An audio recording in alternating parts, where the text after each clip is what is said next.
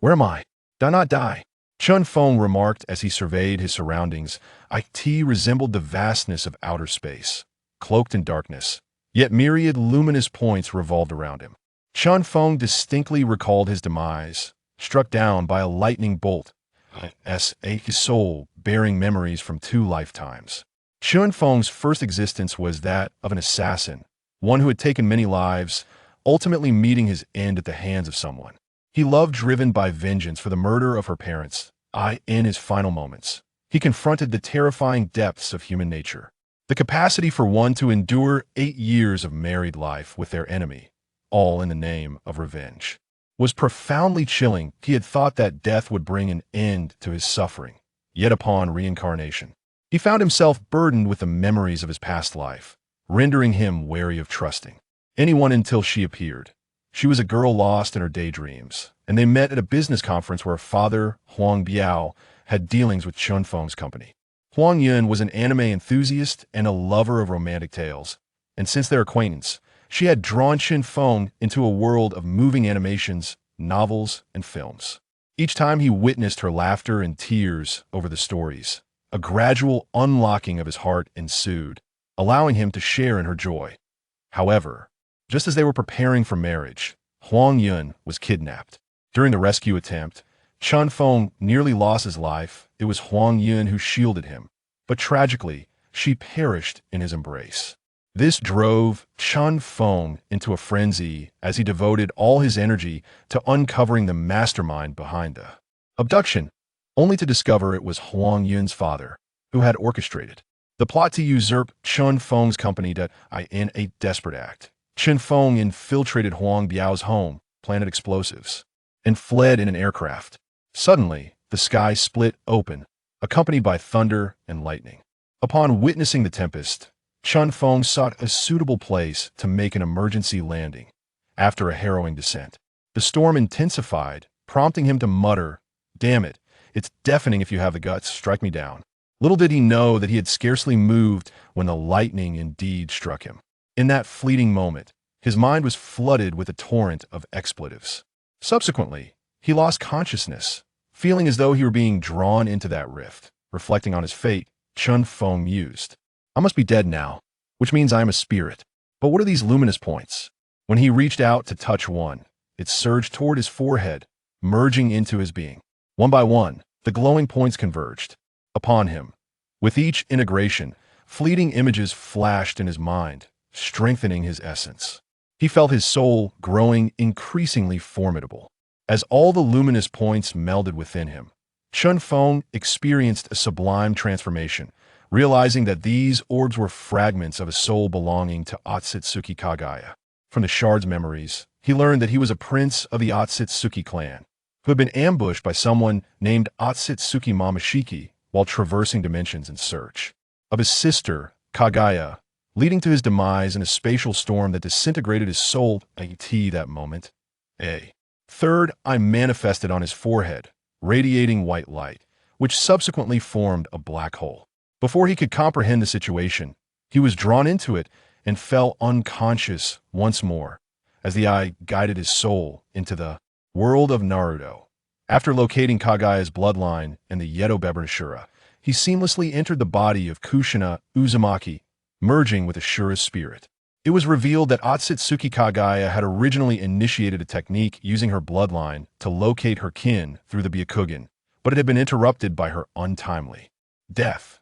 However, upon Chen Feng absorbing Otsutsuki Kagaya's soul and awakening the Byakugan, the dormant technique reignited, pulling him into the realm where Kagaya currently resided, namely, the world of Naruto. Yet despite having absorbed Otsutsuki Kagaya's soul fragments, Chen Feng lacked the capacity to traverse dimensions as a spirit at best. He could ensure his essence was not obliterated by the chaotic currents of space, though incompleteness was inevitable. Upon arriving in the Naruto world, the Byakugan instinctively sought out Ashura's reincarnation, uniting with it to mend his fragmented soul and facilitate his rebirth.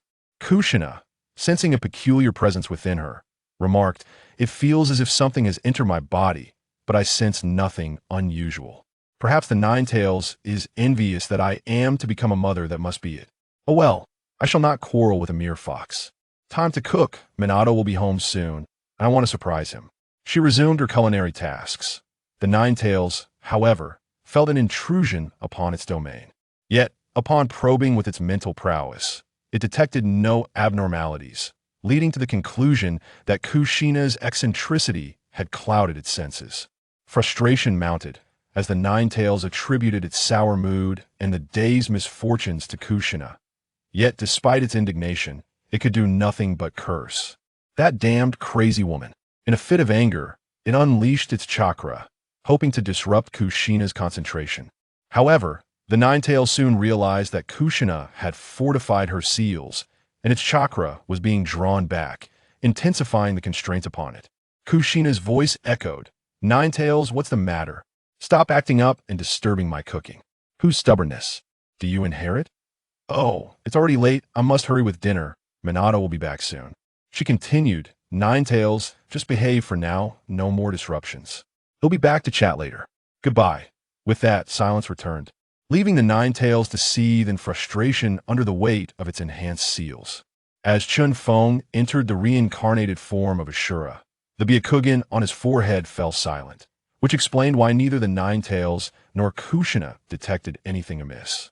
Chen Feng's spirit sought to merge with Ashura's, as both were incomplete, while Ashura's spirit willingly joined, sharing the same sense of incompleteness. Between these two fragmented souls lay a complete, yet nascent spirit, devoid of prior memories.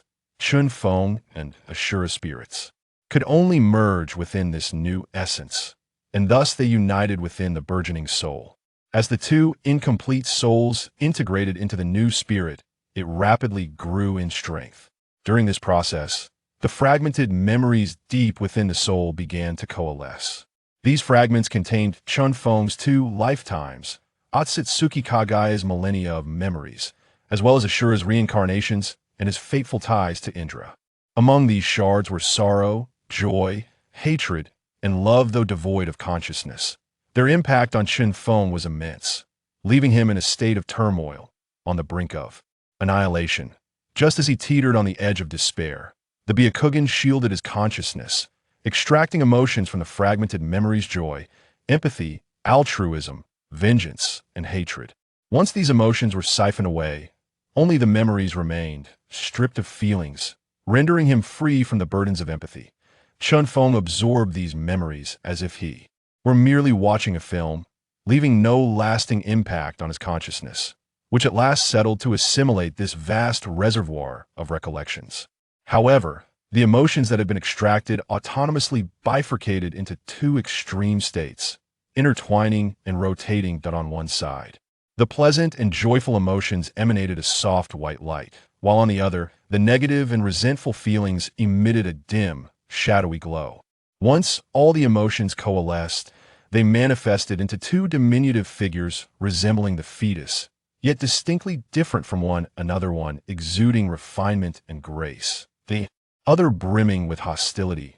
At this juncture, Chen Feng himself underwent a profound transformation, with his consciousness stabilized.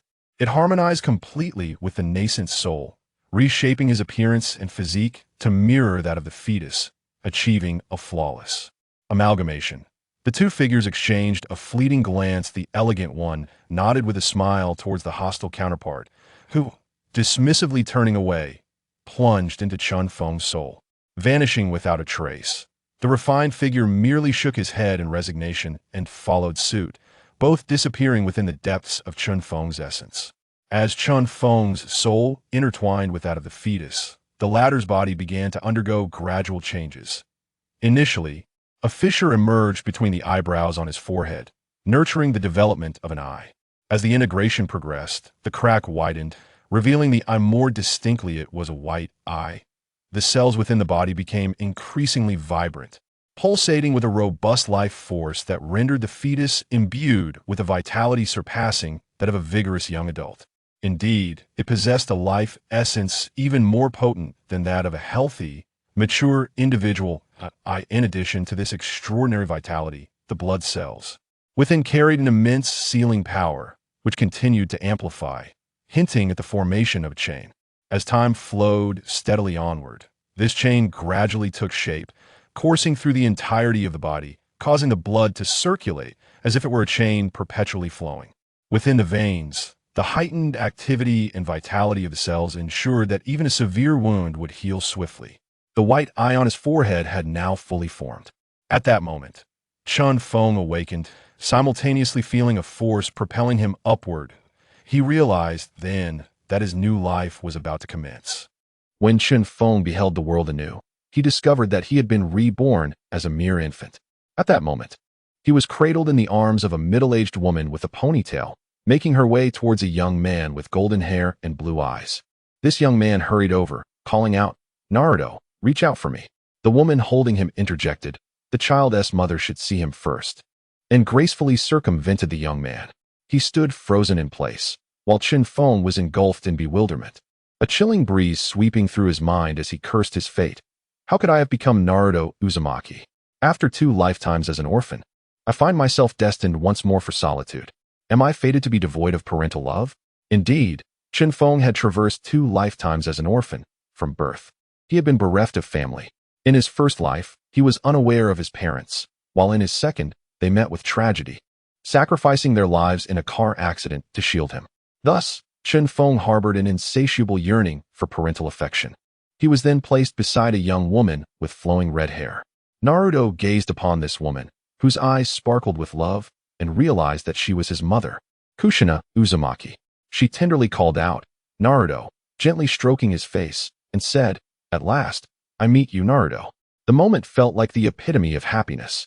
At that moment, Minato, Naruto's father, approached Kushina, softly inquiring, "Are you all right?" "Thank you." After caressing both his wife and child, he steeled himself, saying, "Though you have just given birth, there are matters that demand immediate attention. We must pacify the 9 tails." With that, he placed his hands upon the sealing technique for the 9 tails. Meanwhile, Naruto was taken away by the midwife, leaving him longing to remain with his father, believing that in his presence, no one could threaten his parents. Alas, he was merely an infant. As the midwife exited, she encountered the masked man and was instantly sent flying, taking Naruto with her. Just as Minato prepared to reinforce the 9 tails seal, he witnessed the 2 being hurled back into the room. Alarmed, he shouted, "Lady Midwife, Tanuki." The masked man's voice echoed, "Fourth Hokage, Minato, keep your distance from the Jinchuriki, or this child's life will last but a minute." Minato and Kushina, upon seeing Naruto in the grasp of the masked man, were seized with intense anxiety. Kushina cried out for Naruto, while Minato pondered how this individual had breached the barrier. At that moment, the seal on Kushina began to weaken, the markings becoming visible as the 9 tails struggled to break free. The masked man taunted, "It seems you no longer care for the child's fate." Minato urged, "Wait, calm down." The masked man, with a kunai in hand, retorted, "You should take that advice to heart. I am perfectly composed." With that, he hurled Naruto away, preparing to stab him with the kunai. Yet, in a flash, Minato used the body flicker technique to save Naruto. The masked man praised, "Truly the yellow flash, but what will you do next?" As Minato saved Naruto, he noticed an explosive tag affixed to Naruto's back. Swiftly, he tore the fabric enveloping Naruto and cast it aside, leaping out of the building just as it erupted in flames.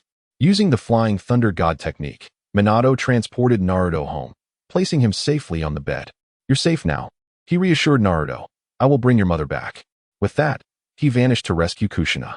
Left alone, Naruto was engulfed in self-loathing, feeling the weight of his parents' sacrifice and the profound love they bestowed upon him.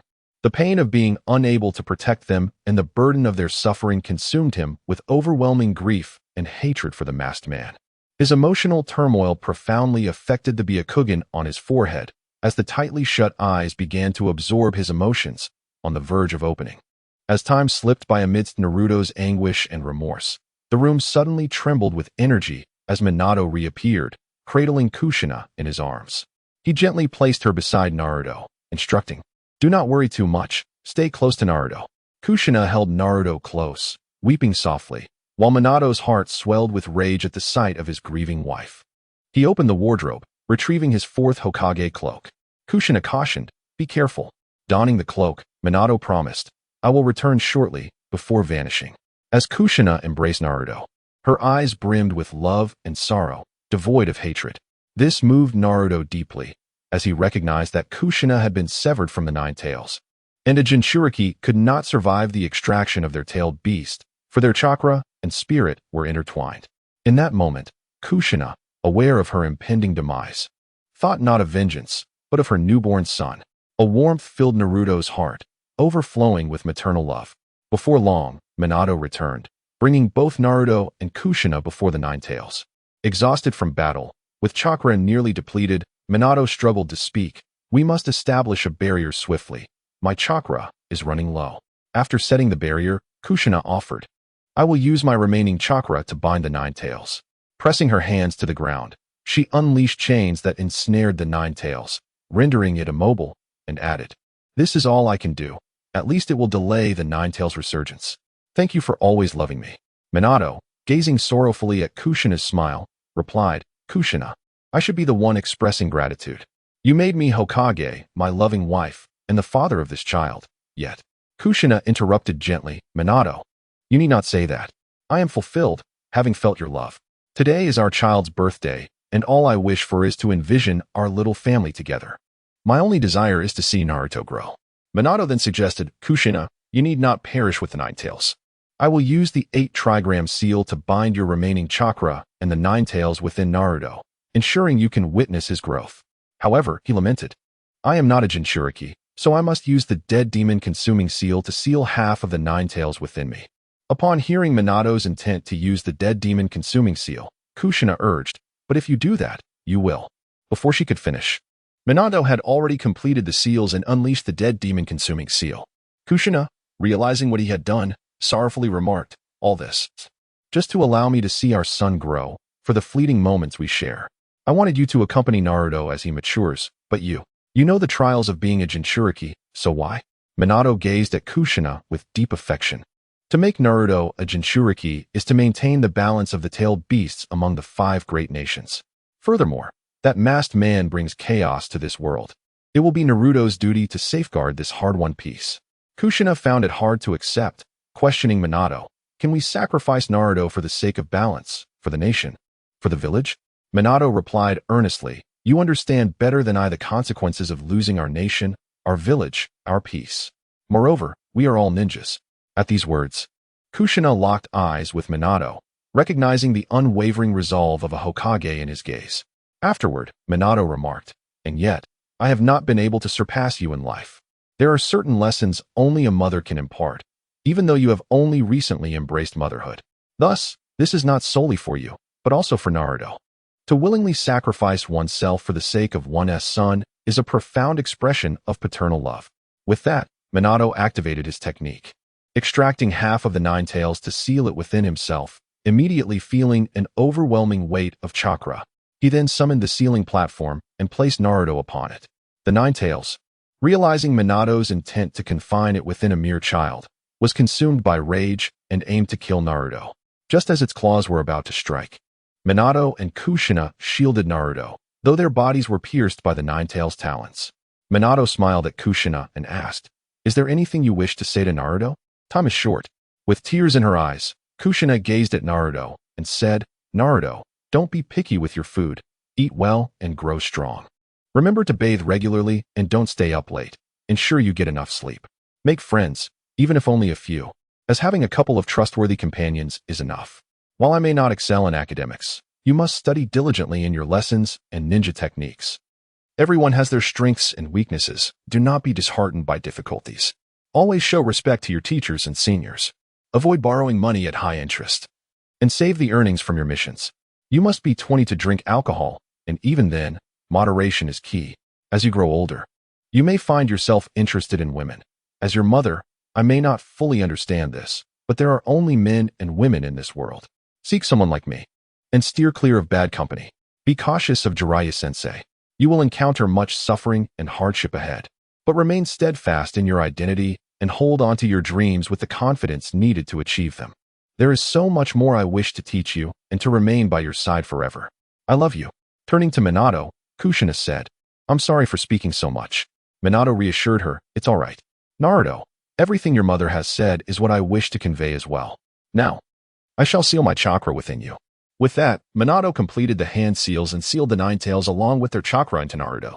Under the pale moonlight, Naruto, battered and bruised, returned to the small dwelling he had inhabited for 5 years, lying down on the rickety bed he had known for the same duration, his cold gaze surveying the dilapidated furniture surrounding him.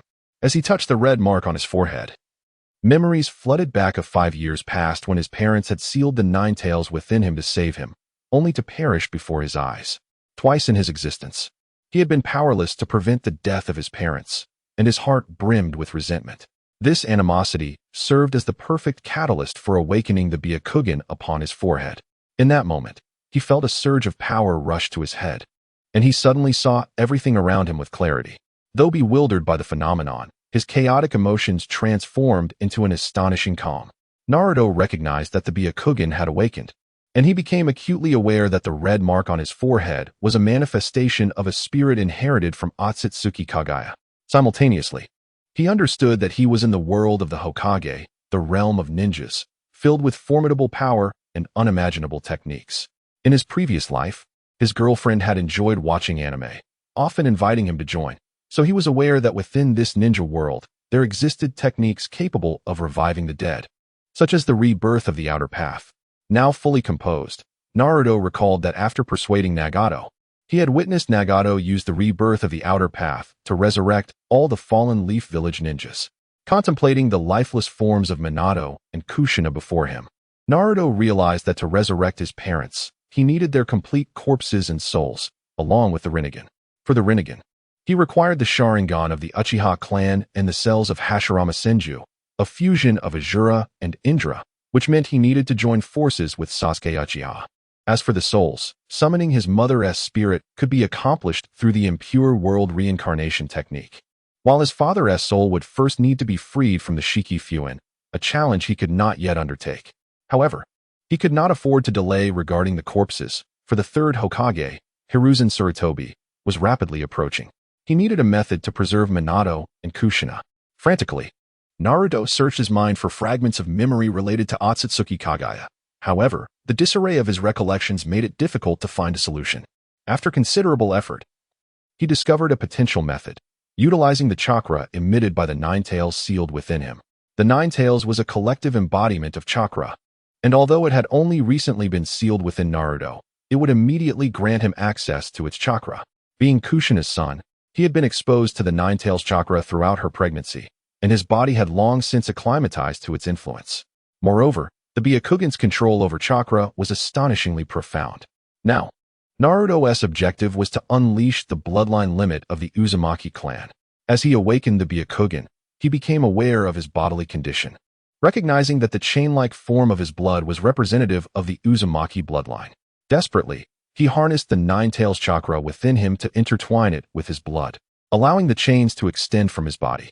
This process threatened to overwhelm his newly formed body, but fortunately, the 9 tails sensed the urgency and cooperated with Naruto to manipulate its chakra, ensuring he would not perish. While assisting Naruto, the 9 tails grumbled, "Damn it, 4th Hokage Minato Namikaze. I will not let this go. Being sealed within this brat is bad enough, but to have a freak like him, daring to manipulate my chakra less than a day after his birth, and with the Byakugan of the Hyuga clan.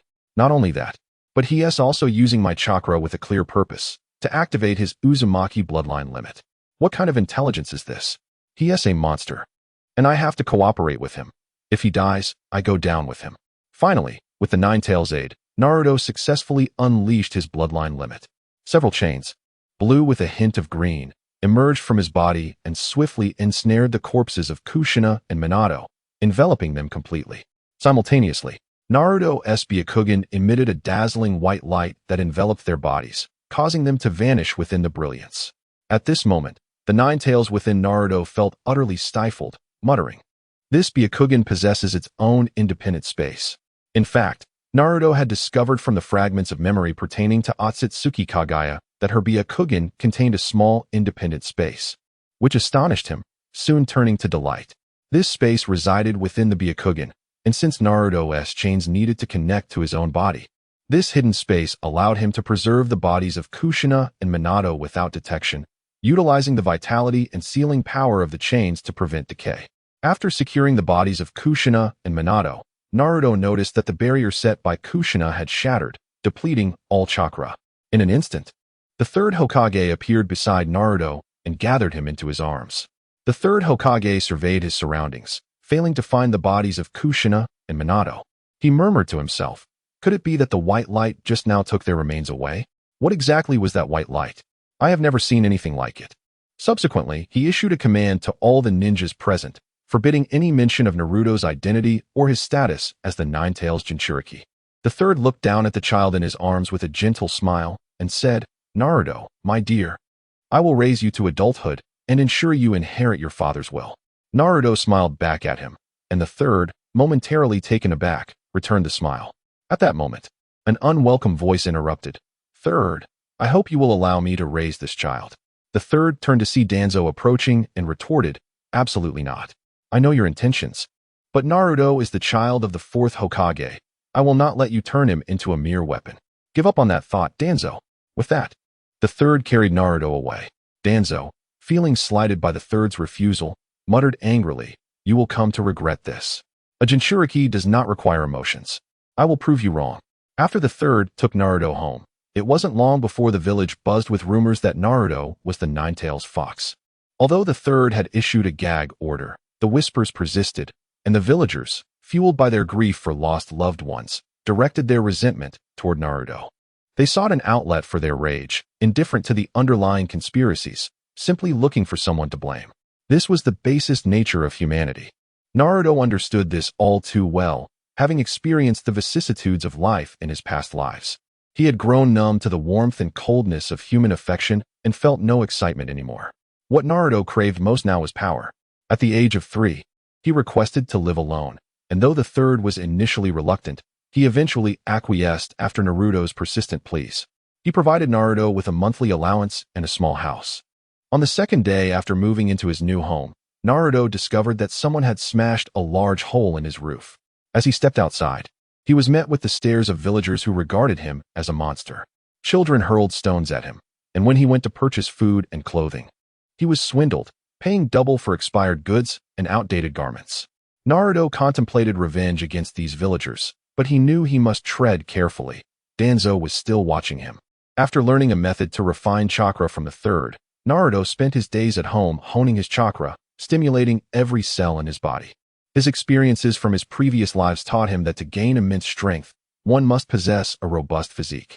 Once he had developed a sufficiently powerful body, even the chakra of the Nine-Tails would pose no threat to him. In addition to stimulating his cells with chakra, he dedicated 15 minutes each day to absorbing natural chakra and completed a daily 20-kilometer weighted run. To sustain such intense exertion, he sought food in the woods behind Hokage Rock, battling venomous snakes and fierce beasts without utilizing his bloodline abilities, as the third was always observing. Thus, he relied solely on the simplest taijutsu and the basic ninjutsu provided by the third, returning home each day battered and bruised, silently tending to his wounds in the cold little house. Yet, he understood that these encounters sharpened his combat skills and adaptability, wisdom gained from his first life.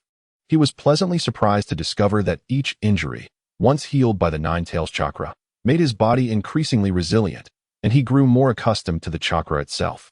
Consequently, he eagerly ventured to the mountains behind his home every day, persevering for 5 years. As he touched the red mark on his forehead, he felt the presence of his parents and reflected on the events of the past 5 years. His heart grew calmer as he contemplated the Rinnegan. Currently, only Nagato possessed the Rinnegan, and persuading him to employ the Rinne rebirth technique seemed an insurmountable challenge. He was not the original Naruto. Blessed with an unbeatable tongue and protagonist's luck, this task was beyond him. Dismissing that notion, he considered the possibility of seizing the Rinnegan from him, but that seemed implausible. Not to mention, if the masked man learned of his intentions, he would undoubtedly unleash Akatsuki's members to hunt him down. While he was not afraid, it would certainly be troublesome. He also thought about taking Sasuke's Rinnegan, but decided against it.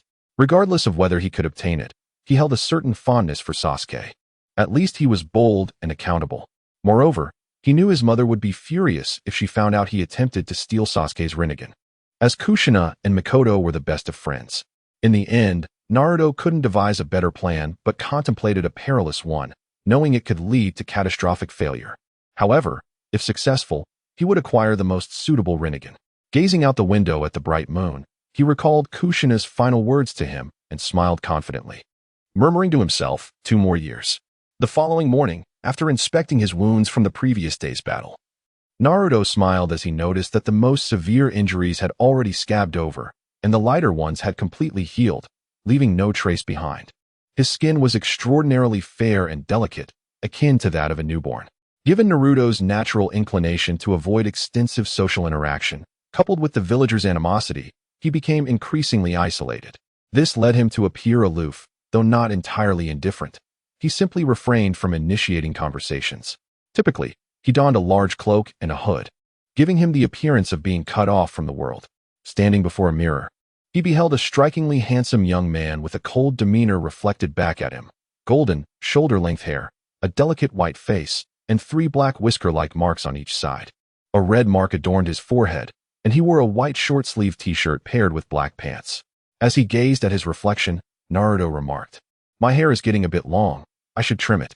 Yet, the barber has refused to cut my hair since 2 years ago." He sighed, dismissing the thought. It doesn't matter anyway. After donning his cloak, he mumbled, "It was just an accident that I burned his hair. I didn't mean to." He is such a stingy guy. This recollection took him back to 2 years prior, when he had just learned his first C-rank wind release technique and was in high spirits while attending a festival. Approaching a bonfire, he witnessed a thief pilfering from the barber. The barber had always treated Naruto well, so without a second thought, he unleashed his newly learned wind technique. To his surprise, he miscalculated and blew the barber into the bonfire, singeing his hair. Who would have thought that a simple C-rank wind technique could send someone so far? Besides, he was merely trying to protect the barber's property. Once again, Naruto affirmed, yes, he is just too stingy. Noticing his pale skin, which seemed to glisten under the sun, he thought, I should spend more time in the sun. Being this pale makes me look effeminate. I need to have more masculinity. He recalled watching Naruto in the anime. He had a tan complexion. Why was it that upon becoming Naruto, he ended up looking so fair? It must be the creator's fault. Naruto's skin was always fair, yet they depicted him as tanned. Stepping outside, Naruto felt the sun's intensity and quickly pulled the hood of his cloak over his head, thinking, this is much more bearable. As Naruto engaged in his usual practice of ninjutsu and shuriken throwing, he chanced upon a group of young girls bullying a girl with striking white eyes. The sight of the girl momentarily stunned Naruto. She was the first person he had encountered in the Hokage world possessing such eyes. The absurdity of a girl with white eyes being tormented by a few ordinary children struck him as comical. Although he was uncertain about the situation, Naruto approached them. The boys, noticing Naruto's approach, arrogantly taunted, "Isn't that the monster? Do you want a beating too?" Naruto gazed at these spoiled brats with a sense of disbelief. Choosing to ignore them, he bent down beside the girl, helping her to her feet. "Are you all right? I'm Uzumaki Naruto. What is your name?" The girl blushed and, after a polite bow of gratitude, replied, "Hello, I'm Hyuga Hinata." Naruto was momentarily taken aback, his mind fixated solely on the phrase, "I am Hyuga Hinata." When he turned to look at her again, he found her cheeks adorably flushed. He couldn't help but think, no wonder she is destined to be my wife. Captivating even at the tender age of 5. Just as Naruto was lost in his thoughts, Hinata shyly asked, "I'm fine now. Could you please let go of my hand?" It dawned on Naruto that he was still holding her hand. He quickly released it, feeling a hint of embarrassment, while Hinata's face remained crimson, creating an awkward atmosphere. As Naruto pondered what to say next, the previously forgotten group of boys angrily shouted, "How dare you ignore us? Let us beat up this monster." They charged at Naruto, whose expression instantly turned cold. He thought, just when I'm already irritated, these brats come to stir up trouble. I'll show them what happens when they mess with me. With swift hand signs, he unleashed a mighty gust of wind, sending the boys flying 10 meters into the bushes, where they landed with a thud, wailing, "Monster! Monster! Run!" Once they fled, Naruto merely muttered, "Useless," and turned back to Hinata. "Hinata, where do you live? Let me walk you home." Hinata found it strange that the boys called him a monster, as he seemed so gentle. His effortless dispatch of the troublemakers revealed his strength, which contrasted sharply with her own perceived weakness. Just as Hinata was about to respond, a figure appeared beside her, shielding her. "Stay away from Lady Hinata, do you understand?" Naruto recognized the newcomer as Hinata's bodyguard and decided not to take offense. He smiled at Hinata, saying, "I guess I won't need to walk you home after all. Until next time, Hinata." Hinata blinked in surprise before replying, "Yes, Naruto-kun, see you next time. With a few leaps, Naruto vanished from her view. Her bodyguard crouched down and advised, Lady Hinata, you should keep your distance from that boy. Confused, Hinata asked, why? The guard responded, you don't need to know. Just remember, he is a monster. Hinata refrained from pressing further. Yet she resolved to learn why Naruto was labeled a monster, as she herself was seen as one by those ordinary children. After practicing shuriken and taijutsu at his usual training spot, Naruto found it difficult to concentrate, his thoughts persistently drifting back to Hinata. An unsettling notion crossed his mind. Am I developing a crush on a loli? Hinata is only 5, and here I am, an old man nearing a century with all my lifetimes, thinking about a little girl. What is happening? He concluded that perhaps he was simply hungry and decided to grab a bowl of ramen. Casually entering the ramen shop, he ordered a large bowl. After satisfying his hunger and preparing to pay, he discovered his wallet was missing. Unable to recall where he had dropped it, he absent-mindedly rummaged through his pockets. The shopkeeper, noticing Naruto's dazed expression, inquired, "What's wrong, Naruto? Did you forget your money?" Naruto replied, "I'm sorry, I seem to have misplaced my wallet." The shopkeeper chuckled. "No worries, I'll treat you. However, could you deliver this takeout for me? My daughter hasn't returned yet, and I can't leave the shop." Naruto agreed. "Sure. I don't have anything else to do right now." The shopkeeper beamed. "Thank you, Naruto. Please deliver this to the Uchiha clan head's home. Lord Fugaku requested it be delivered by noon. Hurry, please." Naruto nodded, took the takeout box, and stepped outside. As he walked, he mused at the oddity of encountering both Hinata in the morning and Sasuke in the afternoon. It felt like fate, allowing him to meet two of the most significant people in his life in a single day. A smile crept onto his lips as he murmured, "Uchiha, huh? I hope you won't disappoint me." Arriving at the Uchiha compound, he marveled at its prosperity, hardly able to believe it would soon become a wasteland. Approaching Fugaku's residence, he spotted a young boy practicing shuriken throwing. The boy was strikingly handsome, youthful yet possessing sharp, determined eyes and an air of pride. His pale complexion rivaled Naruto's. Naruto recognized him as Uchiha Sasuke. Upon noticing Naruto, Sasuke turned, observing the peculiar figure standing nearby, dressed in a black cloak.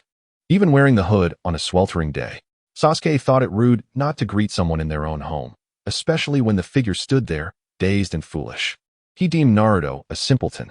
If Naruto had been privy to Sasuke's thoughts, he might have been inclined to retaliate. Sasuke certainly wouldn't stand a chance against Naruto now. All was well.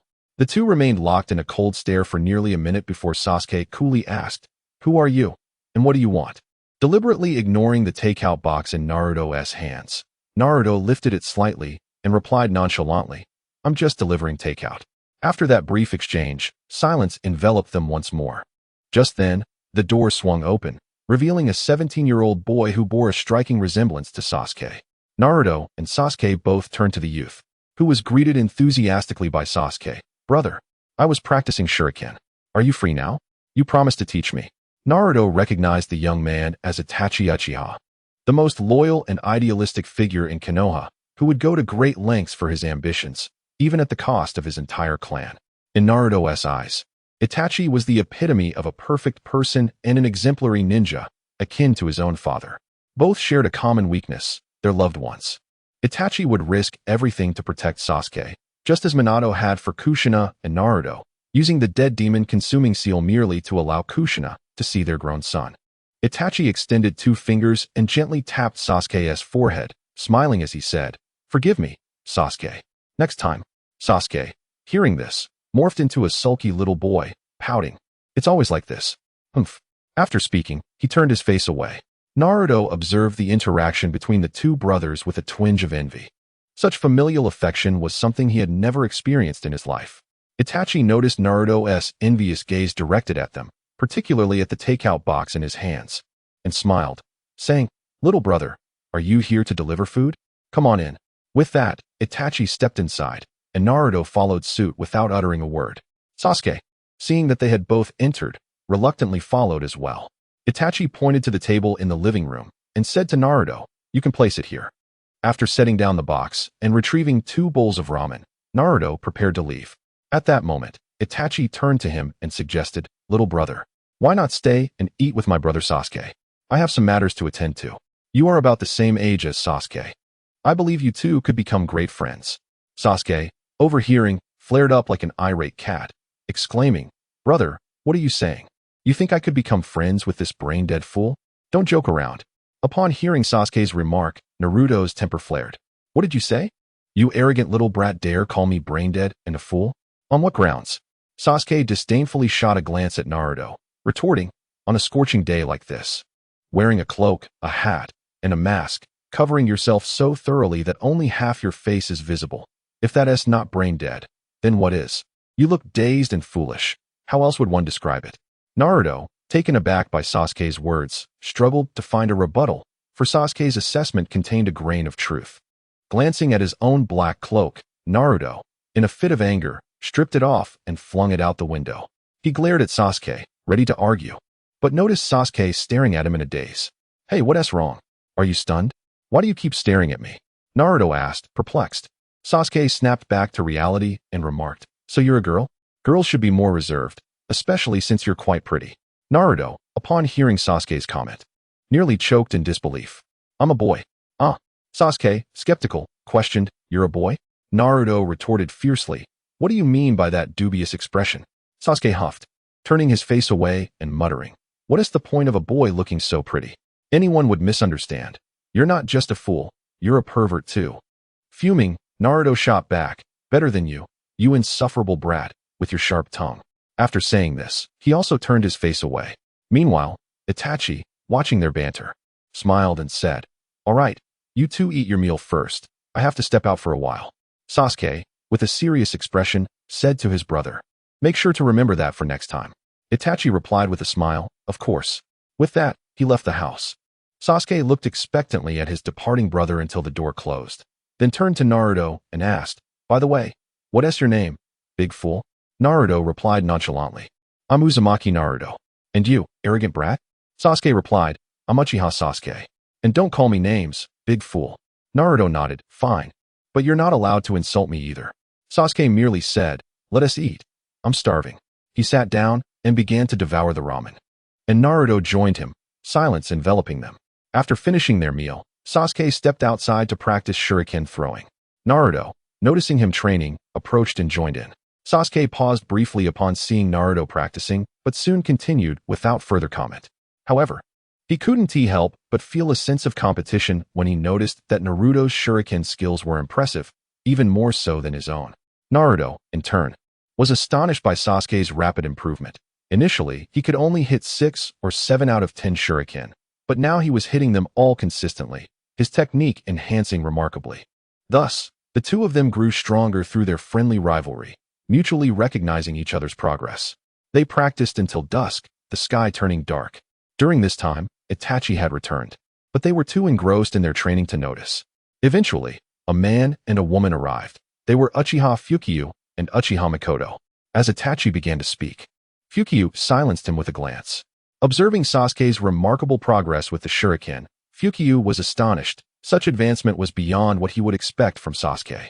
The woman beside him, Mikoto, was a close friend of the fourth Hokage's child, and her progress was equally impressive.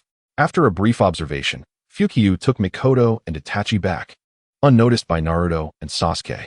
As the two continued their focused training, a melodious voice called from behind, "It's time for dinner, Sasuke, Naruto." They turned to see a woman standing there. Sasuke joyfully exclaimed, "Mom," while Naruto stared in bewilderment. Mikoto smiled as she took Sasuke's hand, and then extended her other hand to grasp Naruto's, leading him back into the house as he remained in a daze. When Naruto finally regained his senses, he found himself seated at a round table with Sasuke beside him, across from Uchiha Fukyu, Uchiha Mikoto, and Uchiha Itachi. Mikoto urged, "Naruto, here, eat up. What are you waiting for?" Naruto gazed at the dishes before him, momentarily at a loss. Sasuke, too, appeared somewhat bewildered. Fukyu's voice broke the silence. "Mikoto, your sudden warmth might leave the children at a loss." Mikoto immediately realized her blunder and replied, "I was just so happy. Seeing Naruto and Sasuke getting along so well, and knowing that Naruto has grown up safely, it made me overly excited." Fukyu turned to Naruto and said, "You might find this curious, but it's not so strange. Your parents were our best friends, and even before you were born, we hoped that you and Sasuke would become like brothers." Upon hearing this, Sasuke felt a sense of disbelief, while Naruto remained calm. Fukyu, surprised by Naruto's composure, remarked, "You don't seem the least bit surprised or puzzled." Naruto replied coolly, "From Aunt Mikoto's eyes, I see deep affection and care, and from Uncle Fukiu's eyes, I sense relief. Such looks are only found in elders when they regard the younger generation. Unlike others, who gaze at me with cold disdain and hatred, I believe you share a profound bond with my deceased parents." Upon hearing Naruto's response, Fukiu, Mikoto, and Itachi were not merely surprised but utterly astonished by the child's remarkable insight. They marveled at his intelligence, reflecting on Minato with a sigh. No wonder he is his child. His intellect is truly astounding. "All right, let us eat," Fukiu said, breaking the tension. Naruto politely added, "Thank you, uncle and aunt, for your hospitality. While I am curious about my parents, I suppose you won't disclose anything, will you?" Fukiu looked into Naruto's eyes and said, "Though I wish to share, we simply cannot." "I'm sorry, Naruto." Although slightly disappointed, Naruto calmly replied, "I apologize for my insensitivity. I didn't mean to put you in an awkward position." Fukiu reassured him, "It's all right. While we cannot share what you wish to know, although your parents are no longer with us, you can consider us your family. Sasuke is your brother, Itachi is your elder brother, and Mikoto and I will look after you as your parents would." After speaking, Fugaku turned to Sasuke and asked, "Sasuke, would you be willing to accept Naruto as your brother?" Sasuke was taken aback that his father would seek his opinion, but he quickly composed himself and pondered the question. He replied to Fugaku, "Though he is somewhat clumsy, I can accept him. After all, he is not unpleasant." Naruto felt a wave of emotion.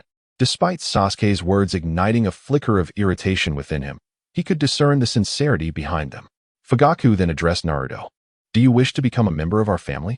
The genuine warmth hidden beneath Fugaku's calm demeanor filled Naruto's heart with a comforting glow. He softly replied yes. Upon hearing their responses, Fugaku's tranquil expression briefly flickered with emotion before he concealed it once more. He nodded and stated coolly, "Then let us dine." However, Naruto noticed the subtle shift in Fugaku's eyes, for the Jinchuriki was particularly perceptive. He suddenly understood why Sasuke was so aloof. It was clear that Sasuke had inherited his father's temperament. Feeling somewhat exasperated, Naruto buried his head in his meal, repeatedly questioning himself if his yearning for familial bonds had led him to impulsively accept Fugaku's proposal. After the meal, having promised Sasuke to train together the following day, Naruto returned to his modest dwelling. Lying on his bed, he recalled the affectionate gazes of Fugaku and Mikoto, which warmed his heart. Gazing out at the moon through the window, he murmured, "It seems the plan requires a slight adjustment." Early the next morning, Naruto hurried to Sasuke's residence, calling for him to join in practice with Shuriken. Itachi opened the door and smiled upon seeing Naruto. "Naruto, you're here so early to find Sasuke for training?" Naruto politely replied, "Yes, Itachi and I promised Sasuke yesterday." Itachi nodded with a smile and called into the house, "Sasuke, Naruto is here to see you." "Okay, I'm coming," came Sasuke's voice from within. Shortly after, Sasuke rushed to join Naruto and Itachi, visibly anxious, yet attempting to maintain an air of composure as he said, "I'm here. Let us go." With that, he pretended to swagger out of the house, neglecting to bid Itachi farewell. Naruto glanced at him helplessly before turning to Itachi. "We're off. Itachi and I goodbye." Itachi smiled and replied, "I leave Sasuke in your hands, Naruto." As they walked away, Naruto called back, "I will, Itachi and I. Sasuke, wait for me." Itachi watched them depart with a knowing smile. In truth, Itachi understood that Sasuke had scarcely interacted with anyone aside from him. Suddenly having a friend was a source of both tension and excitement for Sasuke, and thus, his behavior was entirely understandable. To Itachi, Sasuke's happiness was of utmost importance. Once they arrived in the woods, Naruto and Sasuke began practicing shuriken techniques. Naruto observed as Sasuke leaped onto a branch, simultaneously launching 3 shuriken from 3 different angles. As he descended, Sasuke deftly shifted his body in midair, releasing 6 more shuriken, all of which struck the target with a series of sharp sounds. Sasuke looked at Naruto with pride, as if to say, "See how impressive I am?" Naruto responded enthusiastically, "Incredible, Sasuke. I didn't realize your shuriken skills were this remarkable." Flattered by Naruto's praise, Sasuke lifted his chin in pride. Naruto then produced his own shuriken, declaring, "I cannot fall behind." He too leaped high into the air, executing flips while releasing shuriken until he landed, producing a similar series of sounds as his shuriken found their mark. Sasuke, surprised, remarked. I didn't expect you to achieve that. I underestimated you. Let us continue. Sasuke was not one to concede easily, and seeing Naruto match his skills ignited a competitive spirit within him. Naruto, equally unwilling to be outdone, after all, he had lived 2 lifetimes and could not accept being surpassed by a mere 5-year-old, even one as talented as Sasuke, engaged in the competition with fervor. The two practiced in the forest for a considerable time before lying down on the grass to rest. Sasuke said, I didn't realize you were this skilled. Naruto replied, You are the true genius. Hearing this, Sasuke smiled broadly and said, You're not too shabby yourself. Before long, he drifted off to sleep. As Naruto watched the sleeping Sasuke, he marveled at the prodigious talent of the boy. At only 5 years old, he was truly extraordinary, the reincarnation of Indra. Although Naruto was also 5, he possessed the wisdom and experience of 2 lifetimes. Yet in terms of talent, he and Sasuke were evenly matched, aside from their respective bloodline limits. After closing his eyes for a moment, Naruto noticed that Sasuke had rested enough and proposed, Sasuke, shall we engage in a practical exercise? Sasuke, brightening up, replied, Sure, as long as you aren't afraid of getting hurt. Naruto arrogantly retorted, Who gets hurt is still uncertain, little one. Without waiting for Sasuke's response, Naruto threw a shuriken at him. Sasuke quickly jumped into a tree, retaliating with his own shuriken while throwing a kunai at Naruto. Aren't you a little one too? You're ambushing me. How despicable. As Sasuke charged at him, Naruto drew his kunai, and the two engaged in an evenly matched duel. Realizing he couldn't gain an advantage through taijutsu, Sasuke leaped back to create distance. When Naruto attempted to pursue, Sasuke hurled his kunai at him. Naruto deflected Sasuke's kunai and saw him perform several hand seals before placing his hand near his mouth, declaring, Fire style, fireball jutsu. A massive fireball soared toward Naruto, who was momentarily shocked that Sasuke could execute such a technique. However, he quickly formed his own seals and swept his right hand forward. Unleashing wind style, great breakthrough. The two techniques collided in midair and dissipated. Sasuke was taken aback that his fireball had been neutralized, momentarily stunned, but Naruto seized the opportunity. He hurled a kunai at Sasuke, who was inadvertently grazed on the arm. Seeing this, Naruto rushed over in alarm. Sasuke, are you alright? He inspected Sasuke's arm and hastily retrieved supplies from his ninja pouch, cotton, ointment, and bandages. With precision, he used tweezers to clean the wound, discarding the bloody cotton into a sealed bag, applying the ointment, and wrapping the bandage. He looked at Sasuke and asked, Are you alright? Does it hurt? Do you need to go to the hospital? Sasuke had regained his composure by the time Naruto reached him, and just as he was about to speak, he found himself watching Naruto tend to his injury. Seeing Naruto's concern brought him a flicker of joy. When Naruto asked again, Sasuke finally snapped back to reality, awkwardly turning away and coldly responding, It's nothing. It's just a minor scratch. No need to make a fuss. With that, he shrugged off Naruto and Appo's grip and walked away, trying to maintain his pride. Naruto scratched his head and cheerfully followed Sasuke, saying, Sasuke, I'll walk you home. Sasuke coldly replied, Do as you wish, and quickened his pace. Naruto jogged to catch up. Upon arriving at Sasuke's home, they were greeted by the ever-smiling Itachi. Noticing the bandage on Sasuke's arm, Itachi asked with concern, Sasuke, how did you get hurt? Is it serious? Sasuke replied, It's nothing, brother. I just had a minor scrape during training. It's this fool, Naruto, who was overly anxious and insisted on bandaging me. Itachi turned to Naruto and said, Thank you. Naruto, my brother simply does not understand how to cherish himself. Fortunately, you are here. Naruto, feeling a bit shy, replied, It's nothing, no need to thank me. It's my responsibility. If it weren't for my oversight, Sasuke wouldn't have been injured. Sasuke, growing impatient with their incessant chatter, interjected, All right, I've said it's fine. Naruto, undeterred, continued to speak. Afterward, he walked into the house. Itachi, apologetically addressing Naruto, said, I'm sorry, Naruto. He can be like that. See you tomorrow. Naruto politely responded, All right. See you tomorrow, Itachi. With that, Naruto returned home. Once Itachi saw Naruto disappear from his sight, he turned back to check on Sasuke. On his way home, Naruto stopped to enjoy a bowl of ramen. Upon returning home, he lay down on his bed and drifted into an afternoon nap. Meanwhile, far away in the Hokage Tower, the third Hokage observed Naruto's satisfied slumber through a crystal ball and shook his head with a sigh. Sleeping after a meal isn't good for one's health. I should find time to speak with him. This child truly does not know how to take care of himself.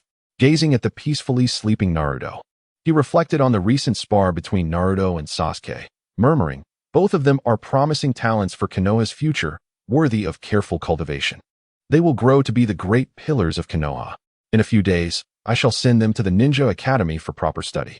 After a final glance, the Third Hokage concluded his observation of Naruto. Just as the Third Hokage ended his watch, Naruto, still nestled in bed, suddenly opened his eyes and sat up, murmuring, "It seems it has concluded. I hope it does not disappoint me." It turned out that while Naruto and Sasuke were training in the woods, Naruto, possessing formidable mental strength, sensed a feeling of being watched. He knew it was the Third Hokage peering through the crystal ball, to avoid drawing attention while simultaneously reassuring him. Naruto feigned friendly concern for his friends and companions, maintaining the innocence expected of a 5-year-old. His spar with Sasuke also served to demonstrate his potential to the Third Hokage, ensuring the latter's steadfast support against Danzo, for any compromise from the old man could lead to trouble, albeit the likelihood was slim. It was only after the Third Hokage ceased his surveillance that Naruto awakened. Closing his eyes once more, he scanned his surroundings and, finding no one watching him, proclaimed, "Byakugan, activate." Instantly, the Byakugan activated on his forehead, veins protruding around his eyes.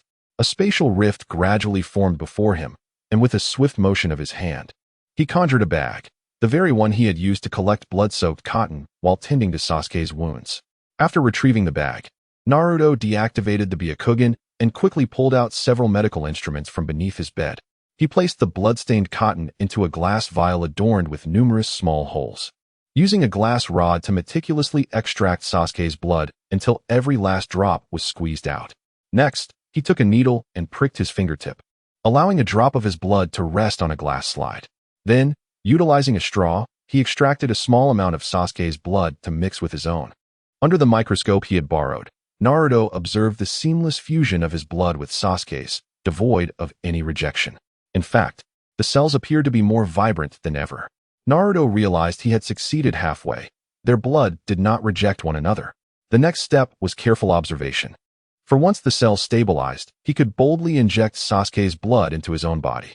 This would grant him the simultaneous possession of Ashura and Indra's chakra, ultimately enabling him to awaken the Rinnegan to revive his parents. Gazing at Sasuke's blood, Naruto clenched his fists and vowed, "Mother, Father, I will certainly bring you back. No matter the challenges I must face, I shall not retreat even an inch." After numerous experiments, Naruto found no signs of rejection between his blood and Sasuke's. He boldly took a syringe filled with Sasuke's blood and injected it into himself. This action undoubtedly carried immense risks, as the outcome was entirely uncertain.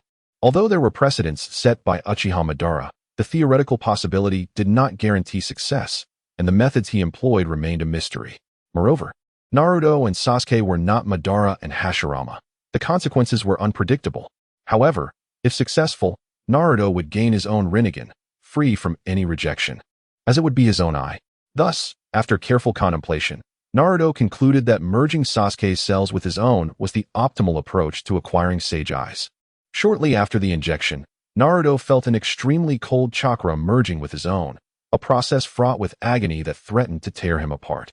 He collapsed onto his bed, biting the covers and sheets to stifle his cries, fearful of attracting attention. Ultimately, the pain became unbearable, gritting his teeth against the torment. He noticed a stick by the bedside and, with a flicker of resolve in his eyes, struck his own head with it, succumbing to unconsciousness. Just before losing consciousness, a faint smile graced his lips. Upon losing sensory awareness of his body, Naruto discovered that his consciousness had not truly vanished. Instead, he found himself in a dimly lit space. He surveyed his surroundings, pondering whether he had arrived in the seal space of the Nine Tails. However, this place differed from his memories of the seal, which resembled a sewer, while this area was simply dark and devoid of water. Perhaps this was a consequence of the butterfly effect following his traversal. But where was the Nine Tails? He saw no sign of it. As Naruto grappled with the uncertainty of his location, two figures suddenly appeared before him. One exuded an overwhelming aura of malice, unmistakably an evil presence, while the other radiated righteousness and kindness. More remarkably, both figures bore an uncanny resemblance to Naruto himself. He regarded them with caution as they studied him with scrutinizing gazes. Retreating slightly, he questioned, "Who are you, and where is this place? Did you bring me here?" The benevolent figure smiled reassuringly and replied, "There's no need for alarm. This is your soul's space, and indeed, I am responsible for drawing your consciousness here. As for who we are, simply put, I and this malevolent individual are facets of you. Do you not see the resemblance?" Naruto's wariness intensified. "You are me? What nonsense. Let me go at once, or I shall not be so accommodating." He assumed a defensive stance, ready to engage in combat. The kind Naruto responded, "It seems that without clarity, you cannot comprehend. You possess the memories of 3 lifetimes, having reincarnated thrice. You absorbed fragments of Otsutsuki Kagaya's soul and merged them with your original essence, inheriting a white eye from her. Your desire to resurrect your parents drove you to infuse yourself with Sasuke's blood to obtain Indra's chakra. Am I mistaken?" Astonishment filled Naruto's heart. These were his deepest secrets, known to no one but this identical stranger. Gradually, he began to trust their words, though lingering questions remained. Lowering his guard, he inquired, "If you are indeed me, why was I unaware of your existence? When did you emerge?" The benevolent Naruto paused, then said, "You accepted my words rather swiftly. However, that's not surprising. For I am you. I understand your thoughts intimately. There's nothing peculiar about it." Growing impatient, Naruto urged, "Enough with the pleasantries. Tell me everything I wish to know." Sensing Naruto's annoyance, the kind Naruto continued, "In essence, when you merged the soul fragments of Otsutsuki Kagaya and Ashura, your embryonic form was too fragile to withstand the overwhelming emotions contained within those memories. If the fusion had proceeded forcefully, it could have resulted in catastrophic damage to your brain. Instinctively, you used the power of the white eye to extract those emotions, allowing you to perceive memories without feeling their accompanying emotions. The emotions that were extracted, namely, the 7 emotions and 6 desires, naturally rejected opposing wills. Much like yin and yang, they formed 2 opposing entities. Simultaneously, these emotions absorbed the residual thoughts of Otsutsuki Kagaya and Ashura, leading to the emergence of consciousness. With consciousness, it became possible to contain these emotions and prevent them from harming you. Thus, we are part of you, representing your 7 emotions and 6 desires. Your endeavor to merge with Sasuke's blood aims for the Rinnegan, which requires significant emotional upheaval to awaken. Do you understand?" Naruto nodded. "I see now, you are my emotions. To awaken my eyes, I must possess complete emotions, or rather, a complete soul. According to Taoist beliefs, a person has 3 souls and 7 spirits, with emotions representing the 7 spirits. My 7 spirits are incomplete, and you 2 are the missing fragments, correct? Then let us merge. Only by doing so can I become whole and gain the Rinnegan to resurrect my parents." The kind Naruto replied, "I must caution you. Although we are part of you, we now possess independent consciousness. Thus, even after merging, our consciousness will not vanish. While you will remain the dominant force, you will be influenced by us, resulting in the emergence of 2 additional personalities. Do you still wish to merge with us?" Naruto calmly responded, "Without the merger, I cannot awaken my eyes. Furthermore, with your assistance, my chances of resurrecting my parents will increase. After all, you are me, are you not?" The kind Naruto pondered for a moment, then agreed, "Indeed." At this moment, the previously silent dark Naruto turned to the kind Naruto and remarked, "Fool, they are not just your parents, they are ours." This last statement was directed at Naruto. The kind Naruto was taken aback, exclaiming, "You cold-hearted being possess a sense of familial attachment?" The dark Naruto retorted, "Though I embody evil, I possess consciousness. I am not a machine." With that, he transformed into a dark light and entered Naruto's soul, while the kind Naruto, with a slight smile, followed suit as a white light. Instantly, Naruto experienced a surge of previously unknown emotional fluctuations. As time passed, these emotional waves intensified. His soul endured great upheaval, filled with joy and sorrow, pain and sweetness. Gradually, Naruto sensed a shift in his character. He was no longer as detached as before. With the restoration of his 7 spirits, his longing for his parents and hatred for the masked man grew stronger. Ultimately, it felt as though he had broken through a limit. Then, his emotions began to stabilize. When Naruto awoke from his unconsciousness, night had fallen. He turned on the light and approached the mirror, only to find that his eyes appeared unchanged. Disappointment washed over him as he murmured, "Did I fail? Sigh. Just as Naruto lamented his misfortune, a voice echoed within, a manifestation of my darker self. Fool, have you allowed your emotions to cloud your judgment? Focus your chakra into your eyes and observe the transformation that ensues. Heeding this inner counsel, Naruto hastened to concentrate his chakra within his gaze. Suddenly, he perceived a remarkable change. Glancing into the mirror, he beheld his azure eyes, reminiscent of the vast ocean, metamorphosed into the mesmerizing Sharingan, adorned with a spinning tomo. The sight of his newly awakened eyes ignited a fervent desire within him to shout in exhilaration. 5 years had elapsed, 5 long years. Throughout this time, he had incessantly envisioned these eyes that would grant him the ability to see his parents once more, to resurrect them. Each night, the only moments he could experience the warmth of Minato and Kushina's loving faces were in his dreams, where their affection enveloped him. For 3 lifetimes, 3 entire lifetimes. This was the sole existence where Naruto felt the fleeting embrace of parental love, brief yet indelible. In his heart, he whispered, "Father, Mother, I have finally found hope for your resurrection. Soon we shall be reunited." At dawn the following day, Naruto prepared to venture out in search of Sasuke for their training. Upon opening the door, he was greeted by the Third Hokage. With a cheerful smile, the Third called out, "Good morning, Naruto." Momentarily taken aback, Naruto responded, "Good morning. Grandpa Third, is there something on your mind so early? Please, come in and sit." As the Third entered, he inquired, "What brings you up at this hour, Naruto?" To which Naruto replied, "I'm off to train with Sasuke. I aim to become a man capable of protecting those I cherish." He clenched his fists in determination. "Oh, so you understand the importance of safeguarding those dear to you." The Third feigned surprise, asking, "Who are these cherished individuals?" "They're Sasuke, Hinata, my brother Itachi, Aunt Mikoto, Uncle Fugaku, and you, Grandpa Third," Naruto listed eagerly. The Third chuckled heartily, feeling a sense of pride, and silently communicating with Minato. "Watergate, have you seen? Your son has admirably inherited the will of fire. You must be proud." "Grandpa Third, what brings you to my home?" "I have an appointment with Sasuke," Naruto queried. With a kind expression, the Third replied, "Naruto, you are now 5 years old. It is time for you to attend the Ninja Academy. Only by graduating can you truly become a ninja and better protect those you hold dear." Naruto's face lit up. "Does that mean I'll grow even stronger?" The Third nodded, "Indeed. Now, let us head to the academy to register. You'll start tomorrow, and you'll make many more friends." Excitedly, Naruto responded, "All right. I'll go fetch Sasuke." The Third interjected, "No need, Naruto. Sasuke will come with his parents. You will encounter him at the Ninja Academy." Naruto nodded. "Let us go then. How could he not inform me beforehand? How rude." Upon their arrival at the academy, they found a multitude of individuals already present. After registering, they spotted Hinata, who held a basket in her hands, accompanied by a young man in his 30s, Hinata's father, Hiashi Hyuga. Naruto rushed over, taking Hinata's hand excitedly. "Hinata, you're here to register too. That means we'll be classmates. I'm thrilled to attend school with you." Blushing at Naruto's sudden gesture, Hinata replied shyly yet with a hint of excitement, "I'm very happy to attend school with you, Naruto-kun." At that moment, Hinata's father turned to Naruto. "You are Uzumaki Naruto. Thank you for helping my daughter last time."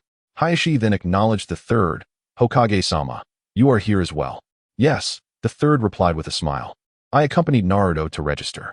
As they conversed, Sasuke arrived with his father, and upon seeing Sasuke, Naruto exclaimed, "Sasuke, Uncle Fugaku, why did you arrive so late?" "I've already registered with Grandpa Third. You're too slow." Sasuke, irritated, retorted, "Naruto, you idiot. You made me wait forever. You didn't even bother to inform me that you were coming first." Realizing he had indeed left Sasuke hanging, Naruto sheepishly responded, "I heard Grandpa Third mention you would be coming, so I didn't seek you out. But now we're together, so don't be upset. Being so petty is unbecoming."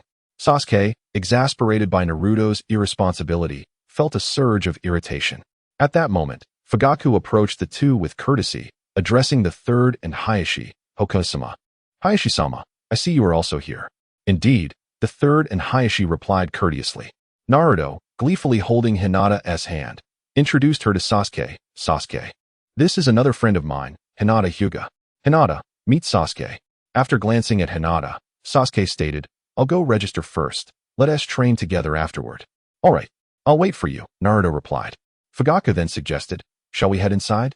"Certainly," the Third and Hiashi agreed. As Sasuke and Fugaku entered the registration office, Naruto turned to Hinata. Hinata, would you like to join us for training?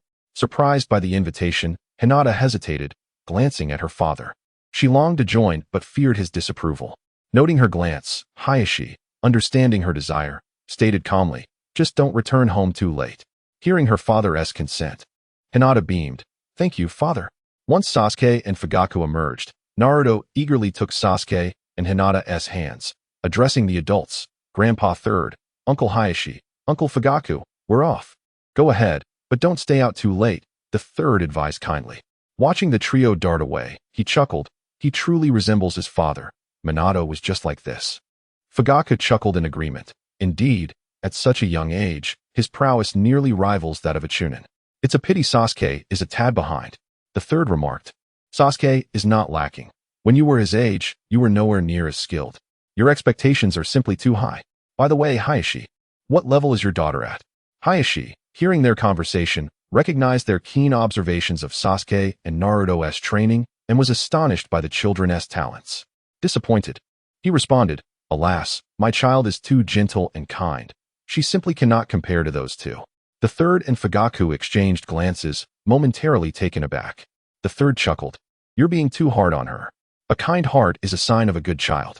She is still young. There's no need to rush. Hayashi, comforted by the third's words, smiled. Perhaps I am indeed too strict. A moment of silence enveloped them. Naruto, alongside Sasuke and Hinata, arrived at their usual training grounds in the woods. Without hesitation, Sasuke launched a punch at Naruto, catching him off guard. Narrowly evading the strike, Naruto exclaimed in indignation, Sasuke, that was underhanded. How dare you ambush me? Not pursuing further, Sasuke swiftly formed hand seals, prompting Naruto to do the same. Fire style, fireball jutsu. Wind style, great breakthrough. The clash of their jutsu produced a cloud of dust. Naruto dashed into the obscured area, leveraging the smoke to launch a surprise attack against Sasuke. As Sasuke witnessed Naruto suddenly charge towards him from the smoke, he was momentarily startled. Just as Naruto's fist was about to connect with his face, Sasuke's eyes transformed into the Sharingan, enabling him to seize Naruto's arm. With a swift motion, he threw Naruto into the air while rapidly forming hand seals. In midair, Naruto also began to form his seals.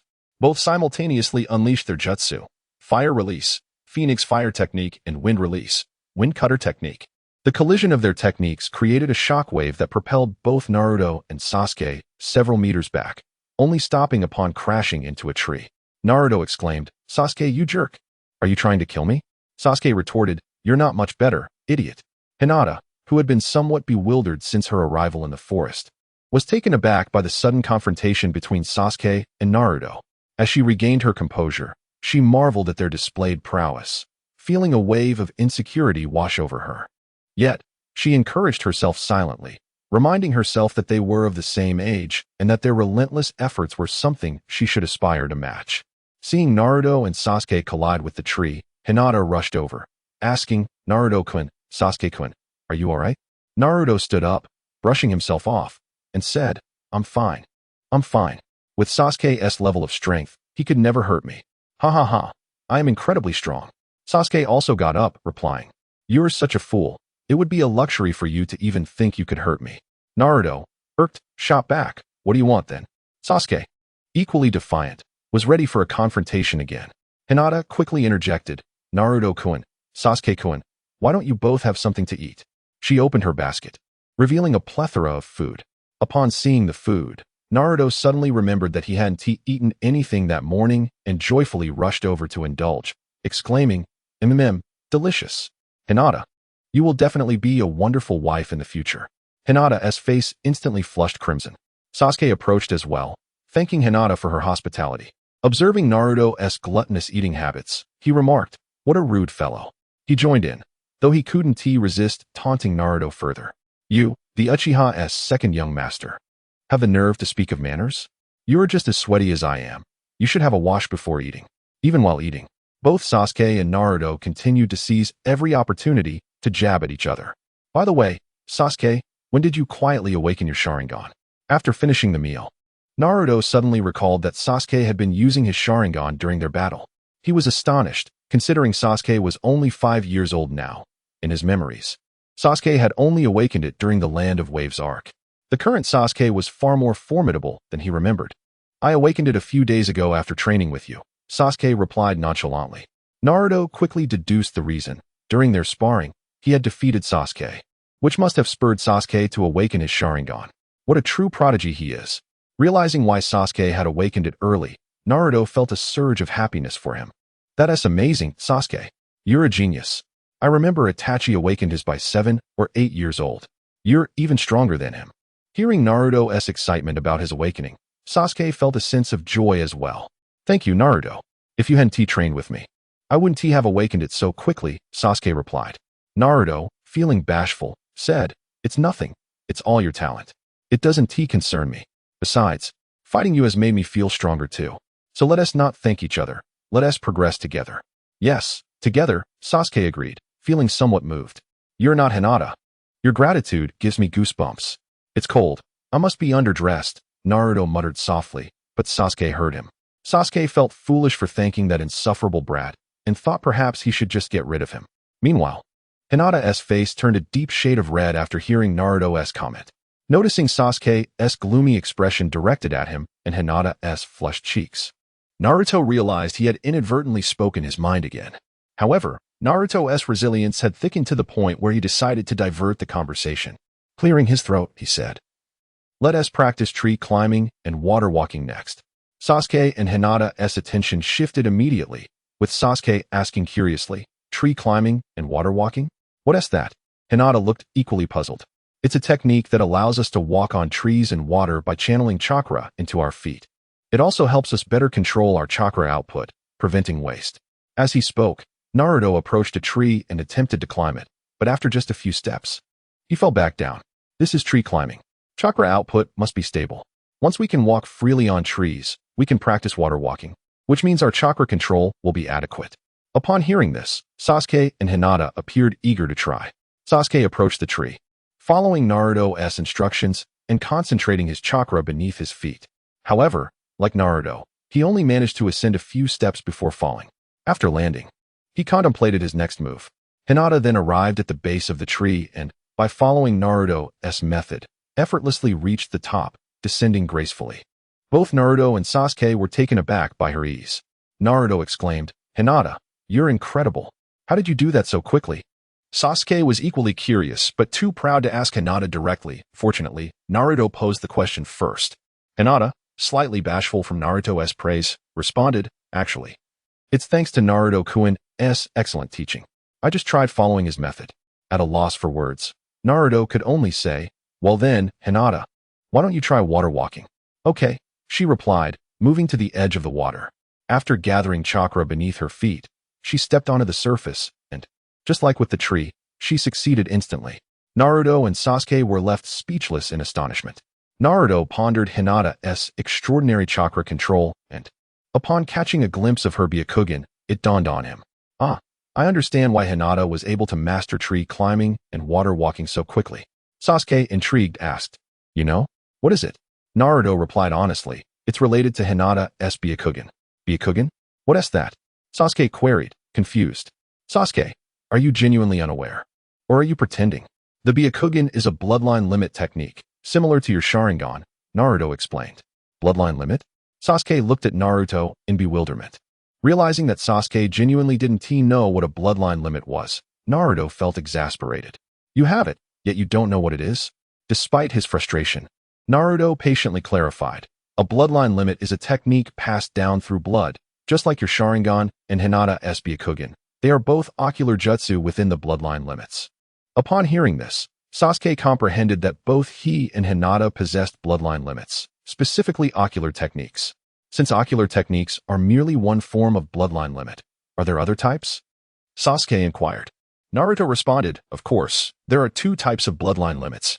One is the physical manifestation of the bloodline limit, akin to the wood release of the First Hokage, which is also a part of my bloodline limit. The First Hokage's chakra possesses remarkable vitality and sealing power, much like my own. After all, the Uzumaki and Senju clans are closely related. Sasuke and Hinata gazed at Naruto in astonishment, exclaiming, You possess a bloodline limit too? Naruto, slightly puzzled, replied, Is it so strange that I have a bloodline limit? With that, several chains emerged from his body, swirling around him. After retracting the Vajra ceiling, Naruto continued. The other type can merge two different chakra natures into a new chakra attribute, which I have yet to witness and thus cannot describe. Sasuke pondered for a moment before asking, "How do you know all this? You shouldn't have knowledge of it." Naruto nodded and said, "Indeed. I was told by someone, a peculiar old man who spoke to me in a dream." Sasuke inquired, "In a dream? What kind of old man?"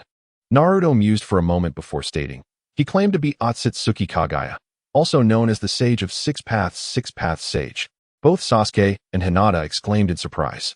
He also mentioned that the Uchiha, Senju, and Uzumaki clans are all his descendants. The Uchiha descends from his eldest son, Indra, who inherited his eyes, while the Senju and Uzumaki are descendants of his younger son, Ashura. Furthermore, the Sage of Six Paths revealed that he had a brother, who, along with him, inherited his mother's Rinnegan and Byakugan. The brothers' descendants include the Hyuga clan, which inherited the Byakugan, and the Otsutsuki clan, which inherited the physical traits. Hence, we three can be considered blood relatives. Sasuke and Hinata were taken aback, but Sasuke quickly regained his composure and asked, "Did the Sage of Six Paths mention anything else?" After a brief contemplation, Naruto replied, "He also said that the tablet of the Uchiha clan has been tampered with, likely by someone related to his mother. Moreover, he warned that we must never allow the infinite Tsukuyomi to be activated, as it would release the seal on his mother, Kagaya Otsutsuki, leading the world toward destruction." Now calm, Sasuke lowered his head in thought. After a moment, he raised his gaze and inquired, "What are the conditions to lift the seal? Did the Sage of Six Paths mention that?" "Yes," Naruto confirmed. "He said it requires all the tailed beasts and the Rinnegan. The Rinnegan can only be awakened through the combined chakra of Ashura and Indra's reincarnations, but he also mentioned that several decades ago, one reincarnation of Indra had already awakened the Rinnegan. Thus, the Rinnegan is already in existence. However, the nine-tailed beasts are in the possession of various ninja villages, so there is no need to worry about them." "What are the nine-tailed beasts?" Hinata asked curiously. Naruto smiled at her, explaining, "The tailed beasts are 9 powerful creatures endowed with immense chakra, created by the Sage of Six Paths after he divided the 10 tails, using his yang release and his brother's yin release. Currently, the tailed beasts are sealed within the Jinchuriki of each village, ensuring their safety." Sasuke interjected, "But what about the Uchiha tablet? I've never seen any such tablet. Even if that tablet were before you, you would not comprehend it. Only the Manjiki Sharingan can decipher it. By the way, the Manjiki Sharingan is an evolution of the Sharingan, and there exists an eternal Manjiki Sharingan, which requires the exchange of Manjiki Sharingan between two blood brothers. This is crucial because prolonged use of the Manjiki Sharingan leads to deteriorating vision, while the eternal Manjiki Sharingan does not carry such repercussions. However, that tablet has already been tampered with, so do not place your trust in its words," Naruto concluded. Sasuke, curious, asked, "What are the conditions to awaken the Manjiki Sharingan?" "The condition for awakening the Manjiki Sharingan is the loss of a loved one. Do you still desire it?" Naruto candidly divulged the criteria to Sasuke. Upon hearing this, Sasuke shook his head vigorously. "Naruto, you mentioned that every major ninja village has a Jinchuriki. Does our Hidden Leaf village have one?" Hinata inquired. Naruto confidently replied, "Of course, our village's Jinchuriki is none other than me, Uzumaki Naruto." Both Sasuke and Hinata were once again taken aback. However, at that moment, the ones truly unsettled were the Third Hokage, Uchiha Fugaku, and Hyuga Hayashi, the clan heads, who were far away in the Hokage's office. The atmosphere in the Hokage's office was tense and silent. The Third Hokage gazed at the crystal ball, turning to Fugaku and Hayashi, asking, "Is what Naruto said true? What do you make of the revelations he shared today?" Fugaku glanced at Naruto and the crystal ball and replied, "Indeed, there is such a tablet within our Uchiha clan's shrine. Then that means Naruto's words hold truth." The Third Hokage remarked, looking at Fugaku. Fugaku then activated his Manjiki Sharingan, stating, "Correct, and I have deciphered all the writings with my Manjiki Sharingan. It indeed mentions that the infinite Tsukuyomi can achieve true peace. However, I believe that is impossible. Immersing everyone in an illusion is hardly peace." The Third Hokage and Hayashi stared at Fugaku's Manjiki Sharingan in astonishment, exclaiming, "We never expected you to awaken the Manjiki Sharingan. It seems the tragedies of war have left their mark on you. Those are events of the past. Now my focus is on my family. For Itachi and Sasuke, I would do anything. Therefore, Third Hokage, we must protect this hard-won peace, Fugaku asserted. The Third Hokage nodded. Indeed, we must safeguard this peace for the sake of our next generation. As for Naruto's claims, do you have anything to add? Fugaku replied, according to our family records, the Uchiha clan and the Senju clan are indeed descendants of the Sage of Six Paths. However, as time has passed, many have forgotten. Regarding the Rinnegan resulting from the fusion of Ashura and Indra's chakra, I am uncertain. Based on Naruto's words, I believe that if anyone could awaken the Rinnegan, it would undoubtedly be Madara. Furthermore, the first Hokage and Uchiha Madara are the most fitting candidates for the reincarnations of Ashura and Indra. The third Hokage contemplated. That possibility seems most plausible. I recall Jiraiya mentioning that he once trained a student with the Rinnegan in the Land of Rain. According to Naruto's information, the Rinnegan can only be awakened through the fusion of Ashura and Indra's reincarnations, namely the first Hokage and Madara's chakra. Thus, it is likely that this boy with the Rinnegan possesses Madara's eyes, possibly even bestowed upon him by Madara. All of this could be part of Uchiha Madara's scheme. Fugaku interjected, but Madara is already dead. Why would he set these plans in motion before his demise? What purpose could these schemes serve if he is no longer alive? I do not know. The Rinnegan is shrouded in mystery. None have truly understood it. However, we must remain vigilant. The third Hokage replied, turning to Hayashi, asking, Hayashi, do you have any additional insights? None. According to my clan's records, we are descended from the moon. Our ancestor indeed came from the Otsutsuki clan. Hyuga Tenjin brought the Hyuga clan to this world, and the name Hyuga was adopted to distinguish us from another branch of the Otsutsuki clan. Therefore, everything Naruto has said is indeed true. This confirmation of Naruto's words filled the third Hokage with unease. Everything that transpired here today must not be disclosed. The individual who tampered with the Sage of Six Paths tablet clearly had a distinct agenda, to unravel the seals set by the Sage of Six Paths. It was evident that Uchiha Madara had been deceived. Thus, our immediate priority is to protect the Jinchuriki across the ninja villages, the third Hokage asserted firmly. After finishing, the third Hokage glanced at Naruto and the crystal ball, saying, I will speak with Naruto again. He likely has more to reveal. First, notify the various clans to cautiously safeguard the Jinchuriki. If Naruto's words hold any truth, there must be someone covertly gathering tailed beasts, likely a syndicate. Therefore, if any signs are detected, we must unite and combat this organization together. Hisashi and Fuchio nodded in agreement, stating that this is the optimal solution. Subsequently, the third Hokage ceased his surveillance of Naruto and his companions. Naruto turned to Hinata and asked, Hinata, your Hyuga clan possesses ninjutsu that complements your Byakugan, does it not? Hinata nodded in affirmation. Indeed, our gentle fist is designed to work in conjunction with the Byakugan. The Byakugan enables us to perceive a person's chakra network, allowing us to infuse chakra into their body, obstructing their chakra flow and potentially harming their internal organs. Additionally, the Byakugan grants us extraordinary insight and a panoramic field of vision.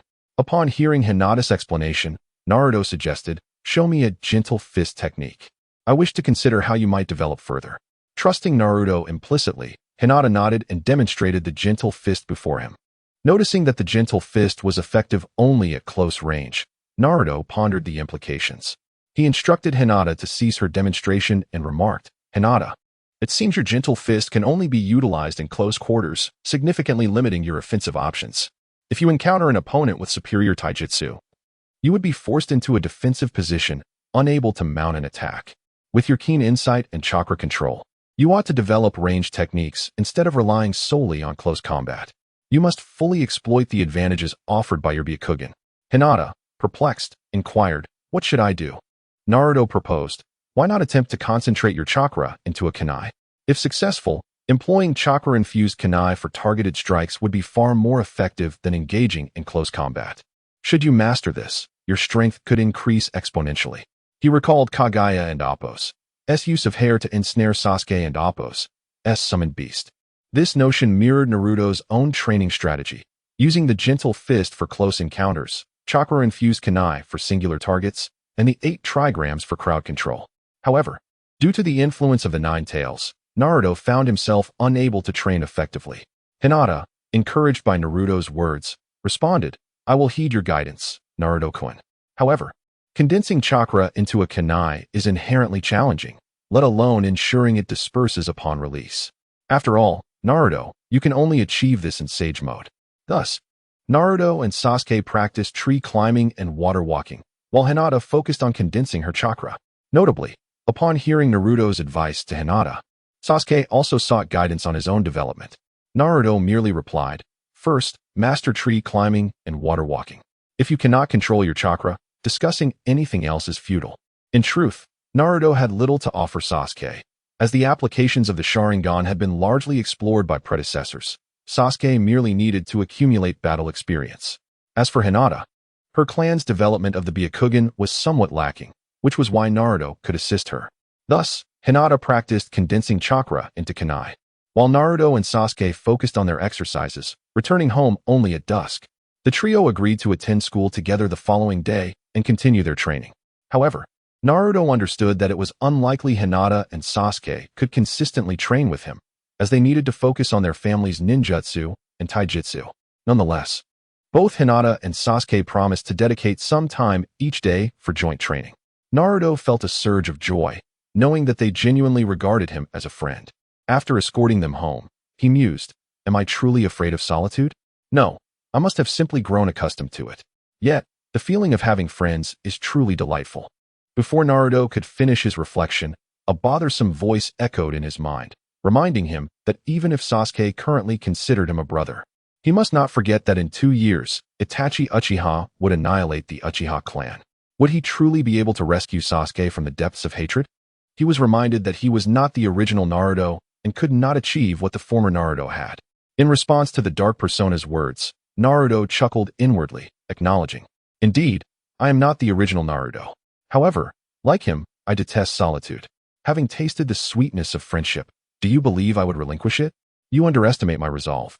What I discussed with Sasuke and Hinata was also intended for the Third Hokage, Hisashi, and Fuchio. As long as they are not foolish, the Uchiha clan will not face extermination, though a significant purge is assured. He concluded, "How I choose to act is not your concern. Mind your own affairs." With that, Naruto severed the mental dialogue. The Dark Persona, witnessing Naruto's dismissal, wore an expression of displeasure. At that moment, the Light Persona remarked, "I am truly at a loss for words regarding you. Could you not adopt a more optimistic outlook? Constantly undermining others will only lead to disdain." The Dark Persona shot a disdainful glance at the Light Persona and retorted, "Leave me be, you hypocritical wretch. You are more repugnant than I." With that, the Dark Persona vanished. The Light Persona, rendered speechless, muttered to himself, "How could he discern my flaws? Is my demeanor too transparent?" And then he too disappeared. The following day, Sasuke arrived at Naruto's door bright and early, calling for him to join in going to school, which took Naruto by surprise, yet filled him with joy. He thought to himself how astonishing it was that Sasuke would take the initiative to seek him out. However, Naruto refrained from teasing him, knowing Sasuke's prideful nature.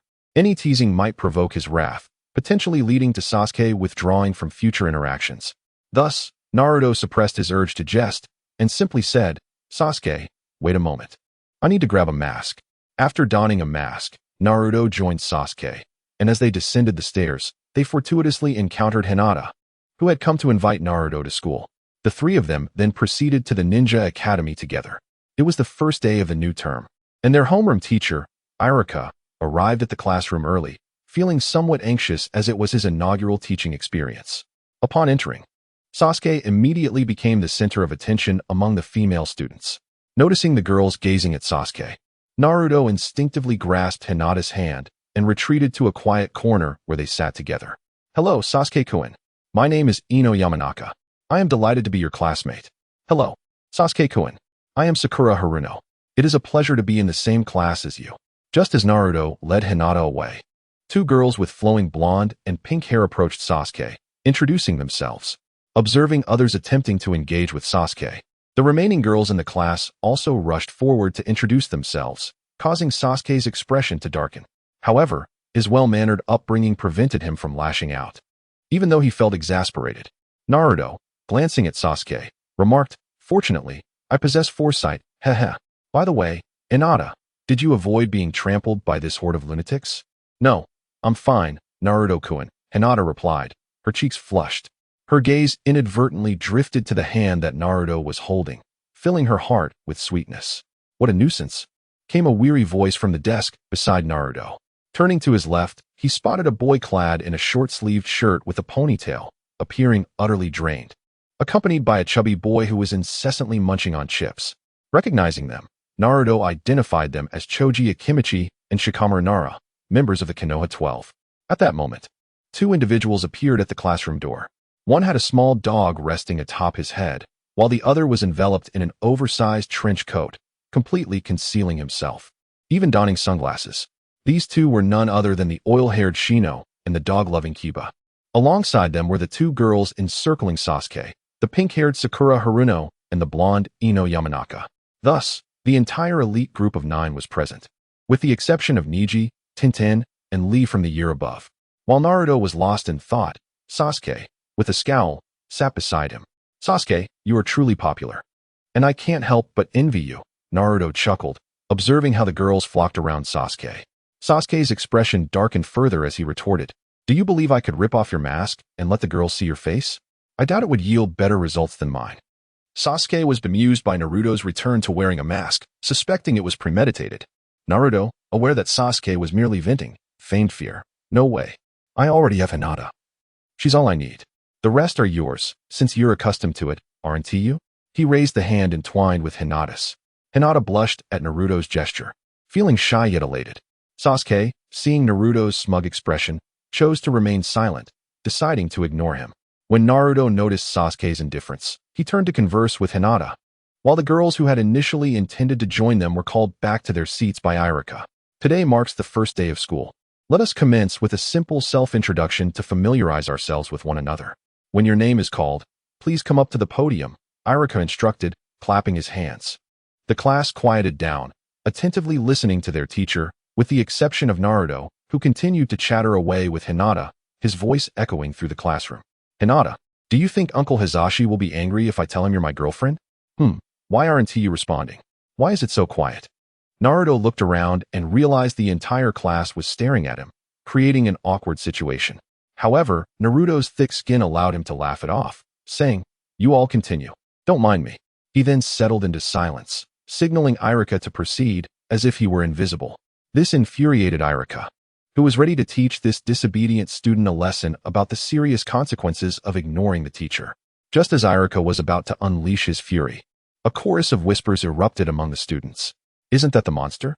Why is he at school? I heard from my dad that we must never interact with that monster. It brings bad luck. My father also said he's a monster. Why hasn't the third Hokage expelled him from the village? Keeping that monster around will be our doom. The loud chatter came from several children of commoner families, who spoke without concern. Naruto paid no mind to their remarks. If he were to dwell on them, he would have succumbed to anger long ago. He merely cast a cold glance at those who labeled him a monster, noticing that they were all commoners, while the children from prestigious families observed him with curiosity. Naruto reflected that, indeed, in any realm, commoners are the subjects of ridicule, revealing the tragic reality of the world where power rests in the hands of the few. Though Naruto could endure such treatment, Sasuke could not. He was on the verge of exploding when Naruto placed a calming hand on his shoulder and shook his head, signaling him to refrain from reacting. Sasuke looked at Naruto in confusion, who whispered, there's no need to stoop to their level. Although Sasuke restrained himself from acting out, his murderous gaze remained fixed on the students still gossiping about Naruto. Suddenly, a voice rang out. Naruto-kun is not a monster. He is the kindest person in this world. I won't permit you to speak of him that way. The entire class turned in astonishment to see the girl with white eyes standing beside Naruto. Naruto sighed, realizing he had managed to calm Sasuke, but did not anticipate Hinata's outburst. Neither Sasuke nor Hinata understood that by defending Naruto, they would be subject to the same foolish attacks, which was precisely why Naruto had restrained Sasuke. However, he was pleasantly surprised that the usually timid Hinata would become agitated on his behalf. Was this what friendship and love felt like? He considered himself fortunate. As expected, after a brief moment of shock, the foolish students turned their attention to Hinata. Isn't she the heiress of the Hyuga clan? How dare she speak up for that monster? Just because she thinks she is a heiress makes her special? Look at her eyes. I heard they're called Byakugan. They're indeed different from ours. Monsters, just like him. Upon hearing them insult Hinata, Naruto slowly rose to his feet, resolved not to remain silent any longer. He could endure being called a monster. But he would not tolerate insults directed at Hinata. Just as he was about to unleash his fury, the still-dazed Iruka finally regained his composure and shouted, "Enough!"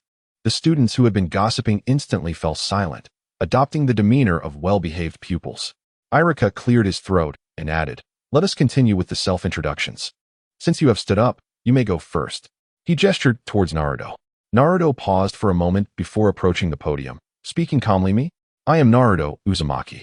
In this village, most people call me a monster, a title I do not appreciate, for I am human, not a monster.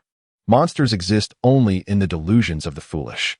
I have many things I enjoy, such as Ichiraku ramen, grilled meat, and movies." He glanced at Sasuke and Hinata before continuing.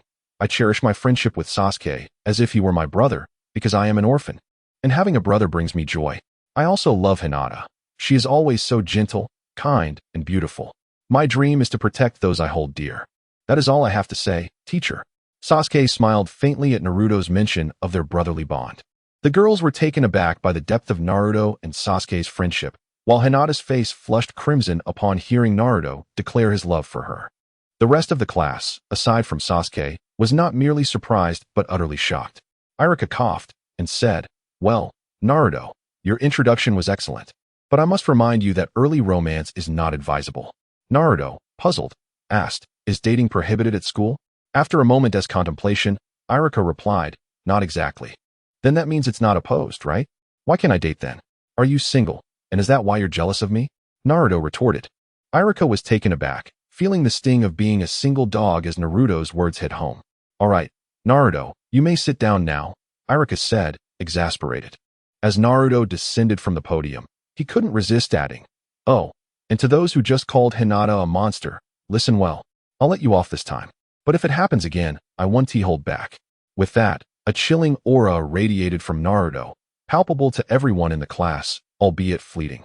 Iruka and the children from the prominent clans were taken aback by the menacing aura emanating from Naruto, their backs drenched in cold sweat, while the ordinary children, devoid of any chakra, gazed at him in sheer terror. Under the astonished and fearful stares of his classmates, Naruto returned to his seat and resumed his conversation with Sasuke and Hinata. Once Iruka regained his composure, he continued with his lesson. During this time, Sasuke and Hinata also took turns introducing themselves. As the introductions concluded, the first day of school came to an end. After school, Naruto, Sasuke, and Hinata resumed their training from the previous day. Naruto and Sasuke successfully learned to walk on trees, while Hinata finally managed to concentrate her chakra into 1,000 needles. As evening fell, the three returned to their respective homes. Just after Naruto finished his bath, he received a summons from an Umbu, instructing him to visit the Hokage's office as the Third Hokage wished to see him. After changing his clothes, Naruto followed the Umbu to meet the Third Hokage. Upon entering the Hokage's office, the Third Hokage inquired, "Naruto, are the words you spoke regarding Sasuke Uchiha and Hinata Hyuga true?" Naruto replied calmly, "Indeed, they are true, and far more serious than I conveyed to them." The Third Hokage observed Naruto's serene demeanor and remarked, "It seems you are aware of my surveillance. Your words were intended for me, F-Ki and Hizashi, were they not?"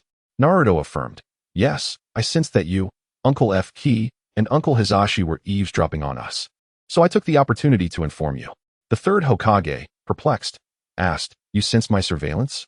"Yes," Naruto confirmed. After a moment of reflection, the Third Hokage was astonished, exclaiming, "Could it be that you have not only awakened the Diamond Lock, but also the sensory abilities of the Uzumaki clan?" Naruto replied, "It seems I have awakened all the abilities of the Uzumaki clan, sealing power, vitality, chakra quantity, and sensory perception." The Third Hokage gazed at Naruto in awe, exclaiming, "You truly are a prodigy, awakening all the bloodline limits of the Uzumaki clan at such a young age. Do you know the name of this bloodline?" After a brief moment of thought, Naruto responded, "It should be the Sage Body, similar to the first Hokage. Many people misunderstand. The strongest bloodline awakened by the first Hokage was not Wood Release, but rather the Sage Body. Although he utilized Wood Release, people assumed it was the strongest, failing to investigate why two chakra nature transformations could result in such disparity in strength. The Third Hokage mused, "Indeed, while both are mixtures of two chakra natures, the first Wood Release is terrifyingly powerful. Is it related to what you refer to as the Sage Body?" "Yes," Naruto clarified. The sage body is characterized by the cells of its bearer possessing unparalleled vitality and sealing power. Since chakra is derived from human cells, the first Hokage's chakra was imbued with extraordinary vitality and sealing strength, which is why wood release is so formidable. In fact, the first wood release and my diamond lock are essentially the same. One is a manifestation of trees, the other of chains. Upon hearing Naruto's explanation, the third Hokage was left in utter shock. Considering the subsequent Tenzo, he realized that Tenzo's wood release was weak not because wood release itself was inherently weak, but rather due to Tenzo lacking the sage body. Understanding this, the third Hokage looked at Naruto with delight, recognizing him as a child with the potential to rival the first Hokage. Casually, the third Hokage asked, "Naruto, I heard that you had a confrontation with your classmates today and released a terrifying aura. Is that true?" "Yes, it is," Naruto admitted. "However, that was in response to them calling Hinata a monster. They said I was a monster too, which I can overlook. But Hinata is someone I cherish. She is my beloved, my future wife. I couldn't let them off without a warning. I merely intended to scare them. I had no real intention of harming them. They are just a bunch of kids. Why should I take them seriously?" The third Hokage, bemused by the 5-year-old's declaration of a future wife and his dismissal of others as mere children, felt a pang of remorse for the late Minato and Kushina.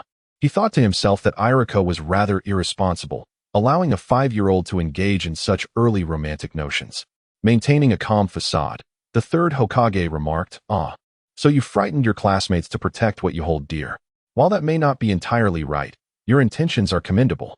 Can you tell me why you exuded such a powerful aura?" Naruto responded, "Of course. That was not my aura. It was the killing intent of the great fox within me." The third Hokage could no longer maintain his composure and exclaimed in astonishment, "You mean the nine tails within you? You can communicate with it?" "Of course," Naruto replied matter-of-factly. "I am the Jinchuriki, after all." The third Hokage was utterly astonished, studying Naruto with a complex expression. Noticing the third Hokage's strange demeanor, Naruto asked, "Grandpa Third, what's wrong? Is it because of the nine tails in me? There's nothing to worry about. It can't escape. Besides, it's quite pitiful. Not just it, but all the tailed beasts are unfortunate, sealed within Jinchuriki without freedom. I've always hoped to befriend these tailed beasts one day." The third Hokage was taken aback by Naruto's desire to befriend the tailed beasts. But upon seeing the sincerity on Naruto's face, he smiled and said, "Naruto, you must work hard. The animosity between tailed beasts and humans has persisted for nearly a century, and that hatred cannot be easily resolved." Naruto looked resolutely at the third Hokage and replied, "I will strive for it, no matter how difficult it may be." The third Hokage, touched by Naruto's determination, affectionately ruffled his hair, saying, "What a good child you are." After returning from the third Hokage's office, Naruto sat on his bed, staring at the scroll in his hands, lost in thought.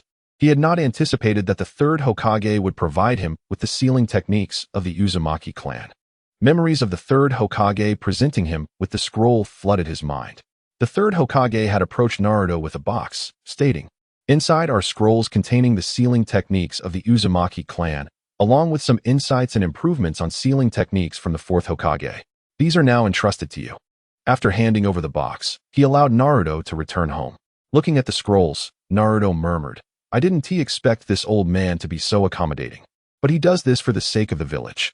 Well, this is my home, and since sealing techniques rightfully belong to the Uzumaki clan, it is only natural for me to learn them." Deep down, Naruto understood that the third Hokage entrusted him with the sealing techniques in hopes that he would learn to protect the village. Since Naruto considered Konoha his home, he felt no pressure in learning. Opening the scroll, Naruto examined its contents, discovering the fire sealing technique, a B-rank sealing technique designed to seal fire release. He recalled that Jiraiya had used this technique to seal Amaterasu, and he diligently began to practice. He realized that this sealing technique bore a striking resemblance to the magical arrays and formations described in the novels and shows from his past life.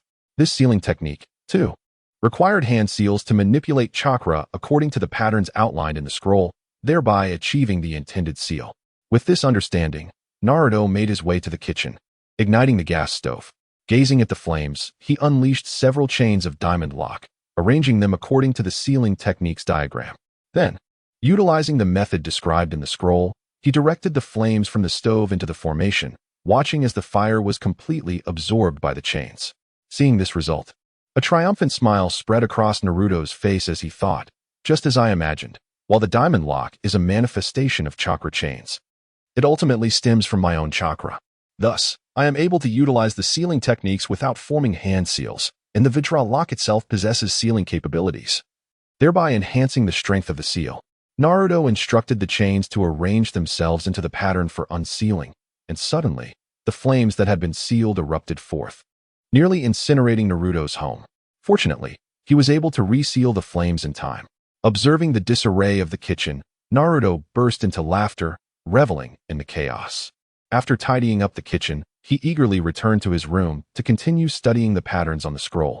As Naruto prepared to unroll the second scroll, he was suddenly overcome by a wave of dizziness. Shaking his head to regain his composure, he was astonished to find himself in a dimly lit sewer. Taking in his murky surroundings, he gradually calmed himself. With only one path before him, Naruto began to walk forward, muttering to himself, "How did I end up here? Could that arrogant Ninetales have pulled me in?" Soon, he reached the end of the path, where he found a large iron cage, from which a voice beckoned, "Come closer. Come closer." With a smile, Naruto approached the cage, only to be met by a claw reaching out to grasp him, thwarted by the bars.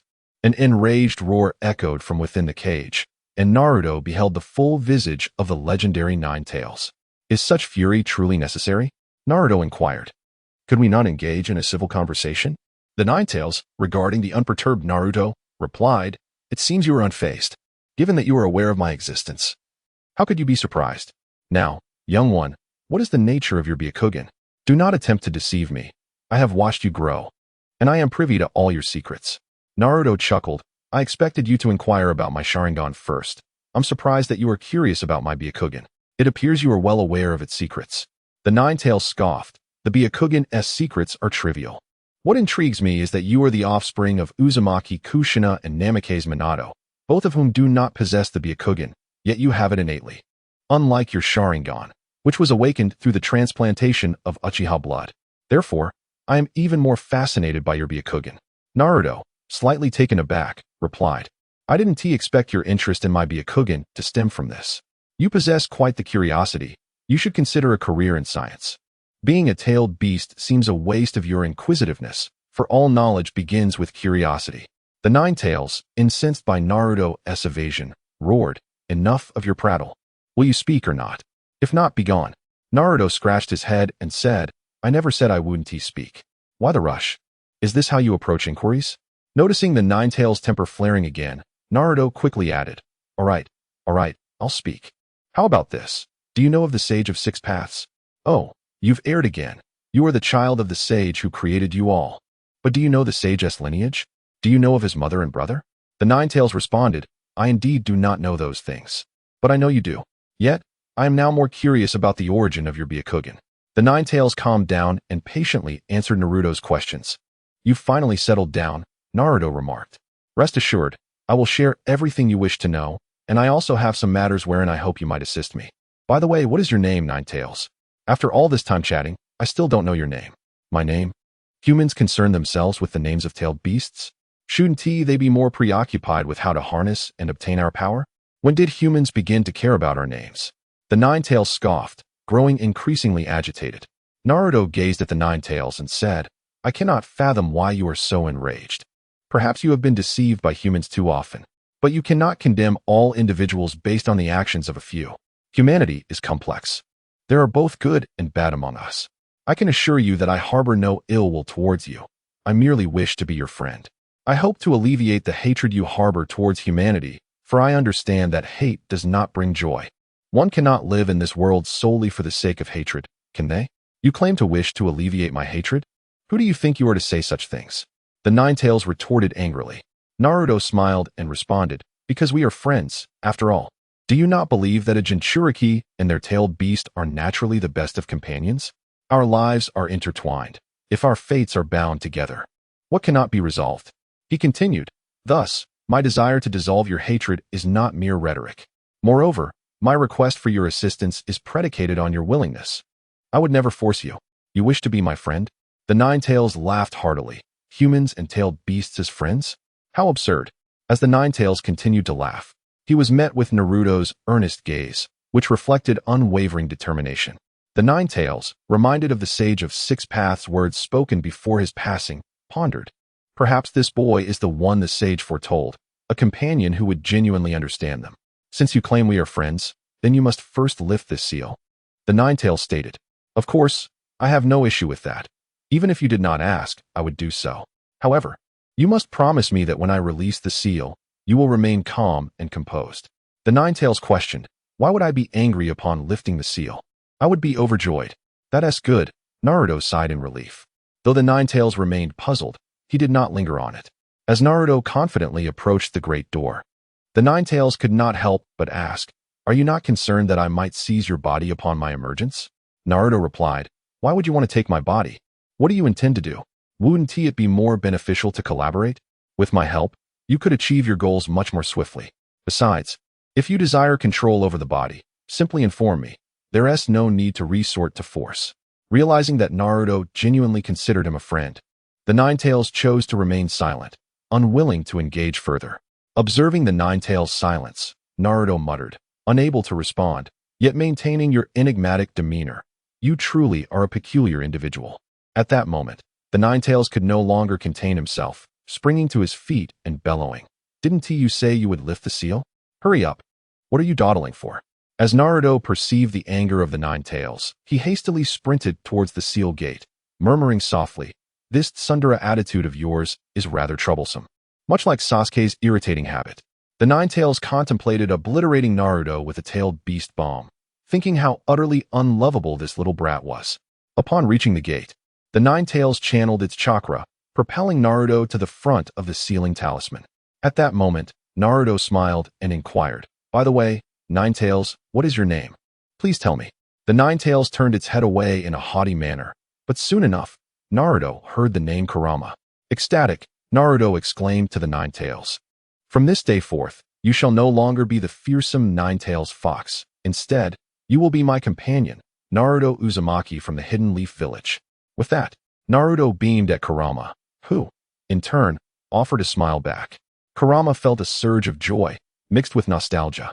Realizing he had finally encountered the individual the old man spoke of, albeit after an interminable wait. Just as Naruto was about to tear down the sealing talisman, a hand suddenly grasped his, yanking him down. Still in a daze from the sudden pull, Naruto heard Kurama's furious roar, Fourth Hokage, Minato Namikaze. Naruto quickly turned to see the figure of a man clad in a ceremonial robe, adorned with the insignia of the Fourth Hokage. Tears streamed down Naruto's face as he whispered, Father. Minato turned, astonished and puzzled, saying, Yes, I am your father.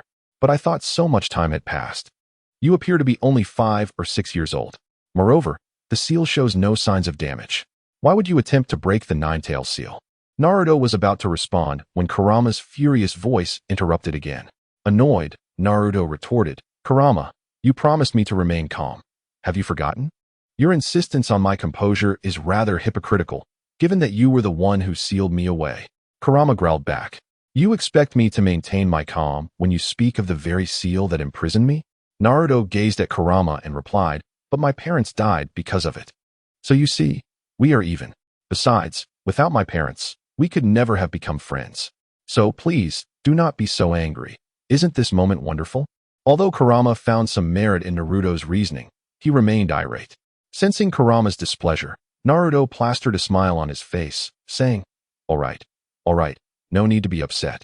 After all, I will need my father's assistance to break the seal. Upon hearing Naruto's words, Kurama reluctantly turned his head away, falling silent. Minato, observing the interaction between Naruto and Kurama, expressed his astonishment. Naruto, you have become friends with the Nine-Tails and wish to free him? Is this true? Naruto explained, Yes, Dad. In truth, Kurama isn't as terrifying as you all believe. He is merely a lonely being longing for friendship. I do not understand why everyone fears him. He is a good person. Minato, hearing Naruto's words and looking at the aloof Nine-Tails, felt as if his worldview had been profoundly altered. Gazing at Naruto's face, which bore some resemblance to his own, he pondered many thoughts and recalled Jiraiya's mention of a savior. A smile spread across Minato's face as he said to Naruto, Naruto, you truly might be the savior that Master Jiraiya spoke of. Even when you were in your mother's womb, I always believed you would be the one to bring peace to the ninja world. Now, seeing you bond with the Nine Tails, I am even more convinced. Naruto understood that the savior Minato spoke of was the original Naruto, not the present one. He wanted to tell Minato that he was not a savior, that he was, in fact, selfish and incapable of the selflessness of the original Naruto. However, before he could speak, Minato interrupted. Let us discuss this later. First, I will release your friend. Minato smiled at Naruto, then unveiled the sealing talisman, revealing the seal's lock. He summoned a toad from the summoning technique into Naruto's sealed space. The toad, upon realizing it was Minato who summoned it, exclaimed, Minato, I thought you were dead. What a relief. I did die, but now I am merely the chakra I left within Naruto. Please, hand the key to him, Minato instructed the toad. The toad complied, opening the scroll. Minato told Naruto, place your hand on it. As Naruto did so, he instantly understood how to unlock the Nine Tails and Appo's seal. After acquiring the key, Minato instructed the toad, if Jiraiya inquires, tell him it was my decision and not to worry. The toad nodded and returned to Jiraiya. Meanwhile, Jiraiya, out gathering materials, sensed the sudden return of the toad and summoned it to inquire about the situation. The toad recounted everything it knew. Jiraiya was astonished that Minato had left a contingency plan within Naruto, muttering to himself, I never anticipated things would unfold this way. It seems I must return to the hidden leaf soon, otherwise, more trouble may arise. But first, let me continue gathering materials. Minato will handle things well. For the sake of my devoted readers, I shall delay my return to the village. A mischievous grin spread across Jiraiya's face as he continued his noble pursuit of material collection. With the key in hand, Naruto exuberantly approached Kurama, exclaiming, Kurama, I have the key. I will free you now. He then proceeded to unseal the Nine Tails. After the seal was undone, Kurama, still in disbelief, stated, I am free. Is that true? Yes, you are free, and I apologize. Minato smiled at Kurama. Kurama, hearing Minato's apology, dismissed it, saying, you need not apologize. Had it not been for me, you and Kushina would not have perished. If anyone should apologize, it is I. Enough of the apologies between you two. Father, Kurama. Naruto joyfully chimed in. Seeing Naruto happy filled both Minato and Kurama with warmth. Now, Kurama, regarding your earlier question, I promised I would tell you, and now I shall. Father, you should listen as well, Naruto stated solemnly. Minato, equally serious, responded, Naruto, please share. This is something I wish to know as well. Although I am merely a chakra clone, I have witnessed everything over the years. However, your Byakugan is indeed a peculiar matter. Neither Kushina nor I possess it. Why do you? Indeed, we should inform your mother. She must be perplexed as well. After all, I sealed her chakra within you, Minato suddenly realized. Dad, are you saying I can see my mother now? Naruto exclaimed excitedly. Minato smiled, stepping closer to Naruto. After forming hand seals, he placed his hand on Naruto's sealing technique, separating a strand of chakra that transformed into Kushina's likeness. Seeing Kushina, Naruto joyfully embraced her, calling out Mom. Kushina gazed at Naruto, who was wrapped in her embrace, and at Minato beside them, tears of happiness streaming down her face. Yes, it's me, my dear Naruto. You've grown up, haven't you? You now know to call me Mom, Kushina said, lifting Naruto in her arms. Minato, moved, stepped forward to embrace both mother and son. Kushina expressed her gratitude to Minato, saying, Thank you, Minato. Minato, filled with happiness, responded in kind. Meanwhile, the Nine Tails turned away, no longer paying them heed, yet felt a sense of joy for their family's happiness. Naruto, with a heavy heart, revealed his greatest secret to Minato, Kushina, and the Nine Tails, saying, Father, Mother, I possess the memories of my past two lives. Minato, taken aback, calmly inquired, So you mean to say you have the experiences of your previous lives? Indeed, Naruto replied. In my first life, I was an assassin, and in my second, a wealthy merchant, both not in this world of ninjas, but in a realm called Earth. The Nine Tails questioned, Are you suggesting that after your demise in your world, your soul traversed space to be reborn as the child of Minato and Kushina? Yes, Naruto affirmed. In our terminology, we refer to it as reincarnation.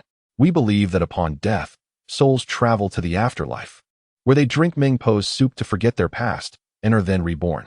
However, I am uncertain why I ended up here, especially as a soul that traversed dimensions. Minato interjected, That is implausible. The fabric of space is chaotic, and souls traversing dimensions would be torn apart by spatial turbulence. Naruto pondered and recounted.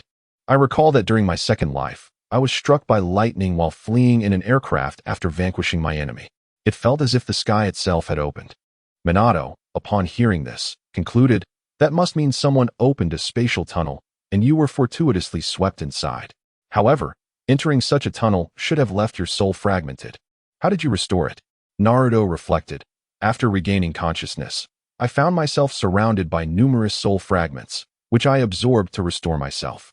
These souls belonged to Otsutsuki Keishiki. It was then that Minato, Kushina, and the Nine Tails realized the origin of Naruto's Byakugan. Kushina suddenly exclaimed, "By the way, Naruto, how did you reincarnate as my child? Is it because you saw how beautiful your mother is?" Naruto's forehead was adorned with 3 black lines, while Minato chuckled awkwardly. Otsutsuki Keishiki is the brother of Kagaya Otsutsuki. He was betrayed and killed.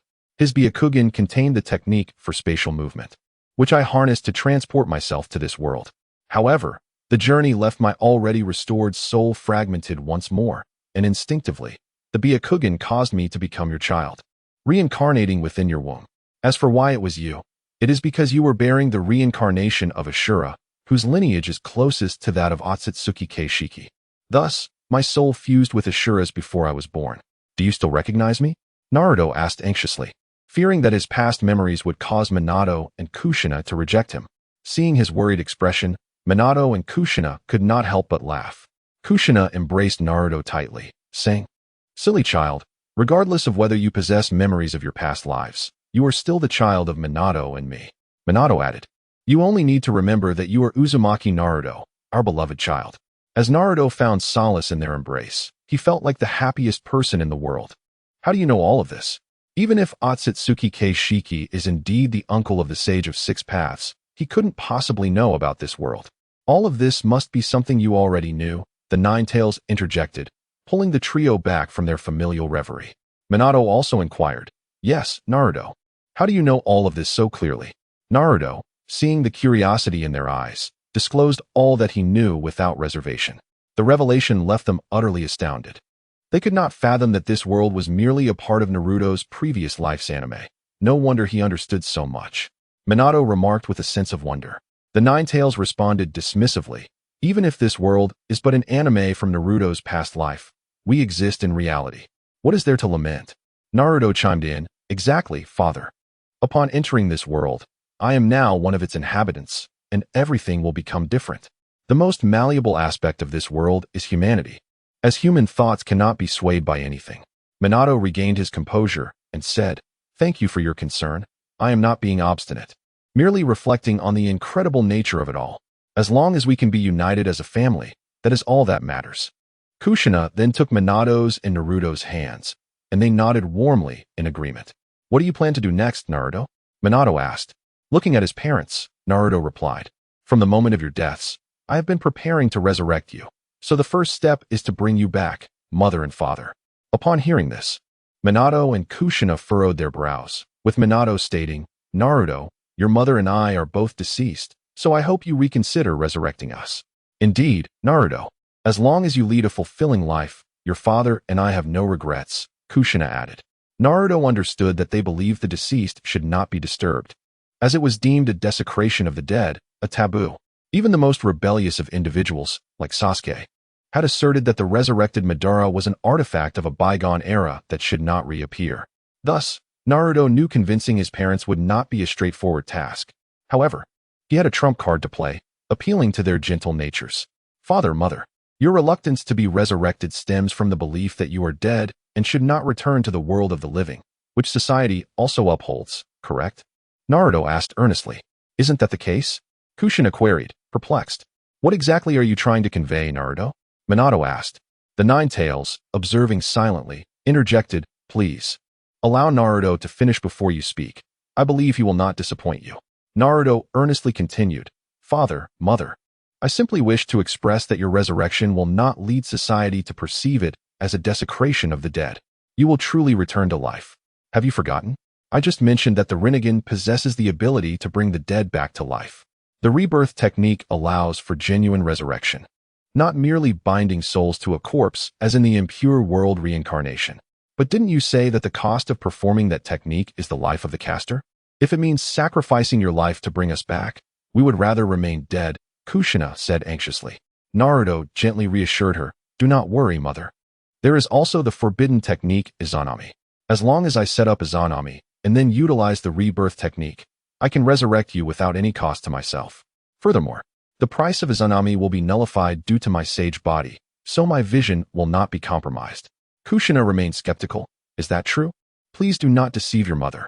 Upon hearing Naruto's plan, Minato comforted Kushina. Kushina, you need not worry. Naruto's method is sound. Be quiet. It is your incompetence that has caused my Naruto to suffer so much. Kushina, facing Minato, expressed her frustration. Minato, feeling awkward, was soon rescued by Naruto, who reassured his mother, Mom, there's truly nothing to worry about. I possess the potential to surpass even the Sage of Six Paths. Even if I find myself in a difficult situation, I can still control others to perform this technique, so you needn't fret. Don't you want to meet Mai and Hinata's children, Boruto and Himawari? Naruto's argument proved to be a powerful persuasion, as Kushina began to struggle with her decision. However, soon enough, she resolved that compared to her adorable grandchildren, the risks to her son were trivial. Thus, she relented, saying, All right, Naruto, just be careful. If you believe you can do it, then go ahead. Both Minato and Naruto felt a bit awkward. Naruto hadn't expected his argument to work so effectively, but perhaps it was a bit too successful, as he felt a twinge of jealousy regarding his future children with Hinata. Minato, on the other hand, realized his position within the family. He was overshadowed by his son. Compared to Naruto, he felt diminished, and when considering his future grandchildren, he felt like mere dust. With a gentle sigh, Minato turned to Naruto and said, Since your mother has agreed, I won't say much more. I wish to pass on the training methods for the Flying Thunder God technique and the Rinnegan to you. This will significantly enhance your chances of survival. Essentially, there will be no one who can hold you back. If anyone inquires, simply say that Jiraiya-sensei taught you. I made sure to inform him before I departed. Naruto was taken aback by the extent of Minato's preparations for him and felt deeply touched, unable to find words. Minato smiled at his son, saying, You are Mai and Kushina's child. Whatever parents do for their children is never too much. All you need to do is accept it. Kushina added, Indeed, Naruto. Your mother is also ready to pass on the sealing techniques of our Uzumaki clan to you, so you won't need to practice those seals separately. With your awakened bloodline, the flow of chakra within you forms a diamond lock, allowing you to use sealing techniques without hand signs. Kushina embraced Naruto tenderly. Minato joined in, wrapping his arms around his son. Though their time together was brief, seeing his mother again brought immense joy. Don't push yourself too hard. And remember not to place too much pressure on yourself. Your mother only wishes for you to live well. Tears of happiness streamed down Kushina's face as she added, Thank you, Minato, for allowing me to see Naruto once more. Minato expressed his contentment. To see you living well, free from hatred despite being a Jinchuriki, fills me with pride. My child is truly remarkable. Naruto replied, I am also happy to be your child. Thank you, Mom and Dad. A warm light enveloped Minato and Kushina, merging with Naruto and vanishing. In his mind, Naruto found himself endowed with numerous sealing techniques, along with Minato's Flying Thunder God technique and Rinnegan. Looking at the Nine Tails, Naruto said, I feel incredibly fortunate to be their child. They truly love me. The Nine Tails reflected, Indeed, I have witnessed many parents who neglect their children for personal gain, some even going so far as to harm them. Yet you are fortunate to have encountered such devoted parents who would sacrifice anything for you. In the days that followed, Naruto resumed his normal routine, attending school and training with Sasuke after classes. Hinata, due to her family's secret training, rarely joined Naruto but always prepared a bento for him, which brought him great happiness. Meanwhile, in a secluded grove on the outskirts of Konoha, Orochimaru brought Kabuto to a location he deemed suitable for observation. Here, no one will notice me, and I can closely study this experimental subject, he said, summoning a corpse from a sealing scroll. After forming hand signs, he activated the reanimation jutsu, and the body came to life. After discarding the resurrected child into the woods, Orochimaru remarked, This technique still requires significant refinement. It is not yet ready. Just as he and Kabuto prepared to leave, Orochimaru suddenly threw a kunai into the bushes, demanding, Who goes there? A child clad in a black cloak, wearing a shrouded mask, stepped forward, casually playing with the kunai. Lord Orochimaru, why so angry? I merely observed your reanimation jutsu, the child said. Kabuto, sensing the child's evasiveness, prepared to capture him, But Orochimaru halted him, intrigued by the child's enigmatic presence. "What do you want?" he inquired coldly. The child replied, "I have an interest in summoning souls and wish to propose a trade. If you reveal the method of summoning souls, I can provide you information that will undoubtedly pique your interest." Orochimaru smirked. "While I am curious about the information you possess, you must first prove your worth for this transaction." In a swift motion, he formed hand signs and unleashed a combination of earth release techniques toward the masked child. To Orochimaru's astonishment, the child raised a hand to absorb the flames. After the flames vanished, Orochimaru launched a water dragon jutsu. This time, instead of absorption, the child released the previously absorbed flames, neutralizing the water attack. Orochimaru's interest was piqued. "It seems you do possess the qualifications for a trade." "Thank you, Lord Orochimaru. What specific information do you desire?" "I can offer you a choice: the first Hokage's cells, the secrets of the Sharingan, or how to cure Kagaya's illness." "I can provide any information you seek, but only one," the child stated with a chuckle. Orochimaru, intrigued, asked, "You seem to have extensive knowledge. How is that so?" "Of course, I wouldn't dare approach you without preparation," the child replied confidently. "Then allow me to pose a question. Why does chakra exist in this world?" Orochimaru asked, genuinely curious. The child appeared surprised and responded, "As expected of Lord Orochimaru, you delve straight into the essence of this world. But I am curious. Why do you ask such a question? Most would not dare." Orochimaru chuckled, "Just a matter of curiosity." After a moment of contemplation, the child said, "If Lord Orochimaru posed this question to anyone else, you might not receive an answer, but I actually know. However, are you certain you want to trade for this information? It may not be of much assistance to you." Orochimaru, visibly excited, declared, "This world holds countless mysteries unknown to people. Seeking the truth behind certain phenomena has been my lifelong pursuit. If you truly possess this information, I am eager to learn." The masked child gazed at Orochimaru and said, "If this is what you desire, I can share with you that chakra originates from a woman. Before her arrival, this world was devoid of chakra." "Oh, a woman? What manner of woman?" Orochimaru inquired, curiosity piqued. "Do not rush, Lord Orochimaru. Allow me to finish," the masked child replied calmly. "Huh, I am indeed impatient. Please, continue." Orochimaru chuckled. The masked child glanced at Orochimaru and continued, "She is a woman from another world, known as Kagaya Otsutsuki, who brought with her a divine tree. This woman bore 2 children with the men of this world. The elder was named Tonari, and the younger, Hagoromo. Eventually, these 2 brothers sealed their mother away. The younger brother guarded her seal, while the elder journeyed through this world, bestowing the chakra inherited from their mother upon humanity, with the hope that it would usher in peace, as chakra connects the hearts of people. I trust you have already deduced the identity of the elder brother, Lord Orochimaru. Indeed, it is the Sage of 6 Paths, and the source of chakra is his mother, princess of the Otsutsuki clan, mistress of the divine tree, progenitor of chakra, and mother of the Sage of 6 Paths, Kagaya Otsutsuki. This is the intelligence you sought, Lord Orochimaru." Orochimaru was rendered speechless, astonished, for he recognized that the enigmatic child spoke the truth. He had scoured numerous ruins and ancient texts, which confirmed that chakra was indeed obtained by the Sage of 6 Paths after his mother consumed a fruit, and subsequently, he shared chakra with the world. Yet, many details eluded him, while this child seemed to possess an intimate knowledge, as though he had witnessed it firsthand. "Are you well, Lord Orochimaru?" Kabuto inquired, concerned as he observed Orochimaru lost in thought. It was only when Kabuto interrupted his reverie that Orochimaru returned to himself, responding with a smile. "The information you provided is invaluable. In return, I shall grant you what you seek, the secret of the Edo Tensei technique, which contains the method for summoning souls." Orochimaru retrieved a scroll from his sleeve and tossed it to the masked child before departing with Kabuto. Upon receiving the scroll of Edo Tensei, the masked child murmured, "We shall meet again, Lord Orochimaru," followed by a hearty laugh. With a flash of dark light, he vanished as if he had never been there. Since acquiring Minato's Flying Thunder God technique, Naruto had established a mark in a secluded corner of the school, allowing him to teleport there daily unnoticed.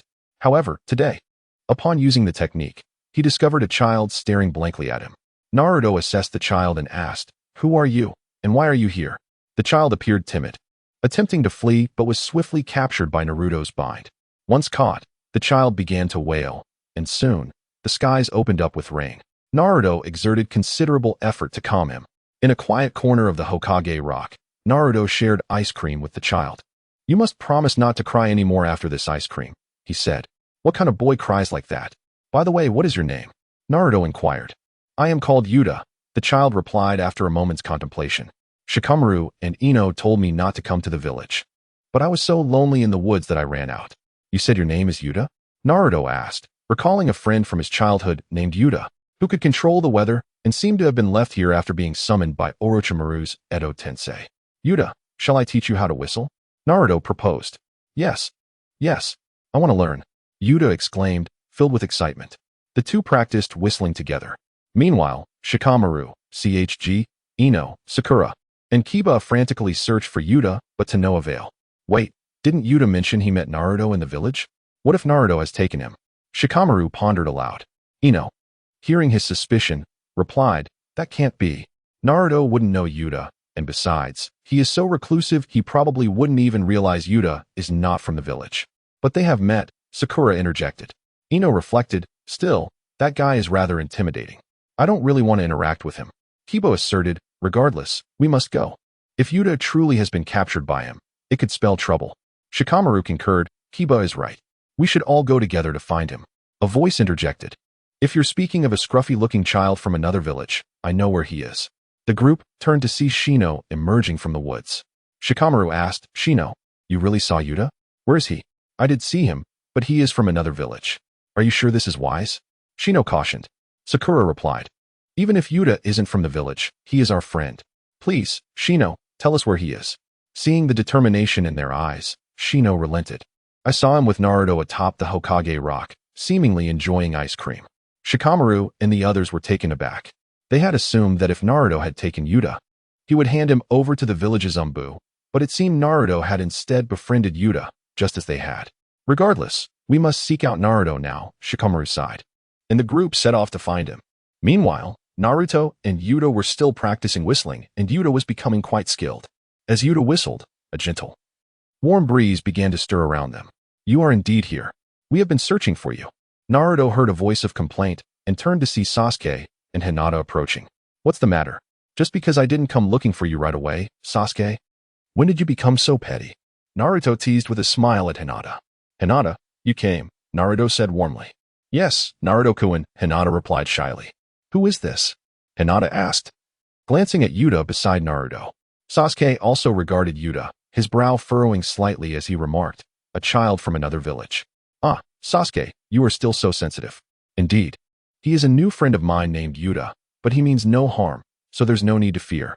"Yuta, this is my best friend, Sasuke, and the one I cherish most, Hinata." Hinata blushed at Naruto's words and politely greeted Yuta.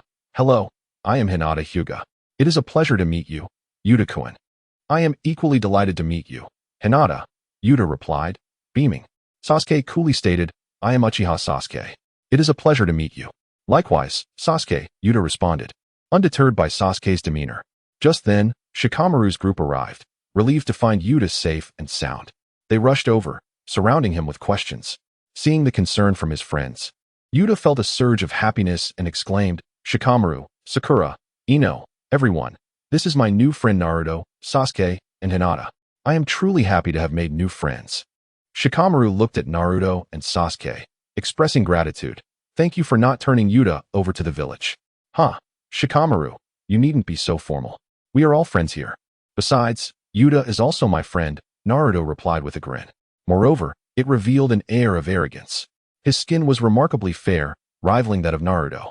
At that moment, Naruto recognized him as Uchiha Sasuke. Upon noticing someone's presence, Sasuke turned around and discovered a peculiar individual standing not far behind him. Clad in a black cloak even under the sweltering sun, with the hood pulled over his head, one couldn't help but wonder if he felt overheated. He entered without so much as a greeting, displaying a lack of courtesy. Furthermore, he stood there foolishly, seemingly oblivious to his surroundings. Sasuke deemed him a fool, confirming his impression with a second definition of stupidity. Had Naruto been privy to Sasuke's thoughts at that moment, he would have recklessly confronted him. For Sasuke was not a match for Naruto now, a fact that was indisputable.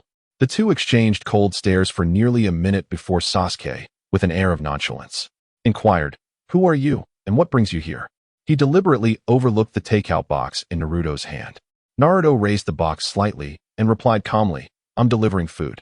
Following this brief exchange, silence enveloped them once more, returning the atmosphere to its previous state. Just then, the door swung open, revealing a youth who bore a striking resemblance to Sasuke, approximately 17 years of age.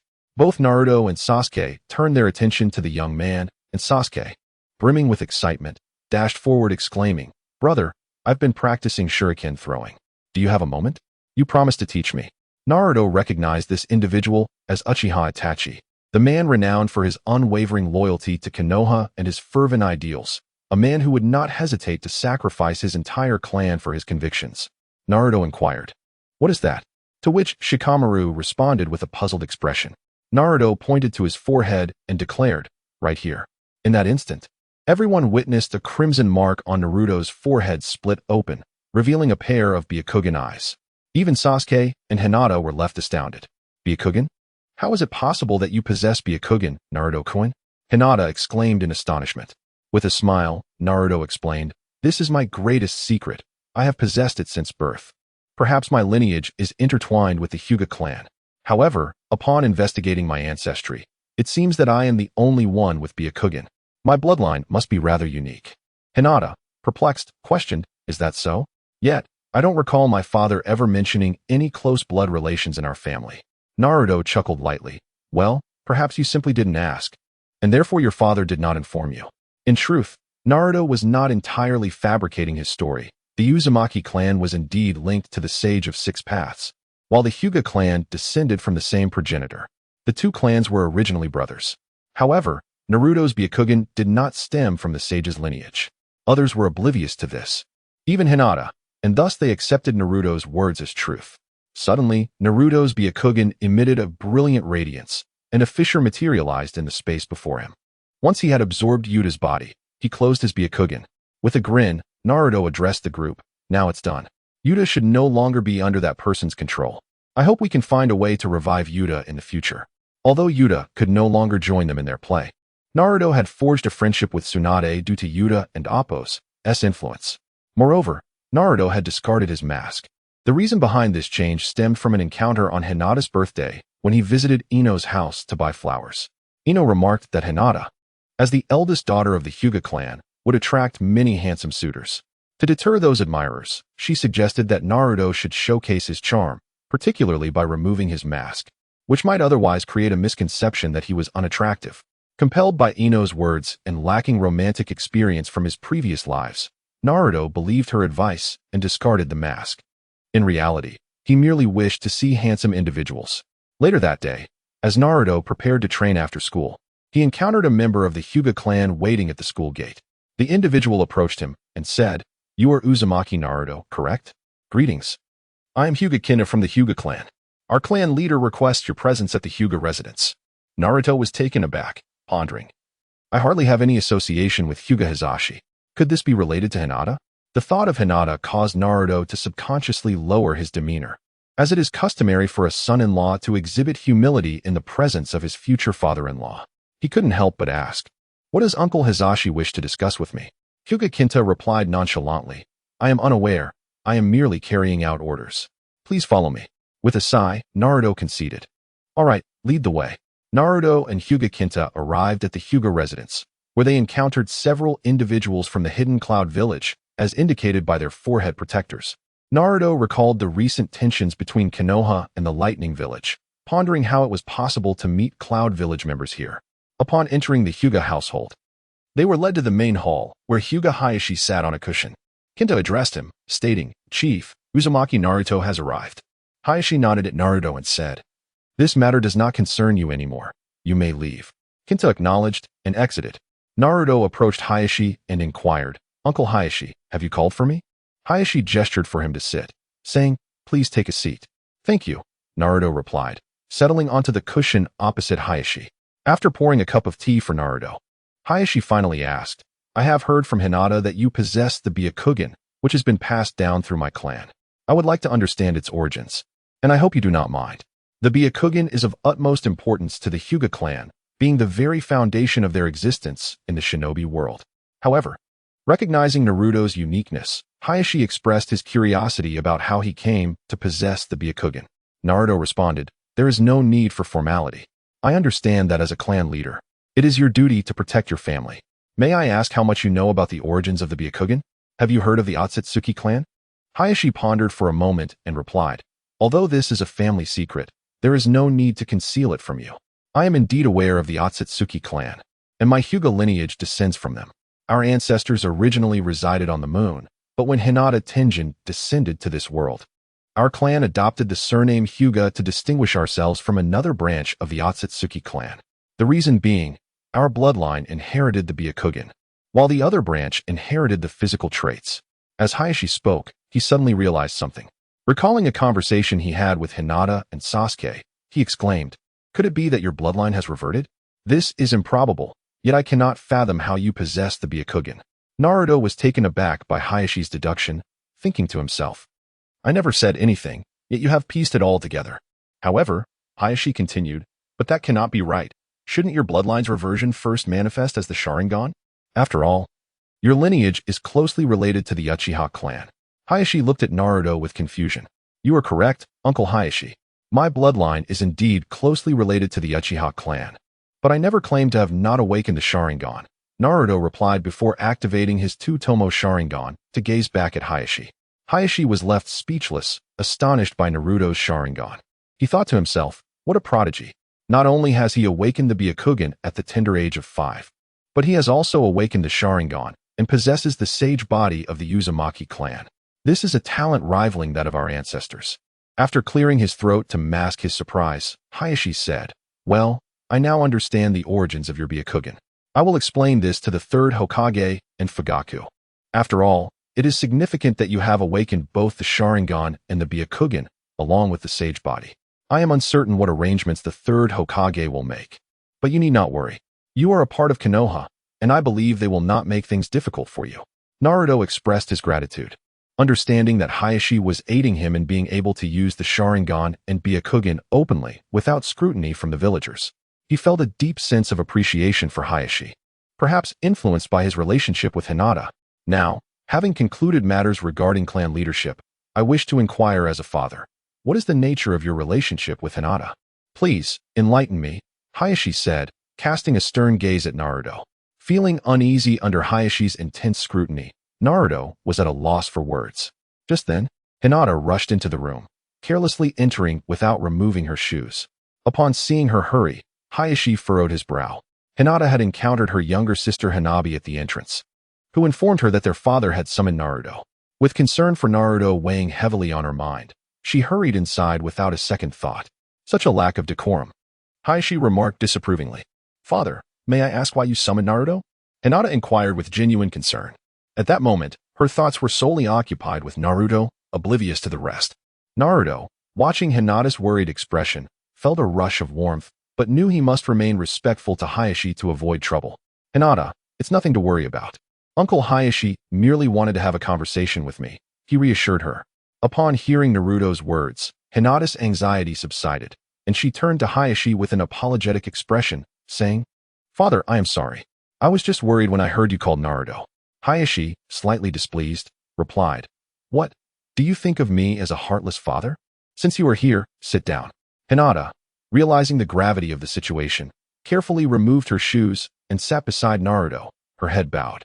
"Now that both of you are present, let us discuss your relationship," Hayashi stated authoritatively. Naruto looked at Hayashi and said, "Uncle Hayashi, I kindly ask for your permission to court Hinata.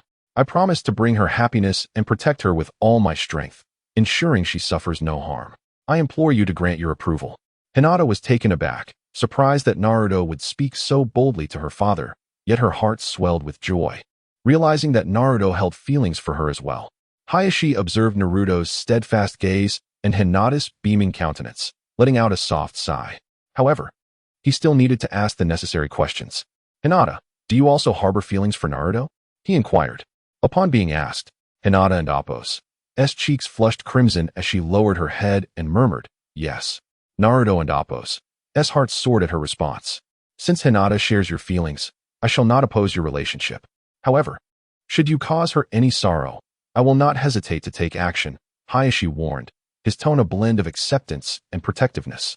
He was also left feeling somewhat disgruntled with the school teachers for allowing such early romances to flourish unchecked. Hearing Hayashi's approval, Naruto and Appo's heart brimmed with joy as he took Hinata and Appo's hand, eliciting a deeper blush from her. She was so shy she felt as though she could bury her face in the ground. Enough of this display of affection, Hayashi interjected, "You may take your leave." After exchanging many words, Naruto and Hinata departed from the Hyuga residence. Under the cover of night, a figure clad in black stealthily infiltrated the Hyuga household, making their way into Hinata's room with the intent to abduct her. Just as he was about to approach Hinata, several chains suddenly erupted from the ground, binding him tightly. The commotion startled the guards and awakened Hinata, who was still asleep. Instantly, a dozen members of the Hyuga clan rushed in. Upon their arrival, they found a man in black ensnared by chains and a startled Hinata, who was staring blankly at Naruto at the door. The chains that bound the man in black emanated from Naruto himself. Hyuga Hisashi hurried to Hinata's side and asked anxiously, "Hinata, are you all right?" "I'm fine, Uncle Hisashi. It was Naruto-kun who saved me," Hinata replied. Hearing that Hinata was unharmed eased Hisashi's worries, and he turned to Naruto with gratitude, saying, "Thank you for saving the young lady." Naruto cheerfully responded, "It and Appo's nothing. It and Appo's what I should do." At that moment, Hyuga Hayashi arrived, and Hisashi quickly explained the situation to him. Hayashi then approached Naruto and said, "Thank you this time, Naruto."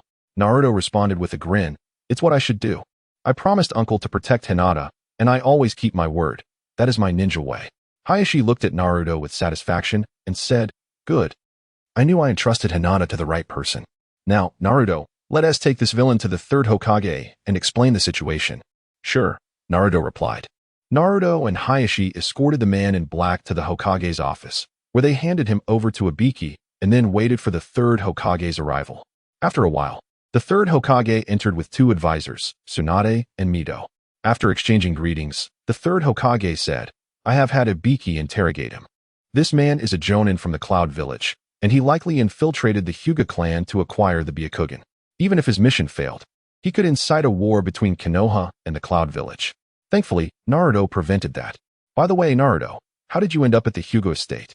Naruto replied, "When I went to the Hyuga clan today, I encountered several individuals from the Cloud Village. Sensing their malicious intent, I decided to guard the Hyuga estate at night. As expected, something happened.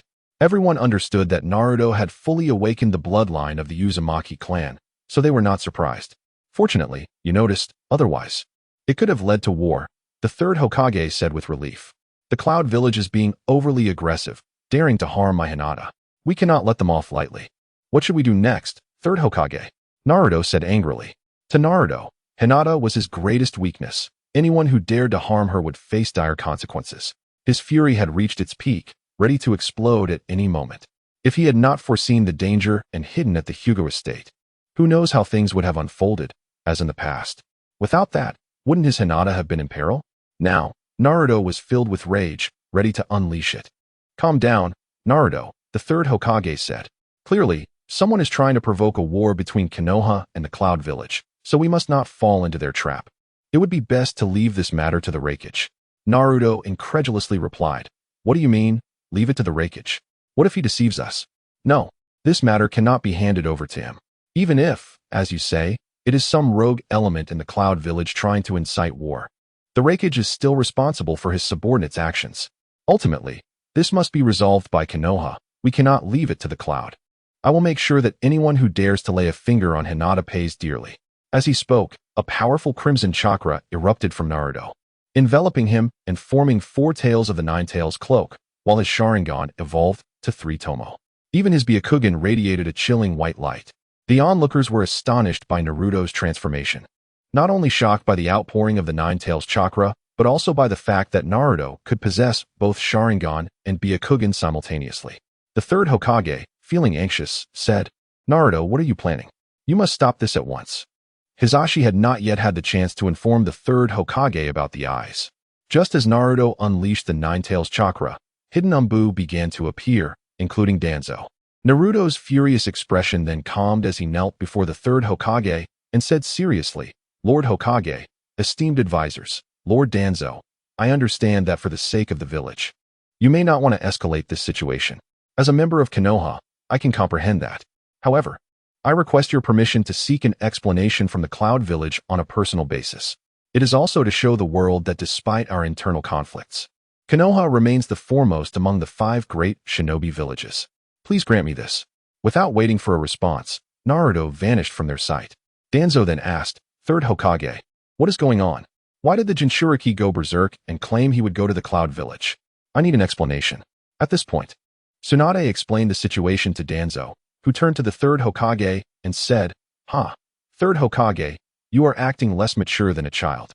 Moreover, this boy has mastered techniques you are unaware of. Danzo chuckled and departed. Shortly after Danzo left, Jiraiya arrived. He had actually been back in the village for some time, busy gathering materials, which is why he had not visited the Third Hokage. However, Naruto's outburst of Nine-Tails chakra had drawn him back quickly. It seems I arrived late. Can someone tell me what has happened? Jiraiya asked as he entered. The Third Hokage intended to ask Jiraiya some questions, but he decided to wait patiently for Jiraiya to grasp the situation first. After listening, Jiraiya burst into laughter and said, my disciple certainly lives up to my expectations. He has my temperament. The Third Hokage, dissatisfied, replied, if Naruto is your disciple, can you tell me when his seal became unstable? The release of the Nine-Tails chakra led everyone to believe the seal had loosened. Loose seal? Can you not even tell if the seal is loose, Third Hokage? The seal on Naruto is not simply loose. It has been fully unlocked. The revelation left everyone speechless in astonishment. Mito stuttered, that's impossible. If the seal is unlocked, why hasn't he the Nine-Tails gone on a rampage? Because Naruto has befriended the Nine-Tails, it will not go berserk. In other words, Naruto has become the perfect Jinchuriki. Having formed a partnership with the Nine-Tails, Jiraiya explained. Hisashi then regained his composure and said, moreover, his bloodline has reverted to its ancestral form. Reverted to ancestral form? Tsunade asked in confusion. Hisashi continued, today, I spoke with Naruto and learned that he possesses both Byakugan and Sharingan, along with a nearly immortal sage body. His bloodline has reverted close to that of our ancestors. The Third Hokage was left speechless, astonished by this revelation. Tsunade still did not understand what reverting to ancestral form meant, but having 3 bloodlines was an extraordinary feat. She was about to inquire further when the Third Hokage interrupted. I will explain bloodline reversion later. For now, I wish to ask Jiraiya, has Naruto mastered the Flying Thunder God technique? Yes. I taught him both the Flying Thunder God technique and the Rinnegan. I had planned to teach him the summoning technique next, and then take him on a training journey for a couple of years. I never expected such a situation to arise. Sigh, it seems I will have to go to the Cloud Village to bring him back, Jiraiya said helplessly. At this moment, the Third Hokage spoke up, instructing Xiaochun to immediately arrange for all available Umbu and ninjas of Ch rank or higher to be dispatched to the Land of Thunder. Jiraiya, you must go to the Hidden Cloud Village at once to retrieve Naruto. We cannot afford any mishaps. Third, what are you planning? This could incite war. Xiaochun and Mito Minyan queried anxiously. Do not question me further. Also, ensure that Danzo sends out Root. I will not tolerate any compromises. As for the reasons, I shall explain later. Just know that Naruto is the future of our Konoha, the continuation of the glory that began with the first Hokage. Although Xiaochun and Mito were astonished and wished to inquire further, they understood that the time for questions had passed and hurried to execute the Third's orders. Who would have thought, old man, that you still possess such vigor? Jiraiya remarked nostalgically, as if he were witnessing the youthful Third Hokage again. You didn't truly believe I had grown too old to act, did you? There are matters that do not require your concern, the Third replied coolly. Well, I'm off then, old man. With that, Jiraiya vanished using the reverse summoning technique. Meanwhile, Naruto, having seized a ninja from Ibiki, utilized the Flying Thunder God technique to hasten his approach to the Hidden Cloud Village, arriving within a single night. He teleported directly in front of the Raikage's office and shouted, Raikage, come out. Nearby pedestrians were startled by the audacity of the child, murmuring amongst themselves. A guard approached, attempting to dismiss Naruto, but as he reached out, Naruto deftly evaded the grasp and launched a Rinnegan, sending the guard crashing through the glass into the Raikage's office. Who dares disturb the peace of the Hidden Cloud Village? The Raikage's furious voice echoed. A shadow then leaped down from the wall. Are you the Raikage? Is this person one of your village's jonin? Naruto inquired, tossing the captured Cloud Ninja at the Raikage's feet. The Raikage assessed the fallen figure, affirming, indeed. He is a ninja of my village. Good. This man infiltrated the Hyuga clan in our Leaf village with the intent to abduct the Hyuga heiress, who happens to be my beloved. So tell me, do you owe me an explanation? Naruto stated calmly. The Raikage regarded him with skepticism. Little brat. Whether or not your claims hold truth, this does not warrant your arrogance before me. Raikage-sama, help me. The Down Cloud ninja pleaded. The Raikage shot him a disdainful glance. Fool, you disgraceful wretch. I will settle your matters later. For now, step aside and do not tarnish the reputation of the Hidden Cloud. With a swift kick, he sent the ninja crashing through several walls, rendering him nearly incapacitated. After dealing with the ninja, the Raikage turned to Naruto. I will address their wrongs, but first, I must deal with you for daring to insult the dignity of the Hidden Cloud. Perfect. I have a great deal of frustration to release as well. Let's take this outside. I have no desire to involve innocent villagers, Naruto retorted defiantly. The Raikage, appreciating the boy's spirit, said, Little brat, I find myself increasingly fond of you. Follow me. I will take you to a place where we can truly fight. As the Raikage began to walk away, a woman's voice interrupted, Raikage-sama, you have numerous documents to attend to. You cannot leave. Naruto observed a woman rushing out of the office, burdened with a stack of files. While the Raikage quickened his pace upon hearing her call, I feel as though I've been deceived by you. You clearly wish to avoid your duties and use me as a shield, Naruto remarked, quickening his stride to escape the woman's mournful gaze. Upon catching up with the Raikage, Naruto added, I think you have tricked me. You never intended to work, did you? The Raikage, caught off guard by Naruto's revelation, felt a twinge of embarrassment and snapped. Enough chatter. They arrived at a place known as the Cloud Abyss, where a ninja wielding several blades was instructing a female ninja, both adorned with the chakra cloaks of tailed beasts. Naruto recognized them as the Jinchuriki of the Hidden Cloud, Killer Bee of the Eight Tails, and Yujito, Ni of the Two Tails. Upon noticing the Raikage's arrival, both halted their training. Big brother, what brings you here? Is there an issue? Killer Bee inquired, while Yujito also greeted the Raikage. Nothing serious. B. I just found this brat insufferable and wanted to teach him a lesson, the Raikage replied. Naruto retorted, who will be doing the beating remains to be seen. With that, Naruto unleashed the adamantine sealing chains, sending forth a barrage of chains toward the Raikage, who, taken aback by the boy's cunning, managed to evade the entrapment and positioned himself above Naruto. With a swift punch aimed at Naruto's skull, the Raikage was met with resistance as Naruto, thanks to his heightened sensory abilities, had anticipated the attack and unleashed the chains from behind, successfully blocking the blow. The Raikage, astonished that Naruto could withstand his strike and that the chains had sealed away his lightning chakra, found himself at a disadvantage. Naruto, sensing the Raikage's next move, hurled a kunai backward, but the Raikage dodged effortlessly. As Naruto shot forth another set of chains, the Raikage deftly avoided them, closing in on Naruto. In a sudden turn, a final chain shot forth from Naruto's chest, yet just as it ensnared the Raikage, a jolt of electricity surged through Naruto, paralyzing him. An unexpected lightning clone had struck. The Raikage appeared behind Naruto, smugly declaring, Got you. But to his astonishment, Naruto had vanished. Turning swiftly, the Raikage found Naruto standing several meters away, wielding a kunai reminiscent of the Fourth Hokage, Flying Thunder God technique. What relation do you have to the Fourth Hokage? The Raikage queried, his expression a mixture of intrigue and recognition. Naruto, still vigilant, replied, The Fourth Hokage is my father. Ah, so you are the child of Minato Namikaze, the Fourth Hokage. It's no wonder you bear such a resemblance, the Raikage reflected. Naruto's gaze remained sharp. You knew my father?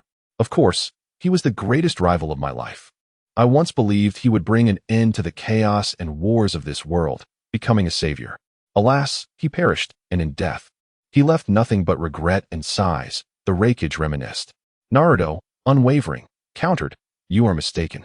Though my father is gone, he imparted to me a precious will. I have inherited his ideals and vision. I believe I will become the savior of this world, ending its turmoil and the sorrow wrought by war. The Raikage erupted into laughter, as if hearing the most absurd joke. You, a mere child, claim you will become a savior and end the wars of this world? How laughable. Naruto's conviction did not waver. Yes, it is precisely because I am this mere child that I possess the potential to make such claims. Humph. If you can truly injure me, I shall concede that you may have such potential. Moreover, I promise you this, as long as I remain Raikage, I will not wage war against Konoha. However, if you cannot harm me, You shall remain in the hidden cloud village as my subordinate. What do you think, little brat? Dare to wager? The Rakage scoffed. The Rakage is bullying again, remarked the onlooker. Why Mookie? How could that little brat possibly injure the Rakage? Even if he possesses great potential, it is impossible at this moment. Killer Bee responded in a rap. You fool. You jerk. Yes. Oh yeah, Big Brother is bullying. Oh. Oh. Naruto gazed at the Rakage warily and said solemnly, very well. With that, he instantly appeared beside the Rakage, launching his Rinnegan towards him. However, the Rakage evaded with a speed surpassing Naruto's. The Rinnegan struck the ground, creating a massive crater and sending dust soaring into the air. Using the cover of the dust, the Rakage swiftly approached Naruto, delivering a powerful blow with his lightning release, Lightning Cutter. Although Naruto managed to block it with his adamantine sealing chains, he was still sent flying several meters, crashing into the rocks, which shattered from the impact. Is this the end? The Rakage wondered. Yet, as the dust settled, he saw Naruto still standing, albeit covered in wounds. Naruto retrieved several shuriken from his ninja tool pouch and hurled them at the Rakage, simultaneously vanishing from sight. The Rakage evaded a few shuriken but failed to dodge the incoming Naruto, who had used the Flying Thunder God technique to appear behind him. Naruto's Rinnegan struck the Rakage's back, but Naruto was taken aback, for his attack left no mark on the Rakage's body. The Rakage swept his lightning cutter backward, but Naruto evaded it with the Flying Thunder God technique. Naruto stared at the Rakage in disbelief. What's wrong? You seem incredulous, chuckled the Rakage with pride. Naruto snapped back to reality. I never expected your physique to be so formidable. It truly is astonishing. I assumed only the third Rakage possessed a body closest to that of a tailed beast, but yours seems equally impressive. The Rakage, surprised, replied, I didn't expect you to know about the third Rakage. Many of the younger generation have forgotten him. My body may not yet reach the third Rakage's level, but with your current power, you cannot harm me. Are you, little brat, considering surrendering? Surrender? Don't be ridiculous. I will never surrender, Naruto declared resolutely. Naruto thought to himself that conventional methods would not suffice to injure the Rakage. What should he do? At that moment, the Ninetales spoke within him. Naruto, with your current strength, you indeed cannot harm him. But have you forgotten that I am with you? You are the Jinchuriki, not an ordinary human. You are the host of the strongest tailed beast, the Ninetales. Hearing the Ninetales' words, Naruto smiled. Indeed, I am the Jinchuriki of the Ninetales, the companion of Kurama. Let us defeat the Rakage together and establish a peaceful coexistence between Konoha and the Hidden Cloud. Come on, Kurama. Humph, that's the spirit. But I must remind you, your current body can only withstand the chakra of 4 tails, no more than that, for exceeding your limit could lead to a berserk state. After all, you are only 5 years old, the Ninetales cautioned. Naruto replied, 4 tails are sufficient. Don't forget, I still have the Sharingan and Byakugan at my disposal. Seeing Naruto's inaction, the Rakage suddenly appeared beside him and swung a fist at Naruto. However, just as his fist neared Naruto's face, an astonishing burst of Ninetales chakra erupted from Naruto's body. The chakra blocked the Rakage's punch and transformed into a tail that swept towards the Rakage. Upon witnessing the chakra, the Rakage understood that Naruto was a Jinchuriki and dared not confront it directly, retreating to evade the strike. The Rakage, now serious, remarked, a Jinchuriki. And it seems you are a perfect one at that. Yet, being only 5, you should not be able to fully withstand the chakra of a tailed beast. Both Waimuki and Killer Bee, who had been observing, were left speechless in astonishment. At that moment, the bull spirit, Jiwaiki, said to Killer Bee, I didn't expect this little brat to be the Ninetales Jinchuriki. B, you and this kid should get along well. Oh, yeah, you fool, you jerk. We are both Jinchuriki of tailed beasts. We are friends. Oh ah. Waimuki turned to Killer Bee. Master, I didn't expect he is also a Jinchuriki. And he seems to have control over his tailed beast. Killer Bee continued his rap. Oh, yeah, you gotta keep it up. Oh, yeah, don't fall behind. Yeah, tailed beasts are all friends. Oh yeah. After finishing his rap, Killer Bee extended his fist to Waimuki. I will do my best, Waimuki responded, returning the fist bump. At that moment, Naruto initiated the attack, extending his hand forward as the tailed beast cloak enveloped his arm, reaching towards the Rakage. The Rakage dodged continuously, but the claws formed from tailed beast chakra relentlessly pursued him, as if they would not relent until they captured the Rakage. While evading the chakra claws, the Rakage attempted to close the distance to Naruto. Suddenly, he flashed beside Naruto, with a powerful kick to Naruto's abdomen. The boy quickly countered by blocking the kick with his adamantine sealing chains, then unleashed over 20 chains towards the Raikage, forcing him to retreat. The chains encircled the tailed beast cloak, providing an additional layer of protection and increasing its offensive power. This technique was inspired by the previous life SQB mode, enhancing both defense and attack. The adamantine sealing chains were a sealing technique, even stronger than QB mode. Had Naruto been able to fully harness the Nine Tails chakra, the Raikage would have been at a disadvantage.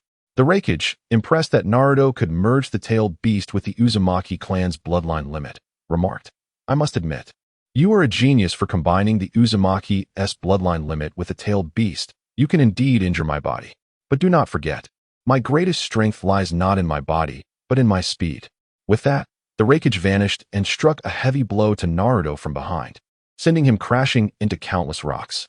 Yet, Naruto was unharmed. He quickly adjusted his body, extending his chain-wrapped arm towards the Raikage. However, the Raikage evaded once more.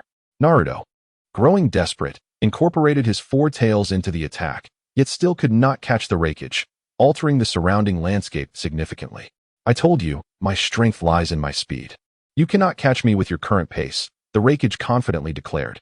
"Naruto, you must end this battle quickly. This is my first time using this form in combat, and I cannot sustain it for long," the Nine Tails urged. "I understand," Naruto replied to the Nine Tails, gathering a significant amount of chakra in his mouth, preparing to unleash a tailed beast bomb. Seeing Naruto ready to use the tailed beast bomb, the Raikage swiftly retreated. Naruto fired the tailed beast bomb, but the Raikage nimbly dodged it. The explosion sent a cloud of dust soaring, and Naruto swiftly concealed himself within it, launching countless chains toward the Raikage in a surprise attack. "I already told you, your attacks cannot reach me. You have also exposed your position. This ends now, little brat," the Raikage stated as he evaded all the chains and appeared behind Naruto. Once behind Naruto, the Raikage unleashed a barrage of attacks, severely damaging the tailed beast cloak. Naruto was struck by the Raikage's blows, causing him to spit blood. But just as the Raikage believed victory was imminent and lowered his guard, he noticed Naruto and Appo's eyes had transformed into the three-tomo Sharingan. At the moment Raikage caught sight of Naruto and Appo's eyes, Naruto unleashed an illusion technique while simultaneously activating the Byakugan. Although Naruto's current illusion could only momentarily ensnare Raikage, allowing him to awaken almost instantly, even that brief interlude was sufficient for Naruto to gather the last of his chakra. Just as Raikage regained consciousness, Naruto had already concentrated all his chakra and directed it towards Raikage's heart, utilizing the Byakugan to inflict severe damage by channeling chakra into the enemy's veins. Raikage was struck by Naruto's chakra, causing him to spit out a mouthful of blood. Meanwhile, Naruto collapsed from exhaustion and the injuries he sustained from Raikage's earlier assault. Had it not been for the sheer force of his will, he would have succumbed long before. Raikage gazed at Naruto with a complex expression and sighed. He turned to the rocks behind him and said, "Aren't you coming out yet? Heh, truly worthy of being Raikage. I didn't expect you to notice me. I thought I was well concealed." Jiraiya emerged from behind the rocks, grinning. Raikage, somewhat displeased, replied, "I noticed you the moment you entered the Hidden Cloud Village. You are one of the legendary Sannin, Jiraiya. I was merely curious as to why you had come to our village, but only upon the appearance of this brat did I realize you came for him." Jiraiya cheerfully responded, "Indeed. I came for Naruto. He's far too impulsive, and I feared he might offend Lord Raikage, hence my early arrival. After all, he is my disciple. You may take him with you," Raikage said indifferently. Jiraiya approached Naruto, lifting him into his arms, and expressed, "Thank you, Lord Raikage. I shall take my leave now," before heading towards the village entrance. Raikage watched Jiraiya's retreating figure and remarked, "Tell that brat that I will address the matter concerning the Hyuga clan severely, and he has won our wager." Upon hearing Raikage's words, Jiraiya smirked and replied, "I will convey that to him." At the border of the Land of Fire, all elite forces of the Leaf Village had gathered. Although many ninjas were still uncertain as to why they had assembled, the code of a ninja kept them vigilant, ready to engage in battle at a moment's notice upon the Hokage's command. Meanwhile, in the main tent, Naruto lay unconscious on a bed after his battle with Raikage, while the third Hokage, Danzo, Jiraiya, two advisors, and members of the Hyuga and Uchiha clans stood nearby, awaiting Naruto's awakening. After examining Naruto, the third Hokage reassured the group. It appears he has merely exhausted his chakra and sustained injuries, leading to his unconscious state. He should awaken shortly. There is no cause for alarm. He then turned to Jiraiya and inquired, Jiraiya, what exactly transpired after Naruto arrived in the hidden cloud village that could leave even someone as formidable as him in this state of exhaustion? Jiraiya proudly proclaimed, I must say, this disciple of mine is indeed a monster. Despite being only 5 years old, he surpasses many others. Those labeled as geniuses would not even be worthy of carrying his shoes. The third Hokage, intrigued, pressed for clarity, oh, do enlighten me. Jiraiya recounted all that had transpired since Naruto's arrival in the hidden cloud village, detailing his battle with Raikage for the sake of peace between the Leaf and Cloud villages. His perfect control over the Nine Tails chakra, the activation of the 3 Tomo Sharingan, and the Byakugan from the Hyuga clan, as well as his exceptional mastery of the Flying Thunder God technique, rivaling even the 4th Hokage. Jiraiya boasted to the 3rd Hokage, old man. You must admit that my disciple is quite remarkable for achieving peace between 2 great ninja villages at such a young age. Haha. It is all due to my exceptional guidance. The assembly couldn't help but express their admiration at Jiraiya's words, and the 3rd Hokage, smiling, remarked, indeed. Naruto is a fine child who has not let us down. He truly embodies the will of his father, Minato. Mito, the 4th Hokage's wife, added, indeed. He is a worthy successor. At that moment, Tsunade spoke to the 3rd Hokage, saying, you are right. This child is indeed the hope for Konoha to regain its position at the pinnacle of the world.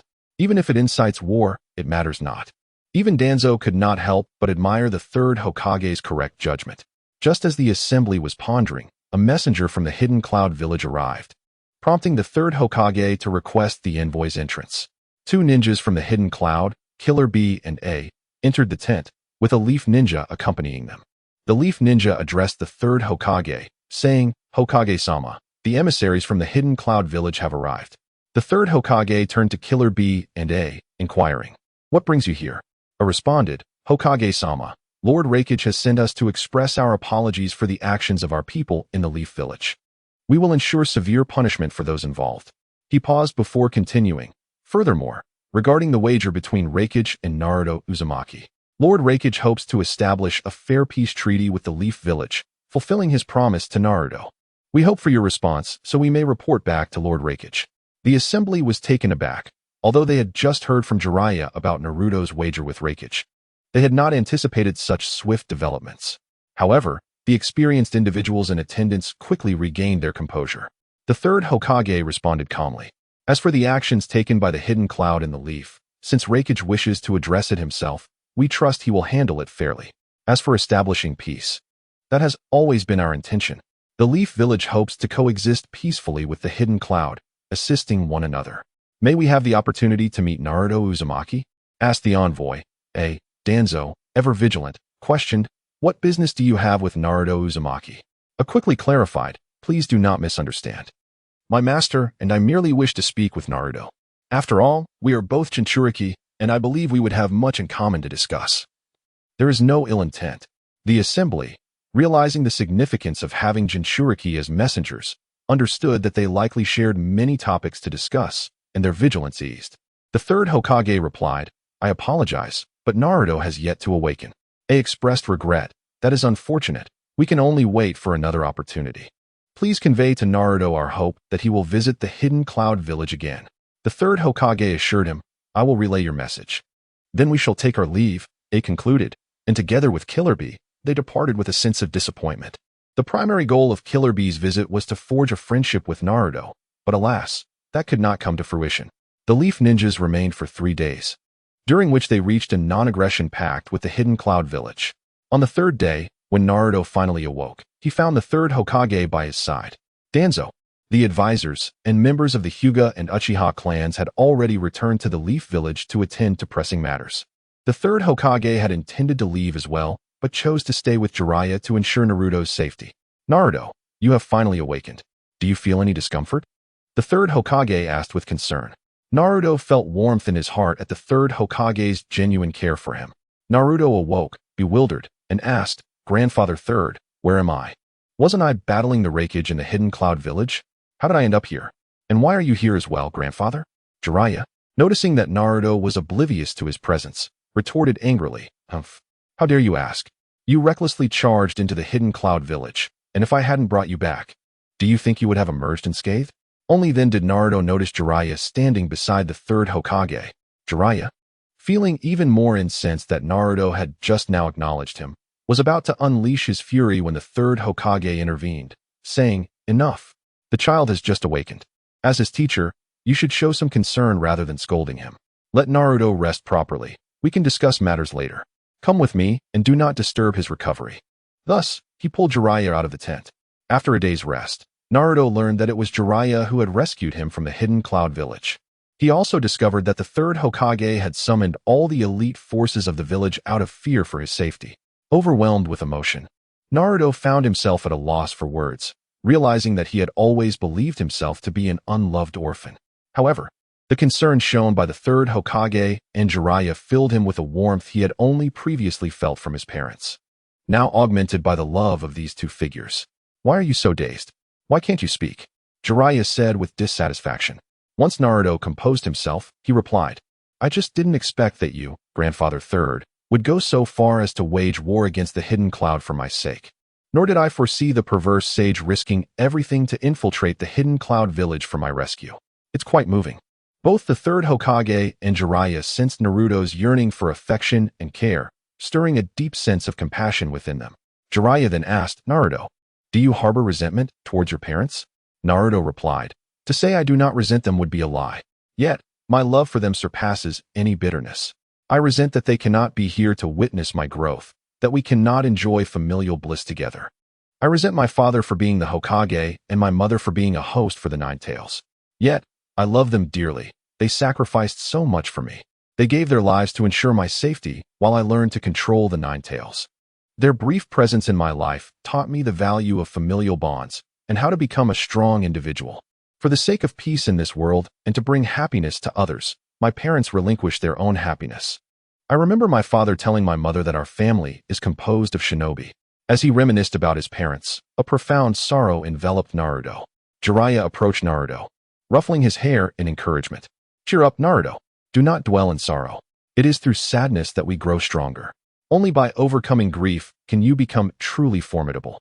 I believe your parents would think the same and that they trust you will achieve greatness." "Yes, I will. Rest assured, perverse sage. I am the son of the fourth Hokage and Uzumaki Kushina. I shall not wallow in sadness," Naruto declared, invigorated. Jiraiya smiled. "Now that's more like my pupil." After a moment of reflection, Jiraiya playfully chided, "By the way, you've been calling me the perverse sage for a while now. Who told you that? I am Jiraiya, the sage of the toads, not some lecherous sage, you insolent brat." And with that, he chased after Naruto. As Naruto ran, he exclaimed, "But my mother said you were quite the lecher, always peeping at women bathing and boasting about being a sage. Isn't that the definition of a lecherous sage?" Jiraiya, realizing that Kushina had divulged his secrets, fumed. "That was for research purposes. I was gathering material for my vast readership, not for voyeurism."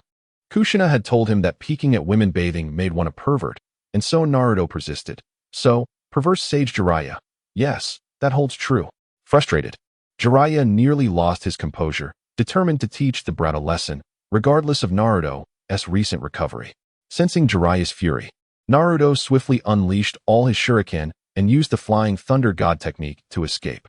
Meanwhile, the third Hokage, having regained his composure, was troubled ever since Naruto mentioned having met Minato and Kushina. He feared Naruto might harbor resentment towards Konoha upon learning of his lineage. However, after overhearing the conversation between Naruto and Jiraiya, he felt a wave of relief. Observing the playful banter between the master and disciple, the third Hokage couldn't help but smile. In his heart, he communicated with Minato. "Minato, do you see? Your child is growing splendidly. He has inherited your will, and he will become a pillar for Konoha." In the early morning of Konoha, a chaotic scene unfolded on the streets. A 7-year-old boy, clad in a vibrant yellow cloak and sporting striking yellow hair, hurled tomatoes at windows, painting them red and inciting the ire of the villagers. As they attempted to chase him, he had already vanished. The villagers soon spotted the same mischievous boy, now defacing the Hokage rock with paint, and their curses intensified. Yet, despite their anger, the villagers felt helpless. Having witnessed this spectacle countless times before, resigning themselves to sighs of exasperation. This boy, of course, was Naruto. 2 years prior, after returning from the borders of the Land of Fire, Naruto had trained under Jiraiya. During this time, Jiraiya inquired about Naruto's aspirations for the future. After much contemplation, Naruto resolved to become Hokage, just as he had always dreamed, believing that only by attaining that position could he change the cold world around him. Without the power to make decisions, he felt powerless. Thus, he confided in Jiraiya his desire to become stronger than anyone else, to become Hokage. Jiraiya explained that to become Hokage, one must earn the recognition of the people. Strength alone would not suffice. Shortly thereafter, Jiraiya departed the village to continue his research. Naruto pondered this. He realized that sheer strength might compel submission but would not garner trust. So, he endeavored to interact with the villagers and offer his assistance. However, he was met with cold stares, and the villagers rejected him, even refusing to speak with him. Left with no choice, Naruto resorted to his former antics of mischief. His pranks often landed him in trouble with Iruka, who would scold him. Yet, Naruto knew that Iruka always took the time to apologize to the villagers on his behalf, treating Naruto like a younger brother, which deeply touched him. Therefore, whenever Iruka reprimanded him, Naruto would adopt a contrite demeanor, making it difficult for Iruka to continue his scolding. Next time, you must not do this again, Iruka would say with a sigh, and the matter would end there. At that moment, Naruto was caught again by Iruka while skipping class to pull a prank on Hokage Rock. Iruka, pointing a finger at him, began his lecture. But Naruto wore his best innocent face, listening intently. Iruka sighed in exasperation. Naruto, you always do this. Whenever I scold you, you put on this act. Can't you try to change your mischievous ways? Naruto obediently replied, I'll change, Iruka-sensei. Iruka, helpless, responded, You say that every time, but have you really changed? Naruto weakly admitted, I want to change, but I just can't help myself. After all, bad habits are not easily broken. Iruka, visibly upset, exclaimed, Are you not planning to change? No, I will definitely change, Naruto replied earnestly, sensing Iruka's anger.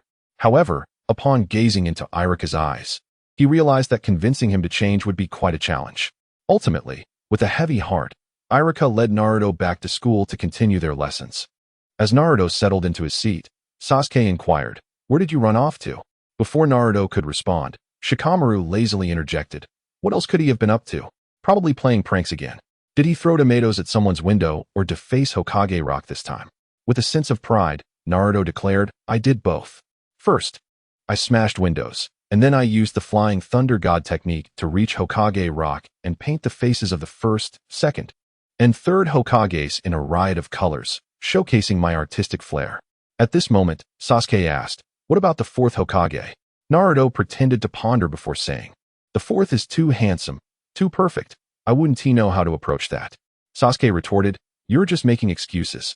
Shikamaru chimed in, Stop fooling around. The fourth is your father, right? Naruto, taken aback, exclaimed, Shikamaru, how did you know the fourth is my father? I don't recall telling you.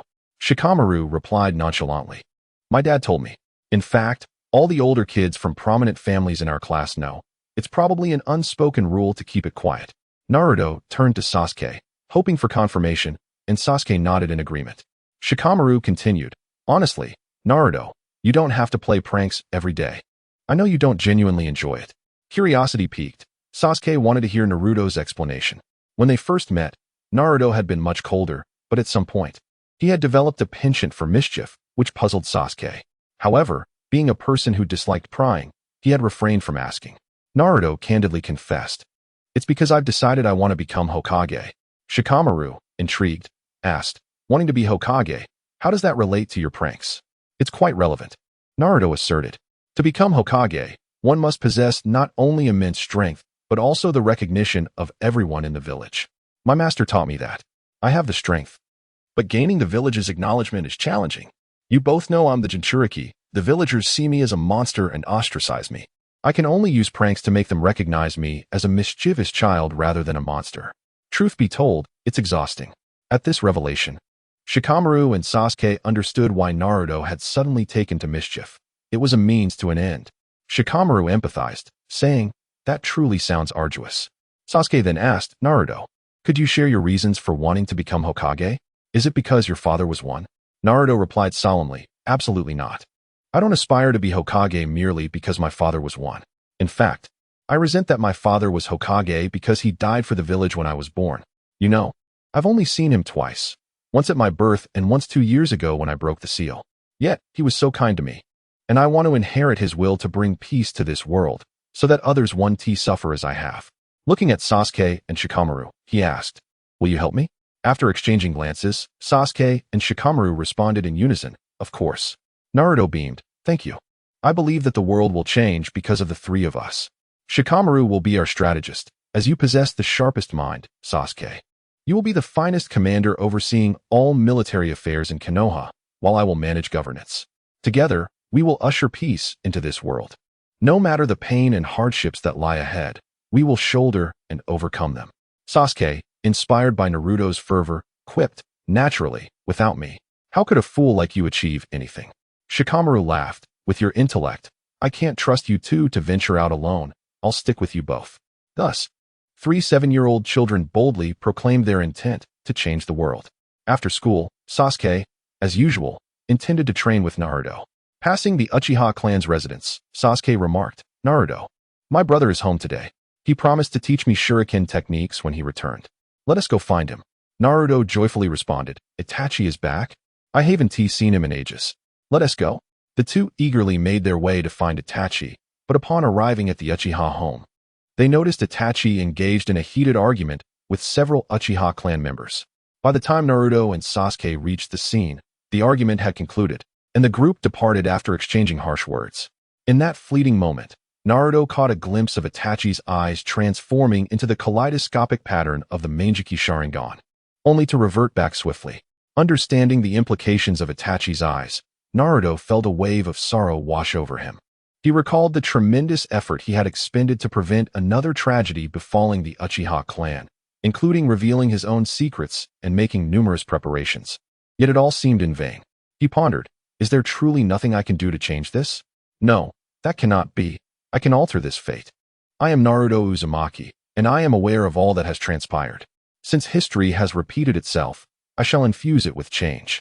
I have faith that my prior actions have indeed made a difference, albeit a subtle one."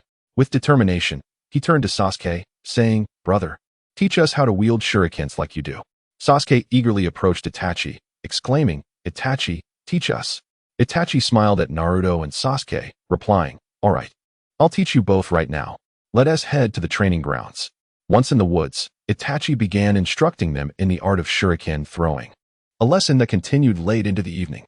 "All right, Sasuke and Naruto, that will be all for today," Itachi announced. Sasuke, feeling a sense of incompleteness, put away his shurikens, saying, "Okay, but you must teach us again next time. I am determined to become a greater ninja than you." Itachi knelt beside Sasuke, playfully tapping his forehead with 2 fingers and smiling. "Of course, Sasuke. You have always been more talented than I." Sasuke beamed at Itachi's praise. At that moment, Naruto interjected, "Itachi, are you truly prepared to carry out the mission that Danzo assigned to you?"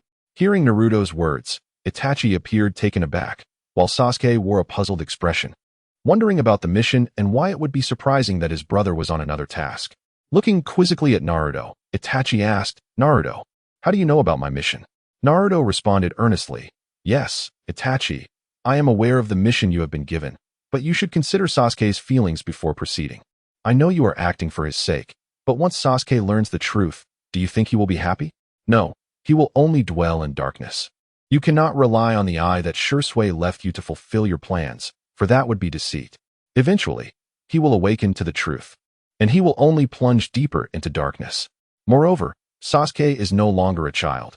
He is a prodigy who has awakened his 3-tomo Sharingan. There are many ways to resolve this situation. Why not listen to Sasuke? Please, trust in his abilities." At this juncture, Sasuke began to discern that Naruto's concerns regarding Itachi's mission were indeed serious. Regaining his composure, he calmly inquired, "Brother, what on earth has transpired? Please tell me.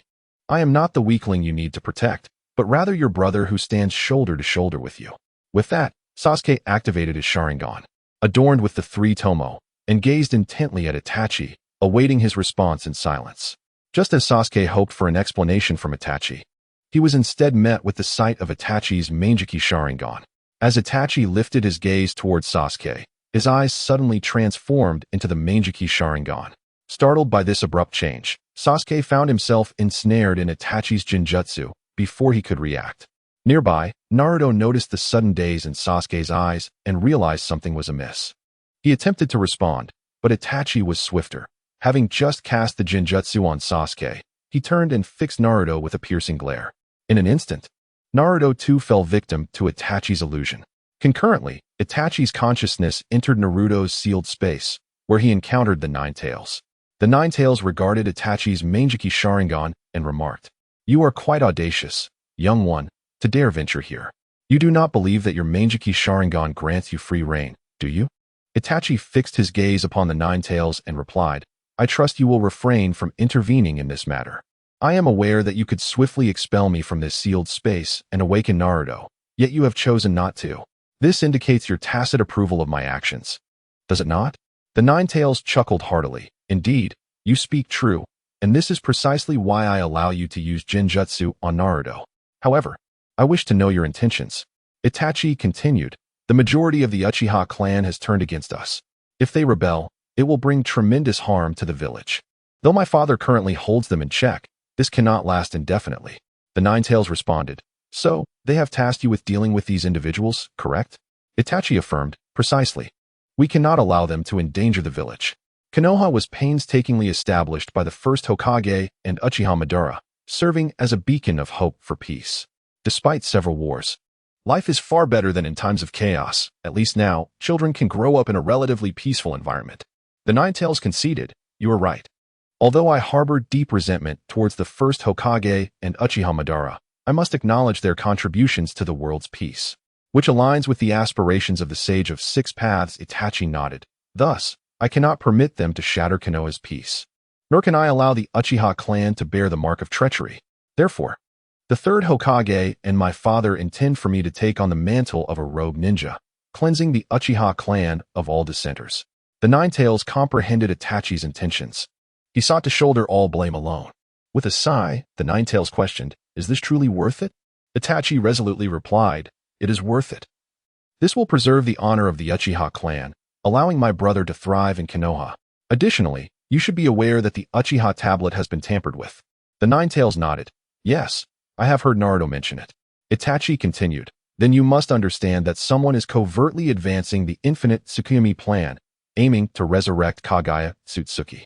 We have identified an organization known as Akatsuki as being involved. My father and the Third Hokage hope that I can infiltrate Akatsuki during this mission to gather intelligence." The Nine Tails expressed admiration. "You are among the finest humans I have encountered, yet this path leaves no room for retreat. Even if your mission is accomplished, you will not be able to return to Konoha." Itachi calmly stated, "No matter the outcome, Uchiha Itachi will forever be a ninja of Konoha, and this is for Sasuke." The Nine Tails, moved by Itachi's unwavering resolve, conceded, "Very well, I shall not interfere. During this time, I will shield Naruto's perception so that he does not disturb you. I will also keep a watchful eye on Sasuke." Grateful, Itachi replied, "I appreciate your assistance." Upon exiting the sealed space, Itachi arrived at the Hokage's office, where he met with the Third Hokage and Danzo. The Third Hokage regarded Itachi and asked, "Itachi, are you truly prepared to proceed with this?" Itachi affirmed, "Yes, Hokage-sama. I have contacted members of Akatsuki. Once this matter is settled, I will infiltrate their ranks to gather all pertinent information."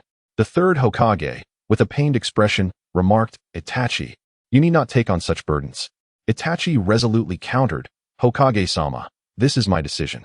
Should the dark forces succeed in resurrecting Kagaya Tsutsuki, as per Naruto's intel, this world may face annihilation. Therefore, we cannot overlook any possibilities. Anything that can prevent Kagaya's revival is worth pursuing."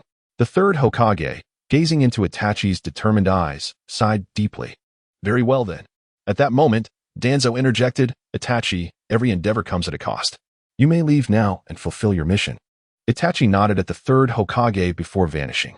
After Itachi's departure, the Third Hokage turned to Danzo. "Are we being too cruel to Itachi?" Danzo replied, "Everything is for the peace of Konoha. As long as it serves this purpose, there is no such thing as cruelty. Have you lost sight of this principle?" The Third Hokage retorted, "Indeed, it is for Konoha, but we have placed an excessive burden on Itachi. Danzo remained steadfast in his stance, asserting, as long as it is for Konoha, all sacrifices are justified. The third Hokage, exasperated, pointed a finger at Danzo, struggling to articulate his thoughts, while Danzo persistently upheld his viewpoint. Ultimately, the two parted on unfriendly terms. Returning home, Itachi encountered his parents, Fugaku and Mikoto. Fugaku inquired, Itachi, have you truly made your decision? Itachi affirmed, yes, father, mother. I regret to inform you that I have resolved to undertake this mission. Mikoto reassured him, Itachi, there is no need for apologies. Regardless of your choice, I will always support you. Fugaku echoed, indeed, you will always be our pride. Here is the list of those you must confront. Go forth. Taking the list from Fugaku, Itachi said, Father, mother, please take care of yourselves. I cannot be by your side to serve you in the future. Forgive me for my shortcomings. Mikoto's eyes welled with tears, and Fugaku, sorrowful, waved goodbye to Itachi, saying, Go. Itachi turned and exited their home. Outside, near the Uchiha clan's shrine, Itachi encountered the masked man who had attacked the fourth Hokage 7 years prior. Itachi addressed the masked man, You are the one Akatsuki sent to assist me. The masked man chuckled, Indeed, I am the one sent by Akatsuki to aid you. Itachi nodded and said, Then let us proceed. As Itachi and the masked man prepared to depart, a child wearing a ghostly mask suddenly appeared beside them. Instantly, both Itachi and the masked man became alert. Itachi asked the masked man, Is he one of your Akatsuki members? The masked man replied, No. At that moment, the child with the ghost mask said, I am not part of Akatsuki. I am merely intrigued by your talk of slaughter. If you do not mind, I would like to join you in this endeavor. Both Itachi and the masked man regarded the child with caution. His ability to appear silently beside them without detection indicated that he was no ordinary child. Though curious about the child, Itachi prioritized the mission, preferring to avoid complications. Very well, as long as you possess the necessary strength, he stated. The masked man, seeing Itachi's agreement, consented to the child's inclusion. Itachi then produced a list and handed it to the masked man, saying, You are responsible for the West. This is the list of targets for our mission. All must perish. The masked man accepted the list, letting out a chilling laugh. Ha ha ha, understood. Await my good news. With that, he vanished, his eyes drawing him into an ominous void. After the masked man departed, Itachi turned to the child and instructed, You will handle the security office. I shall take care of the rest. The child smiled and replied, No problem, I will eliminate the security personnel. With that, the child too vanished. Itachi, momentarily taken aback, then entered the shrine, where over 30 rebels had gathered for the clan meeting. Upon his arrival, several boisterous rebels jeered, Uchiha Itachi, what brings you here, coward? Where is the clan leader? Itachi addressed them coolly, The clan leader will not be coming. You will never see him again. The rebels, perplexed, demanded, What do you mean? Uchiha Itachi, he responded, It means that you will all die here tonight. With that declaration, his eyes transformed into the Manjiki Sharingan, instantly trapping the rebels in the Jinjutsu. Tsukuyami. In a swift motion, he unsheathed his blade and ended their lives. The remaining rebels, witnessing Itachi's sudden assault, charged at him in retaliation. However, anyone who met his gaze was swiftly ensnared by Tsukuyami and dispatched with lethal efficiency. A one-sided massacre unfolded within the Uchiha clan's shrine. Once Itachi had slain the last rebel, he hurried to the security office, where he found Uchiha Shursui bound by the child's adamantine chains, being dragged toward the child. Itachi could see the terror etched on Shursui's face as he pleaded, Itachi, help me. Please save me. Upon hearing Shursui's cries, Itachi wasted no time in activating Amaterasu, severing the child's bindings. Both Shursui and the child turned their gazes toward Itachi. Shursui, relieved, exclaimed, Itachi, please. This person is terrifying. He has killed everyone in the security office and even removed their eyes. Itachi remained silent, approaching the child instead. I recall instructing you to eliminate the security personnel, not to harm others. The child, looking somewhat sheepish, replied, I can't help it. I was about to leave when this woman tried to stop me. At that moment, the masked man reappeared and, upon seeing Itachi, said, Itachi, we must depart. Itachi nodded, preparing to leave. Shursui then questioned, Itachi, what is happening? Was this all part of your plan? Even Shursui, despite his innocence, began to realize Itachi's involvement. Turning to Shursui, Itachi replied, This was merely a test of my capacity. Shui shook his head in disbelief. I refuse to believe it. You are so gentle, so kind. You would never do such a thing. Itachi felt a pang in his heart as he saw Shui tearfully defending him. Unable to bear it any longer, he cast a genjutsu, placing Shui into a deep slumber. Let us go, he said.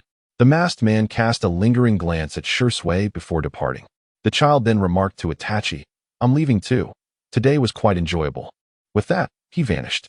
Itachi and the masked man paid him no mind, knowing he was not of their ilk.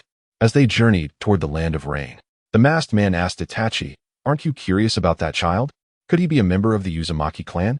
Itachi, without turning, replied, I am somewhat intrigued.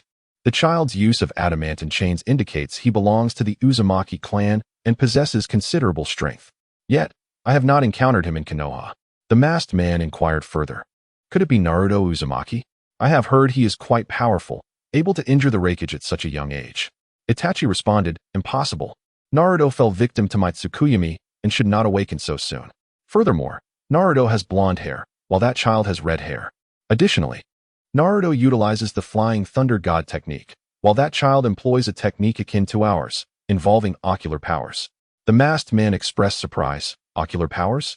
Yet, I did not observe any change in his eyes. Itachi explained, his eyes remain unchanged, but I noticed two instances of spatial movement. The first was accompanied by a formidable surge of ocular energy. The second revealed that the activation of his ocular technique emanated not from his eyes, but from his forehead. Thus, he likely possesses another eye there. The masked man mused, forehead? I too noticed a peculiar energy emanating from that area, initially mistaking it for a technique's fluctuation, not realizing it was ocular. However, that energy seems distinct from the Sharingan. If it is indeed ocular, aside from the Sharingan, what other eyes could wield spatial powers? Even the Sharingan's spatial abilities are rare. Itachi reflected, I recall another eye with spatial capabilities, as mentioned by my father, the Byakugan. The masked man gasped, Byakugan? That cannot be. If the Byakugan possessed such power, why has no Hokage ever manifested such a spatial ninja? Most are adept in taijutsu. Itachi replied calmly. That is because the Hokage clan has yet to fully unlock the true potential of the Byakugan. Moreover, I suspect that to harness the Byakugan's true power, one requires immense chakra, much like the Sharingan. Without a robust chakra reserve, its capabilities remain limited. However, the chakra required to unleash the Byakugan's potential is likely far greater than that of the Sharingan. The masked man remarked, I had no idea you possessed such knowledge of the Byakugan. I am curious as to how you acquired it. Itachi simply stated, I have read extensively. Our Uchiha clan records contain such information, yet few are inclined to study it. I suspect the same is true for the Hokage clan, aside from the clan leader. Few pay attention to these matters. He paused and continued, our clan's records indicate a bloodline connection between the Uchiha and Hokage clans. The Uchiha's ancestor, Indra, was the son of the Sage of Six Paths, while the Hokage ancestor was his brother. However, records regarding the sage's brother are scarce. We only know that he possessed the Byakugan and little else. Yet, given his lineage, he must have been a formidable individual.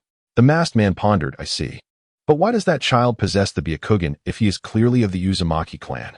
Itachi replied, I do not know, but I am certain that the child is dangerous.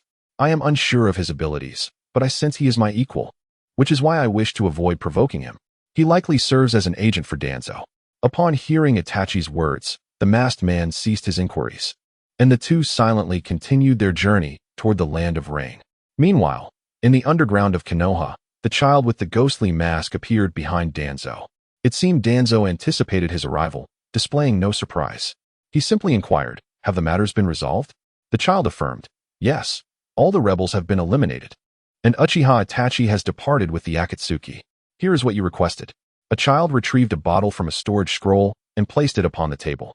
Within the bottle was an enigmatic liquid and a single Sharingan eye adorned with 3 tomo. After a brief examination of the bottle, Danzo produced another scroll and tossed it toward the child, saying, this is the technique of spiritual transformation you seek. The child accepted the scroll, glanced at it, and replied, thank you. If there's nothing else, I shall take my leave. I hope to collaborate with you again in the future. With that, the child vanished. Danzo, unperturbed, gazed at the bottle for a moment before summoning a member of the Umbu, instructing, deliver this to Orochimaru. The Umbu acknowledged and departed with the bottle in hand. The child reappeared in the Forest of Death in Kanahigakure, where he unfurled the scroll and studied its contents, subsequently incinerating it. He murmured, still not sufficient. Perhaps I should return.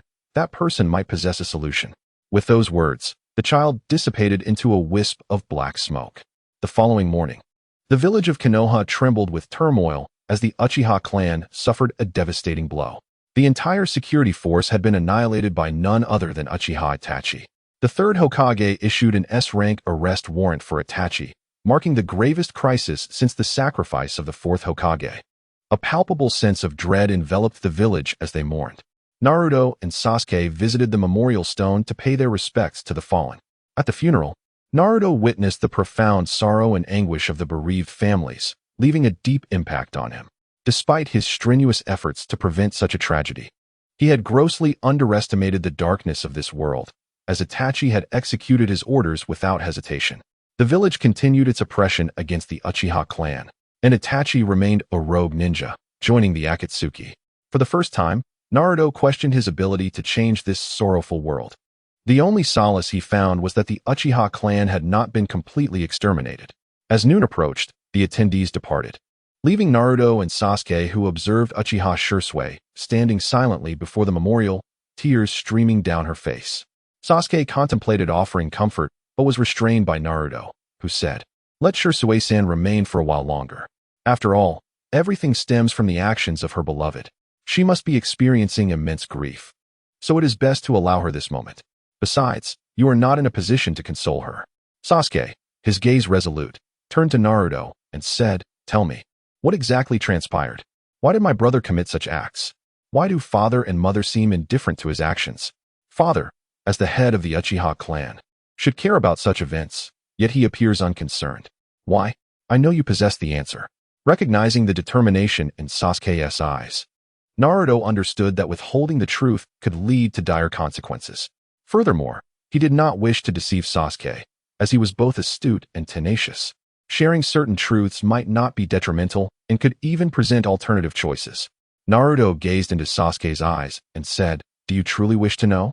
Be aware that the truth may be difficult for you to accept." Sasuke replied firmly, "Regardless of my capacity to accept it, I wish to know. I want to understand my brother's motives and why our parents remain so apathetic in the face of such turmoil." Naruto, observing Sasuke's earnestness, responded, "Very well. I shall reveal everything to you, but you must also disclose your decisions after learning the truth." Sasuke readily agreed. "All right, let us proceed to Hokage Rock." As they reached Hokage Rock, Naruto recounted the reasons behind Itachi's massacre of their clan and the indifference displayed by Fugaku and Mikoto. Upon realizing the truth, Sasuke appeared overwhelmed. Naruto explained, "Itachi, Uncle Fugaku, and Aunt Mikoto concealed this from you, fearing that the revelation would be unbearable. To them, you are their most cherished brother and son. They wished for you to live in bliss, shielded from the grim reality." Sasuke, agitated, retorted, "Did they believe this would allow me to live happily? Should I shoulder the weight of their sacrifices? Am I truly so inept?" Naruto responded, "You mustn't blame them. They merely sought to protect you from pain. I understand that this is a lot to bear at once.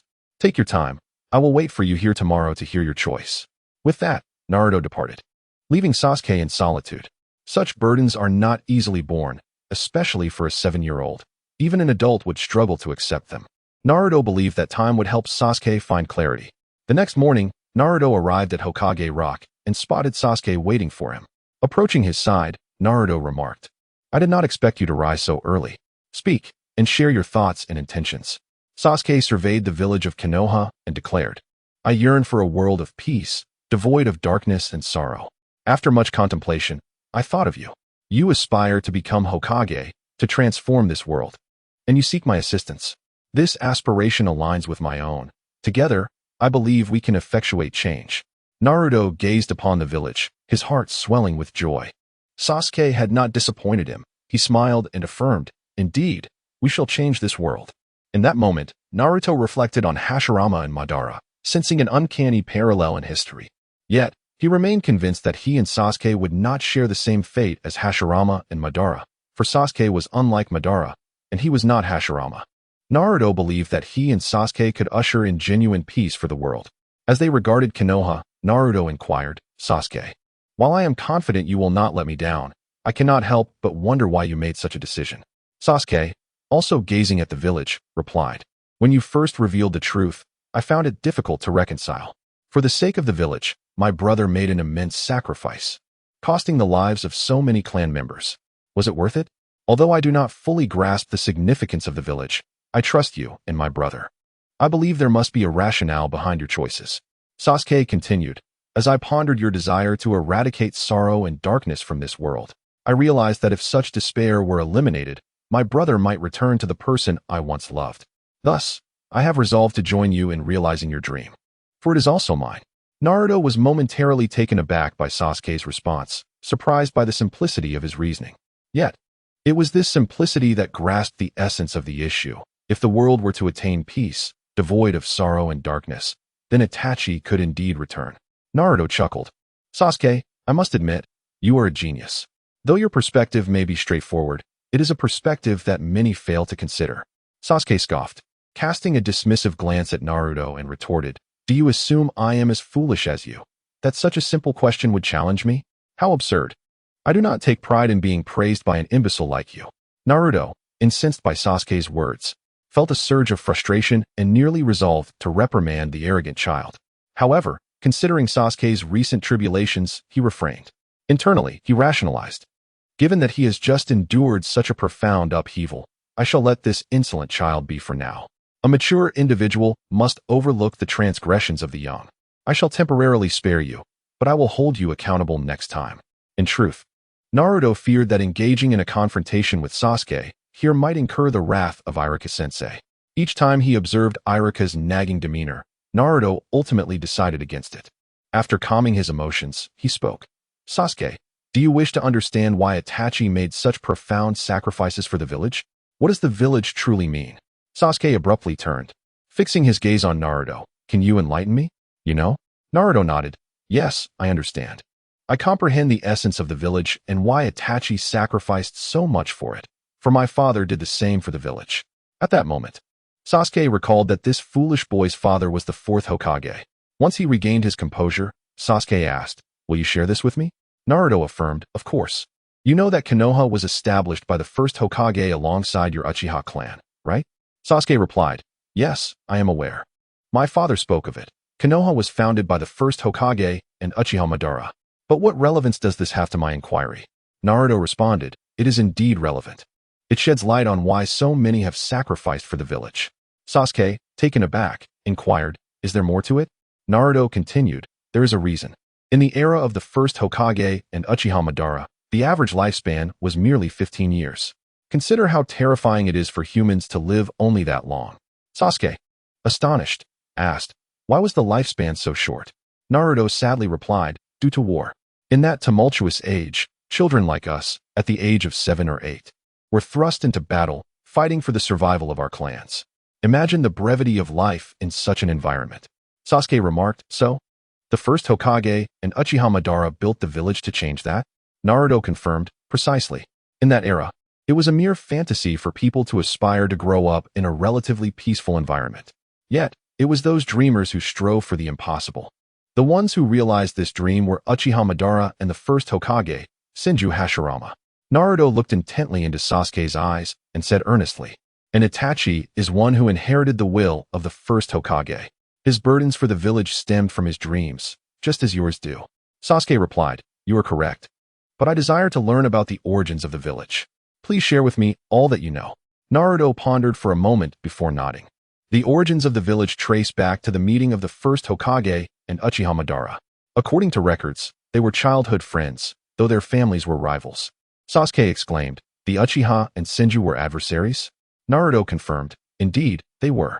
Initially, they were unaware of each other's identities. They merely recognized a shared dream, protecting their younger brothers.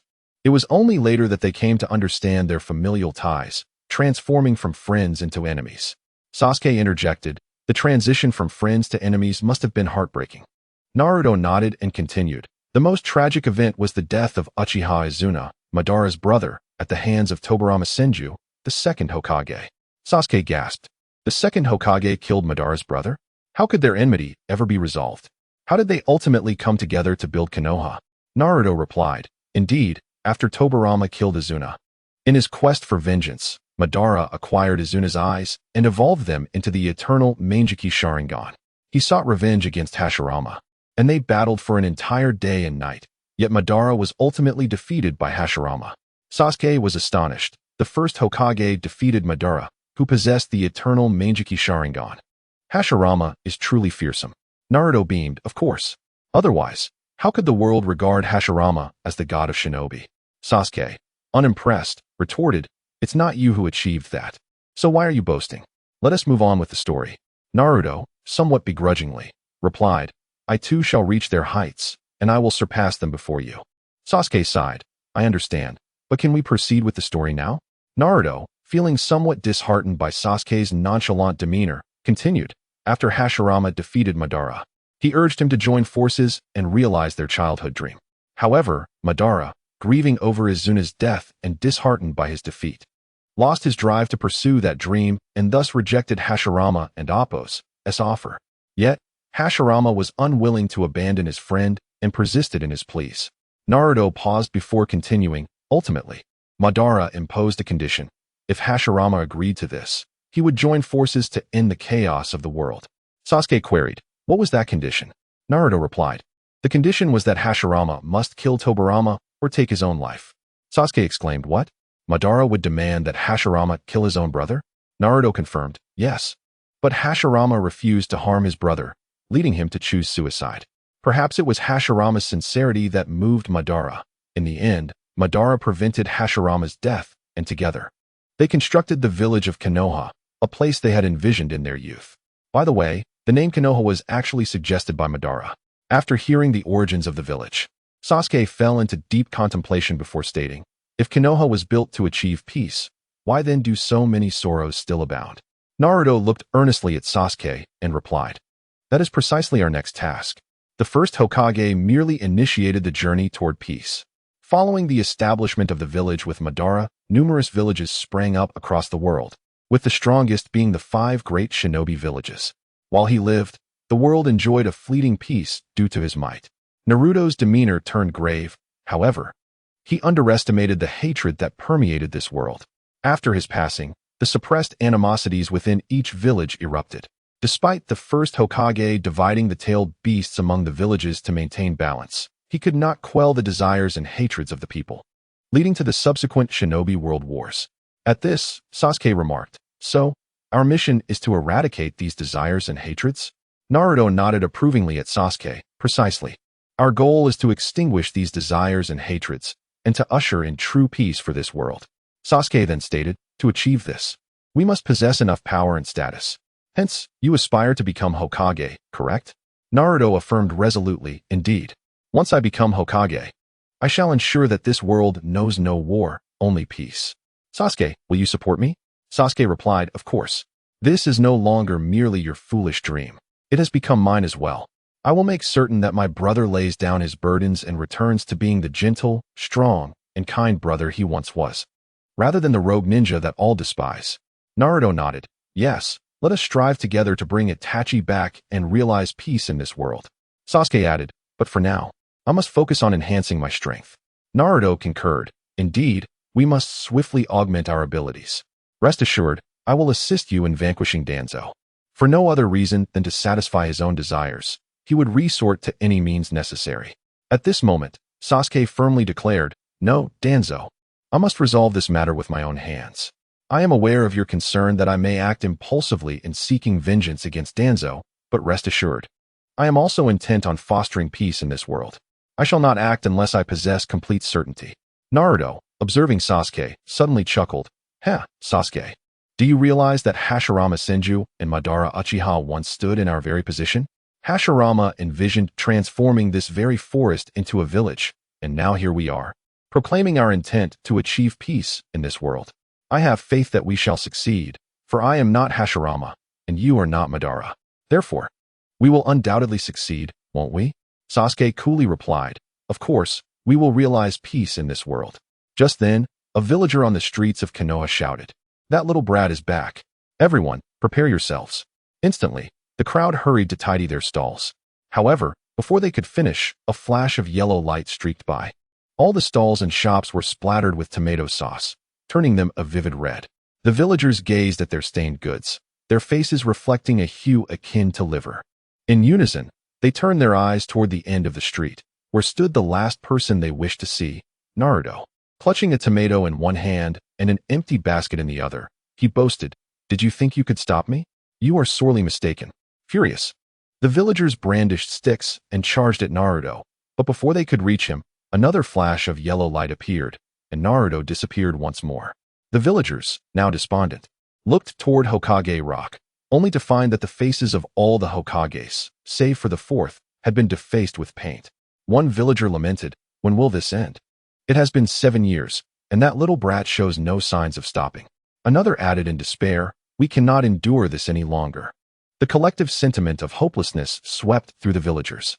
For 7 consecutive years, they had been tormented daily by Naruto's antics. Naruto surveyed his handiwork and feigned melancholy. "Life is truly as lonely as snow. When will someone be able to stop me? Alas, it is my own prowess that brings about this chaos." Just then, a voice pierced through his self-indulgence. "It's you again, Naruto. Get down here." Looking toward Hokage Rock, he spotted Iruka, visibly angry. Seeing Iruka, Naruto quickly attempted to charm him. "Iruka-sensei, what a coincidence. Are you here to enjoy the scenery too?"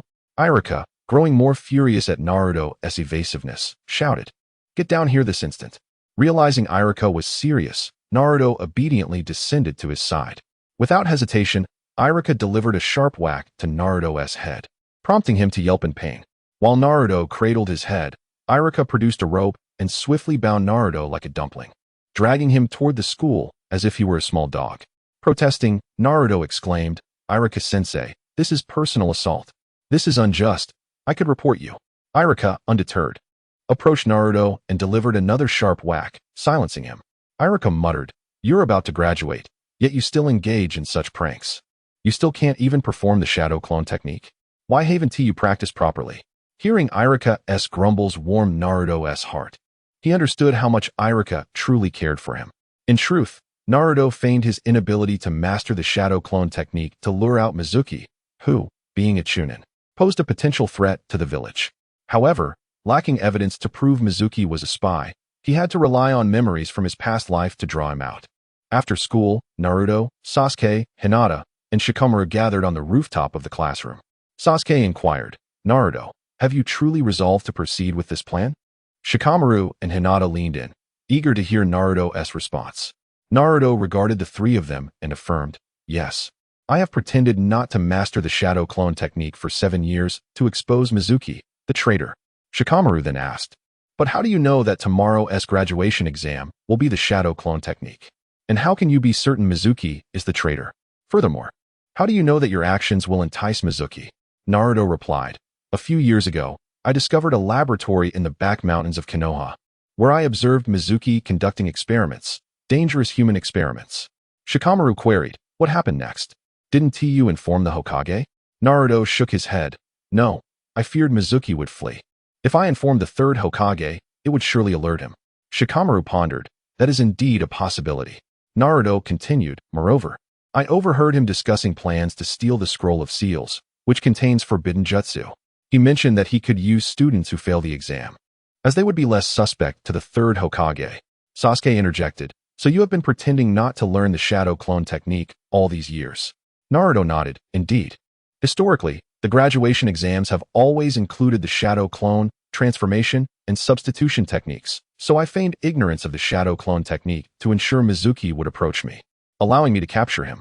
Hinata, concerned, asked, "Naruto-kun, do you need our assistance?" Naruto looked at the trio and replied, "No.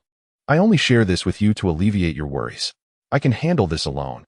Having too many people might raise Mizuki's suspicions, which would be counterproductive." Hinata still gazed at Naruto with concern. Naruto took her hand earnestly and assured her, "Do not worry, I will be fine. Others may underestimate my abilities, but you know better. Mizuki is no match for me." At that moment, Sasuke remarked, "Indeed, you've said what you needed to say. I'll take my leave now." Without waiting for Naruto's response, he departed with an air of nonchalance. Shikamaru followed suit, leaving only Hinata and Naruto to enjoy their moment together as the sun set over the village of Konoha. The following day, as Naruto had anticipated, Mizuki approached him, which relieved Naruto. He had genuinely feared that Mizuki would seek out someone else for the theft.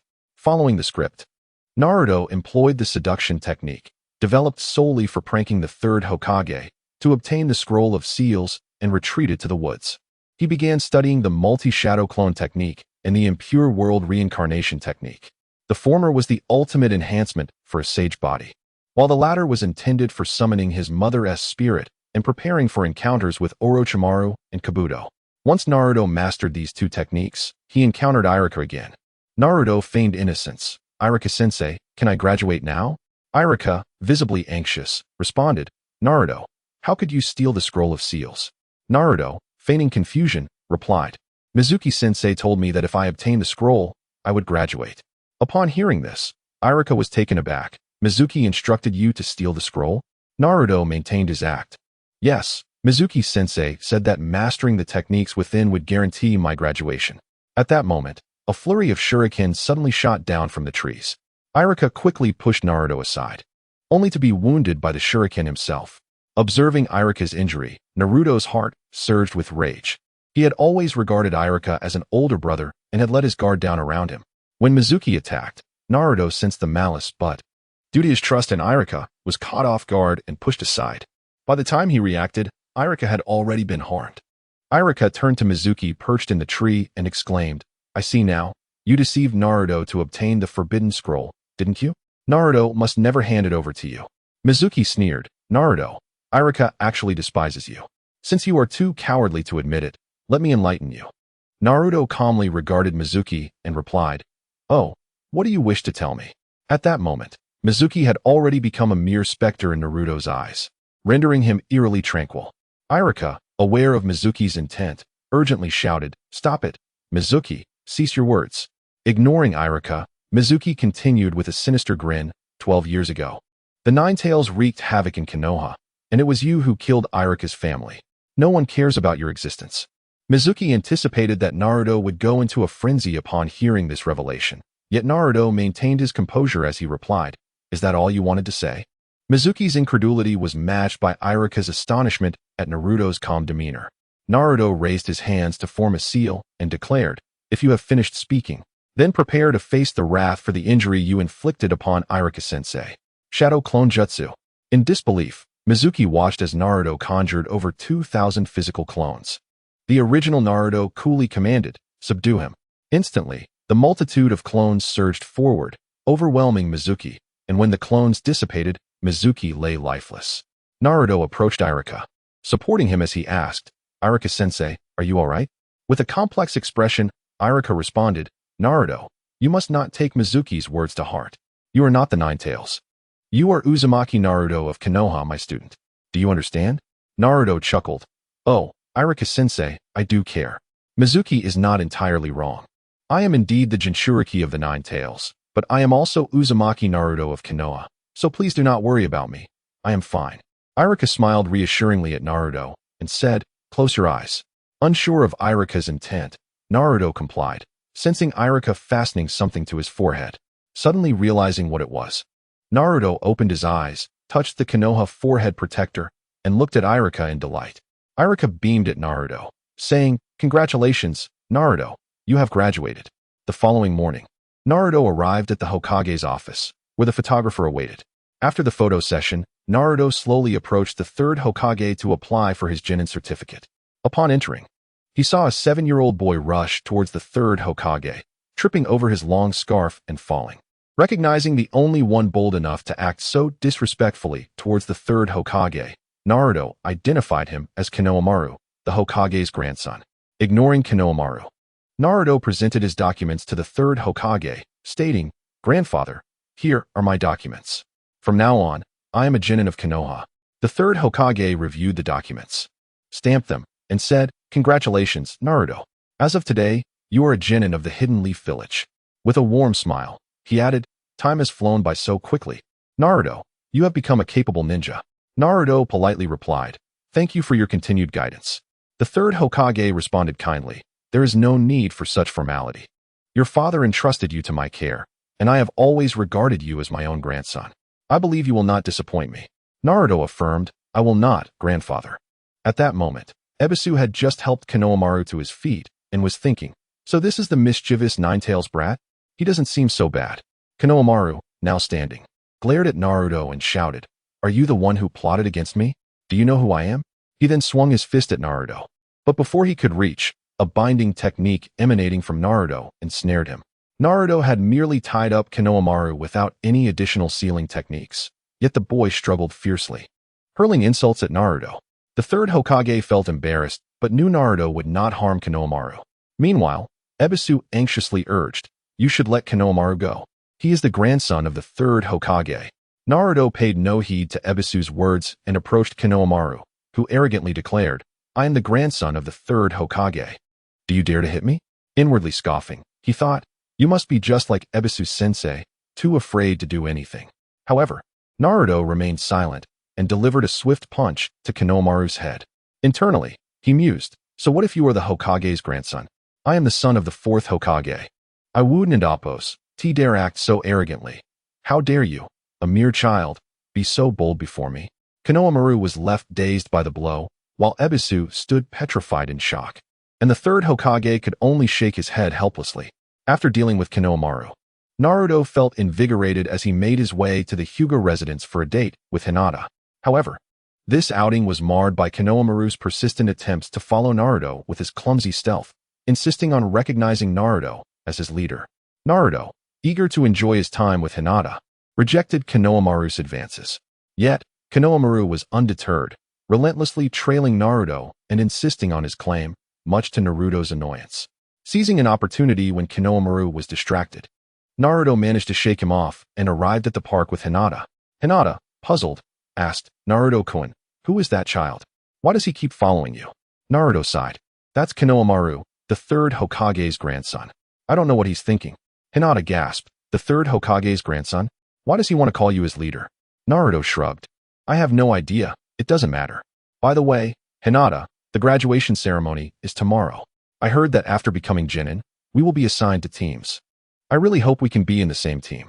Hinata shyly replied, "I hope so too, Naruto-kun." Touched by her response, Naruto gazed at Hinata and exclaimed, "Hinata." She returned his gaze with affection, saying, "Naruto-kun." As their faces drew closer, just when Naruto was about to kiss Hinata, Konohamaru's voice rang out from a distance, "Boss. There you are? I've been looking for you everywhere." Startled, both pulled away, and Hinata's face flushed bright red, resembling a ripe apple. She quickly stammered, Naruto-kun. I have something to do, so I'll be going now," and hurried away. Watching Hinata flee in fright due to Konohamaru's interruption, Naruto felt a pang of despair, thinking, "I was so close, just a little bit more, and I could have kissed Hinata. That damn brat Konohamaru." Naruto's face was as dark as the bottom of a pot as he turned to Konohamaru and exclaimed, "You wretched brat, you've ruined my chances. Just wait until I beat you so hard you'll regret it. I am not Uzumaki Naruto." With that, Naruto charged towards Konohamaru. The moment Konohamaru saw Naruto's furious approach and noticed Hinata had already disappeared, he realized he had indeed spoiled Naruto's plans. Without a second thought, he turned to flee. However, before he could take a step, Naruto appeared before him with a fierce expression, and Konohamaru despaired, saying, "Boss, please calm down. I didn't oppose. T mean to. Just let me explain." Naruto retorted sharply, "There's no point in talking." Without giving Konohamaru a chance to defend himself, Naruto unleashed a flurry of punches, leaving Konohamaru crying out for mercy. Afterward, Naruto looked at him and asked, "Now, what is it that you truly want?" Konohamaru replied earnestly, "I hope you can teach me ninjutsu, so I can defeat my grandfather and become Hokage." Naruto studied him seriously and asked, "You wish to become Hokage?" To which Konohamaru solemnly affirmed, "Yes." Naruto continued, "Becoming Hokage is not merely about defeating the third. It requires the recognition of everyone in the village. You cannot take shortcuts to become Hokage. The path is fraught with sorrow. Do you think you can bear the weight of everyone's sadness?" After much contemplation, Konohamaru resolutely replied, "I believe I can. I will earn everyone's recognition and carry their burdens."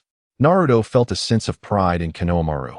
Realizing he had the potential to become a great Hokage, steadfast, righteous, and responsible, he resolved to mentor him well.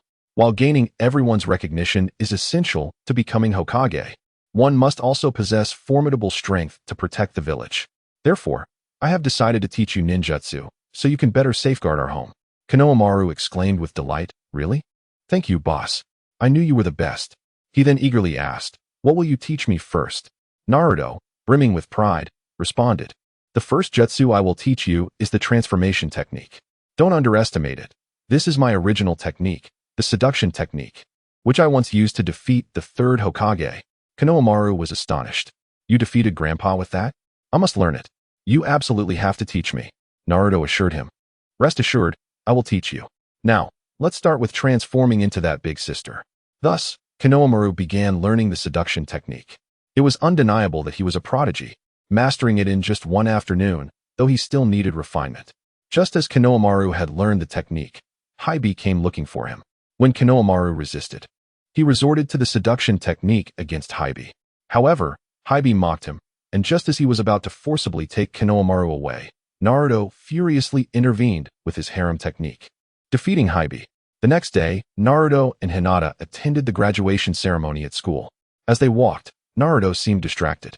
Hinata, having spoken to him several times without receiving a response, curiously asked, Naruto-kun, is something wrong? You seem a bit out of it. Naruto apologetically replied, I'm sorry, Hinata. I can't amp. Oppose.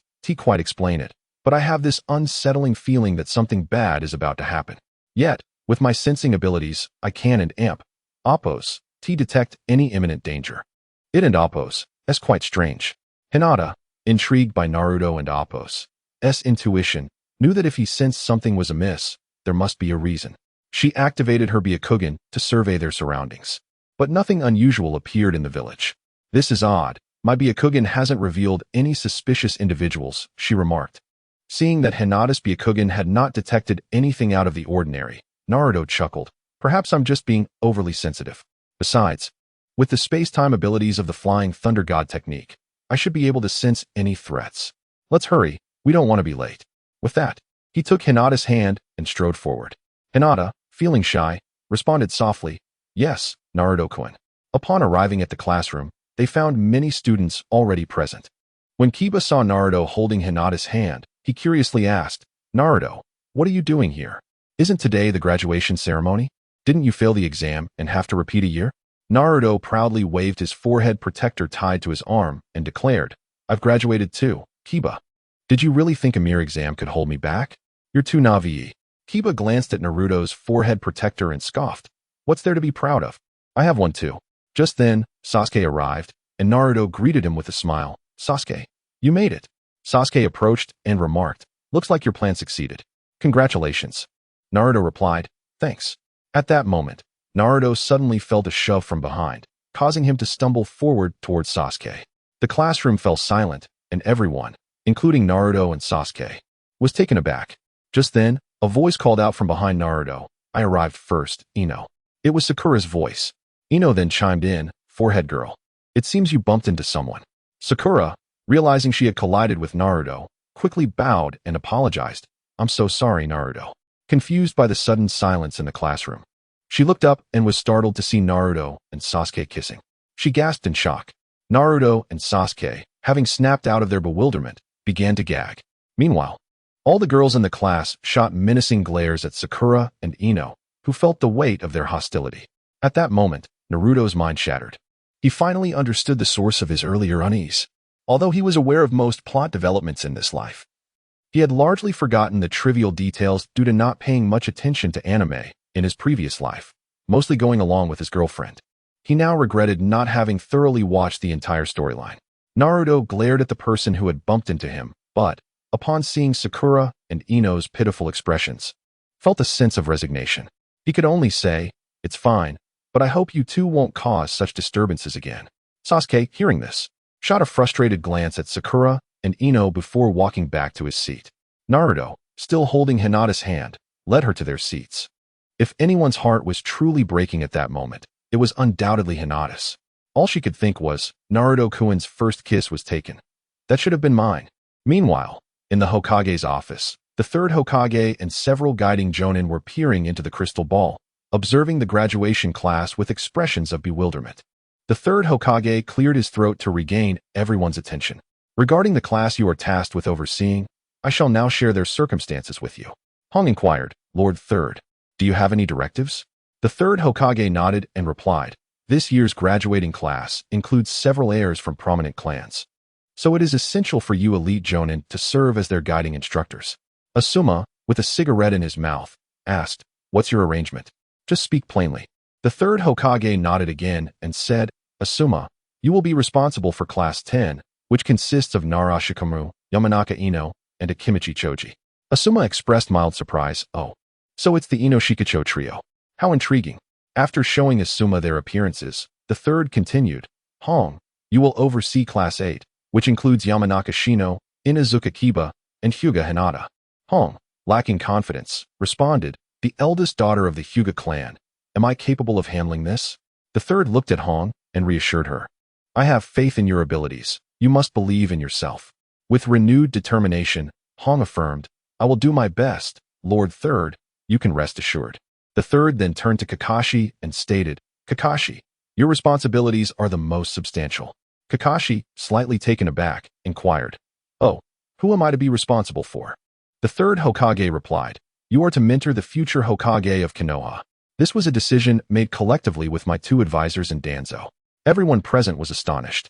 The third added, Kakashi, you must impart the will of fire to these two children. I believe they will become the first Hokage and Uchiha Madara of Konoha, allowing us to reclaim our position at the pinnacle of the world. Kakashi, astonished, asked, may I inquire who these two individuals are? The third, with a calm demeanor, responded, you will oversee Class 7, which comprises the fourth son, Uzumaki Naruto, Uchiha Sasuke from the Uchiha clan, and a girl named Haruno Sakura. The two I mentioned are Naruto and Sasuke. Sasuke has already awakened his Sharingan with 3 Tomo. As for Naruto, the third paused thoughtfully before continuing. Naruto is rather unique, and I should inform you to prevent any misunderstandings. Kakashi, puzzled, contemplated what could possibly set the teacher's child apart, aside from being the Jinchuriki of the Nine Tails. Before he could finish his thoughts, the third continued, Naruto possesses an exceptionally rare bloodline. His lineage has regressed, granting him not only all the abilities of the Uzumaki clan, but also Sage Mode, Byakugan, and Sharingan. Therefore, you must pay special attention to him and ensure he does not stray from the path. He is the hope of Konoha. Kakashi, I hope you can serve as their guiding jonin. The third looked at Kakashi with expectation, leaving Kakashi feeling overwhelmed and confused. Not only Kakashi, but even the other elite jonin present shared a look of bewilderment. The third, seeing Kakashi's expression, chuckled. The reason Naruto possesses Byakugan and Sharingan is related to his bloodline. Here are the documents regarding Naruto and Sasuke. After you review them, remember that this information must remain confidential. The third distributed files containing details about Naruto and Sasuke. Everyone was left utterly astonished after reading the contents. Once they regained their composure, the third stated, what you now know is Konoha's greatest secret. So it must not be disclosed, understood? Everyone replied affirmatively. The third then turned to Kakashi and asked, what is your decision? Kakashi, with a serious demeanor, responded, I, Hatake Kakashi, am willing to serve as the guiding jonin for Class 7. I will ensure to impart the spirit of teamwork and the will of fire to them. The third nodded appreciatively. Very well, it is settled. Back in the graduating class, Irika entered and addressed all the students. Though you have all become ninjas of Konoha, you still hold the rank of the lowest level genin. Therefore, class assignments will be made. Grouping 3 students together under the guidance of a jonin instructor to impart their experience and teach you ninjutsu. Let us begin the class assignments. All the students inwardly prayed to be placed in a class with their preferred companions. Irika announced, Class 7, Haruno Sakura, Uzumaki Naruto, and Uchiha Sasuke. Sakura immediately exclaimed joyfully to Ino, I won. She appeared quite exhilarated. Sitting beside Naruto, Hinata expressed her disappointment. I couldn't be in the same class as Naruto-kun. Naruto comforted her. It's all right, Hinata, it's just a class assignment. It's not like we will never see each other again. So there's no need to feel regret or sadness. Upon hearing Naruto's words, Hinata perked up and smiled. That's right. As long as Naruto-kun holds me in his heart. That's enough. Seeing Hinata uplifted, Naruto smiled and held her hand, wishing to provide her with more comfort. Ino, envious, remarked, I can't believe Sakura ended up in the same class as Sasuke and Naruto. I'm really jealous. At that moment, Shikamaru, sitting beside Ino, remarked, I really don't understand why you girls are so fond of this. Ino retorted, that's why no one likes you. I wouldn't want to be in the same class as someone like you. Just as Ino finished speaking, Irika continued, Class 8. Hyuga Hinata, Yamanaka Shino, and Inazuka Kiba. Class 10 consists of Yamanaka Ino, Nara Shikamaru, and Akimichi Choji. Ino, having just spoken to Shikamaru, was now disheartened to find herself in the same class as him, while Shikamaru teased her without concern. Thus, the class assignments concluded, with Class 8 and Class 10 being escorted by their respective guiding jonin. Only Class 7 remained, awaiting their instructor. Sakura impatiently asked, Sasuke, why hasn't our instructor arrived yet? Sasuke, remaining silent, continued to lean on his desk with his chin in his hands, exuding indifference. Meanwhile, Naruto, having dozed off after Hinata left, lay sprawled across the desk. Sakura, observing her two companions, felt utterly exasperated.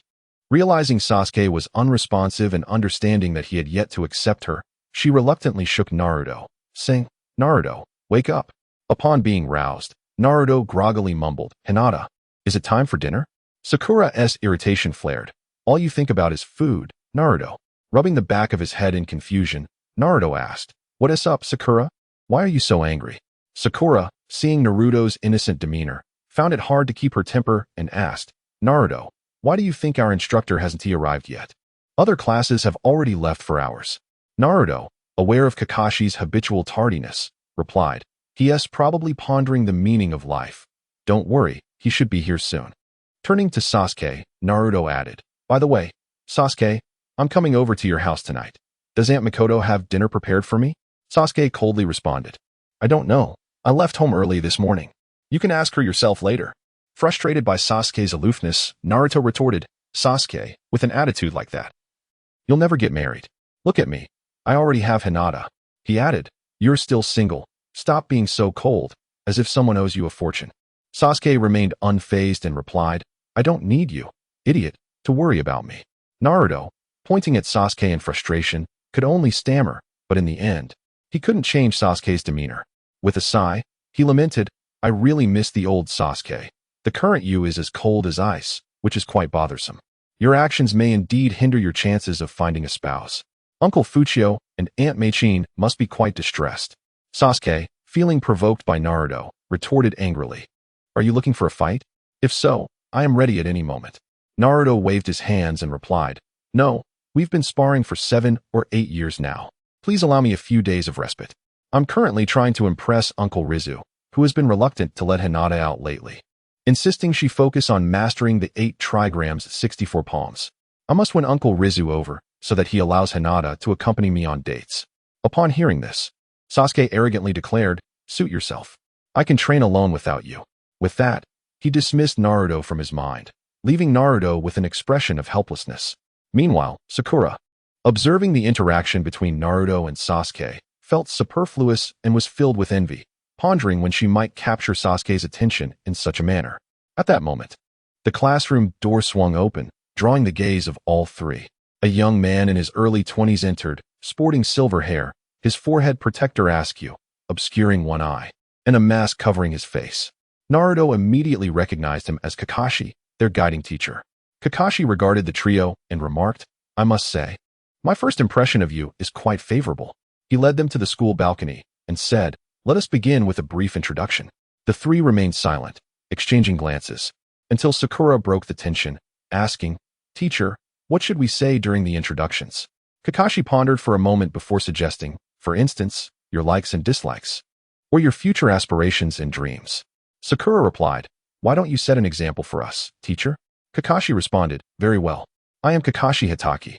I prefer not to disclose what I like or dislike, but I certainly have many dreams and aspirations. Sakura thought to herself, Well, that was utterly unhelpful. Kakashi then turned his gaze to Naruto, musing that he bore a striking resemblance to his teacher, aside from his long hair. He pointed at Naruto and said, Let us start with you. Naruto introduced himself, I am Naruto Uzumaki. My greatest loves are Hinata and Sasuke, who are my closest friends and dearest companions. What I detest are hatred, sorrow, and loneliness. As for my future dream, I aspire to bring true peace to this world. Kakashi felt a swell of pride, thinking, Naruto has indeed inherited my will. This must bring you joy as well. Kakashi responded, That is a noble aspiration, albeit a challenging one. You must persevere. Naruto replied resolutely. I will. Kakashi then turned to Sakura. It's your turn now. Sakura shyly stammered. I am Sakura Haruno. My favorites include interests and dreams. Her eyes frequently darting towards Sasuke, causing her to blush once more. Kakashi, observing her behavior, thought, for a girl of this age, love is indeed paramount. Kakashi asked, and what do you dislike the most? Sakura's expression darkened as she replied, Ino. Kakashi continued, and finally, Sasuke? Sasuke coldly stated, I am Sasuke Uchiha. I have no particular likes or dislikes. My sole aspiration is to assist Naruto in realizing his dreams, for they are also mine, and to personally deliver a beating to that arrogant fool. Naruto smiled at Sasuke's words. Kakashi was slightly taken aback by Sasuke's response, but quickly regained his composure. Kakashi announced, very well, tomorrow morning at 5 a.m., we will gather at training ground number 7 for a survival exercise. Those who fail will return to school for further study. Sakura, puzzled, asked, but, Kakashi-sensei, haven't we graduated? Kakashi replied, regardless, those who do not pass must return to school. Oh, and remember, do not eat breakfast, or you will surely vomit. With that, Kakashi vanished in a puff of smoke. Naruto turned to Sasuke and said, I'm off to find Hinata, before departing. Just as Sakura attempted to speak with Sasuke, he too walked away without a word, leaving her feeling deflated. The following morning, Naruto sat on his bed, attuning himself to the natural energy. Gradually, he inhaled a small amount of natural chakra, integrating it into the cells of his body to refine himself. This ritual had become an integral part of his daily routine since childhood, as he employed natural chakra each morning to enhance his physique. Notably, he had also encouraged Sasuke and Hinata to adopt this practice. Although the trio had maintained this routine for many years, under Naruto's insistence, they had not utilized natural chakra for combat as depicted in the original narrative. Instead, they focused solely on physical refinement. Naruto believed that employing natural chakra for bodily enhancement was far superior to using it for battle. In his understanding, natural chakra resembled the life force described in Taoist philosophy, and utilizing this energy for physical refinement could lead to immortality. Therefore, he insisted that they refrain from using natural chakra in combat unless absolutely necessary. By the time Naruto concluded his morning routine, it was nearly 9 a.m. He hastily finished his breakfast and made his way to training ground number 7, where he found Sasuke and Sakura already waiting. He greeted them with a cheerful, good morning, Sakura, Sasuke. Sakura, irritated, scolded, Naruto, you're late. Naruto sheepishly replied, sorry. I got lost contemplating the meaning of life, which caused my delay, haha. Shortly after, Kakashi arrived, and Sakura voiced her skepticism. Kakashi, much like Naruto, resorted to a flimsy excuse. Unable to contain herself, Sakura exclaimed, Kakashi-sensei, your excuse was just used by Naruto. Kakashi cleared his throat to mask his embarrassment and produced a clock and 2 bells, announcing, your task is to obtain these 2 bells from me. Those who fail will be tied to a post and will not be allowed to have lunch. Upon hearing this, Sasuke and Sakura glanced at their empty stomachs, casting resentful looks at Kakashi, realizing that the breakfast ban was indeed for this reason. Kakashi chuckled, all right, let us begin. Remember, you must approach this with the intent to defeat me. As soon as Kakashi finished speaking, Sasuke and Sakura swiftly vanished into the trees. Meanwhile, Naruto boldly stood his ground, declaring, let us settle this, Kakashi. Kakashi began to doubt the accuracy of the information he received from the Third Hokage. Yet, in that fleeting moment of distraction, he sensed imminent danger. Kakashi swiftly used a substitution technique to evade. Just as he moved from his original position, several chains erupted from the ground, ensnaring his substitute. Noticing that the attack was aimed at the substitute, Naruto turned to see Kakashi quickly forming hand seals, declaring, Fire Style, Fire Dragon Flame Bullet. A fire dragon unleashed a barrage of fireballs toward Naruto. Instead of retreating, Naruto charged forward, pushing his hands forward as he shouted, Seal. Fire Sealing Technique. Instantly, a sealing array appeared before him, absorbing all the fireballs. Seeing Naruto successfully seal his Fire Dragon Flame Bullet, Kakashi closed the distance and engaged Naruto in close combat. Naruto found himself momentarily outmatched. After forcing Naruto back, Kakashi swiftly formed hand seals and declared, Earth Style, Earth Stone Dragon Technique. Suddenly, a stone dragon burst forth from beneath Naruto's feet. In response, Naruto hurled several shuriken at Kakashi. Kakashi swiftly retreated to evade the shuriken. With keen eyes, He noticed a fox emblem adorning the shuriken that whizzed past him, instantly alarming him to employ the substitution technique. As anticipated, Naruto, who had followed the shuriken, appeared behind him, clutching a Rasengan in his hand. Naruto forcefully hurled the Rasengan towards Kakashi, who promptly transformed into a wooden log. Naruto furrowed his brows and remarked, "Substitution technique? Odd. It seems Kakashi-sensei is quite aware of my ninjutsu." Kakashi materialized atop a large tree, still in shock, and thought, fortuitously, "The third Hokage had shown me Naruto and Appo's dossier beforehand. Otherwise, I would have been in dire straits. Truly, he is his father and Appo's son. Remarkable. I must take this seriously." Kakashi lifted his forehead protector, revealing his Sharingan. However, the moment he activated it, he sensed an impending threat and swiftly sidestepped. Just as Kakashi evaded, the large tree he had occupied was obliterated by several chains. Naruto, with his Byakugan and Sharingan visible, grinned, "Kakashi-sensei, I and Appo's VE found you." Kakashi, gazing at Naruto and Appo's Byakugan, sighed. "Ancestral bloodline, truly abnormal." Naruto chuckled. "It seems you have indeed reviewed my information, Kakashi-sensei. Otherwise, my Flying Thunder God technique would have surely overwhelmed you." Kakashi did not dispute this.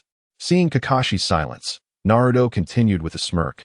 "Heh, Kakashi-sensei, it appears you genuinely understand my capabilities, but knowing doesn't guarantee your victory." Naruto formed hand seals, invoking the Shadow Clone technique, and instantly, over 50 Narutos materialized. They all executed the adamantine sealing chains simultaneously, sending hundreds of chains hurtling towards Kakashi. Thanks to the insight of his Sharingan, Kakashi managed to evade numerous attacks from Naruto. However, what puzzled Naruto was that Kakashi had not retaliated even once. After pondering this for a while with no conclusion, Naruto looked skyward and murmured, "There's no reason for this. With Kakashi-sensei's strength, he shouldn't be avoiding me entirely." At that moment, gazing at the sun overhead, Naruto suddenly realized something. Seeing Kakashi entangled with his clones and unable to focus on him, he quickly teleported next to Sasuke, saying, "Sasuke, I need your and Sakura's assistance." Sasuke, who was waiting for an opportunity to ambush Kakashi, was surprised by Naruto's sudden appearance. "What is up?" he inquired. Naruto replied, "Sasuke, I suspect Kakashi-sensei is merely stalling for time." Sasuke raised an eyebrow. "Oh, why do you think that?" Naruto explained, "It's simple. Kakashi must have received our intel in advance and possesses considerable knowledge about our abilities. He knows he cannot defeat me because I have the Flying Thunder God technique, which makes it impossible for him to catch me. Yet, he still insists we retrieve the bells. Have you forgotten? We only have 3 hours." Sasuke realized. "So you intend for us to team up against him?" Naruto nodded. "Exactly. That's the only way we can accomplish our mission within the allotted time." Sasuke questioned, "But why include Sakura? You know she is quite weak and could hold us back." Naruto laughed. "Heh, this task can only be accomplished with Sakura. Neither of us can manage it alone. Besides, we are teammates." Sasuke agreed. "All right, tell me the plan, and I'll find Sakura." After sharing his strategy with Sasuke, Naruto awaited their preparation. Once Sasuke and Sakura were ready, he launched a shuriken towards Kakashi and used the Flying Thunder God to appear behind him, propelling the Rasengan forward. Just as Kakashi attempted to evade, Sasuke and Sakura also arrived, sandwiching Kakashi between them and Naruto's clones.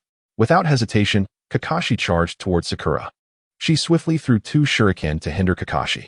After dodging them, Kakashi sought to advance once more when suddenly, one of Sakura and Appo's shuriken transformed into Naruto. It turned out Sakura's shuriken was a transformation by Naruto's clone. Kakashi quickly hurled a lightning-infused shuriken, obliterating the clone. Yet the clone still managed to send a shuriken towards Kakashi. Naruto's clone, accompanied by Sasuke, materialized before Kakashi, with Sasuke unleashing a great fireball technique.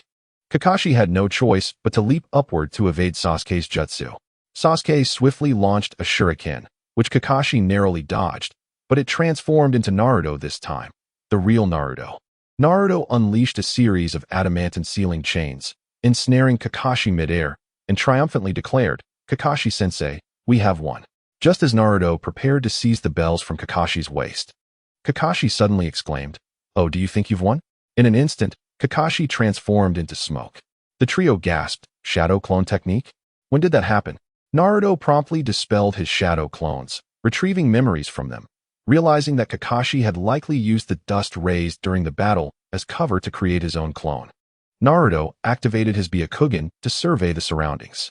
Upon spotting Sasuke, he urgently warned, "Sasuke, watch your feet." But it was too late. Kakashi had already grasped Sasuke's foot, stating, "Earth release, body flicker technique," pulling him underground, leaving only his head above ground.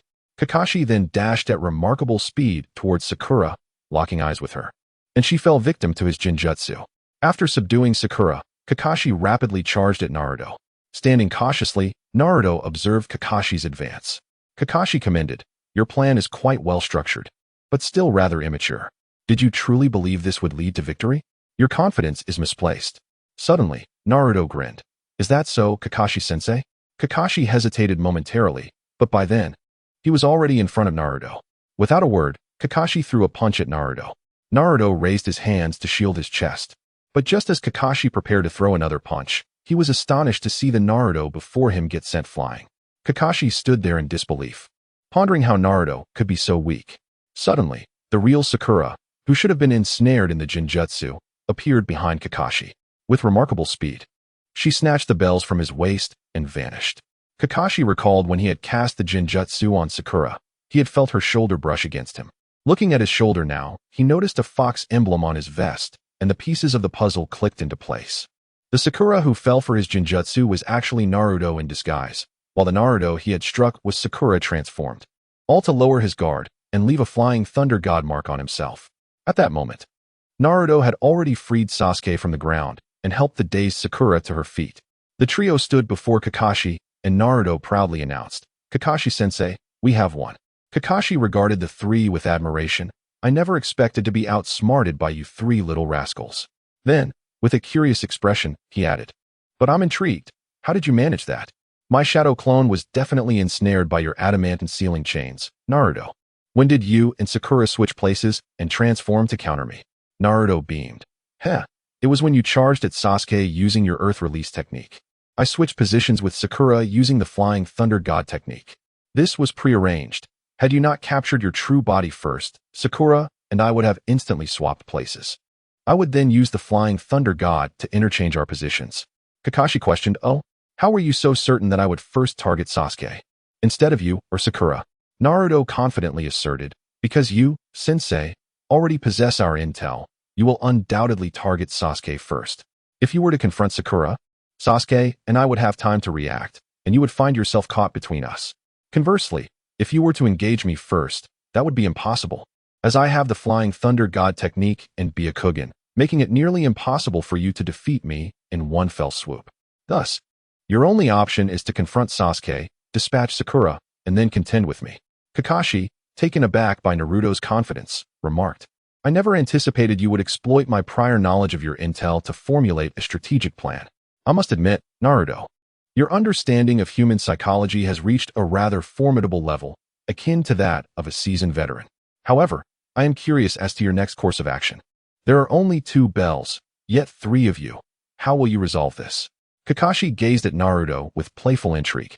Sakura and Sasuke also appeared perplexed. Yet Naruto smiled, saying, "Isn't it simple?" While everyone remained puzzled, Naruto handed one bell to Sasuke and the other to Sakura. Kakashi questioned, "But Naruto, by giving the bells to Sakura and Sasuke, you leave yourself without one. This means you would have to return to the academy for remedial training." At that moment, Sakura chimed in, "Right, Naruto. Perhaps I should give you my bell since I am the weakest among us." After saying this, she seemed a bit disheartened. Naruto replied with a smile, "No need. Thank you, Sakura." Sakura, feeling anxious, insisted, But, you'll have to go back to school to learn again." Sasuke, coolly, added, "I will return to the academy with you, Naruto." Naruto looked at Sasuke and Sakura, warmth spreading through his heart, and smiled. There's no need to rush. After calming Sakura and Sasuke's emotions, he turned to Kakashi and said, "Kakashi-sensei, you mentioned that as long as we acquire the bells before noon, we pass, correct?" Kakashi, intrigued by Naruto's intentions, affirmed, "Indeed, that is correct." Naruto confidently responded, "Then, it stands to reason that our Team 7 has successfully completed your task. Thus we should all have passed, right, Kakashi-sensei?" Observing Naruto's confidence, Kakashi realized he understood the true purpose of the test and replied resignedly, "Yes, You have all passed. Both Sasuke and Sakura, hearing Kakashi's response, wore expressions of confusion, and Sakura, astonished and delighted, exclaimed, "What? We all passed. But how?" Naruto, smiling, clarified, "It's quite simple. There are only 2 bells, and the task was to seize the bells to pass. I acquired the bells and gave one each to you and Sasuke. Thus, you both possess bells and can pass the test, while I, being the one who originally secured a bell, have passed as well. The true purpose of this test was to assess whether we could work together, care for one another, and regard each other as comrades." At this, Kakashi added, "Precisely. Had you not assisted each other in securing the bells, you would not have succeeded within the allotted time. Moreover, if Naruto had not shared the bells with you, he too would not have passed. And if, after receiving the bells, you had not expressed concern for Naruto's well-being or stood united with him, you would also have failed." Sasuke and Sakura were taken aback, realizing the true nature of the test, simultaneously relieved they had not abandoned Naruto.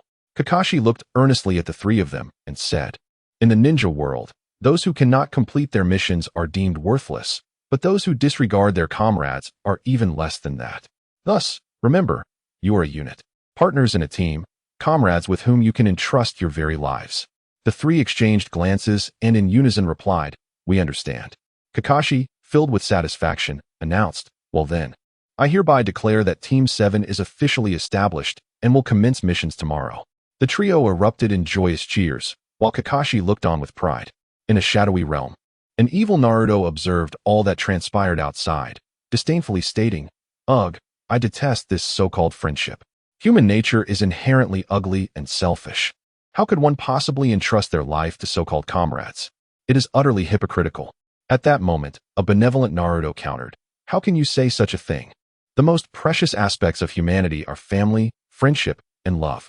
These are the most valuable of human emotions. How can you dismiss them as hypocritical? Such words are a desecration of this noble sentiment." The evil Naruto retorted with disdain, "You are the most hypocritical of all. Every time I hear your words, I feel nauseated." With that, the evil Naruto vanished. The benevolent Naruto murmured, watching the evil counterpart disappear, "It is your nature that repels others," causing him to close off his heart. "Consequently, I too suffer the consequences." Suddenly, the voice of the evil Naruto echoed, "That is because he knows you are a hypocrite. Hence he has sealed you away as well." The benevolent Naruto, unperturbed, replied, "I am the embodiment of all his goodness. You are the embodiment of his malice.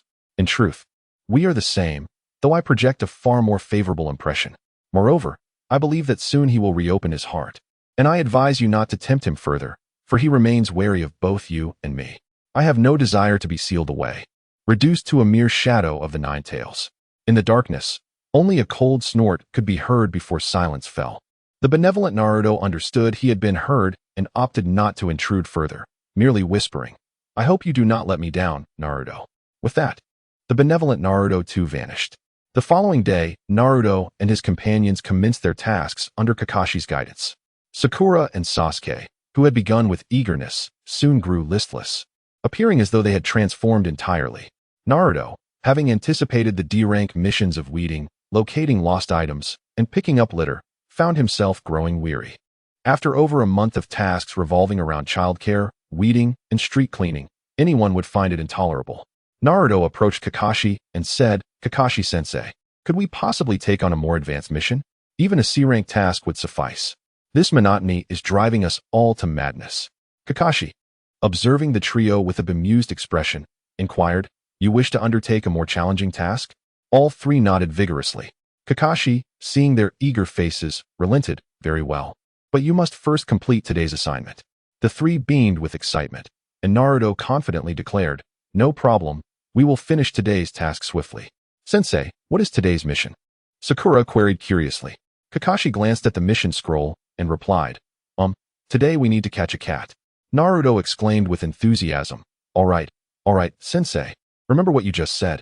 After we catch the cat, we want a more advanced mission." Kakashi chuckled, "Certainly, as long as you wish for it. I have no objections." After briefly describing the appearance of the cat they were to capture to the 3 companions, he said, "All right, let's go find it. The sooner we finish, the sooner I can request a C-rank mission from the Third." Naruto confidently declared, "There's no need for such hassle. Just watch me." With that, He threw a kunai into the sky, formed a hand seal, and proclaimed, Byakugan, activate. Instantly, Naruto utilized the Flying Thunder God technique, appearing midair, granting him a panoramic view of the entire Hidden Leaf village. Kakashi remarked, what a clever little guy. Sasuke responded, indeed. It is only this version of Naruto that stands as my rival. If he weren't strong, he wouldn't be worthy of being my opponent. Kakashi, observing Sasuke, mused about the burdens of teaching such precocious talents, noting Sasuke's proficiency in various fire techniques at such a young age. Sighing, he lamented the pressure of instructing two geniuses. As Kakashi pondered, Naruto returned, stating, I found it. I'll be right back. He tossed another kunai and vanished, only to reappear shortly after, this time holding a cat. Sakura exclaimed, is this the target of our mission? You caught it so quickly. Kakashi explained, that is to be expected, Sakura. The Flying Thunder God is a space-time ninjutsu renowned for its speed, invented by the second Hokage. Currently, only Naruto possesses this technique aside from the deceased second and fourth Hokage. Sakura expressed her astonishment. I knew Naruto could use this technique since childhood, but I didn't realize he was this skilled. If it's so powerful, why is he the only one who can use it? Kakashi replied, I can't answer that. If you and Appos are curious, you should ask Naruto. Hearing their conversation, Naruto chuckled. It and Appos. Nothing special. My father taught it to me, and I just happened to learn it. It's not particularly difficult. As long as you can sense the spatial gaps and use your chakra to establish spatial coordinates, it works. Sasuke coldly interjected. It's easy for you to say, but sensing spatial gaps is not something just anyone can do. If it were, I would be able to do it too. Naruto awkwardly smiled. In truth, he had previously taught the Flying Thunder God to Sasuke and Hinata, but both had failed to grasp it, leading him to abandon the idea. All right, let's head to the Third Hokage's office. I left a coordinate there, Naruto said, placing his hands on Sakura's and Kakashi's shoulders, while Sasuke joined by resting his hand on Naruto's shoulder. Still puzzled by Naruto's words, Sakura was suddenly engulfed in a sensation of weightlessness. She shut her eyes in fear, and when she opened them again, they had already arrived outside the Hokage building. As she regained her composure, Naruto called out, Sakura, we need to go. We must report the mission. After catching up with the others, Sakura remarked, this is the Flying Thunder God technique? I didn't expect it to be this fast. We arrived at the Hokage building in an instant. Naruto proudly stated, of course.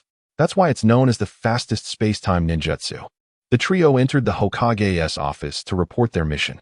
Upon seeing the cat named Little Tiger, which was being cradled by the wife of the Fire Country's daimyo, they were rendered speechless. Sakura weakly remarked, no wonder the cat wanted to escape.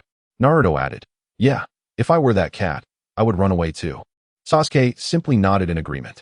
At that moment, the third Hokage looked at the mission in hand and began, now, the next mission for Team 7 is. Before he could finish, Naruto interrupted, hold on, old man. Kakashi-sensei, you should apply for a higher-ranking mission. Kakashi, with a resigned expression, addressed the third Hokage, Lord Third. I would like to request a C-rank mission. The third Hokage looked up in surprise. Oh, Kakashi, do you want to take them on a C-rank mission? Kakashi replied, yes. Lord Third, I believe our team is capable of handling something more challenging. D-rank missions won't provide them with sufficient training.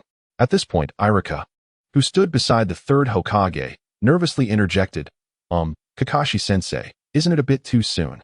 They've only just graduated a little over a month ago. Wouldn't a C-rank mission be too dangerous? Kakashi reassured him with a smile, don't worry, Irika-sensei.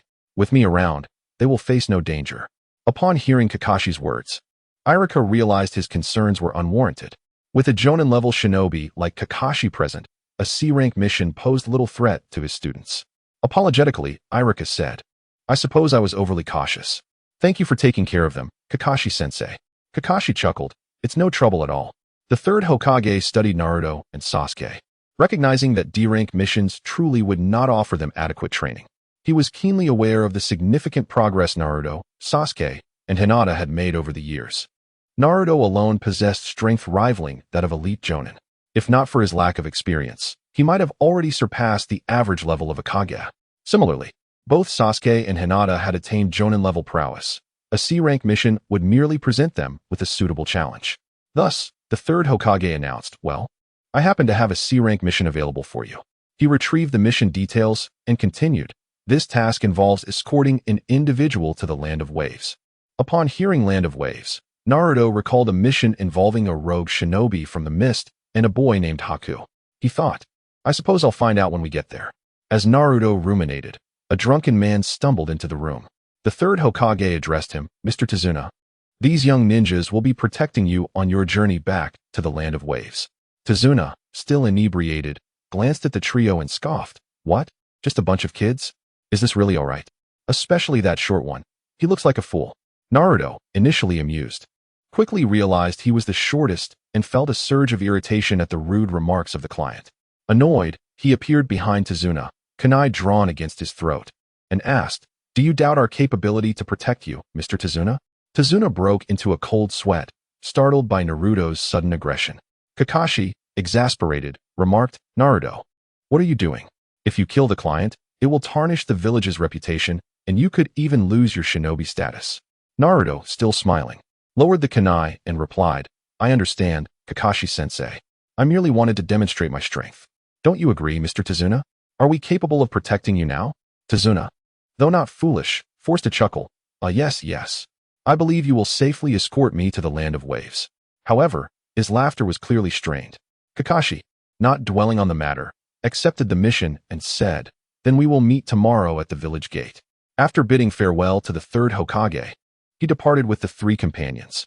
Sasuke and Sakura planned to return home to inform their families about the mission and prepare some supplies, while Naruto headed to the Hyuga residence to speak with Hinata. Upon arriving at the Hyuga home, he encountered Hanabi. Naruto cheerfully greeted, Hanabi, are you heading out? Hanabi, noticing the approaching Naruto, retorted, What brings you here, you big dummy? Naruto felt a wave of embarrassment wash over him at her words, uncertain of the reason. Ever since he became acquainted with Hanabi, she has incessantly referred to him as Big Fool. He could not fathom why, as he believed he had not offended her in any way. Naruto, in a state of exasperation, once more addressed Hanabi. It's nothing really. Just visiting Uncle Hizashi and you. How many times must I remind you not to call me a fool? I haven't wronged you, so why the constant name-calling? Hanabi, with a haughty turn of her head, retorted, I enjoy it. It amuses me. Big Fool, every time you come, it's merely to seek out my sister. And you concoct such clumsy excuses as if I were oblivious. Naruto, feeling a flush of embarrassment, replied, Is it that obvious? Hanabi dismissed him with a scoff. What do you think? Naruto could only scratch his head awkwardly and chuckle foolishly. Hanabi muttered softly, You claim not to be a fool. Yet that demeanor clearly suggests otherwise. In truth, Hanabi harbored a genuine concern for Naruto, as they had known each other since childhood and he was dating her sister, making him one of the few individuals she genuinely cared about, though she would never admit it. Thus, she imperiously inquired, Speak, what is it you desire? Naruto, aware that Hanabi's apparent arrogance belied her true concern for him, responded with a smile. It's nothing significant. I'm just heading out of the village on a mission, and I might be gone for a few days. I thought I'd bid farewell to your sister and check in on Uncle Hizashi and our little princess, Hanabi. Upon hearing this, Hanabi hurriedly turned her head. Her cheeks slightly flushed and with feigned indifference stated, Who cares about you, Big Fool? My sister and father are in the living room. You can go in yourself. With that, she rushed out. Naruto called after her retreating figure, I'll bring back gifts. Hanabi scoffed, Do as you wish, I'm not interested. With that, she quickened her pace until she vanished from Naruto's sight. Naruto smiled and shook his head before entering the house. Halfway through, he encountered Neji Hyuga, who was engrossed in practice. Naruto cheerfully greeted him. Neji, there you are. I haven't seen you around lately. Neji turned, his demeanor cold, and replied, What brings you here, meddlesome one? Is there something you need? Naruto chuckled. Nothing much, just visiting Uncle Hizashi and Hinata. Neji, upon hearing this, remained silent and continued his training. Noticing Neji's persistent aloofness, Naruto felt a wave of resignation wash over him. Just as he contemplated approaching Neji to say something, Neji halted his training and walked toward the door, clearly disinterested in conversing with Naruto. Watching Neji's retreating figure, Naruto felt a sense of helplessness in his heart. Naruto entered the hall and encountered Hinata and Hizashi enjoying tea. Upon noticing Naruto, Hizashi remarked nonchalantly, You've arrived. Hinata timidly called out, Naruto-kun, you're here. With a courteous demeanor, Naruto greeted Hizashi, Hello, Uncle Hizashi. I am set to leave the village for a mission tomorrow, so I wanted to bid you farewell and take Hinata out for a stroll. He then flashed a smile at Hinata, causing her to blush and lower her gaze. Captivated by her shyness, Naruto found himself lost in her eyes. Hisashi, noticing their interaction, cleared his throat, prompting both to return to reality. As Hisashi addressed Naruto, he inquired, are you indeed embarking on a mission? I recall you all just graduated not long ago. Shouldn't you be engaged in D-rank tasks within the village? Naruto responded confidently. Indeed, but D-rank missions serve primarily to cultivate teamwork, and since Sasuke and I have trained and battled together since childhood, our synergy is already quite strong. As for Sakura, I can guide her along. Besides, D-rank tasks pose little challenge for Sasuke and me, which is why I requested Kakashi-sensei to help us secure a more advanced mission. This will provide greater opportunities for growth. Acknowledging Naruto's prowess, Hisashi replied, that seems wise. It will certainly benefit your skills. Hinata, expressing concern, asked, Naruto-kun, won't that be dangerous? Naruto reassured her with a smile. It's nothing to worry about, Hinata. If I don't strive to become stronger, how could I possibly protect you? The notion of Naruto wanting to protect her made Hinata blush even deeper, filling her heart with joy. Hisashi, hearing Naruto's words, felt a sense of satisfaction and remarked, precisely. Young people should focus on enhancing their abilities to safeguard those they cherish. Hinata, there is no need to fret. With Naruto's strength, can you truly fear for his safety? Realizing her overreaction, Hinata's face flushed further at Hisashi's words. Understanding his daughter's nature, Hisashi refrained from saying more and turned to Naruto, stating, though you are merely dating Hinata, it is evident you genuinely wish to be with her. Thus, I do not regard you as an outsider. Please take this. He presented Naruto with an envelope from his attire. Curiously, Naruto asked, Uncle Hisashi, what is this? Hisashi replied, just some cash. As members of the Hyuga clan, we cannot allow our squad leader to bear the cost alone. You must refuse. Since you were with Hinata, you were like a son to me. Initially intending to decline, Naruto felt compelled to accept Hisashi's generosity and politely expressed, I understand, thank you. Hisashi waved his hand. All right, off you go. Just remember not to stay out too late. Naruto responded, we will, and left with Hinata. As they walked down the bustling streets of Konoha, Naruto remarked, by the way, Hinata, while I was looking for you, I ran into Neji. Hasn't he changed a bit? Hinata replied sadly, yes, brother Neji seems to be growing increasingly distant. I worry about him, but don't know how to comfort him. Sensing her melancholy, Naruto comforted her, it's all right. Recently, I finally devised a way to break the curse of the caged bird. That's why he has become so withdrawn. I believe once the curse is lifted, he will improve. Moreover, with Uncle Hisashi now in control of the Hyuga clan, I trust those old geezers won't dare oppose him. Even if they resist, they won't pose much of a threat. So, there's no need for you to worry. Hinata's eyes sparkled with hope. Really? Naruto-kun, can you truly break the caged bird seal? With pride, Naruto declared, of course. Just look at who your future husband is. How could a mere caged bird thwart me? The mention of her future husband made Hinata shyly lower her head. Her cheeks flushed. Enchanted by her charm, Naruto led her to a tree and sat down. Embracing her as he said, Hinata, you are absolutely adorable. I simply cannot get enough of you. The thought of not seeing you for several days fills me with sorrow. Blushing, Hinata quietly responded, I feel the same.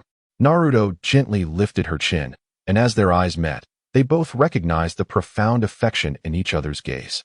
Finally, Naruto leaned down to kiss Hinata, who closed her eyes, reciprocating his fervor.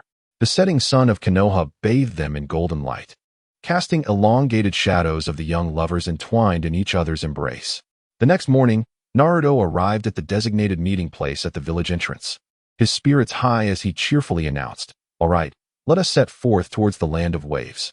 Sasuke, bemused, remarked, Naruto, you seem unusually cheerful today. I've never seen you this excited. Sakura chimed in, yes, Naruto. What has brought you such joy? With a goofy grin, Naruto replied, oh, it's nothing. Just a bit exhilarated about leaving the village for the first time.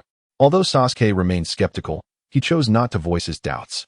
Kakashi led the group, and as they passed a puddle, Naruto sensed something amiss. The water had been altered using a transformation jutsu. Noticing that Kakashi remained motionless, Naruto kept his composure. Glancing at Sasuke, he saw that Sasuke had also recognized the anomaly. After exchanging a nod, they both resumed their normal demeanor. Kakashi deliberately lagged behind, and as he stepped over the puddle, two ninjas wielding gauntlets and sharp chains emerged, swiftly attacking Kakashi and declaring, first. They then turned their chains toward Naruto, proclaiming, "Second." Startled, Sakura froze, but Naruto and Sasuke were unfazed.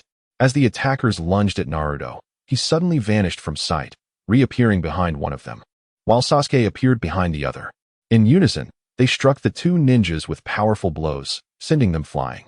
Realizing they could not defeat Naruto and Sasuke, the ninjas dashed towards Tazuna. Sakura remained paralyzed with fear. Just as Naruto and Sasuke prepared to intervene, the two attackers flew back at an even greater speed, accompanied by the dismembered body of Kakashi. Sakura exclaimed in surprise, "Kakashi-sensei, you're alive. I thought you were dead."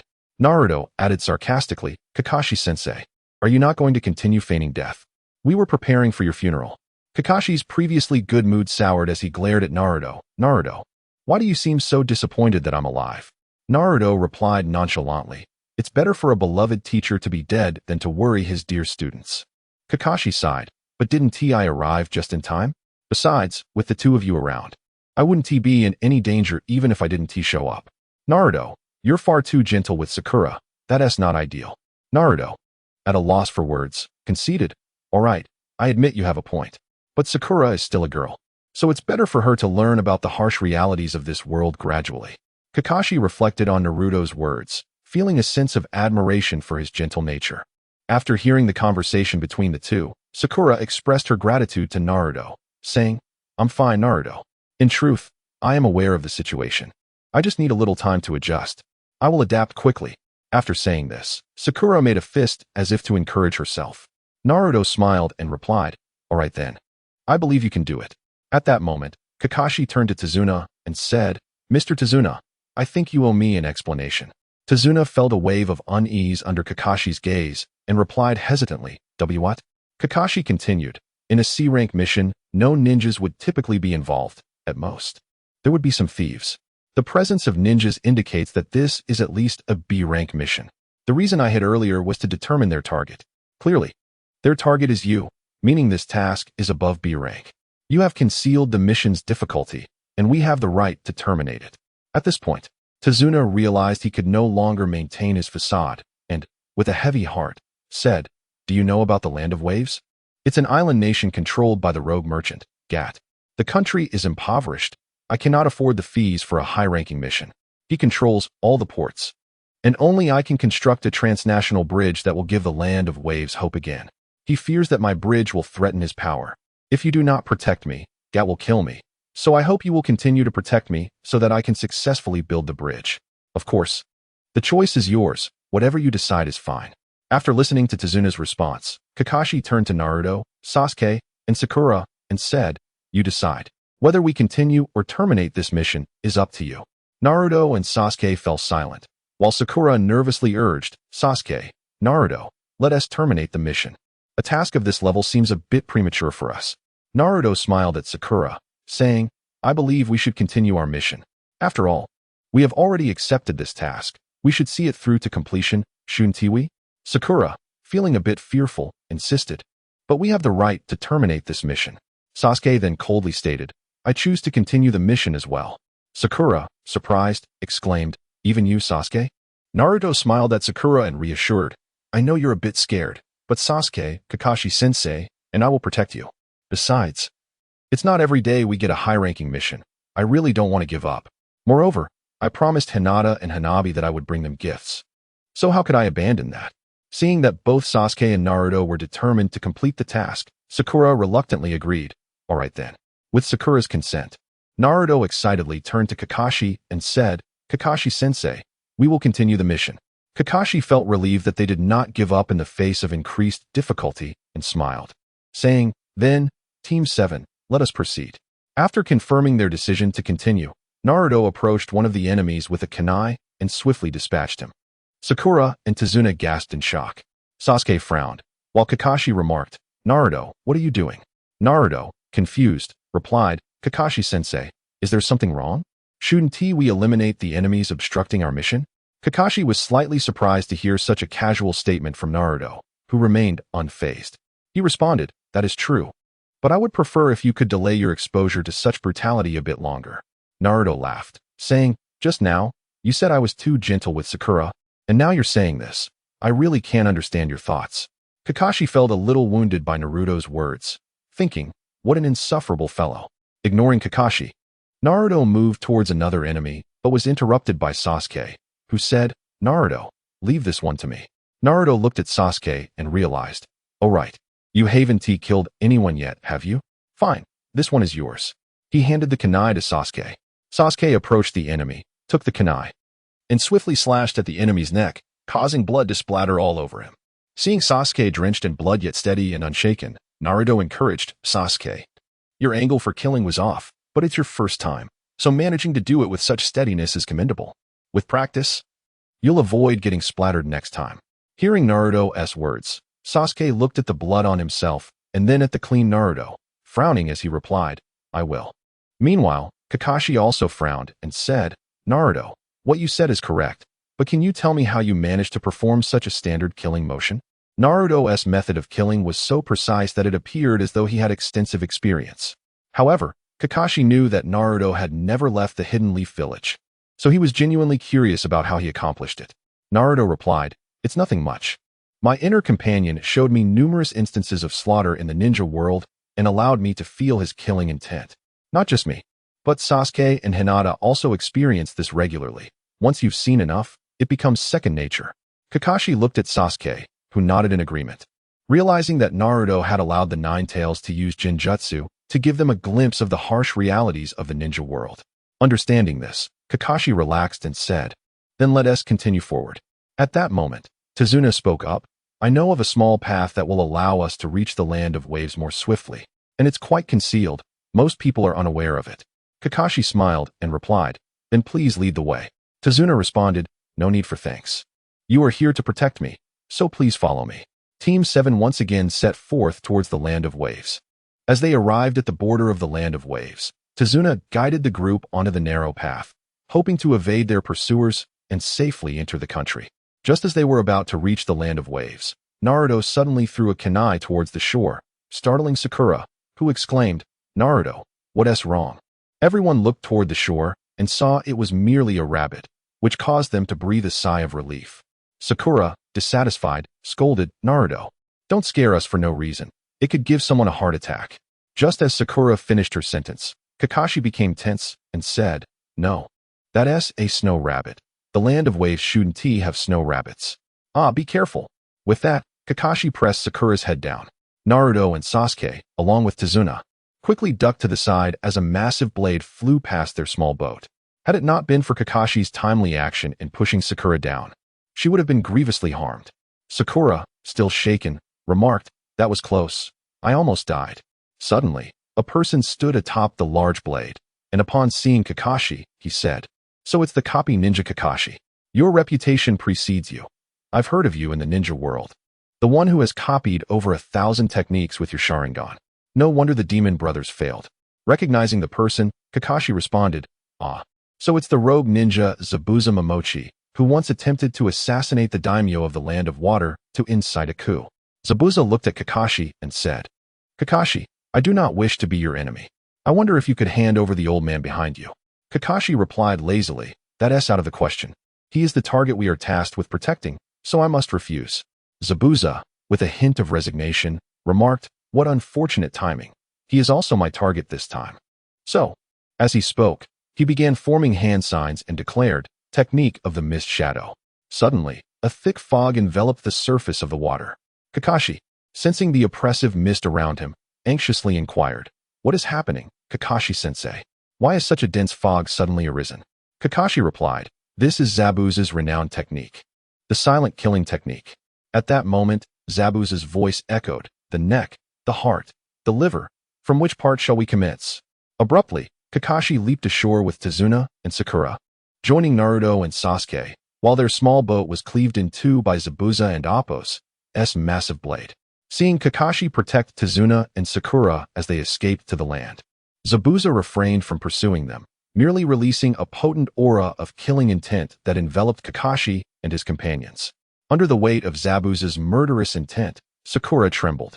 Observing her fear, Kakashi countered with his own killing intent, causing Sakura to cease her shivering.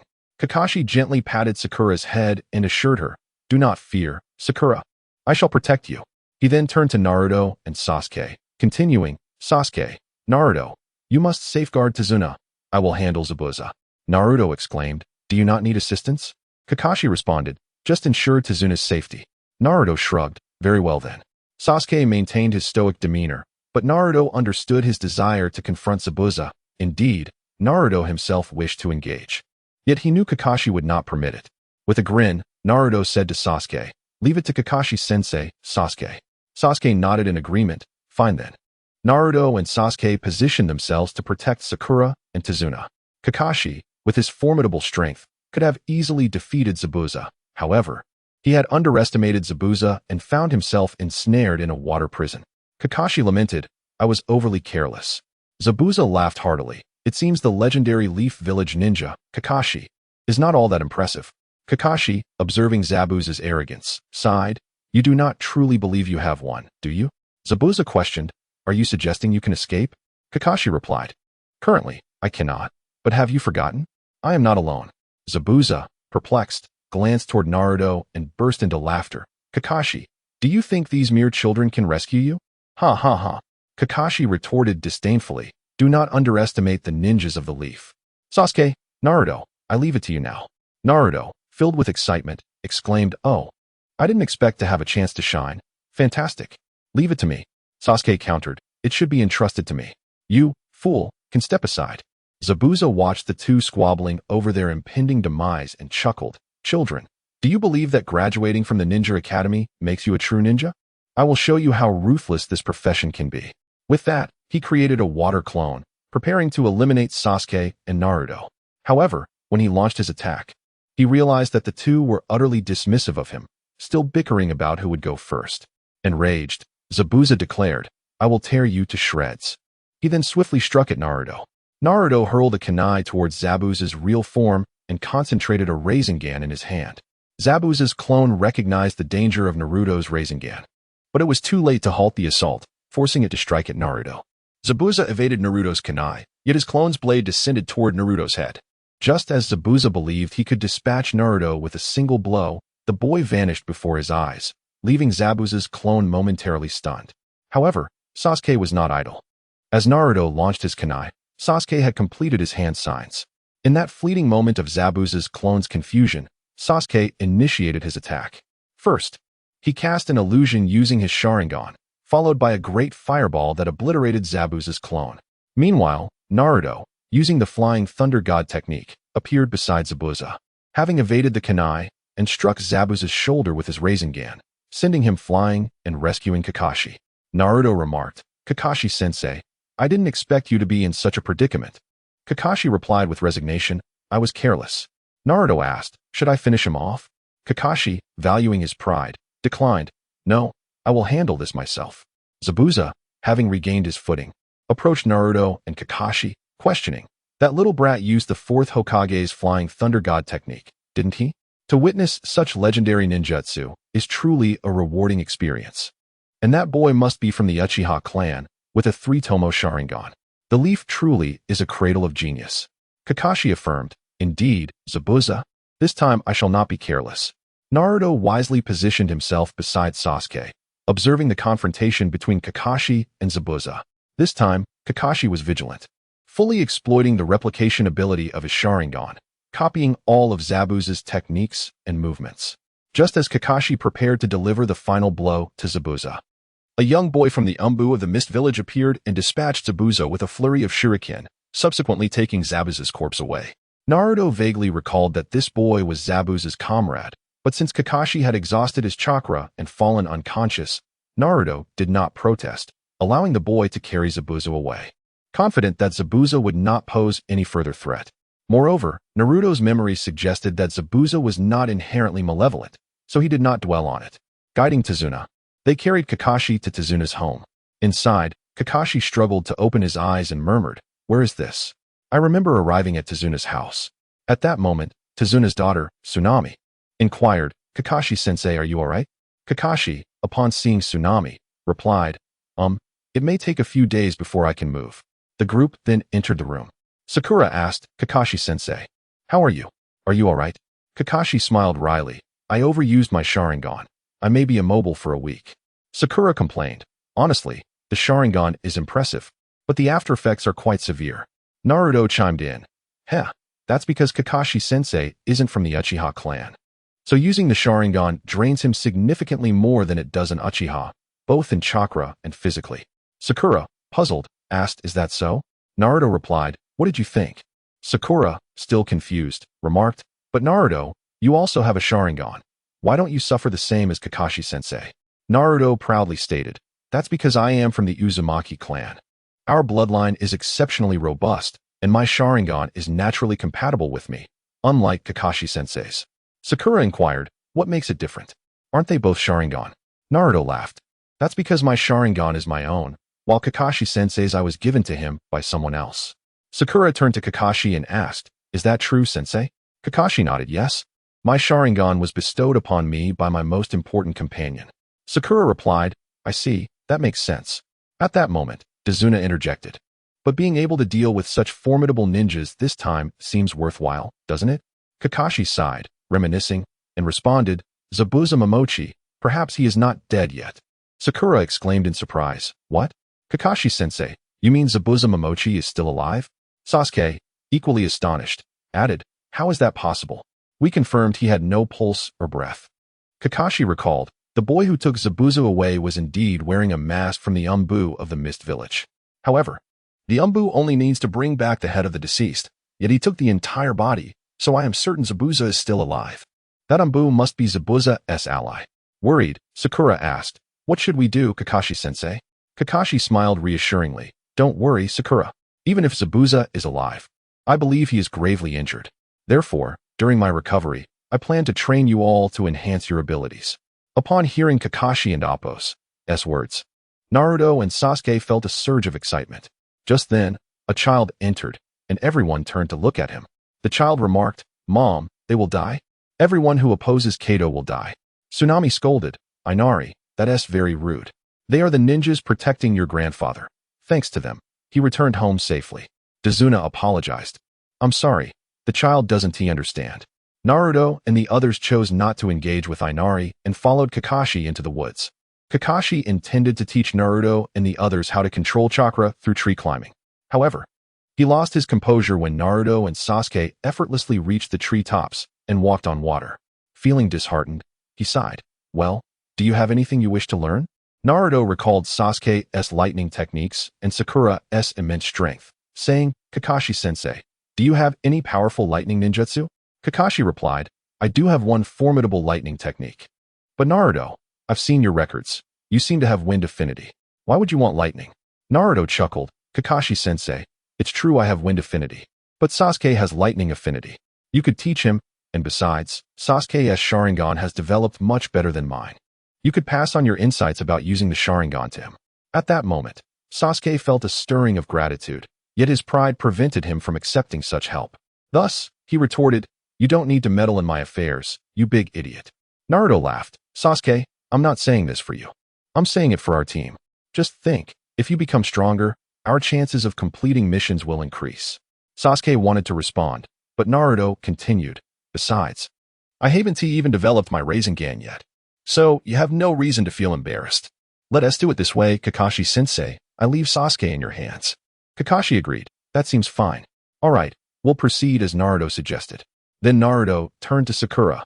As for you, Sakura, with your remarkable control, why not concentrate your chakra into your fists? I believe your punches will become significantly stronger. This was advice he had received from the perverted sage during their training, who had mentioned that one of his companions could unleash tremendous strength by precisely concentrating chakra in their fists. Kakashi was astonished. Naruto, are you referring to Lady Tsunade among the legendary Sannin? Naruto confirmed. Yes, the perverted sage is Jiraiya of the Sannin. Kakashi nodded. Then Sakura, practice as Naruto suggested. Sakura exclaimed, I understand, Kakashi-sensei. Kakashi turned to Naruto and asked, so, Naruto, what do you plan to train in?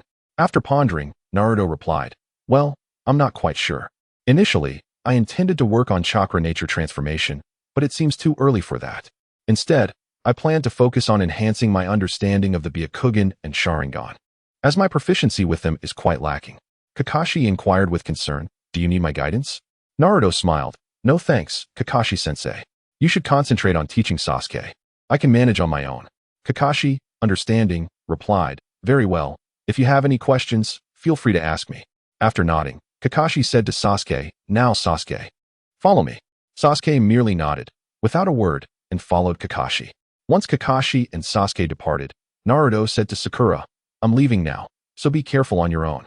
Sakura nodded, all right. With a swift body flicker technique, Naruto vanished. After he left, Sakura formed hand seals and attempted to concentrate chakra in her fists, but it quickly dissipated. Frowning, she remarked, it seems this isn't as simple as it appears. I need to strengthen my chakra control. With a smile, she continued to focus on gathering chakra in her fists, confidently declaring, wait for me, Sasuke and Naruto. I want to always be the one holding you back. Meanwhile, as Sasuke and Kakashi arrived at a mountain, Kakashi addressed Sasuke. Sasuke, what I'm going to teach you now is to enhance your speed by 5 to 6 times. The technique I developed is based on the inside of the Sharingan and the speed conferred by lightning chakra, so your body must be capable of enduring the ferocity of lightning. Sasuke asked calmly, how do I do that? Kakashi explained, first, you need to infuse your body with lightning chakra to stimulate it. This will enhance your speed. He then shared the hand seals and methods for integrating lightning chakra into the body. Kakashi assumed it would take at least 3 days to grasp the basics.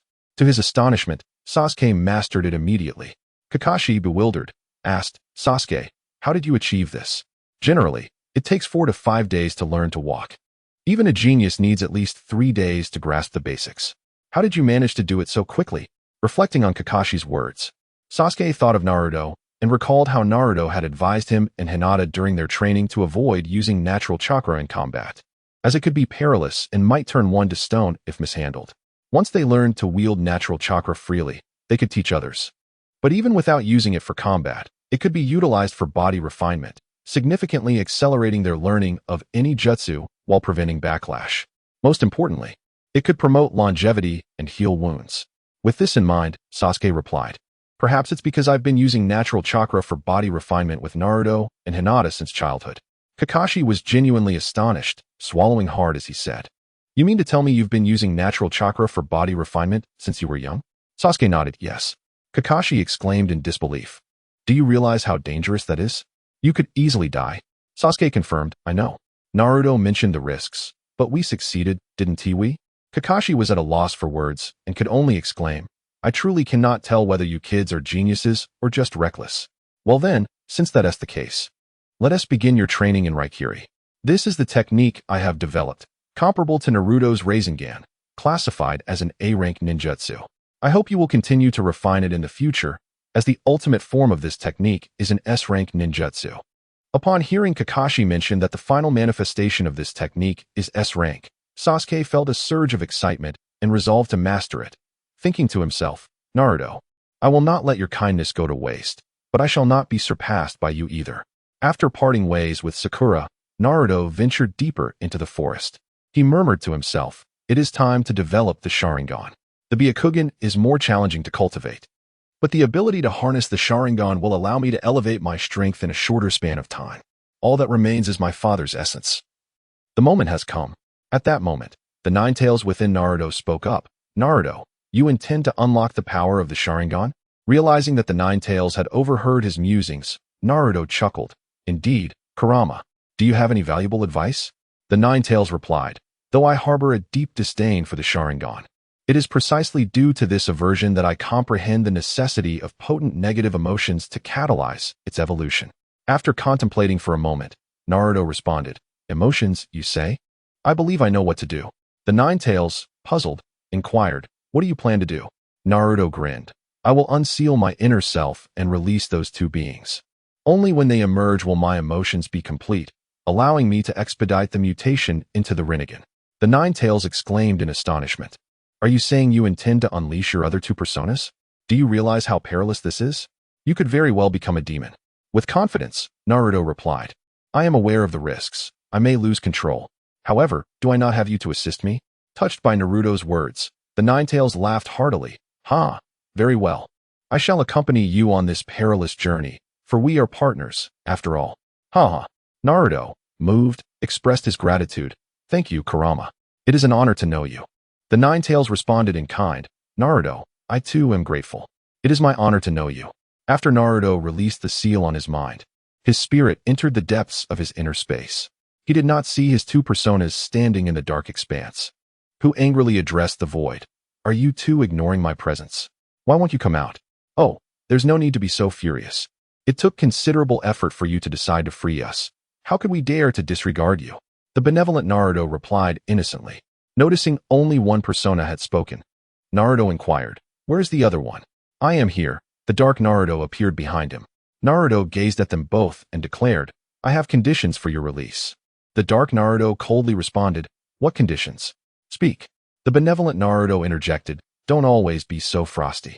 You should be grateful that he is willing to let us out. Such an unpleasant fellow," he added with a smile towards Naruto. "Just say it. Anything we can do, we will assist."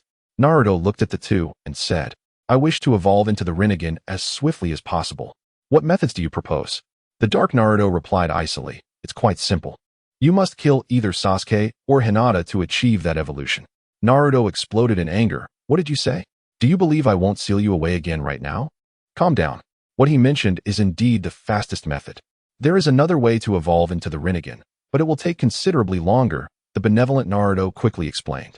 Naruto, puzzled, asked, "What is that method?" "Take your time. I have patience." The benevolent Naruto chuckled. "The method is to open the flow of chakra to your eyes. The original flow channels chakra through the brain before it reaches the eyes, which reduces the strain on them, but also hinders their evolution. However, if you can open the chakra pathways directly to your eyes, you can allow chakra to act upon them directly, leading to the evolution of the Rinnegan. You won't need to kill those you care about. How does that sound?" Naruto replied, "The method sounds good, but how do I achieve that?" The benevolent Naruto responded, "Oh, it's quite simple. Whenever you experience strong emotions, express them through your eyes. We will guide your emotions to open your pathways, and in time, they will naturally be unblocked. However, this method is slower, and you won't immediately evolve into the Rinnegan. You will first evolve into the Mangekyou Sharingan, and then to the Rinnegan, which will take time. If you follow his method, you could directly evolve into the Rinnegan like the Sage of Six Paths. So, what will you choose?" Without hesitation, Naruto declared, "I choose the first method. Although it is slower, I can accept it." The benevolent Naruto smiled. "Choosing the first method is perfectly fine. You can always resurrect them later." "No, while resurrection is possible, the conditions are exceedingly harsh, and a single misstep could lead to failure. Even if successful, it would inflict psychological harm on them, which is far more lethal," Naruto retorted. The benevolent Naruto shrugged. "The choice is yours. Now, we will begin to impact the emotional pathways you have accumulated during this time." Naruto was astonished. "You mean I still have those emotions stored?" The benevolent Naruto chuckled. "Of course. Generally, people's emotions fade with time, but you are different. You have us too. I embody benevolent emotions, while he embodies hatred and malevolence. All the emotions you experience are held and preserved by us, ensuring your ability to unlock the Rinnegan in this manner, something others cannot achieve." After hearing this, Naruto nodded. "Then proceed." The benevolent Naruto warned, "I should inform you that this emotional impact may cause some pain and fluctuations in your feelings. You must endure." Naruto nonchalantly replied, "All right, just begin. No need for the chatter." Upon returning to his body, the Ninetales inquired, "How did it go? Were you successful?" Naruto nodded, "Yes, they agreed to assist me." The Ninetales sighed in relief. "That's good." Suddenly, Naruto clutched his head and cried out in anguish. The Ninetales, concerned, asked, "Naruto, what's wrong?" Naruto gritted his teeth and replied, "Nothing, just some pain." The Ninetales pressed, "What on earth is happening?" Naruto's body convulsed, drenched in cold sweat, rendering him unable to respond. In his mind, he cursed every female acquaintance of that cunning fellow. Ultimately, Naruto could no longer bear it and lost consciousness. In that fleeting moment, his heart brimmed with happiness, realizing that he had never known that fainting could also be a form of bliss. Time passed, and when Naruto awoke, he found himself gazing at a strikingly beautiful figure. The person smiled and asked, "Little brother, why are you sleeping here?" Naruto shook his head, "I don't know. Perhaps I was just too fatigued from training. By the way, my name is Naruto Uzumaki." The figure beamed, "Naruto, is it? Nice to meet you. I am Shirazuki-bai." Naruto smiled, "Shirazuki-bai? May I call you Sister-bai?" I chuckled, "That's fine, but I am not a sister. I'm a brother. I am male." Naruto gasped, "You're so beautiful, and yet you're a man? The world is truly wondrous." Simultaneously, Naruto pondered how Bai could look so feminine yet be male. Bai asked Naruto, "Are you a ninja?" Naruto gestured to the forehead protector on his arm. "Yes, I am a ninja from Konoha." Bai expressed confusion. "Then why are you training so hard?" Naruto replied with a smile, "Because I need to protect many people. Without great strength, I cannot do that." Bai nodded. "Indeed, Naruto. To protect those you cherish. Your strength will grow. Do not forget this initial resolve. I believe in you, Naruto. You will become incredibly strong." Naruto nodded enthusiastically. "I will, brother Bai." Bai stated, "All right. Naruto, I must take my leave." Naruto cheerfully responded, "Goodbye, brother Bai." As he stood up, he helped Bai, who had been crouching. Unbeknownst to Bai, Naruto left a flying thunder god mark on him. "I shall take my leave now, Naruto," Bai said as he departed with his medicine basket. Just as Sasuke approached in search of Naruto, Sasuke furrowed his brow, feeling a sense of familiarity with Bai, but unable to place where he had seen him before. He reached Naruto's side and asked, "Naruto, who was that person just now?" Naruto chuckled, "Haha, that was Shirazuki Bai, whom I just met. What brings you here?" Sasuke replied, "I came to check if this big fool had died. It's been 2 days, and you haven't returned." Upon realizing that 2 days had passed, Naruto felt speechless. Internally raging, "You bastard, stop pretending to be dead. Come out. I promise I won't kill you, you jerk." The benevolent Naruto laughed. "What's wrong? Why the anger? If I am a jerk, then what does that make you?" Naruto retorted, "You scoundrel. I've been unconscious for 2 days, and you call that just a bit of pain? This is far beyond just a little discomfort. You tricked me." Shanming Naruto, with an apologetic smile, remarked, "I truly do not know. At that moment, I acted impulsively, pouring out all the emotions you had accumulated. However, the results are undeniably evident. Your Sharingan and mental fortitude have both significantly improved." Upon hearing this, Naruto became acutely aware of his own condition. Indeed, the flow of chakra was markedly swifter, and he sensed that activating the Sharingan had become notably more seamless and fluid. Although Naruto felt a surge of anger, he found himself unable to express it, resigning to say, "Just be more careful next time." Shaming Naruto chuckled, "Haha, I will." Sasuke, noticing Naruto's dazed expression, inquired, "What is wrong with you, you big fool? Are you all right?" Regaining his composure, Naruto replied, "Oh, I'm fine. Let us head back. I'm hungry." Sasuke questioned, "You haven't eaten for 2 days, have you?" Naruto laughed. "How could that be?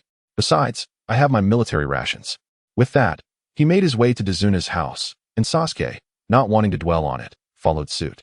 After returning to Dazuna's home and finishing their meal, Kakashi remarked with a smile, "Naruto, while training is essential, one must also remember to rest." Leaning on the table, Naruto chuckled, "Haha, Kakashi-sensei, you're sounding like an old man." At that moment, Dazuna expressed his gratitude, saying, "Thank you all. I clearly fabricated the mission's difficulty. Why have you gone to such lengths to assist me?" Kakashi replied with a grin, "It is the virtue of chivalry. A strong leader commands no weak soldiers. This is the teaching of the previous Hokage." Suddenly, Inari, with tears streaming down his face, asked why. Naruto looked up in confusion and replied, "What do you mean?" Inari, standing and pounding the table, exclaimed, "Why must we struggle so desperately, only to reach this point? No matter how hard we try or how eloquently we speak, we cannot defeat Kato's subordinates. In the presence of true strength, the weak can only be vanquished." Impatiently, Naruto retorted, "You are so tiresome. I am different from you." Inari, now even more incensed, shot back, "Be quiet. Just seeing you makes me angry. You have no understanding of this country, and yet you flaunt yourself so brazenly.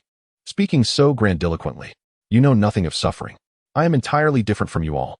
Naruto coldly responded, "So you intend to perpetually see yourself as the tragic protagonist, weeping daily?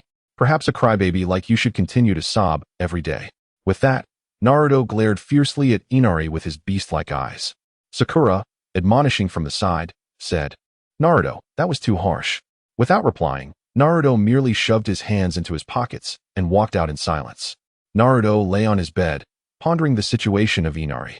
He thought to himself that even if he helped the country overcome this crisis, it would not change the dire circumstances, for the people of this nation lacked the awareness to strive for self-improvement. This troubled Naruto greatly. At that moment, his darker self remarked, "Since the people of this country are beyond saving, why bother being distressed? Once the mission is complete, we can return to the village. They lack the confidence to alter their own future."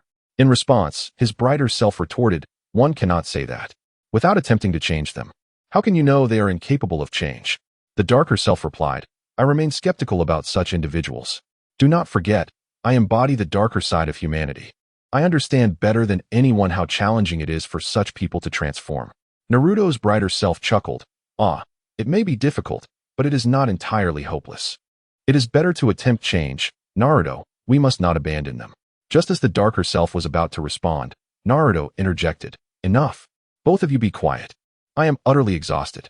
I need some peace. Frustrated, Naruto exited the room, intending to take a walk to clear his mind. As he reached the riverbank, he heard Kakashi's voice. Curiosity piqued. He approached and overheard Kakashi speaking with Inari about his past. Kakashi said, Naruto has grown up without parents and may not even know who they are. He has very few friends, yet he has never wallowed in sorrow or despair. Instead, he has tirelessly sought the approval of others. Perhaps he is the one who understands you best? For Naruto, crying and suffering might seem futile, and thus he knows what true strength is. Inari was astonished upon hearing Kakashi's words. He had not expected that the cheerful boy he often saw had such a tragic past, making his own life seem much happier by comparison. Upon hearing Kakashi, Naruto coldly remarked, Kakashi-sensei, you truly are meddlesome. Kakashi, spotting Naruto, smiled and said, Oh Naruto, why are you still awake? Naruto replied nonchalantly, I couldn't sleep. So I came out for a stroll, only to find someone prying into my affairs. Kakashi scratched the back of his head awkwardly, about to explain, when Inari suddenly asked, Is it really possible to change?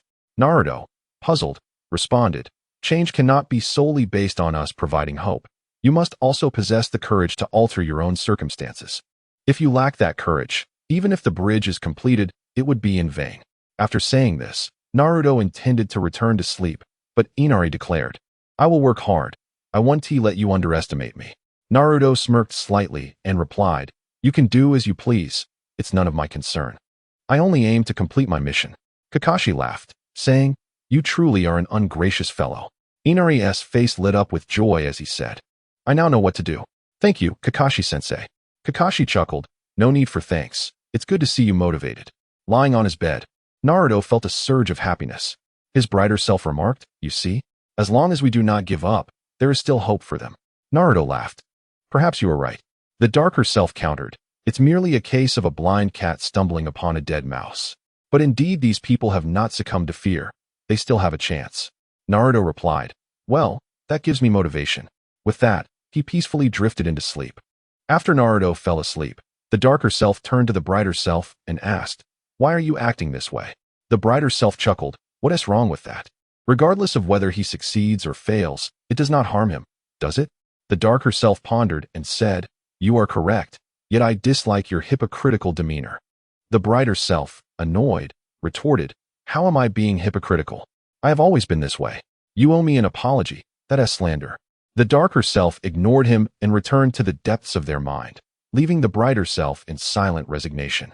In the following days, Naruto continuously adapted to his newfound strength, mastering both ninjutsu and physical techniques, enhancing his chakra concentration and bloodline abilities.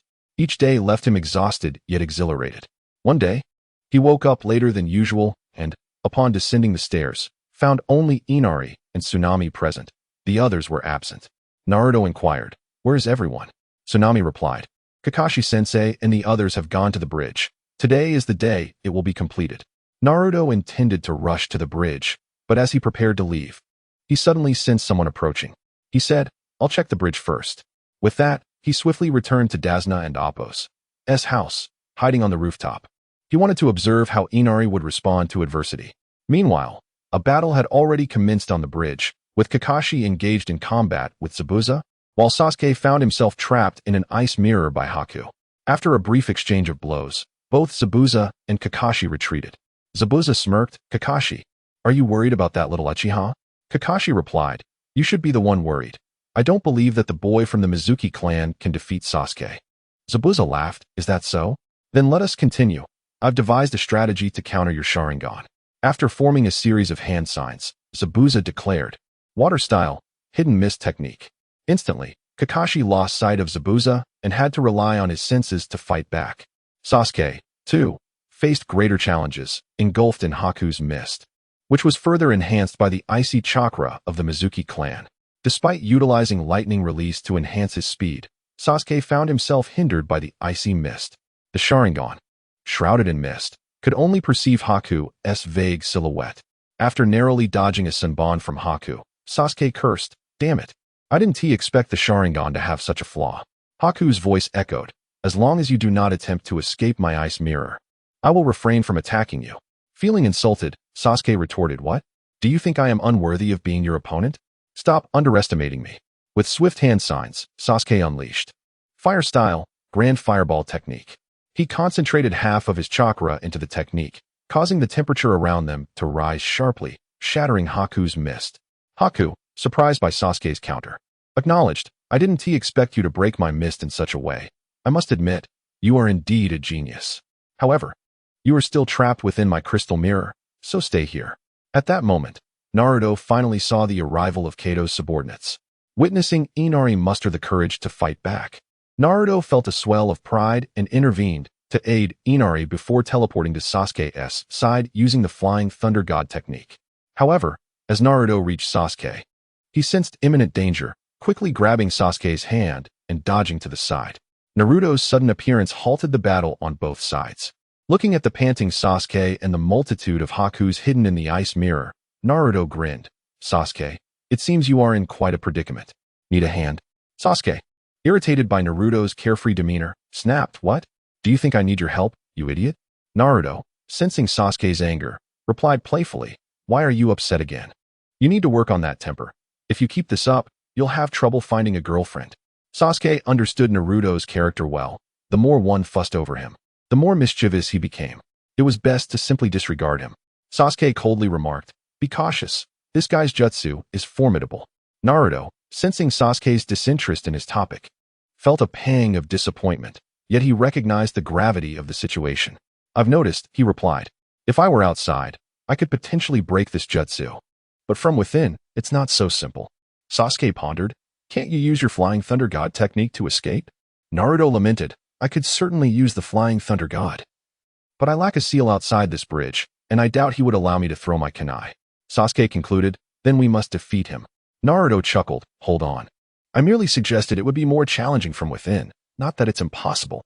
Just watch me." Seeing Naruto's unwavering confidence, Sasuke also believed in Naruto's capability to shatter the secret technique. As Naruto surveyed the multitude of White's clones, he grinned and called out, "Brother Bai, will you undo this jutsu yourself, or shall I break it?" Upon recognizing Naruto, Bai removed his mask and said, "Naruto, I hope you won't make things difficult for me."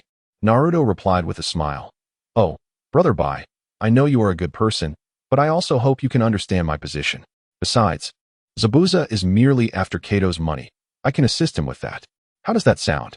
Bai responded regretfully, "I'm sorry, I cannot go against Mr. Zabuza's wishes." Sasuke remarked to Naruto, "It seems your persuasion has failed." Naruto sighed, "Indeed, in that case, we must shatter this magic crystal."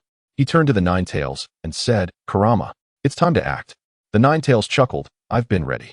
Instantly, a surge of powerful chakra erupted from Naruto, enveloping him and Sasuke in a golden aura. Forming a five-tailed fox, and Naruto's appearance underwent a significant transformation, a weakened version of the Nine Tails mode. Sasuke gazed at Naruto in astonishment. "How did you transform like this?" Naruto beamed with pride. "Impressive, right? This is my progress over the past few days, synchronizing with Kurama's chakra and perfectly harnessing his power." Naruto activated his Byakugan, revealing Bai's true form, and with his five tails, he swept around, promptly shattering the magic crystal. He turned to Bai and asked, "Brother Bai, will you continue?" Bai despondently replied, "Just kill me, Naruto. I have become a useless tool for Mr. Zabuza." Naruto, observing the lifelessness in Bai's eyes, questioned, "Is Zabuza truly that significant to you?" Bai responded, "To me, Mr. Zabuza is everything in my life. Now that I have been defeated by you, I am no longer a needed tool for him." Naruto passionately countered, "That notion is mistaken. You are a human, not merely a tool. If Zabuza views you solely as a tool, then he is unworthy of your sacrifice. I still recall your words. Zabuza is the one you wish to protect, correct?" As Bai was about to respond, he seemed to sense something, hurriedly telling Naruto, It appears I still have one last thing to do for Mr. Zabuza. With that, he vanished in an instant. Naruto sensed the urgency and utilized the Flying Thunder God technique to pursue him. It turned out that Kakashi, while battling Zabuza, had sensed Naruto's Nine Tails chakra. Although Kakashi was aware from Naruto's records that he could control the Nine Tails, he felt tense nonetheless. Thus, to swiftly deal with Zabuza, Kakashi summoned the 8 ninja dogs. Relying on their sense of smell to locate Zabuza and prepare to finish him off with Raikiri. Just as Kakashi's Raikiri was about to pierce Zabuza's heart, Bai appeared in front of Zabuza, using the body flicker technique to shield him. Kakashi was startled by Bai's action, but it was too late to retract his strike. However, Naruto swiftly intervened, landing a punch on Kakashi's arm, redirecting the Raikiri just in time. Although Kakashi's strike was deflected, it still pierced through Bai and Zabuza and Appo's left arms. Kakashi, bewildered, asked Naruto, "Do you know what you and Appo's redoing, Naruto? Are you not aware they are enemies?" Naruto replied earnestly, "Kakashi-sensei, I implore you to spare Brother Bai. He is a good person who has merely been exploited by Zabuza. Moreover, Zabuza is not inherently evil." At that moment, Zabuza laughed heartily. I never expected such fools from Konoha. It seems I am destined to survive." Bai, struggling to support Zabuza, asked with concern, "Mr. Zabuza, are you all right?" Just as Bai steadied Zabuza, he collapsed unconscious. Zabuza, ignoring Bai's fallen form, picked up his large sword, preparing to continue fighting Kakashi. Unable to bear it any longer, Naruto appeared before Zabuza in a flash, delivering a powerful punch to Zabuza's abdomen, sending him flying. Naruto quickly checked on Bai's condition, discovering he had merely exhausted his chakra and lost too much blood, rendering him unconscious. With proper care, he would be fine. Furiously, Naruto admonished Zabuza, "Even now, you still think about your mission? Don't you care for Bai's well-being?" Zabuza, laboriously rising, sneered, "What is there to care about? He is merely a tool I picked up. Besides, a ninja's foremost duty is to complete the mission. Failure renders one a worthless tool, unnecessary to anyone." Naruto, incredulous, retorted, "Is he really just a weapon in your eyes?" Zabuza coldly replied, "Don't say Bai is merely a tool. I too am merely a tool for completing missions. In this world of ninjas, every ninja is merely a weapon for the sake of their tasks." Naruto could empathize with Zabuza and Appo's mindset, for in his past life, he too had been an assassin. He understood that whether as a ninja or an assassin, their essence remained the same. Yet, it was precisely this understanding that fueled his desire to change the very nature of the ninja world. Humans should not live solely for missions, but rather for hope. Thus, Naruto fiercely declared, "Your perspective is flawed. It is precisely because ninjas live solely for missions that so much sorrow and hatred arise. We are humans, not mere tools for tasks. If you truly believe yourself to be just a tool, then why do you mourn Bai's fate?" Zabuza, a hint of panic in his voice, exclaimed, "How could I feel sorrow? This world is as it is. People die every day. Why should I be saddened?" Naruto firmly responded, "You cannot deceive me. I can sense your emotions brimming with sorrow. As a Jinchuriki and a member of the Uzumaki clan, I cannot be fooled by your facade. Even if your lips deny it, can you truly deceive your heart?" Zabuza, gazing into Naruto's resolute eyes, was momentarily taken aback. Recalling the first time he met Bai and the moments they shared together, he lamented, "Perhaps I am the one who is needed." Seeing Zabuza finally muster the courage to confront his true feelings brought Naruto great joy. Just then, an annoying voice interrupted, "What kind of ninja are you? You can't even handle a few kids, and you made me spend so much money hiring you." The crowd turned to the source of the voice, revealing Kato arriving on the bridge with a group of henchmen. Zabuza frowned and asked, "What do you mean by this?" Kato sneered arrogantly, "I mean, you're truly useless, unable to deal with a few small fries. And this little brat dares to strike me. Today, none of you will leave." Zabuza retorted coldly, "So you intend to violate the mission agreement?" Kato chuckled, "I've never intended to honor any ridiculous pact." Come at me, kill them." As Kato's subordinates advanced, Naruto was about to act when Inari arrived with a large group, armed with clubs, on the bridge. Inari proclaimed, "Villagers, for our hopes, we must confront this tyrant Kato." Naruto felt a sense of relief seeing their courage finally rise to fight for their future. He smiled at Inari, saying, "Inari, I and Appo's am glad you all found the courage to resist, but leave the rest to me." Zabuza interjected, "Let me handle this. He dares to disrupt the rules, and I will make him pay the price." Naruto expressed concern, But your injuries. Zabuza replied with a grin, though my wounds are somewhat severe. Eliminating them is still quite simple. Naruto conceded. All right, but Kato's life is mine. I want all his wealth, which rightfully belongs to the people of the Land of Waves, along with the compensation he owes you. After nodding in agreement, Zabuza swiftly moved behind a wandering warrior, his executioner and Appo's blade swiftly severing the man and Appo's head. Before Kato's subordinates could react, Zabuza vanished again, reappearing behind several more warriors and taking their lives as well. Witnessing the slaughter, Naruto remarked, in this world, lives truly hold little value. Kakashi lamented, indeed, such is the tragedy of this world. Sasuke coldly asserted, thus, we must change this world. I believe we can bring peace to it. Naruto confidently replied, exactly, we will succeed. Kakashi felt a sense of pride at their exchange, pondering that if peace were to prevail, tragedies like that of Obito and Rin would no longer occur. As everyone regained their composure, Zabuza had dispatched all of Kato's subordinates. At that moment, Kato knelt before Zabuza, pleading, please, don't kill me. I'll pay you whatever you want. Just spare my life. Zabuza glanced at Kato before moving to Naruto and Appo's side, lifting Haku, and stating, it's your turn now. Naruto grinned. Leave it to me. I will extract all his possessions. Ignoring Naruto, Zabuza descended the bridge with Haku, followed closely by Kakashi. Once everyone had left, Naruto turned to Kato and said to Sasuke, Sasuke, it's our time to shine. The two approached Kato, who, sensing their ominous intentions, stammered, why you? What do you want? Naruto revealed a wicked smile. Nothing much. We merely wish to discuss life with you. Kato, looking at Naruto's grin, was engulfed by fear. Soon, the bridge echoed with Kato's agonizing screams. In Dazuna's home, Haku awoke from his unconscious state to find Zabuza sitting by his bedside. Haku inquired, Mr. Zabuza, where are we? Zabuza responded joyfully, Haku, you're finally awake. Do you feel any discomfort? Though puzzled by Zabuza's sudden concern, Haku felt a surge of happiness. He replied, I'm fine, Mr. Zabuza. By the way, what about the mission? At that moment, Naruto entered, saying, Big brother Haku, you're awake. Regarding your mission, since that scoundrel Kato breached the agreement, you are no longer required to fulfill it. I even made him cough up a substantial penalty. Haku looked at Zabuza in confusion, who nodded and confirmed, yes. Just as the boy said, Kato has breached the contract, and we are relieved from this task. Haku joyfully exclaimed, so we don't have to be enemies with Naruto and the others anymore? Naruto responded happily, that's right, big brother Haku. We can be friends now. And you won't have to wander anymore, as Zabuza has agreed to join us in the Leaf. We will all be Leaf ninjas from now on. Haku, astonished, asked, Mr. Zabuza, is what Naruto said true? Are you really joining the Leaf? Will they accept us? Zabuza recalled Naruto's words from 2 days prior after handing him Kato's penalty and smiled at Haku, saying, yes, we will go to the Leaf and no longer have to roam. As for whether the Leaf will accept us, that is something Naruto will handle. Reassured by Zabuza and Appo's words, Haku joyfully stated, that's wonderful. This way, Mr. Zabuza can settle down too.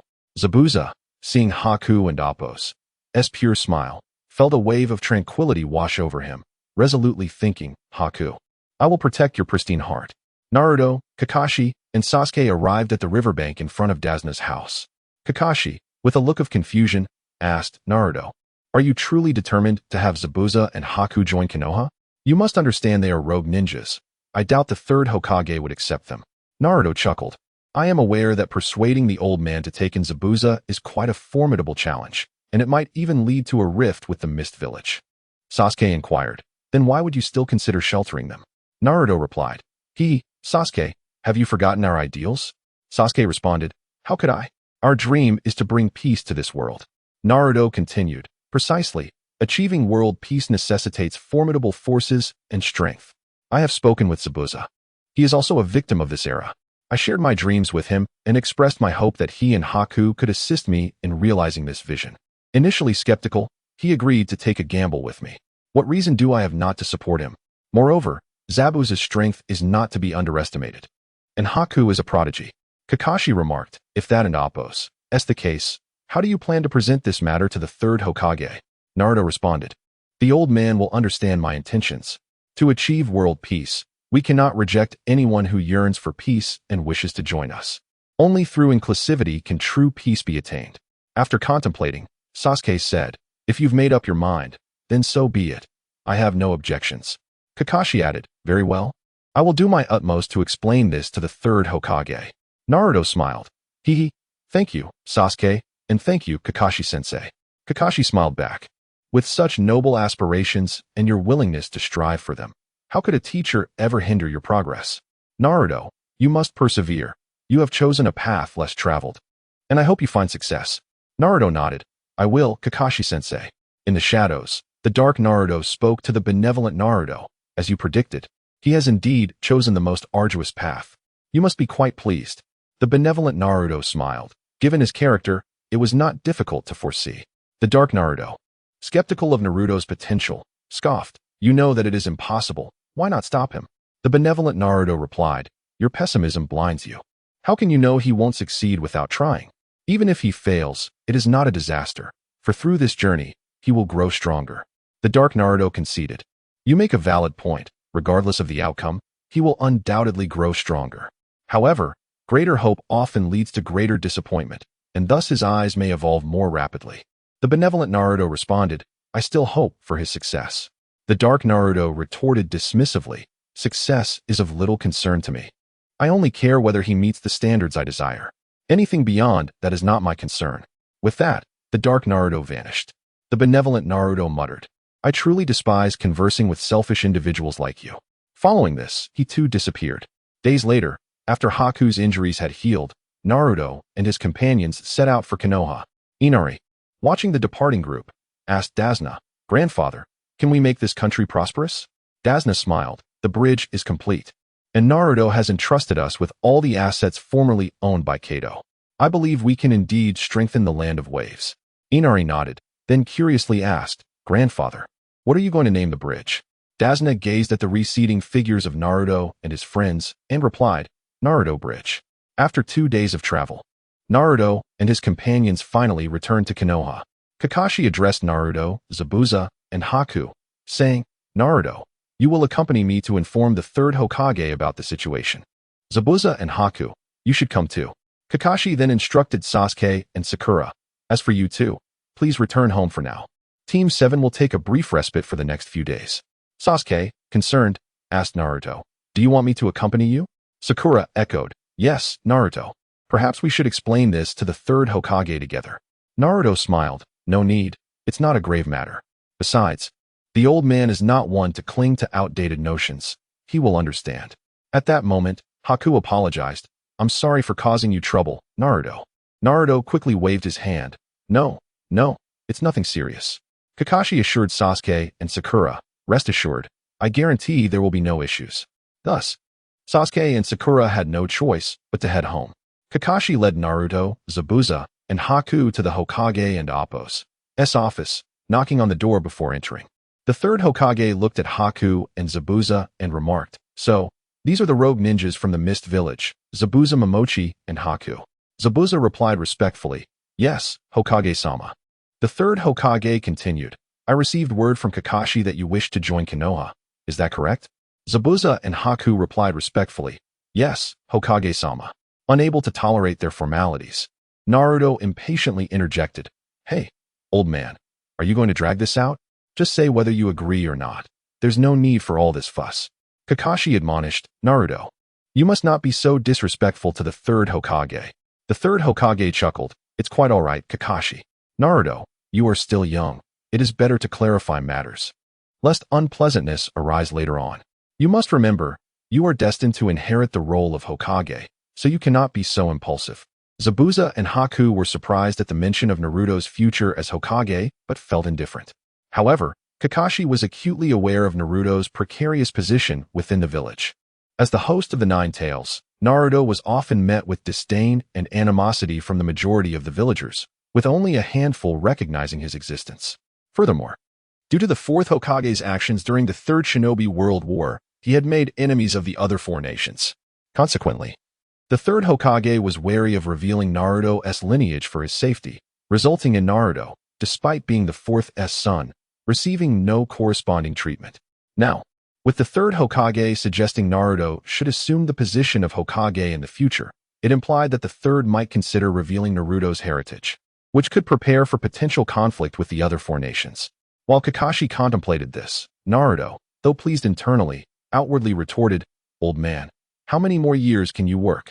Stop trying to pass the buck. I want to enjoy myself for another decade or two.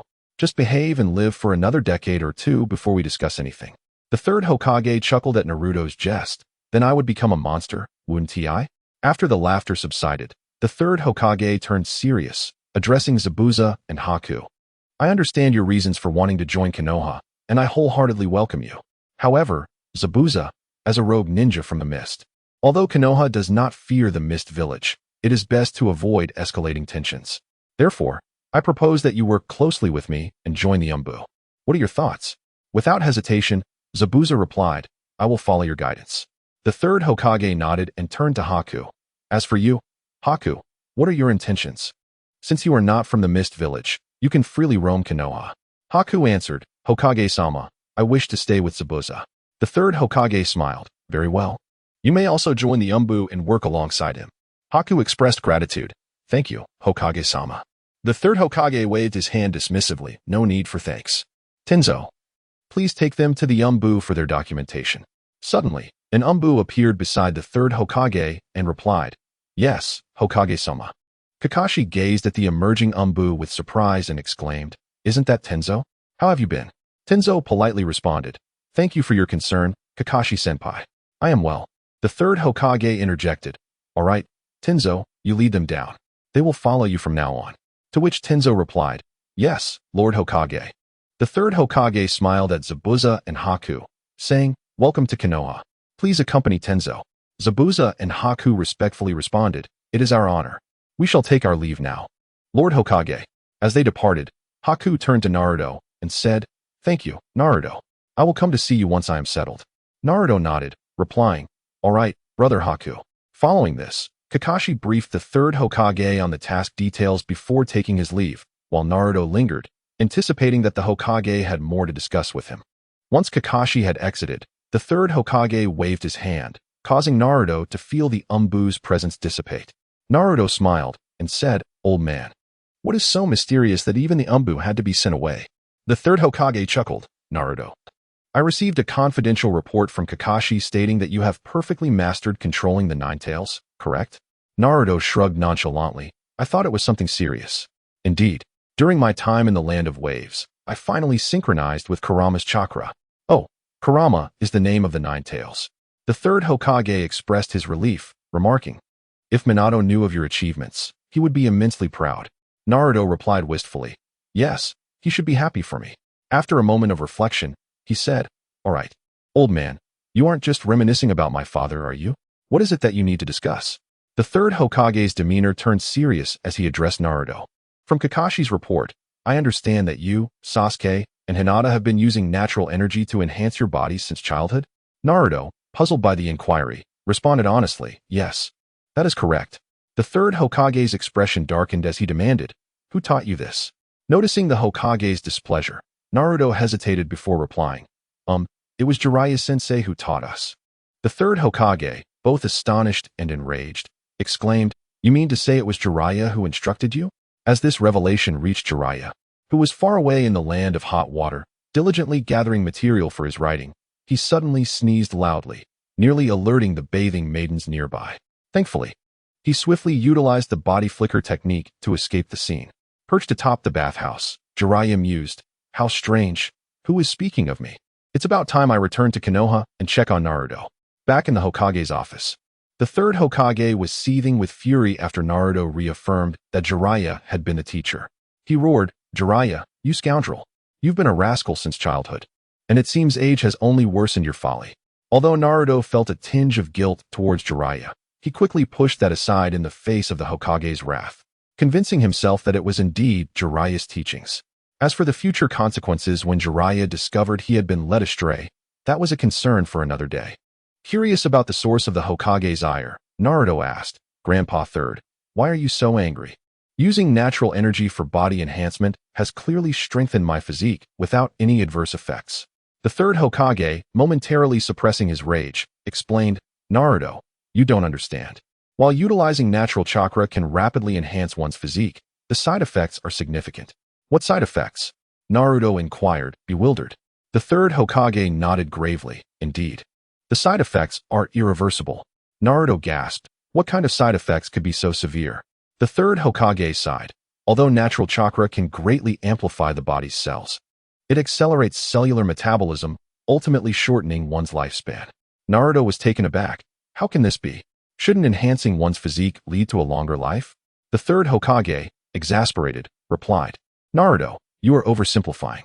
Human cells have a limited number of divisions. Using natural chakra causes cells to undergo excessive division until they can withstand the chakra's onslaught. This is trading lifespan for power, which is why I am so furious. It's all Jiraiya's fault. He was unreliable before, and now he is even more so. How could he teach you this? Filled with remorse, Naruto lamented that he had been too presumptuous and failed to consult either Jiraiya or the third Hokage. It was one thing if he had only acted foolishly himself, but he had also taught Sasuke and Hinata to pursue this dangerous path. In distress, he looked at the third Hokage and asked, Grandpa Third, is there truly no way to remedy the damage caused by natural energy? The third Hokage pondered. I am uncertain. I recall the first Hokage mentioning something about how he could achieve infinite cell divisions after entering Sage mode, but I am not well versed in Sage techniques, so I cannot provide specifics. Hearing that the first Hokage had a method to achieve infinite cell division filled Naruto with hope. As long as there was a solution, he believed he could find a way, no matter how difficult. Although he recognized that the first Hokage had combined natural energy with wood release and Sage techniques to achieve this, Naruto was determined not to recklessly pursue this knowledge again. Experiencing a roller coaster of emotions, he resolved never to endure such turmoil again. With newfound determination, he declared, Old man, since there is a solution, that makes things easier. I will find a way to address this. The third Hokage, eyeing Naruto skeptically, warned, Naruto, I must advise you against acting recklessly. Furthermore, you must cease using natural energy to enhance your body from this moment on, understood? Naruto replied, I understand. I am aware of the gravity of the situation. I will inform Sasuke and Hinata to refrain from using natural energy for body enhancement. The third Hokage nodded. Very well, you may go. Naruto smiled. Then I shall take my leave. With that, he swiftly departed the Hokage's office using the body flicker technique. As the third Hokage watched Naruto leave, he murmured, I hope this boy does not embark on any reckless endeavors. After leaving the Hokage's office, Naruto headed straight for the Uchiha household. Upon arriving at Sasuke's home, he found only Mikoto there. Curious, Naruto asked, Aunt Mikoto, where is Sasuke? Why isn't he home? Mikoto beamed at Naruto. Naruto, it has been so long since you last visited me. Naruto, feeling a bit sheepish, replied, I apologize, Aunt Mikoto. There have been many recent events, and I have been quite busy, so I haven't been able to see you. Please don't take offense. Mikoto chuckled. Oh, don't be silly. Am I such a petty person? If you're looking for Sasuke, he is likely at Shirsue's house. Upon hearing Shirsue's name, Mikoto's expression turned somewhat wistful. Noticing her melancholy, Naruto was unsure how to comfort her, so he hastily responded, I will go find him. With that, he slipped away. Mikoto had intended to ask Naruto if he would like to stay for dinner that afternoon, but to her surprise, Naruto dashed away so quickly that she abandoned her plan. When Naruto arrived at the Uchiha Shinsuke household, he spotted Sasuke standing in the yard, gazing blankly at Shinsuke inside the house. Approaching Sasuke, Naruto said, Sasuke, I have something to discuss with you. Sasuke nodded and walked towards the woods outside the yard. After casting a glance at the dazed Shinsuke and sighing, Naruto followed Sasuke out of the yard. Once in the woods, Sasuke asked, What is it? Speak. Naruto solemnly conveyed the information he had received from the third Hokage, stating, Therefore, during this period, you must absolutely refrain from using natural energy to enhance your body. I understand your desire for power, but until I find a solution, you cannot continue. Sasuke replied, All right, I promise to forego using natural energy for now. However, you must also promise me that if you discover a solution, you will inform me immediately. Naruto nodded, affirming, Yes, I will notify you at once. After Sasuke nodded in agreement, he walked back towards Shinsuke's house. Naruto gazed at Sasuke's retreating figure and mused, Sister Shinsuke still hasn't come to terms with brother Itachi's departure, has she? Sasuke halted and said yes. I fear he might act irrationally. Naruto sighed. Aren't you going to tell Sister Shinsuke why brother Itachi did what he did? Sasuke replied, I cannot bring myself to tell her. If I did, she would surely seek out my brother, and you know his current situation. If she confronts him, I believe he would not hesitate to harm her for the sake of Konoha. Naruto pondered and responded, that indeed aligns with Brother Itachi's character. Sasuke continued, thus, I cannot reveal the truth to her. I hope she can emerge from her sorrow. Naruto remarked, but I believe that when she does, she will harbor great resentment towards Brother Itachi. Sasuke, with a hint of melancholy, said, perhaps that is precisely what my brother desires. Naruto, feeling a tinge of sadness, replied, perhaps. Sasuke then rallied his spirits and declared, well, I must keep an eye on her. You should seek out Hinata. With that, Sasuke departed. After another sigh, Naruto made his way to the Hyuga household. Upon arriving, he encountered Hisashi, Hinata, and Hanabi enjoying tea in the yard. Hisashi greeted Naruto, welcome back. Did your mission go smoothly? Naruto smiled. It went fairly well, Uncle Hisashi. Hisashi nodded approvingly. Approaching them, Naruto cheerfully addressed Hanabi. Hello, little Hanabi. Here is a gift for you. He presented her with a box. Hanabi accepted it, puffing up with pride, though I don't particularly care for it, since you, the big fool, went out of your way to bring it. I shall graciously accept it. Naruto exaggeratedly replied, I am immensely grateful for your generosity, young lady. Observing Naruto's playful demeanor, Hinata couldn't help but stifle a giggle. When Naruto turned to Hinata, he was momentarily taken aback. With gentleness, he said, Hinata, I'm back. Hinata, blushing, lowered her head and softly replied, welcome back, Naruto-kun. In that moment, it felt as if only they existed in each other's worlds. Unable to bear their affectionate exchange, Hanabi exclaimed, I can't stand you too. You carry on, I'll retreat to my room. With that, she left, clutching the box Naruto had given her. Hisashi cleared his throat and remarked, you young ones continue your conversation. I shall take my leave as well. Following his exit, Naruto and Hinata found themselves in an awkward silence. Once they were alone, Naruto took Hinata's hand and earnestly said, Hinata, it's been so long since we last met. I've missed you. Hinata looked into Naruto's eyes and replied, I've missed you too, Naruto-kun. I think of you every day. They gazed deeply into each other's eyes, and Naruto gently embraced Hinata, lowering his head to kiss her lips, which she sweetly reciprocated by closing her eyes. Sitting on the wooden boards of the corridor, Naruto held Hinata close as she rested against him, inhaling his scent. She blissfully said, being able to spend this time with you, Naruto-kun, truly makes me incredibly happy. Looking down at Hinata nestled in his arms, Naruto smiled. I feel the same. Holding you like this makes me the happiest person in the world. Hinata, shyly, buried her head deeper into Naruto's embrace. The more he watched her shyness, the more his affection grew, tightening his hold around her. Unsure of how long they had been in this embrace, Naruto suddenly remembered the reason he had come to see Hinata today. He said, by the way, Hinata, please refrain from using natural chakra to enhance your body during this period. Hinata, puzzled, asked, is something wrong, Naruto-kun? Naruto explained, I met with the Third Hokage today. He informed me that directly using natural chakra can be harmful to the body. Therefore, until I devise a solution, you must avoid using natural chakra for enhancement. Hinata did not press further, merely saying, I understand. After a while, noticing Hinata's unusual quietness, Naruto looked down to find she had fallen asleep in his arms. He smiled tenderly at her slumbering form, reflecting, what a wonderfully ordinary yet blissful day this has been. Hinata slept soundly through the afternoon, and Naruto held her the entire time, careful not to disturb her rest. During this period, Hisashi had come by, intending to invite Naruto to lunch, but upon seeing him cradling the sleeping Hinata, he quietly departed. As Hisashi left, Naruto sensed a slight smile at the corner of his mouth. After lunch, Hanabi also visited, but upon noticing her sister still asleep, she quietly slipped away. Hanabi's expression had seemed strange, but Naruto didn't comprehend its significance and paid it no mind. Hinata did not awaken until dusk, at which point Naruto cheerfully greeted her, awake at last, sleepyhead. Hinata, caught off guard by Naruto's teasing expression, sat up and bashfully replied, Naruto-kun, I slept for quite a while, didn't I? Naruto smiled. Yes, you napped the entire afternoon. Hinata exclaimed, oh no. I slept for so long. Why didn't you wake me? Naruto chuckled. I was delighted to see you resting so peacefully in my arms.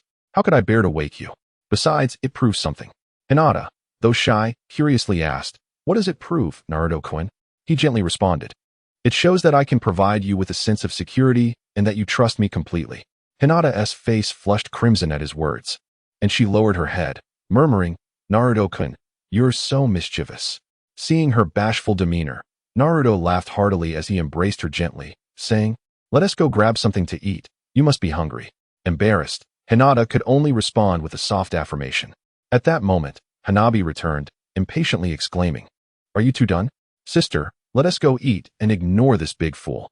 With that, Hanabi pulled Hinata away from Naruto and headed inside. Naruto stood there, momentarily stunned, shaking his head in resignation as he thought, "Have I somehow offended Hanabi? Why is she so unwelcoming towards me?" At this moment, a voice chimed in. "I can't tell if you're genuinely foolish or just pretending." Naruto inquired, "What do you mean by that?" Shikamaru, with a hint of exasperation, replied, "It means nothing. You should figure it out yourself. Truly, you are a fool, and I cannot be bothered with you." Dark Naruto added a sharp remark, "With your emotional intelligence. Had Hinata not already taken a liking to you, you would likely end up all alone." Confused by their banter, Naruto retorted, "Hey, what do you mean? Clarify it for me." However, both personalities ignored him. As Naruto was about to press further, Hanabi chimed in, "You big fool. Why are you standing there? Come eat." Reluctantly, Naruto decided to abandon his inquiries and responded to Hanabi, "Coming." He then walked into the house. The following day, while strolling through the streets of Konoha with Hinata, Naruto furrowed his brow and remarked, "When did so many outsiders come to our village?" Curiously, Hinata asked, "Outsiders? What do you mean, Naruto-kun?" He explained, "Many people on the streets R&T from our village. Their gazes towards me are completely different from those of the villagers." Upon hearing this, Hinata felt a wave of sadness for Naruto. Noticing her distress, he chuckled, "Heh, Hinata, I'm fine. So many years have passed. I've grown accustomed to it. They will eventually understand me." Hinata gazed at Naruto's smiling face and replied, "Yes, I believe the villagers will come to understand you, Naruto-kun, because you are truly remarkable." Naruto grinned and said, "Of course, I am destined to become Hokage." At that moment, they encountered Konohamaru, who joyfully exclaimed, "Boss, you're out shopping too?" Noticing the absence of Ebisu, Naruto curiously asked, "Konohamaru, what are you doing here? And where is Ebisu-sensei?" With a proud smile, Konohamaru replied, "We sneaked out from under the nose of the glasses teacher. I used my sexy jutsu to knock him out." "Ha ha ha, boss, my sexy jutsu is quite impressive now." Naruto laughed, "Is that so? How about I teach you an even better jutsu in a few days?" Konohamaru eagerly asked, "Really? But why not teach me now?" Naruto replied, "I'm busy right now." Konohamaru, glancing between Naruto and Hinata, suddenly enlightened, grinned mischievously, "Boss, I see what you're up to." He then made a gesture that any man would understand. Hinata, noticing the gesture, blushed and looked down, while Naruto playfully tapped Konohamaru on the head, saying, "Kid, you haven't been disciplined for 3 days, and now you dare tease me, huh?" Alarmed by Naruto's intent to strike again, Konohamaru quickly grabbed his two friends and ran away. Naruto chuckled, shaking his head, and continued walking hand in hand with Hinata. However, they had not gone far when they heard a commotion ahead. Approaching the scene, they saw Konohamaru being held by the front of his shirt, while Sakura was negotiating with the person gripping him. It appeared there was a heated argument. Just as Naruto was about to intervene, Sasuke suddenly threw a stone from a tree, hitting the man's hand and freeing Konohamaru. Naruto and Hinata rushed to Konohamaru's side and asked, "Are you okay, Konohamaru?" Overjoyed to see Naruto, Konohamaru exclaimed, "Naruto and I, you're here. I'm fine, just a little hurt." Satisfied that Konohamaru was all right, Naruto turned to the two individuals, recognizing them as Kankuro and Temari, the future wife and brother-in-law of Shikamaru. Sasuke joined Naruto, stating, "What brings you here?" Naruto smiled, "Just passing by." "What about you?" Sasuke replied, "Same." Kankuro then remarked, "Here come two little brats. I despise kids." He retrieved a puppet from his back. Temari, astonished, exclaimed, "Kankuro, you're not thinking of using a crow, are you?" At that moment, Gaara appeared, coldly addressing Kankuro. "Stop it, Kankuro, you'll bring shame to the village." Kankuro, seeing Gaara arrive, quickly explained, "Gaara, let me clarify, they started it." Gaara, with a menacing glare, retorted, "Be quiet, or I will kill you."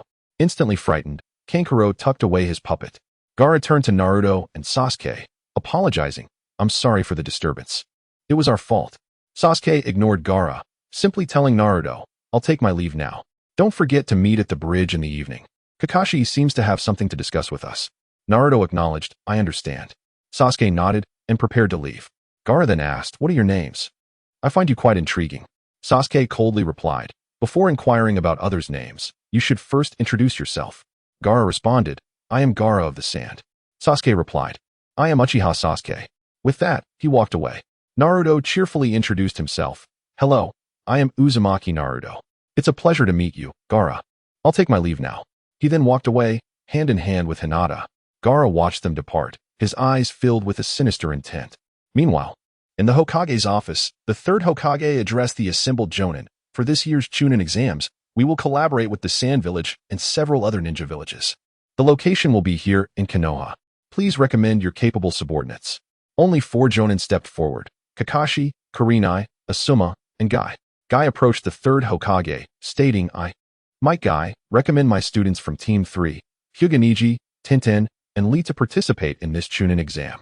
Asuma followed, declaring, I, Yuhi Asuma, recommend my Team 10 students, Nara Shikamu, Yamanaka Ino, and Akimichi Choji for the Chunin exam. Kurenai then said, I, Yuhi Kurenai, recommend my Team 8 students, Inazuka Kiba, Hyuga Hinata, and Aburame Shino for the Chunin exam. Kakashi added, I, Hitaki Kakashi, recommend my Team 7 students, Uchiha Sasuke, Haruno Sakura, and Uzumaki Naruto for the Chunin exam. As soon as they finished speaking, Irika, standing beside the third Hokage, interjected excitedly, I object. I'm sorry, Hokage-sama, but among these recommendations, aside from Team 3's Niji, Tenten, and Lee, the rest are my students. Naruto and his friends have just graduated. How can they participate in the Chunin exam? Kakashi replied, Irika-sensei. Although they are your students, they are now our subordinates. You have no idea how much progress Naruto and the others have made since leaving your tutelage. How can you claim they cannot participate? Irika protested, but they are still just kids. Kakashi countered, kids? I became a Jonin at Naruto's age. Irika was about to continue arguing with Kakashi when the third Hokage interjected. Enough, Irika-sensei. It is the responsibility of their guiding teachers to assess their readiness for the Chunin exam. Reluctantly, Irika conceded, I understand, Hokage-sama. The third Hokage smiled. Very well. It is decided. Naruto and Hinata continued their leisurely stroll until dusk, at which point Naruto parted ways with Hinata and headed toward the bridge. When Naruto arrived, Sasuke and Sakura had already gathered. Sakura complained, Naruto, you and Appos, re too slow. Even when shopping with Hinata, there and Appos, no need to be this late. Naruto replied apologetically, I and Appos, am sorry. But Sakura, I also wanted to give you and Sasuke some time alone. Instantly, Sakura's face turned a deep shade of red. At that moment, Kakashi arrived, handing each of them a form and saying, I recommend you participate in this Chunin exam. Those who do not wish to join may choose not to. Sakura exclaimed in surprise, the Chunin exam? Isn't that a bit too soon, sensei? Kakashi chuckled, you don't have to take it if you don't want to. It's not mandatory. After taking a deep breath, Sakura turned to Naruto and asked, Naruto, are you going to participate? Naruto grinned confidently, of course. It's a rare opportunity. Sakura then looked at Sasuke and inquired, Sasuke, will you join as well? Sasuke replied nonchalantly, of course. I want to lose to that big idiot Naruto. Just as Naruto was about to retort, Kakashi interjected, all right, that's enough. Everyone head home now. For those interested in the exam, meet at the designated place at 9 a.m. tomorrow. Think it over. After exchanging glances, Sasuke and Naruto departed, while Sakura stared at their retreating figures, as if resolving something within herself, and strode purposefully towards her home. The next day, Naruto arrived at the assembly point, where Sakura was already waiting. Naruto smiled. Sakura, I thought you might not come. Sakura replied confidently, I can't always hide behind you guys, relying on your protection. Naruto chuckled. That's the Sakura I know. You used to challenge me as a kid. You wouldn't have grown timid now. Just then, Sasuke arrived. And upon seeing him, Naruto said, let us go then. He led the way toward the registration building. Upon entering, they encountered a girl dressed in traditional Chinese attire and a boy clad in a tight green tracksuit with notably thick eyebrows, arguing with the gatekeeping Chunin. Naruto recognized them as Niji's teammates, Tenten and Lee. After a brief glance, he continued upstairs, at which point the Chunin called out, Hey, brats. What do you want? Blocking Naruto's path. In response, Naruto swiftly threw a kunai, prompting the Chunin to dodge hastily. When he turned back to reprimand Naruto, he found that Naruto had already used the Flying Thunder God technique to reach the third-floor corridor with Sasuke and Sakura. The Nin stared in astonishment, asking, "When did you get up here?" Naruto coolly replied, "Just a boring illusion," as he led Sasuke and Sakura to the registration desk. Tintin, astonished, asked Lee, "Did you see how they got up there?" Lee shook his head. "I didn't catch it clearly. It seemed like they just appeared." Tintin pondered. "How is that even possible?" Excited, Lee responded, "I don't know how he did it, but I'm thrilled." Tintin reflected, "That blonde-haired one. I think I've heard Neji mention him. His name is Naruto Uzumaki, and he is Hinata's boyfriend. The cool one must be Sasuke Uchiha, a genius from the Uchiha clan." Lee exclaimed, "Sasuke Uchiha, the Uchiha clan genius. I want to challenge him. I'll prove that hard work can overcome talent." With that, Lee charged ahead, prompting Tintin to chase after him, grumbling, "Hey, wait for me, Lee." Naruto, Sasuke, and Sakura had just arrived on the third floor when Lee caught up and shouted at Sasuke, "You're Sasuke Uchiha, right? I want to challenge you to prove that hard work can surpass genius." Naruto, confused, looked at Lee, then said to Sasuke, "It seems he is looking for you. I'll go register first." Sasuke nodded. "Looks like he is here because of the Uchiha name. How boring. You can go ahead." Naruto turned to Sakura, asking, "What about you, Sakura? Are you coming with me to register, or will you wait for Sasuke?" Sakura glanced at Sasuke and replied, "I'll wait here for Sasuke." Naruto nodded. "All right, then give me your registration forms. I'll register first and come back." After receiving their forms, Naruto went to the registration desk. Once Naruto left, Sasuke addressed Lee, "If you want to fight, then come at me." With that, he instantly appeared behind Lee, kicking him in the back. However, Lee executed a beautiful spinning kick to block Sasuke's attack. Sasuke was surprised. "You've got some skill." Lee replied confidently, "I want to lose to you." With that, he unleashed the Leaf Whirlwind, sweeping a kick towards Sasuke. Sasuke retreated, but Lee lunged forward with another kick. Sasuke quickly blocked with his hands, yet was still sent flying into the air by Lee's forceful kick. Lee shouted, "Lioness Barrage," as he leapt up, delivering 3 consecutive kicks to Sasuke. Although Sasuke managed to block them with his hands, he was propelled even higher. Lee then stepped onto the air, using the momentum to reach above Sasuke. As Sasuke turned around, he saw Lee's bandages unraveling and, in an instant, Sasuke activated his Sharingan, casting an illusion on Lee. Lee's eyes went blank, and Sasuke swiftly used the body replacement technique to return to the ground. Lee's bandages entangled Sasuke's substitute, causing Lee to crash down onto the ground. "Rinnegan," he exclaimed as he created a large crater upon impact. Standing up, Lee discovered he had only struck a substitute and gasped, "An illusion? Could it be that time?" By the time Lee regained his focus, Sasuke was already behind him, delivering a kick that sent Lee soaring into the air. "Lioness Barrage," Sasuke shouted as he charged toward Lee. Lee exclaimed, the copying ability of the Sharingan. Though Sasuke landed a Lioness Barrage that sent Lee skyward, Lee managed to block the attacks. Finally, Sasuke teleported behind Lee, kicking him again. Lee quickly turned around but, as their eyes met, fell victim to Sasuke's Sharingan illusion, causing him to be kicked down to the ground. Lee executed a roll to land safely, exclaiming, "The Sharingan is truly terrifying. Now I'll give it my all." He prepared to remove the weights from his feet. Just then, Guy kicked Lee away. Naruto, having just completed his registration, emerged to witness this spectacle. He approached Sasuke, asking, "How is it going, Sasuke? Are you all right?" Sasuke shook his head, "I'm fine." At that moment, Sakura rushed over, concerned, "Sasuke, are you okay?" Sasuke nodded in response. Naruto smiled, "Let us go then." Just as the trio was about to leave, Lee suddenly appeared before Sakura, kneeling on one knee. "You must be Sakura. Please go out with me." Sakura, visibly repulsed, replied, "No way. Your eyebrows are too thick." Lee was visibly disheartened. At that moment, Guy approached them, saying, "You must be Kakashi's students." Naruto politely replied, "Yes, teacher Guy. Do you have any advice for us?" Guy, astonished, looked at Naruto and said, "I never imagined Kakashi would teach such polite students. It's truly remarkable." Naruto responded with a smile, "You flatter me, teacher Guy." Guy continued, "I apologize for my underachieving disciple." Sasuke replied, "It's nothing." At this moment, Neji arrived. Upon seeing him, Naruto remarked, "Neji, you still haven't let go, have you? Hinata is quite concerned about you.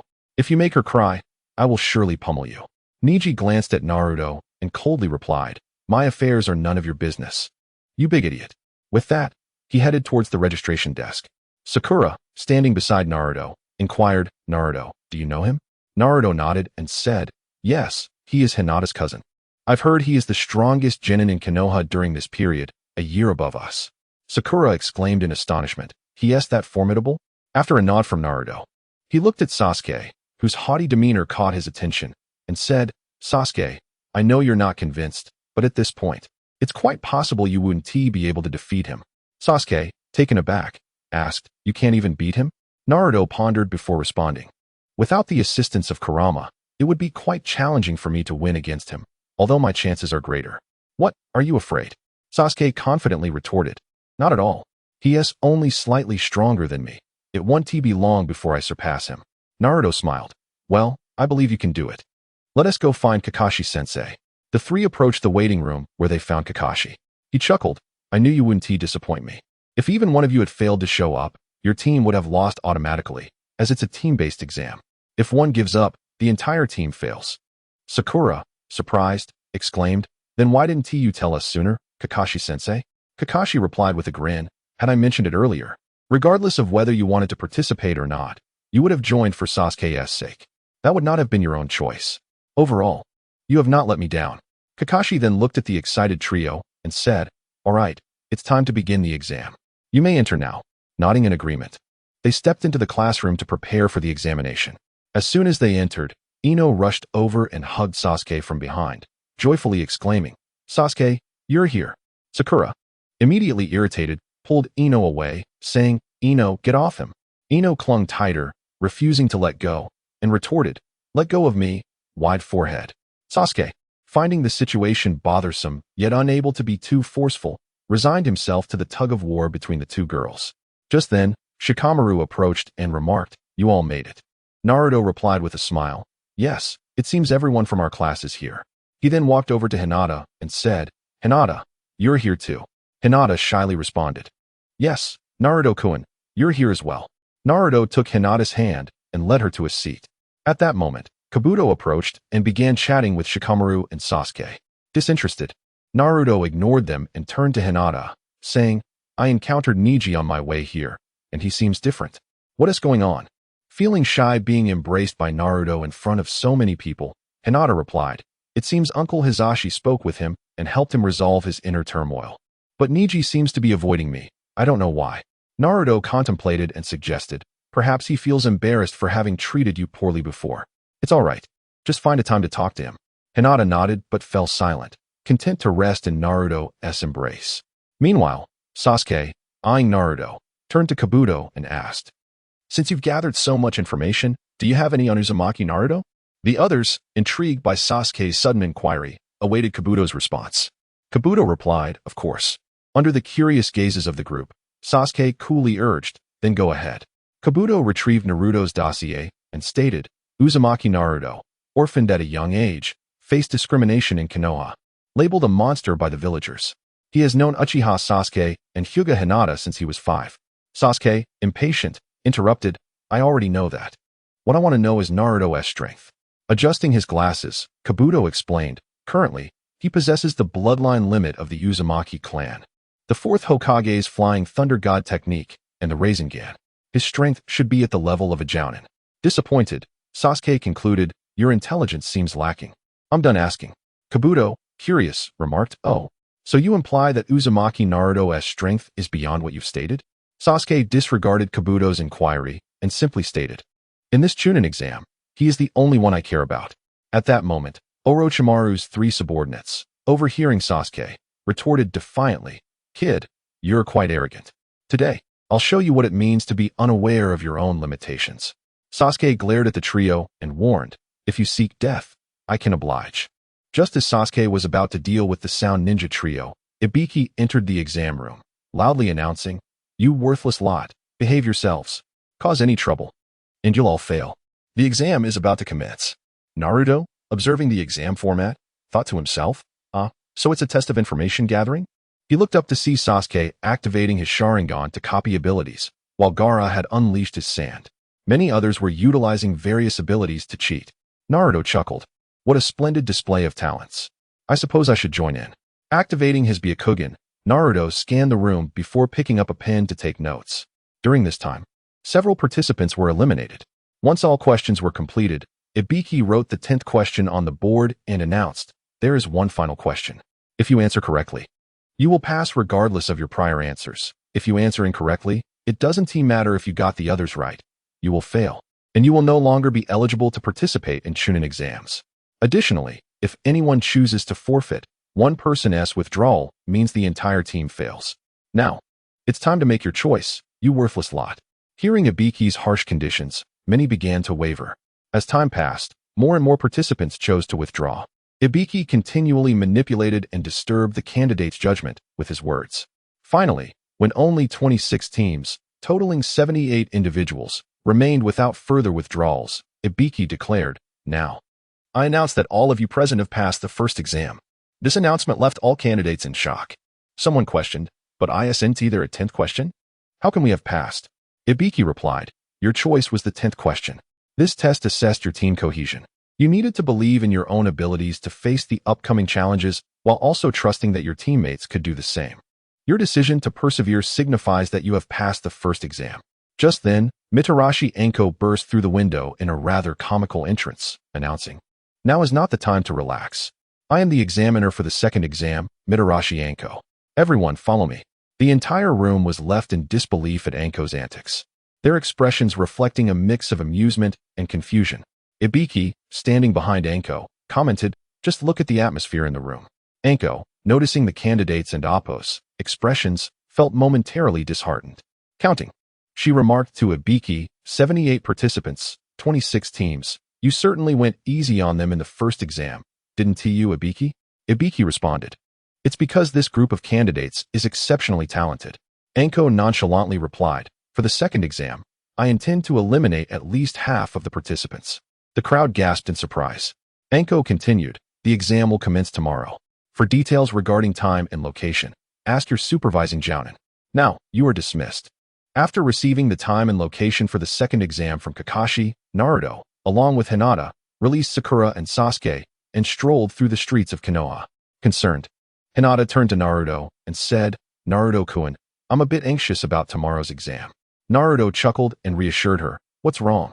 Are you afraid of being eliminated? Don't worry. With your current strength, as long as you have confidence, many won't stand a chance against you." Hinata expressed her worries, but Teacher Mitarashi said she plans to eliminate half of the participants. Naruto laughed. "Don't pay attention to what the teacher says. Even if she eliminates half, you one and Appo's, be one of them. Have faith, all right?" Hinata nodded, replying, "Yes, I believe in what you say, Naruto-kun." With a gentle smile, Naruto remarked, "That and Appo's, the spirit. My Hinata is the best, so believe in your abilities." Moved, Hinata called out, "Naruto-kun," and they embraced tightly, the setting sun casting a long shadow of their intertwined figures. As night enveloped Konoha, Kabuto stealthily approached a grove to meet Orochimaru.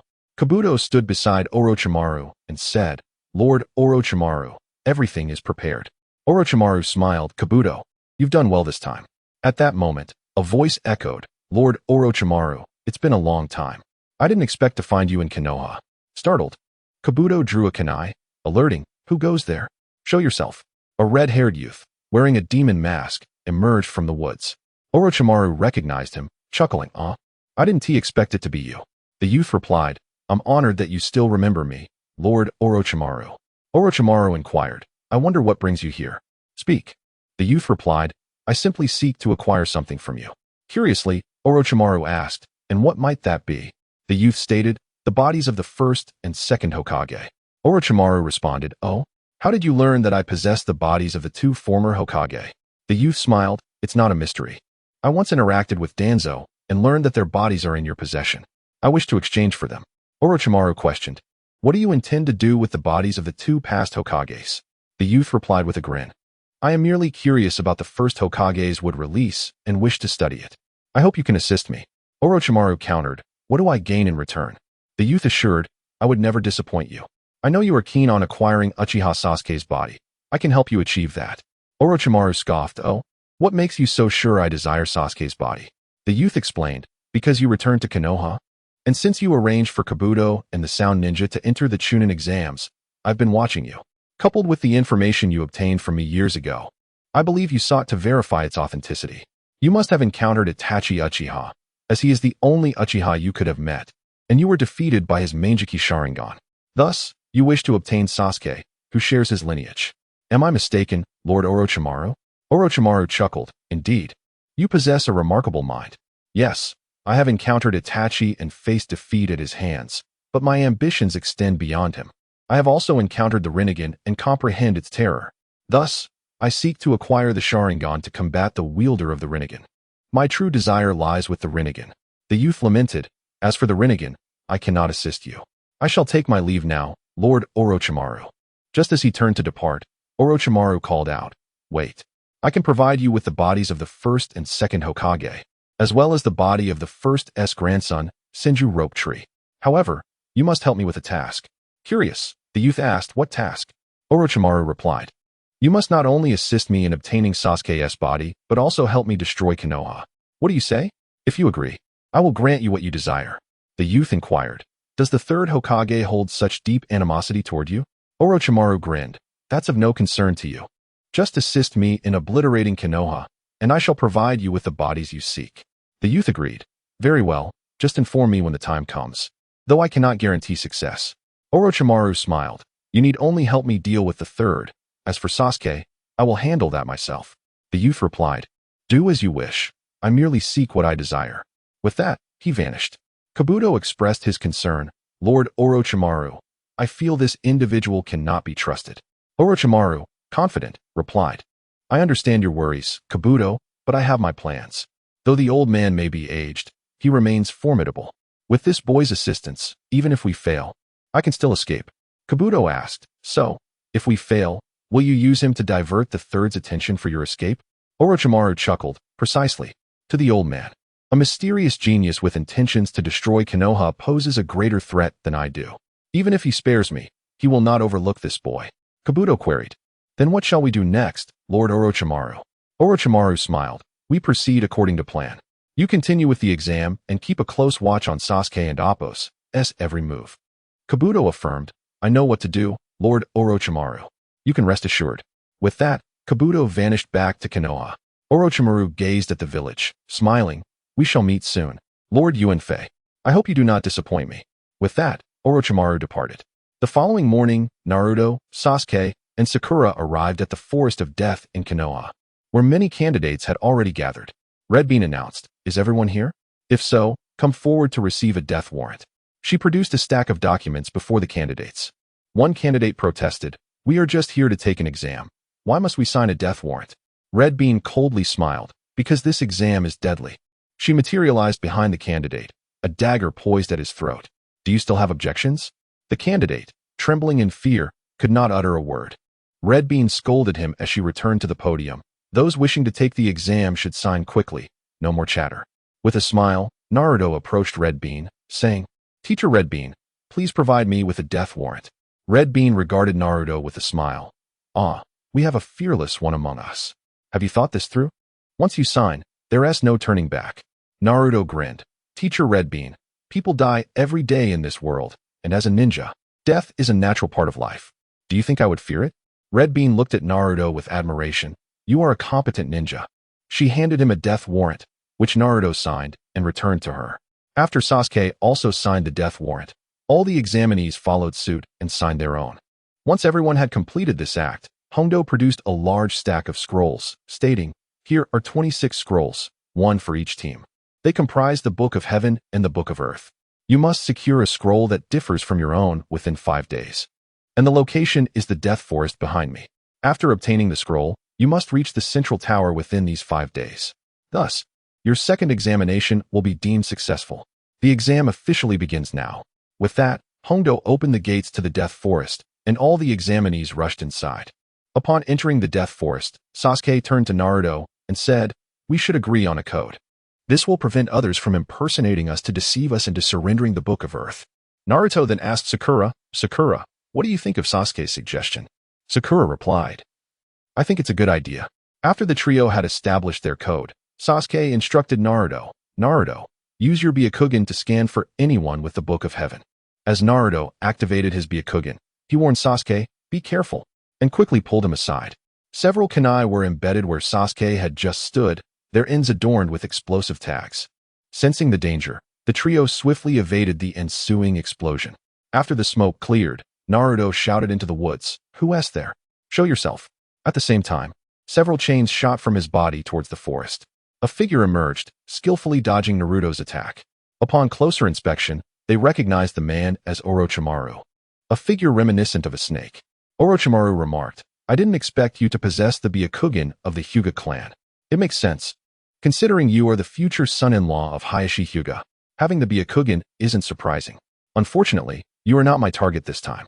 Naruto retorted, "I never thought one of the legendary Sannin would resort to lurking in the shadows." Orochimaru expressed surprise. "Oh, you know me. How curious. It seems I underestimated you." Naruto chuckled, "It's nothing. I've heard about you countless times from Jiraiya. So how could I not know?" Realizing that Jiraiya had divulged this information, Orochimaru felt a twinge of annoyance. Sasuke inquired, "Naruto, you know this disgusting guy?" Naruto nodded. "He is Orochimaru, one of the legendary Sannin, renowned alongside my master Jiraiya." Sakura, astonished, asked, "Why would such a powerful person attack us?" Orochimaru replied with a smile, "It's merely a game I wish to play with you." He revealed the Book of Heaven to Naruto and the others, declaring, "Now, let the contest for the scroll begin." Sakura gasped, "The Book of Heaven?" Naruto, "Sasuke. He actually has it. He is an examinee." At this moment, everyone finally understood why Orochimaru had appeared. Naruto told Sasuke, "Sasuke, I'll hold him off. You take Sakura and get out of here." Sasuke recognized the disparity in their strengths and replied, "Naruto, why don't we all leave together? With your Flying Thunder God technique, he can't possibly catch us." Naruto countered, "No, Sasuke, I want to gauge my strength against him." Sasuke insisted, "Then I'll stay too. I want to test my abilities." Naruto replied firmly, "No, normally I would let you, but we three must still complete this exam. I believe we shouldn't take unnecessary risks." Reluctantly, Sasuke acquiesced. "All right, I'll listen to you this time." He pulled Sakura and began to retreat. Orochimaru sneered, "Did I say you could leave?" With a swift movement, he appeared before Sasuke, blocking their path and unleashing a serpent-like shadow to seize him. Sasuke suddenly ducked as a kunai flew over his head towards Orochimaru. Orochimaru quickly dodged the kunai, but Naruto appeared behind him, launching a Rinnegan that struck Orochimaru hard into the ground. Naruto exclaimed, "Earth clone. Byakugan." Realizing he had merely struck a clone, Naruto activated his Byakugan to search for Orochimaru's true location. Chains erupted from Naruto's body, crashing down upon the ground nearby. Orochimaru sprang from the earth, and the two regarded each other warily. Once confirming Sakura and Sasuke's safe escape, Naruto confidently declared, "Orochimaru, let us continue this contest." He unleashed several chains toward Orochimaru. In response, Orochimaru pressed his hands to the ground, casting Earth Shield and Earth Barrier, successfully blocking Naruto's chains. He then vanished and reappeared behind Naruto, forming seals for Wind Shield and Vacuum Sphere. Naruto quickly hurled a kunai into the air and used Flying Thunder God to evade the attack, but seeing Naruto suspended, Orochimaru swiftly formed seals for Fire Shield and Fire Dragon technique. Naruto countered with Diamond Lock, ensnaring the Fire Dragon before sealing it with Seal of Fire. The Fire Dragon was immediately bound. After sealing the Fire Dragon, the Diamond Lock continued its assault on Orochimaru. Orochimaru then performed the summoning technique, conjuring a massive serpent to block Naruto and Appo's attack before retreating.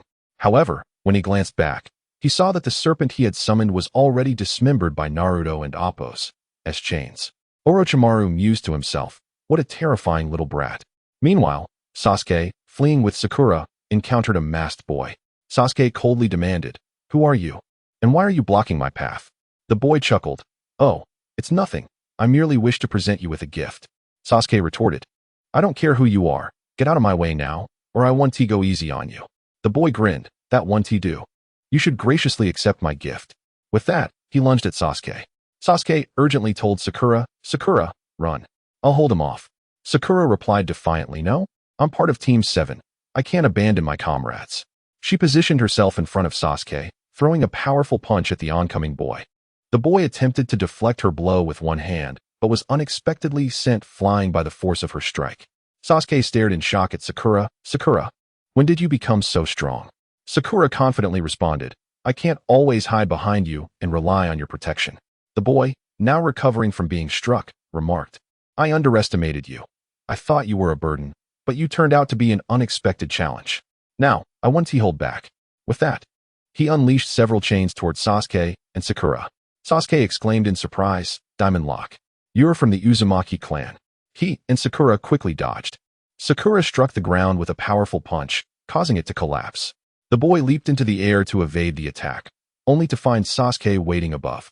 Sasuke formed seals, declaring, Fire Release, Great Fireball Technique. The boy countered with chains from his back to block the fireball, then formed seals for Seal of Fire. Instantly, Sasuke's fireball was absorbed by the chains and hurled back at him. Sasuke shot a wire from his sleeve, anchoring it to a tree, and swung up to evade the boy's attack. Using the wire to launch shuriken at the boy, he dodged but found himself ensnared by the wire. Sasuke then shouted, Fire Release, Great Fire Dragon Technique. Sakura, witnessing the burning boy in midair, asked, Is it over, Sasuke? Sasuke uncertainly replied, I don't know, it should be. Just then, the boy appeared between them, saying, That was close. I almost thought I was done for. Sakura exclaimed in astonishment, How is that possible? In that very moment of surprise, the young man unleashed several chains that ensnared them. Sasuke attempted to cast an illusion using his Sharingan, but the boy deftly evaded it. With a smirk, the boy remarked, Sasuke, you think you can cast an illusion on me? That is utterly impossible. Knowing you belong to the Uchiha clan, how could I not guard against your Sharingan? Sakura, puzzled, inquired, How did you escape from Sasuke's fire technique? At that moment, Sasuke interjected, Spatial ninjutsu. Sakura gasped, Spatial ninjutsu? How can that be? The boy chuckled. I didn't expect you to see through it so quickly. Indeed, I employed spatial ninjutsu. Approaching Sasuke, the boy produced a syringe and said, Now you may accept my gift. Nervously, Sakura asked, What exactly do you intend to do to Sasuke? The boy replied with a grin, Nothing much, merely a small gift. He then injected the substance from the syringe into Sasuke's neck, prompting a horrific scream from him. Sakura anxiously called out to Sasuke, Are you alright? What have you done to him? The boy responded, As I said, just a small gift. Well, I must be off now. With that, he vanished, leaving Sakura helplessly weeping as she embraced Sasuke. Meanwhile, Naruto was engaged in a fierce battle with Orochimaru. After evading Naruto's Rinnegan, Orochimaru remarked, Hee, Naruto-kun, I find myself increasingly fond of you. What do you say? Interested in leaving Konoha and joining me? I can make you even stronger. Naruto retorted, Orochimaru, you should be more concerned about yourself. Soon, I will present you to the Third Hokage. Orochimaru laughed, I must decline that offer. I have many matters to attend to and cannot play with you any longer. Seeing Orochimaru attempt to retreat, Naruto sneered, Orochimaru, do you really think you can escape? Orochimaru replied, Although your strength exceeds my expectations, if I choose to leave, I believe you cannot stop me. Just then, Sasuke's anguished scream echoed, and Orochimaru chuckled, This time, I truly must take my leave, Naruto-kun. I hope to spar with you again next time. Upon hearing Sasuke's scream, Naruto realized he had fallen into Orochimaru's trap and that Sasuke had undoubtedly been afflicted by Orochimaru's cursed mark. Enraged, he shouted, Orochimaru, do you genuinely believe you can escape? Orochimaru looked at Naruto, who was now emanating an immensely powerful chakra, which coalesced into a fox with 5 tails. In astonishment, Orochimaru muttered, The 9 tails. He quickly retreated. Naruto's release of the 9 tails chakra also stirred all the candidates in the Forest of Death, particularly Gaara, whose Shikaku was stirred into a frenzy. Fortunately, Gaara managed to suppress it just in time and rushed toward Naruto's direction. Temari and Kankuro, though less sensitive than Gaara, also sensed the overwhelming chakra. Temari queried, How can such terrifying chakra exist? Observing Gaara's agitated demeanor, she wondered, could it be? Temari and Kankuro exchanged glances, each seeing profound fear reflected in the other's eyes. Not only Gaara, but Neji, using his Byakugan, also saw Naruto in his 9 tails mode and exclaimed, This guy is indeed a monster. Tintin asked, Neji, do you know who unleashed such terrifying chakra? Neji did not respond to Tintin's inquiry, merely stating, Let us go take a look. With that, the 3 of them hastened toward Naruto's location. At that moment, Hinata was the most anxious. Upon sensing Naruto's 9 tails chakra, she rushed forward. Kiba and Shino were puzzled but dared not question her, as Hinata appeared utterly fearsome at that moment. Shikamaru was also moving towards Naruto. And Ino curiously asked, Shikamaru, is it really Naruto? Shikamaru nodded, affirming, Yes, There's no one else. Choji remarked, I knew Naruto was the Nine-Tails Jinchuriki, but I never imagined the Nine-Tails power could be so terrifying. Shikamaru replied, indeed, but the enemy forcing Naruto to use such immense power must be formidable. So we must hurry to assist. Ino questioned, but what can we do if we get there? Shikamaru responded, I'm not sure, but we must go. As they all rushed towards Naruto's location, he had already battled Orochimaru for dozens of exchanges. Naruto used the Nine-Tails tails to strike at Orochimaru, who deftly evaded each of Naruto's relentless attacks. With a series of hand signs, Orochimaru declared, Ninjutsu, Serpent's Array. He lay on the ground, unleashing countless small snakes, each spitting out a blade towards Naruto. Naruto swept his hands forward, obliterating all the snakes in an instant. Realizing that the Serpent's Array was ineffective against Naruto, Orochimaru attempted to retreat. Suddenly, a Nine-Tails tail burst from beneath Orochimaru, transforming into a claw that ripped him in half. Orochimaru emerged from his bisected form, using his shedding technique, looking disturbingly unfazed. Naruto glared at him and said, I can't tell if I'm the monster or if you are. It's utterly repulsive. Orochimaru chuckled. Hee, I didn't expect you, Naruto-kun, to be so humorous. Naruto, fuming, retorted, I'm not being humorous, you vile creature, perish. He unleashed countless chains that ensnared the Nine-Tails. The sight of the ensnared Nine-Tails sent a wave of anxiety through Orochimaru. Without wasting words, Naruto commanded the Five Tails to attack Orochimaru. This time, Orochimaru dared not underestimate him and quickly dodged, yet his arm was still grazed. Watching as the sealing power and the Nine-Tails energy ravaged his arm, Orochimaru decisively severed it, which disintegrated into ashes upon detachment. He reflected, it seems that if I were truly struck, I would indeed perish. At that moment, Sakura arrived, cradling Sasuke, and shouted, Naruto, please help Sasuke. He seems to be poisoned. Seeing the distressed Sakura and the unconscious Sasuke, Naruto was consumed by rage, exclaiming, Orochimaru, you dare harm Sasuke? I will take your life. With that, Naruto began to gather chakra. The others in the Forest of Death soon reached the scene. Gaara murmured, he is a monster like me, ha ha ha, a monster just like me. Temari and Kankuro stood in astonishment before Naruto. Not just them, but everyone was equally shocked by Naruto's transformation. Hinata, worried for Naruto, attempted to approach but was held back by Kiba. Hinata, calm down. Naruto is fine, Kiba urged. Shikamaru then approached, saying, Hinata, Kiba is right. We need to worry about ourselves. We're too close. If that chakra sphere explodes, we'll be caught in the blast. Realizing their precarious situation, everyone understood the danger of being so close. Neji then called out, everyone, come here. Shikamaru, use your Nara clan's shadow technique to bring Sasuke and Sakura over. Hinata, I need your help. Without hesitation, Shikamaru employed the shadow technique to pull Sakura closer. Hinata, upon hearing Neji call her, replied, But Naruto-kun. Neji approached her and said, Hinata, do not worry. I assure you that big fool Naruto will be fine. Right now, we must combine our efforts to use the heavenly spin to shield ourselves from the aftermath of their battle. Do you wish to witness Kiba and the others perish? Neji's words finally brought Hinata to her senses. She responded, I understand, brother Neji. I will protect everyone. Neji nodded and instructed, you all stand close together. Hinata and I will execute the heavenly spin to ensure no one is harmed by the residual energy. As they stood side by side, Hinata suddenly asked, Brother Neji, do you still harbor any hatred towards me? Neji replied calmly, I hold no resentment towards you, but rather towards the wretch who enforced these clan rules. My father spoke to me, and I have come to realize that my duty is to protect you, my sister, not the heiress of the Hyuga clan. Hinata felt a surge of emotion and said, Brother Neji, you. Neji interjected, enough, it and amp, Appos, as coming.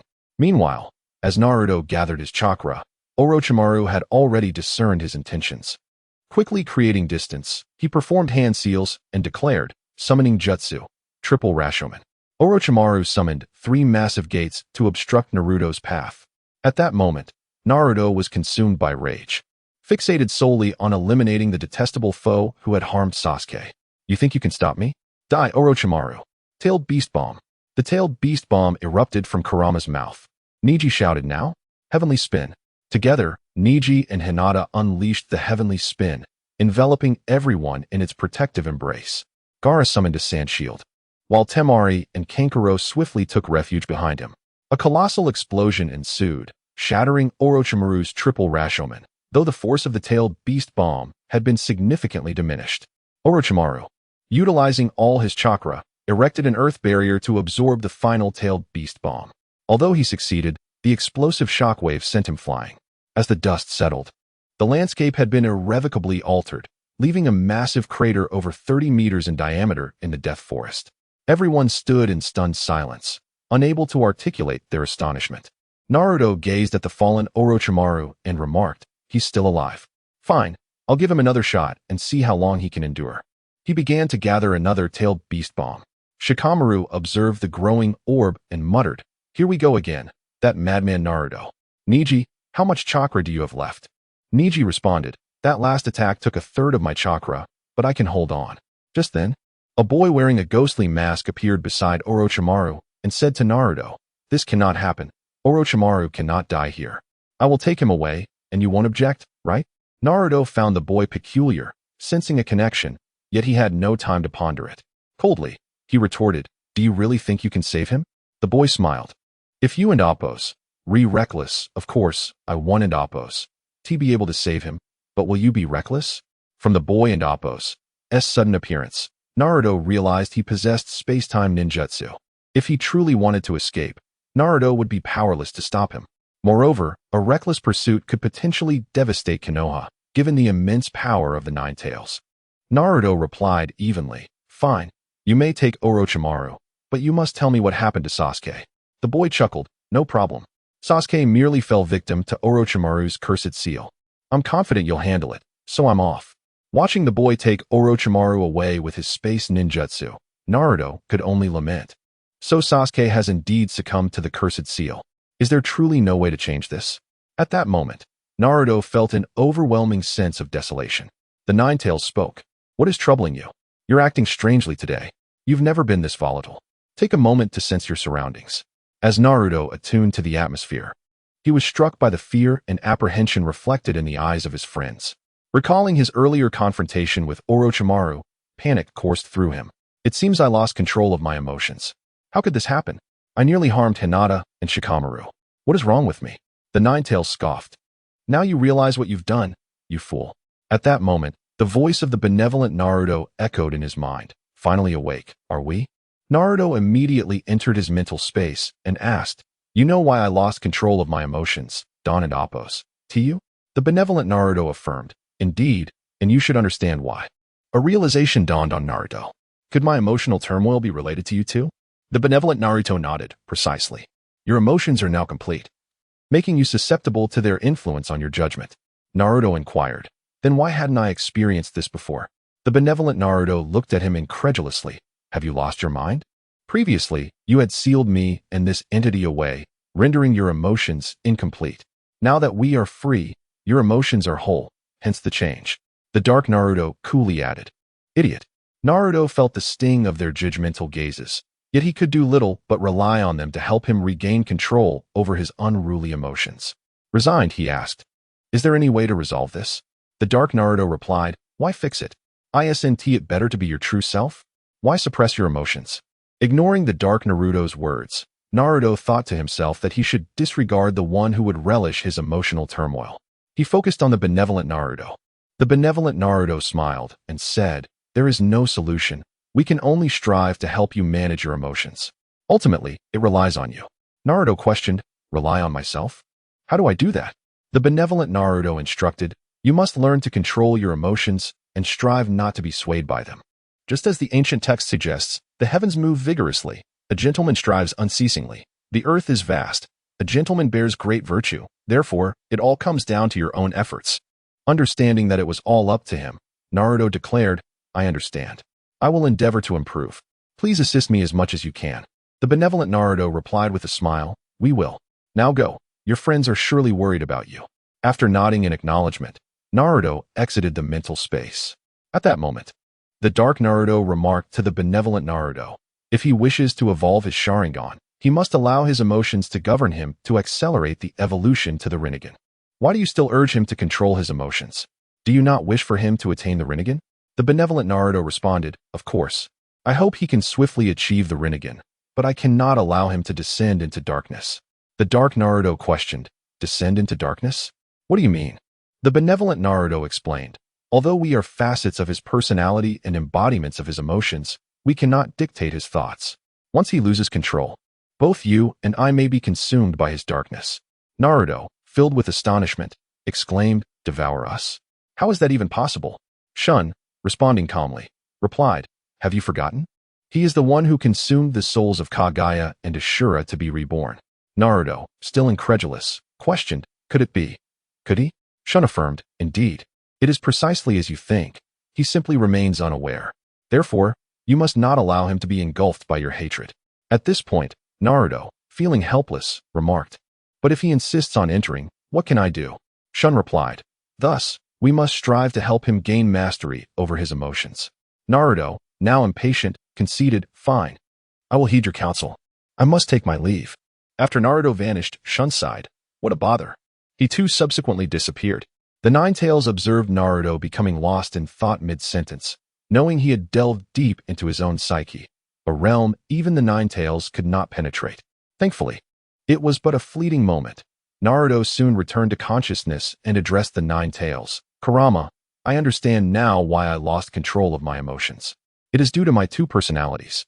The Nine-Tails, astonished, queried, so it is because of them? Please elucidate. After recounting his conversation with Shun, Naruto explained, in essence, when I released their seals, my emotions became amplified. The Nine-Tails nodded. So they act as amplifiers of your feelings, rendering you unable to regulate your emotions. Naruto replied, indeed. I must rely on my own efforts to control them, but it is exceedingly difficult. The Nine-Tails empathized. It is indeed challenging. I too often struggle with self-control. However, I believe in your capabilities, for you are the one the old man spoke of. Have faith in yourself. Naruto, brimming with confidence, declared, of course, I can achieve this. And I will bring peace to this world. I firmly believe in my potential. The Nine-Tails encouraged, yes, I trust you. Now, go check on Sasuke. Naruto nodded, reverting from the Nine-Tails mode, and approached his friend, saying, I apologize for dragging you all into this. It is my fault for momentarily losing control. Shikamaru chuckled, no worries. Everyone has their moments of emotional upheaval, especially when it concerns friends. Just try not to let it happen again. I'm not sure I could survive another episode. Naruto earnestly promised, I assure you, I will strive to manage my emotions better. The others smiled and forgave him. At that moment, Gaara approached, visibly agitated, asking, how can you have friends? How can someone like us have friends? Naruto replied, why can't we have friends? If we put our hearts into it, we too can forge friendships. I can, and so can you. Gaara, recalling Yashimaru, lamented, that's impossible. We are monsters. We cannot have friends. He clutched his head and cried out in anguish. Temari and Kankuro, watching with concern, feared Gaara might spiral out of control. The others, apart from Niji's group and Shikamaru, watched Gaara in trepidation. Gaara, in a frenzy, shouted, impossible. I must kill you. I will kill you. Just wait. He then stormed off in a fit of rage, with Temari and Kankuro hastily following. Naruto shook his head in resignation as he watched Gaara depart. At that moment, Hinata grasped Naruto's hand, saying, Naruto-kun, please don't approach him. He is terrifying. Naruto, puzzled, asked, Hinata, what's wrong? You seem frightened. What's the matter with Gaara? Kiba interjected, Naruto, we encountered him as soon as we entered the forest of death. He is terrifying. He killed everyone he met, and his methods were brutal. Understanding the reason, Naruto smiled at Hinata, assuring her, it's all right, Hinata, he cannot harm me. In truth, he is quite pitiable. Had I not known you and Sasuke since childhood, I might have turned out like him. Hinata replied nervously, that is not true. Naruto-kun is so gentle. You could never become like him. With a smile, Naruto embraced Hinata and kissed her forehead, saying, all right, I must see Sasuke now. Hinata, blushing from the public display of affection, lowered her head, fiddling with her fingers. Approaching Sakura, Naruto inquired, Sakura, how is Sasuke doing? Sakura, with a sorrowful gaze, urged Naruto. You must save him. Naruto assured her, I will. Sasuke will be fine. He is my best friend, so rest assured. Looking at the cursed seal on Sasuke's neck, Naruto asked the Nine-Tails, Kurama, is there a way to break the curse on Sasuke? The Nine-Tails, sensing the seal, explained, This is a form of sage chakra. However, unlike normal sage chakra, this one is tainted with darkness. I also sense an awareness within the seal. It likely belongs to that Orochimaru fellow. Naruto questioned. So how do we resolve this? The Nine-Tails replied, There's no need to rush. I will extract that awareness from Sasuke first. Naruto, let me take over. Naruto agreed. Okay. At that moment, Sakura asked Naruto, Do you have a plan? The others looked on with concern. The Nine-Tails, having taken control, stated, I will extract the awareness from within Sasuke first. The group was astonished by Naruto's transformation, with only Hinata exclaiming, You are Kurama. The others, puzzled, inquired Kurama. Hinata clarified. He is the Nine-Tails sealed within Naruto. Only then did they realize the figure before them was not Naruto, but the Nine-Tails. The Nine-Tails remarked to Hinata, You are quite clever, little Hyuga girl. No wonder that fool Naruto has taken a liking to you. Hinata, flustered by the compliment, shyly played with her fingers again. As the Nine-Tails placed his hand on Sasuke's cursed seal, his chakra invaded Sasuke's body, and soon, Sasuke let out a blood-curdling scream. Everyone rushed forward, anxious to see how Sasuke fared. They then witnessed the Nine-Tails' hand retracting from Sasuke's neck, though the chakra remained connected within Sasuke. As the Nine-Tails pulled, a small white snake was extracted from Sasuke. The group gasped in shock as they saw the Nine-Tails suddenly draw out a white snake from Sasuke. The Nine-Tails informed Naruto, Now we simply need to eliminate the negative emotions tied to the Sage Chakra, and Sasuke's strength may very well surge. Naruto, intrigued, asked, Surge in strength? The Nine-Tails confirmed. Indeed, if you can dispel the negative emotions within him, that Sage Chakra will belong to him. With this chakra as a foundation, Sasuke can cultivate Sage Chakra. Once he attains Sage Mode, he will also heal from the injuries sustained due to the natural chakra. Naruto, elated, exclaimed, Really? That is wonderful. The Nine-Tails chuckled. Well then, it now depends on your dark persona. Since he embodies negativity, I believe he will have the means to assist. Naruto, taken aback, responded, Kurama, are you suggesting I relinquish control of my body to him in order to save Sasuke? Jiaowei responded, Indeed, aside from him, there is no one else. I understand your concerns, but have you forgotten? He is also Naruto, and like you, he wishes to save Sasuke. Reluctantly, Naruto replied, Fine, then. At that moment, Shikamaru gazed at the deceased white snake and remarked, Naruto, I feel as though I've seen this snake before. Ino chimed in, Now that you mention it, I seem to recall encountering this serpent as well. Naruto chuckled, Well, aside from Neji and his group, you all should have seen it. Have you forgotten that there was a similar snake on Yuta? Ino exclaimed, That's right. I remember now. The snake you pulled from Yuta looked quite similar to this one. Shikamaru speculated, Could it be that the one who resurrected Yuta is the same individual who harmed Sasuke, the very person you just fought? Naruto nodded affirmatively. Indeed, it is he, the legendary Sannin, Orochimaru. Even Shikamaru was taken aback. The legendary Sannin of Konoha? Why would he undertake such actions? Naruto replied, He has long been researching forbidden techniques, and is now a rogue ninja. Frankly, I have no idea what his intentions are. As for the attack on Sasuke, it might be related to his Sharingan. For now, our priority is to save Sasuke. We can discuss everything else later. Naruto entered his mental space, where the two aspects of himself, good and evil, awaited him. He addressed the Dark Naruto. You are aware of the situation. Can it be resolved? The Dark Naruto responded, It can be resolved, but are you certain you want to proceed this way? Naruto questioned, What do you mean? The Dark Naruto explained, To eliminate the negative emotions within Sasuke, they must be absorbed into your being. These emotions will empower me, but you may become somewhat malevolent. If you cannot control yourself, you could lose control entirely. Are you truly prepared for this? After hearing the Dark Naruto's words, Naruto turned to the good Naruto, seeking guidance. The good Naruto stated seriously, He speaks the truth. Your emotions were on the brink of losing control previously. If you absorb Sasuke's negative emotions now, you could very well lose control. After contemplating, Naruto resolutely declared, No matter the consequences, the most important matter is Sasuke. I believe I can maintain control. The Dark Naruto shrugged indifferently, Suit yourself. Since you've made your decision, let us proceed with the exchange. Naruto nodded. All right, let us do this. As everyone witnessed Naruto closing his eyes, they presumed he was again exchanging bodies with the Nine-Tails. However, when Naruto opened his eyes, Shikamaru noticed they were not the crimson slits of the Nine-Tails, but rather black. Shikamaru stepped back in astonishment. Who are you? You are not Kurama. The Dark Naruto grinned wickedly. Of course, I am not Kurama. I am Naruto, just not the Naruto you know. Hinata expressed her concern. What has happened to the original Naruto?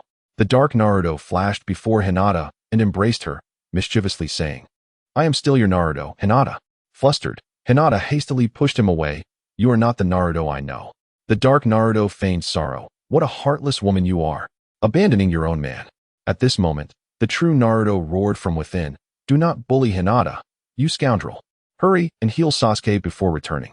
The dark Naruto dismissed it. Yes, I hear you.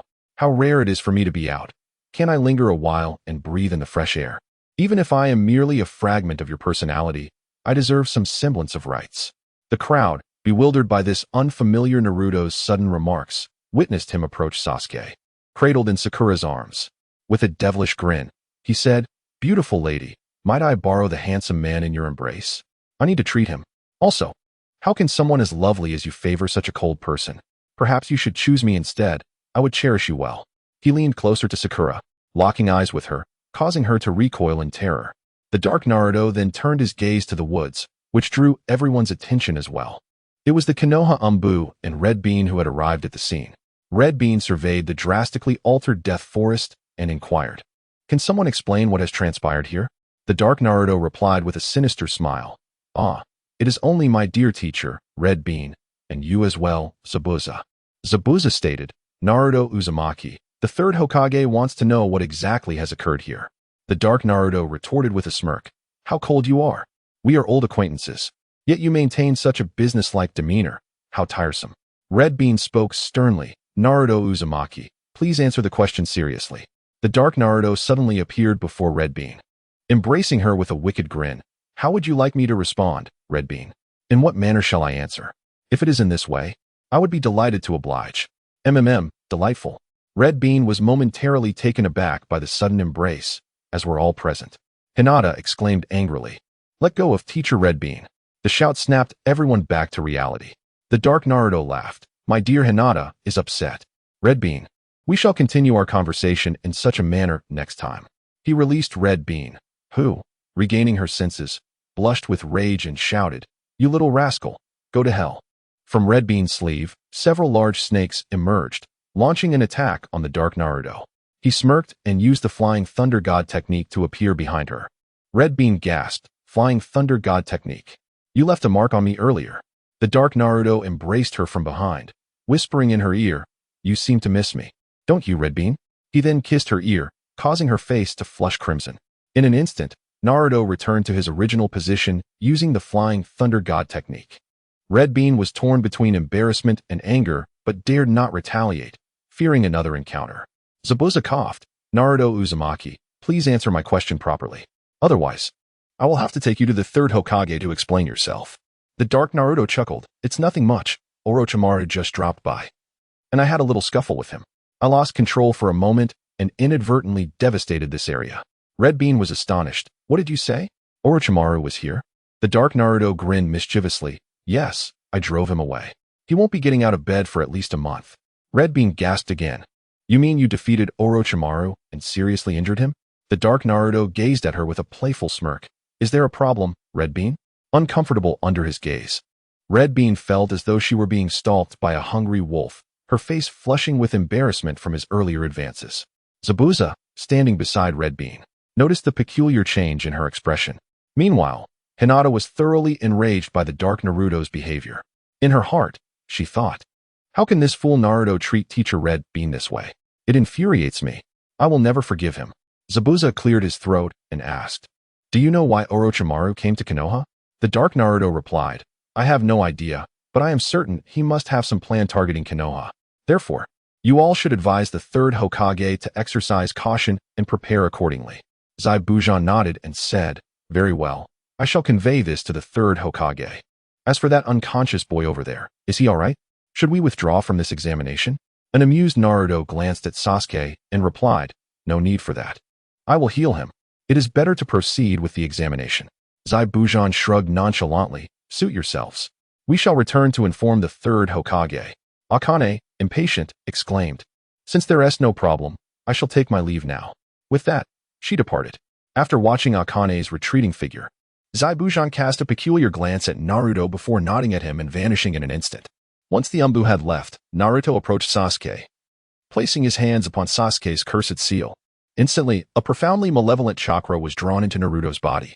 The overwhelming tide of negative emotion surged within him, causing him to feel quite disoriented, nearly fainting.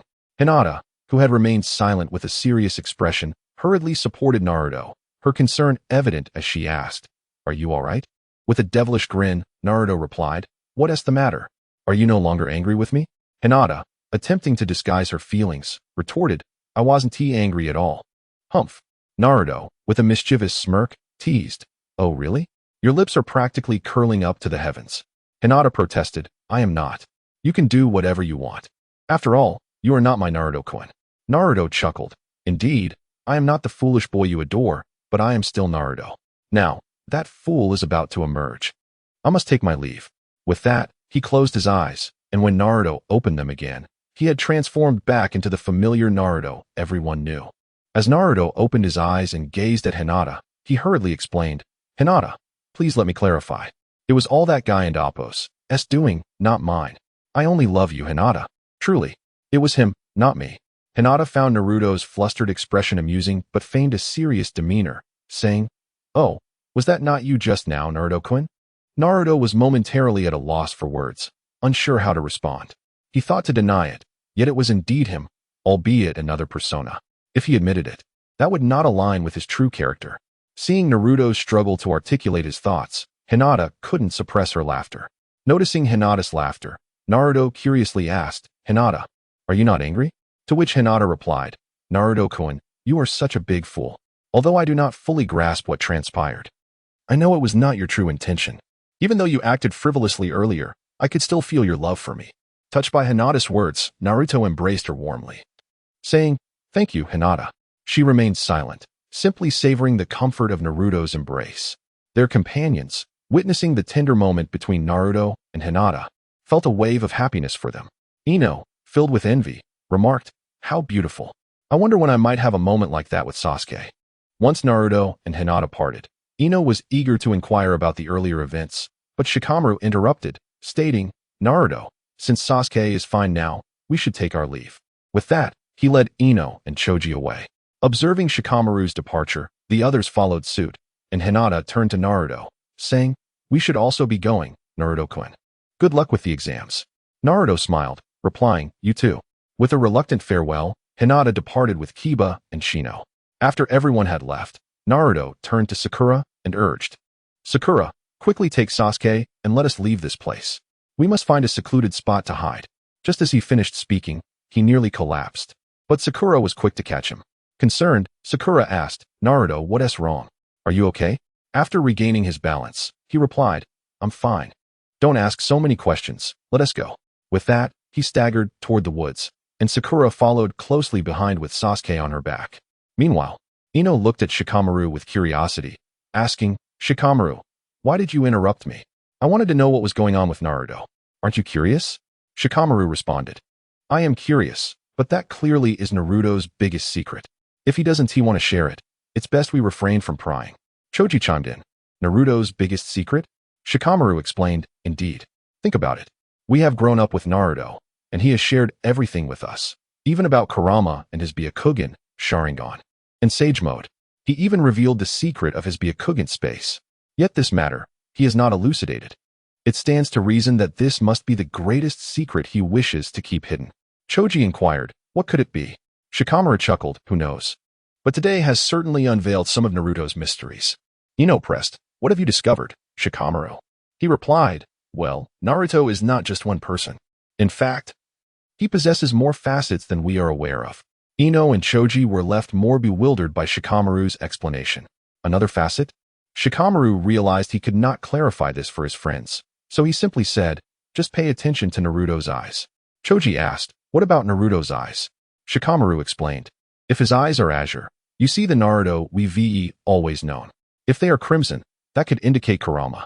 But if they are a chilling black, that would be the enigmatic Naruto we just witnessed." Ino remarked, "Is that so? But the mischievous Naruto was so cool. I wish he could always be like that." Shikamaru cautioned, "Ino, you should keep your distance from that Naruto. He is dangerous." Ino retorted, "But he is truly handsome and cool. If he were always like that, I'm sure he would be adored by many girls. Choji curiously asked, but Ino, aren't you fond of Sasuke? How can you like Naruto too? Ino clarified. I never said I liked Naruto. I just remarked that the mischievous Naruto is charming and cool, appealing to girls. Though the current Naruto is wonderful and warm-hearted. His heart belongs solely to Hinata. She added dreamily. However, that mischievous Naruto feels like an addictive poison, deeply captivating one's heart. Shikamaru shook his head in exasperation. I really don't understand you girls. All I know is that Naruto is perilous. Ino snapped back. Of course, a boring man like you wouldn't understand. Shikamaru, feeling helpless, responded, all right, you're right. He chose to ignore Ino, as he truly could not fathom her thoughts, despite his high intellect. Meanwhile, Lee and Tintin were inquiring about Naruto from Niji, who was also uncertain, simply saying, I just hope that foolish Naruto does not harm Hinata. At that moment, Hinata's group was discussing Naruto as Kiba asked her, Hinata, do you really not know why Naruto has been acting so strangely? Hinata nodded, I truly don't know. But I can assure you that the Naruto from earlier was not the same as the one we usually know. Shino added, indeed, the earlier Naruto felt different. And his chakra was filled with an ominous aura. Kiba questioned, how do you know that? Shino presented some insects to Kiba and Hinata, observing them fiercely attacking one another. Kiba remarked, these insects are quite ferocious. Shino explained, these are new insects I've cultivated. They were originally very docile. They can absorb chakra released into the air after someone uses ninjutsu. These insects transformed after absorbing the chakra from that Naruto, which is why he felt so malevolent and dangerous. Hinata, you must be cautious of Naruto. If he becomes like that again, keep your distance. Kiba echoed, yes, Hinata. You must be careful around Naruto. Hinata reassured them, you need not worry about me. Although the earlier Naruto seemed perilous, I sensed his profound love for me. That version of Naruto is merely a bit unruly. I'm sure it's fine. Regardless of how he changes, he will always be Naruto-kun, the one I adore. And your dearest friend, right? Kiba replied, you have a point. After all, he is still Naruto, that big fool. Shino nodded in agreement. Hinata, you are correct. No matter what, he remains our best friend. Hinata smiled. Then let us hurry. We still need to gather the scrolls. With that, she quickened her pace, activating her Byakugan as she rushed ahead, while Kiba and Shino nodded in agreement and followed her lead. At this moment, Naruto and Sakura struggled into a secluded thicket. Naruto collapsed onto the ground, and after laying Sasuke down, Sakura inquired, Naruto, what's wrong? Are you alright? Naruto shook his head and replied, I'm fine. A day or two of rest will suffice. Sasuke might remain unconscious for 3 days. During these 2 days, I entrust both you and Sasuke to your care. Sakura resolutely affirmed, I will. Just as she finished speaking, Naruto succumbed to unconsciousness. Sakura gently moved Naruto next to Sasuke, silently reflecting that all along, it had been Sasuke and Naruto who had protected her. Now, it was her turn to safeguard them. Meanwhile, in the temporary base of Orochimaru within the Forest of Death, Kabuto placed Orochimaru in a container filled with medicinal liquid for treatment. At that moment, a masked boy entered and addressed Kabuto, Kabuto, we have discovered the whereabouts of Naruto Uzumaki and the others. As per Orochimaru's instructions, we can send those 3 to deal with them. Kabuto responded. But with Naruto Uzumaki present, what purpose would it serve to send those 3? The boy chuckled. Naruto Uzumaki is currently unconscious. Now is the perfect opportunity. Kabuto, astonished, asked, how do you know Naruto is unconscious? The boy replied, that's not your concern. I have my own sources of information. Hurry and make arrangements. Here is their location. He handed Kabuto a piece of paper. After reviewing it, Kabuto nodded, I will notify them immediately. Once Kabuto left, the boy muttered, this guy is out of his mind. I hope nothing goes awry. With that, he vanished. The Sounding Trio, having received their orders, hurried towards Naruto and Sasuke's location. By this time, Sakura had been vigilantly guarding Sasuke and Naruto for 2 days when she suddenly sensed an approaching presence and immediately became alert. Moments later, Kin, T.S., and Saku arrived at Sakura's hideout. Saku declared, no need to hide. I know you are here. He then hurled several shuriken towards Naruto and Sasuke's direction. Sakura quickly deflected the shuriken. Puzzled, she asked, who are you, and how did you find our hiding place? T.S. scoffed, we are subordinates of Lord Orochimaru. If we eliminate Sasuke, we can obtain Lord Orochimaru's curse mark, so you had better hand him over, or you will meet your demise. At that moment, Kin impatiently exclaimed, Why waste time talking? Just take her down. Sokka replied, very well. The battle was about to commence. Sakura watched the three warily, and Saku proclaimed, allow me to deal with you. A shockwave erupted from a small opening in Sokka's palm, hurtling towards Sakura. She swiftly dodged, causing a large tree to be obliterated by the force. After evading, Sakura threw a shuriken and pursued it.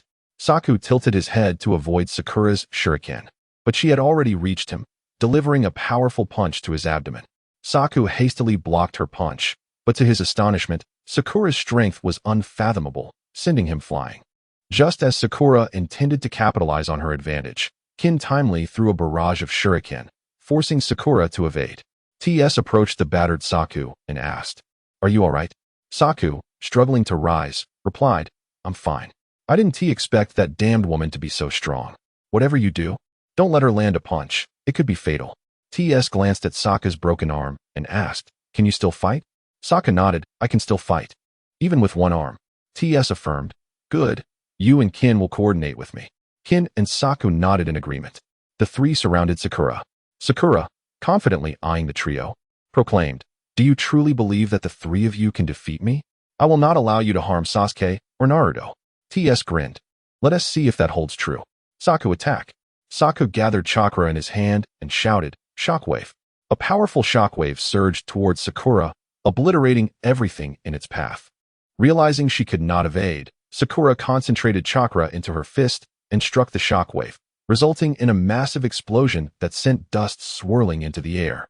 TS glared at Sakura in disbelief, astonished that she had shattered Saku's attack with her bare fist. At that moment, Kin unleashed a flurry of shuriken towards Sakura. She swiftly dodged, using the body flicker technique to appear before Kin, delivering a punch aimed at him. Kin quickly retreated, and Saku launched another shockwave towards Sakura. Reluctantly, she abandoned her pursuit of Kin to evade Sokka's attack. Meanwhile, TS, who had remained inactive, seized the opportunity to strike. He targeted Sakura as she momentarily hovered in midair. Sakura dodged TS's attack and retaliated with a powerful punch, but TS managed to block it, sending him flying while Sakura was also pushed back. Sakura, incredulous, touched the blood near her ear and pondered, how is this possible? I clearly evaded his attack, yet I still sustained an injury. It felt as if something held me back from delivering my punch. TS chuckled, it's because my attacks are sound-based. Evading them is futile. Do you understand what sound is?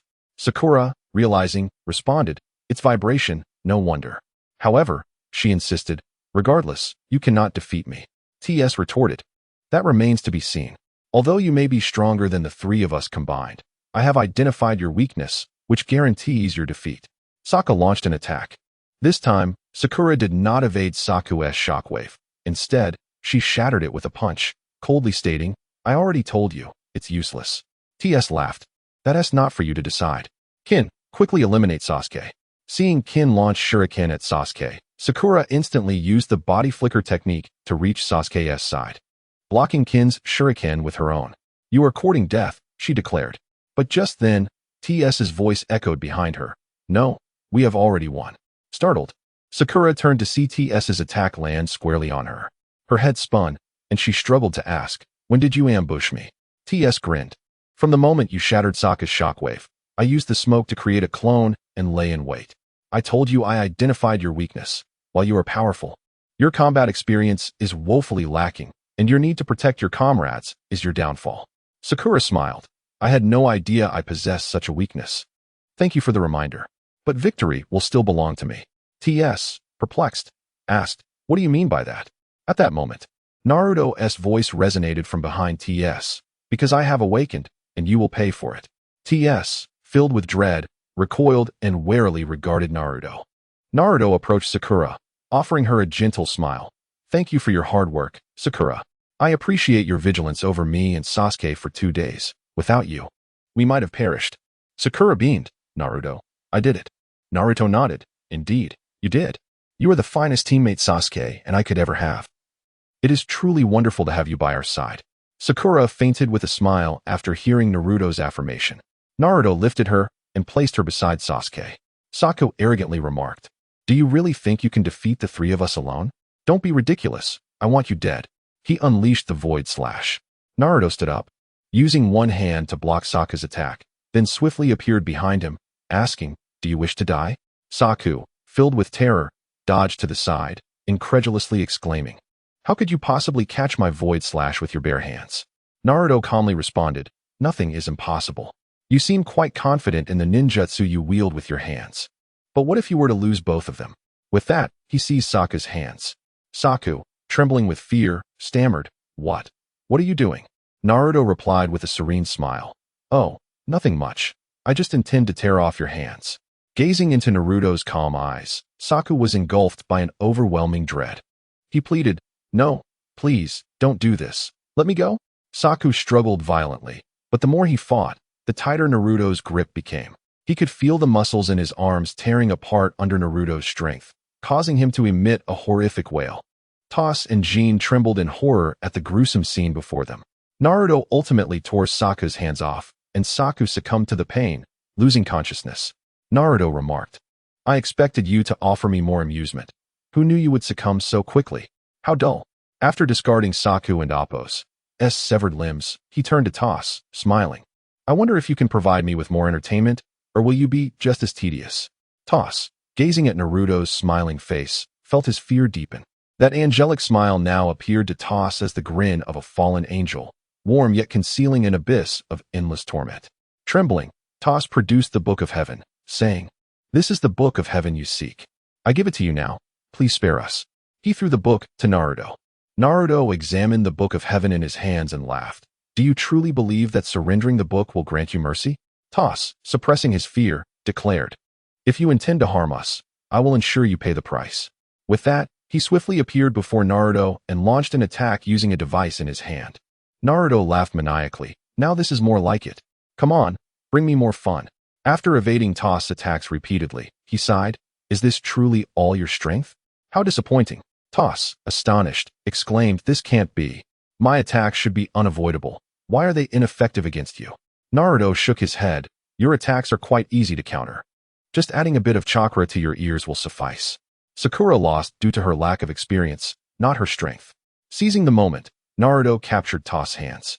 Smiling as he said, "That last guy's screams were music to my ears. I wish to hear them again. Grant me that pleasure." Recalling Saku's horrific fate, Toss cried out, "No, please, don't do this." He began to wail in despair.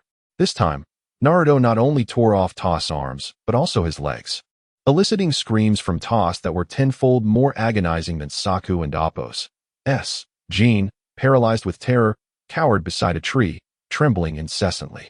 After disposing of Toss, Naruto approached the quaking Jin and chuckled, "I wonder how much fun you will provide me." Jin, in a panic, shouted, "Stay away from me, you demon," as she continuously launched shurikens at him. Slowly advancing toward her, Naruto deflected her shurikens with ease. Standing before Jin, one hand gripping hers and the other covering her mouth with a sinister grin, he said, "Since you dislike the sensation of having your body torn apart, how about I offer you a different experience?" In her terrified gaze, Naruto tore open Jin's garments, prompting her to scream in shock and struggled desperately. Naruto smirked. "Did you not say you loathed the feeling of being torn apart? Why do you not seem to enjoy this?" Jin fought back, exclaiming, "Let me go, you mad demon. Even as a ghost, I will not rest until I have my revenge." Naruto laughed. "Oh, you call me a demon. Do you think I would fear your vengeance as a ghost?" Jin sobbed and pleaded, "Please, spare me." Naruto coldly replied, "That simply won't do. If I release you, I shall have no fun left." After shredding Jin's clothing, he pinned her to the ground, his body on top of hers. The forest echoed with her screams and his laughter. At that moment, Naruto resembled a frenzied beast. The more Jin cried out in pain, the more exhilarated he became. Meanwhile, within Naruto's depths, the darker aspect of his psyche conversed with the benevolent side. "Why are you silent this time? Did you not profess to be kind, loving, and compassionate toward humanity? Why do you not intervene as he descends into madness?" The benevolent side chuckled. "While I embody kindness, I am not a fool." He has lost control before. His emotions are still unstable. After absorbing the evil energy from Sasuke, and with Sakura injured while protecting him, if I do not allow him to vent, it will only lead to disaster. Let him release his pent-up emotions. Besides, these three are not virtuous. As the embodiment of goodness, I am not a saint. Utilizing these three to channel his grievances is merely resourceful waste. The darker side, surprised, observed the benevolent aspect. Realizing he spoke honestly, I never imagined your virtuous self could harbor a sinister side. I am beginning to like you, he laughed. The benevolent side, dismissively glancing at the proud darker side, retorted, spare me your mockery. You too possess a benevolent side. Let us not point fingers. The darker side, infuriated, exclaimed, who possesses a benevolent side? I am the embodiment of evil. How could I have a virtuous aspect? The benevolent side smiled. Let us not ruin the facade. Yet, I wonder why the Nine-Tails has not intervened? The darker side responded, enough. Do you think you alone can see his need for release? The Nine-Tails has lived for millennia. Do you think he is oblivious? What a joke. The benevolent side nodded, acknowledging, you speak truthfully. I was negligent. At that moment, the Nine-Tails, observing Naruto's actions from the ceiling space, sighed, this fool truly lacks self-awareness. Fortunately, these three imbeciles have come to him. Otherwise, he would have inevitably gone berserk. Now, let him vent his frustrations. Naruto continued to ravage Jin's body until her spirit shattered, finally ending her life. Yet, his thirst for satisfaction remained unquenched. Grasping her lifeless form, he began to tear it apart, and after reducing Jin to fragments, he turned his attention to Sokka's body, initiating his gruesome assault once more. At this moment, Sak had long since perished. After tearing Sak into fragments, he approached Toth's lifeless body. It was only after he had dismembered all three of them that Naruto let out a roar of satisfaction, subsequently succumbing to slumber. Upon awakening after a prolonged rest, Naruto found himself in a disarray of shredded garments and remnants of human flesh. Frozen in disbelief as memories of how he had slain Toth and his companions replayed incessantly in his mind. Recalling his brutal actions towards Jin, Naruto was engulfed by incredulity. He could scarcely believe that he had forcibly taken possession of another's body, obliterated her spirit, and ultimately extinguished her life. Even more appalling was the realization that he had reduced their bodies to mere fragments. This inhumane version of himself felt akin to a demon emerging from the depths of hell. In disbelief, Naruto inquired of the Nine-Tails, is this truly my doing? The Nine-Tails replied nonchalantly, indeed, this is indeed your handiwork. Naruto lamented, but how could I possibly commit such a heinous act? Why have I transformed into this? The Nine-Tails retorted, what is so peculiar about it? Your emotions were already unstable, and you compelled yourself to absorb Sasuke's negative feelings. If you did not vent them, trouble would inevitably ensue. It is far better to unleash your fury upon your enemies rather than harm those you cherish. Fortuitously, these three fools stumbled into your path. Providing you with an outlet, I had no reason to impede you. Naruto found himself at a loss for words. Recognizing the truth in the Nine-Tails statement, it was indeed preferable to harm adversaries rather than loved ones. Yet, he could not fathom that he had resorted to such brutal means of release. The Nine-Tails remarked, is it so difficult for you to come to terms with your actions? In truth, I perceive this as a positive development for you. Surprised, Naruto asked, what do you mean, Nine-Tails? Do you wish for me to become a demon? The Nine-Tails responded, your aspiration is for world peace. However, to achieve tranquility in a world rife with hatred, you must comprehend the essence of that hatred. Only by truly understanding it can you open the hearts of others. Thus, you should not reject darkness, but rather seek to comprehend and embrace it. In doing so, you may unravel the hatred within each individual and earn their trust. Naruto pondered, to understand darkness and embrace it? The Nine-Tails affirmed, indeed, human nature is inherently selfish. And this selfishness breeds war, which in turn fosters hatred. Therefore, if you wish for humanity to coexist peacefully, you must grasp these truths. To understand, you must immerse yourself in it. Once you emerge from hatred and sorrow, you will genuinely comprehend the hearts of those consumed by animosity. Naruto replied, I understand your point. Nine-Tails, I will endeavor to gain this understanding. At that moment, the benevolent side of Naruto's psyche remarked, impressive. I never anticipated that the Nine-Tails would possess such insights. The darker aspect responded, humph, having lived for a millennium and been shrouded in hatred, it is only natural to emerge with newfound awareness. The Nine-Tails asked, what has left the most profound impression on you regarding this matter? After a moment of contemplation, Naruto replied, I truly do not know. Initially, when I saw Sakura injured, I was filled with rage, as though a massive stone was lodged in my heart, yearning to shatter it. As I killed them, I experienced a sense of pleasure, a thrill that transformed me into a demon devoid of reason. This exhilaration gradually crushed that heavy stone within me, Yet once my sanity returned, I felt emptiness and cruelty. I am utterly confused by what this feeling signifies. The Nine-Tails nodded. This sensation is entirely normal. You are simply unaccustomed to employing such brutal methods of vengeance for the first time. Naruto mused, perhaps. I never acted with such cruelty during my past life as an assassin. This truly is a terrifying feeling. The Nine-Tails stated, while I am unaware of your past experiences, I can assure you that far more brutal deeds exist in this world. Naruto conceded, you are right, Nine-Tails. I once believed that possessing immense power, feared by all, would grant me the ability to change this world. Yet now, I realize that even with such strength, without understanding the hearts of others, I would still fail. At best, I might achieve a fleeting peace, akin to that of the first Hokage or my father, but true peace would remain elusive. The Nine-Tails agreed. Indeed, as you said, during the era of the first and fourth Hokage, nations refrained from war, and the ninja world experienced a brief period of tranquility. However, after their demise, conflicts resurfaced, culminating in grand wars. To truly dissolve the hatred within people's hearts seems an insurmountable task. Nonetheless, I have faith that you will succeed. Naruto smiled.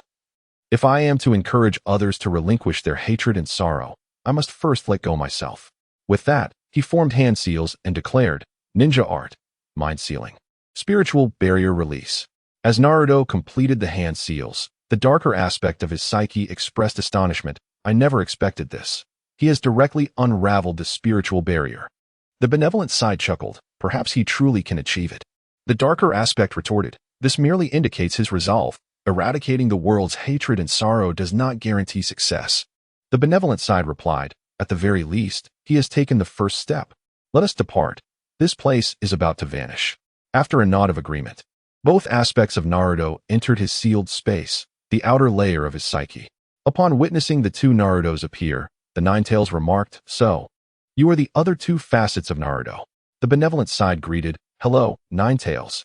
At that moment, Naruto's consciousness also arrived, and the benevolent side added, I never anticipated you would possess such determination, willingly releasing us from the depths of your mind. Naruto responded, if I am to eliminate hatred and sorrow, I must first embrace them.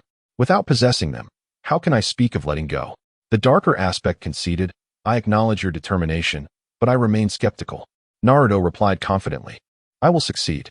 The darker aspect shrugged, do as you please, it matters not to me. The benevolent side urged, since you have made up your mind, hold steadfast to your confidence.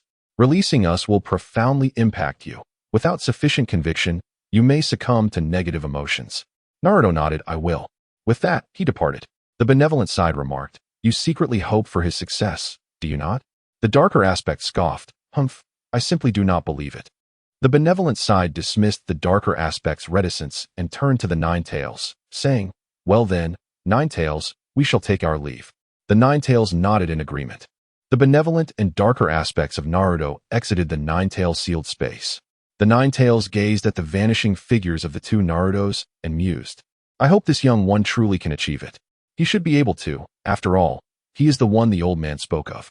Emerging from the sealed space, Naruto dug a pit to gather the fragmented remains of Toph and his companions for burial.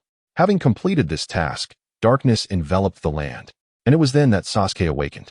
Upon seeing Sasuke come to, Naruto joyfully asked, Sasuke, you are awake. Do you feel any discomfort? Sasuke replied, I am fine, though I do feel a bit weak. Naruto chuckled, it's good to know you're fine. Wait here while I fetch some food. With that, he vanished in an instant. Soon, he returned, clutching two rabbits. After preparing the rabbits, he placed them over the fire he had already kindled.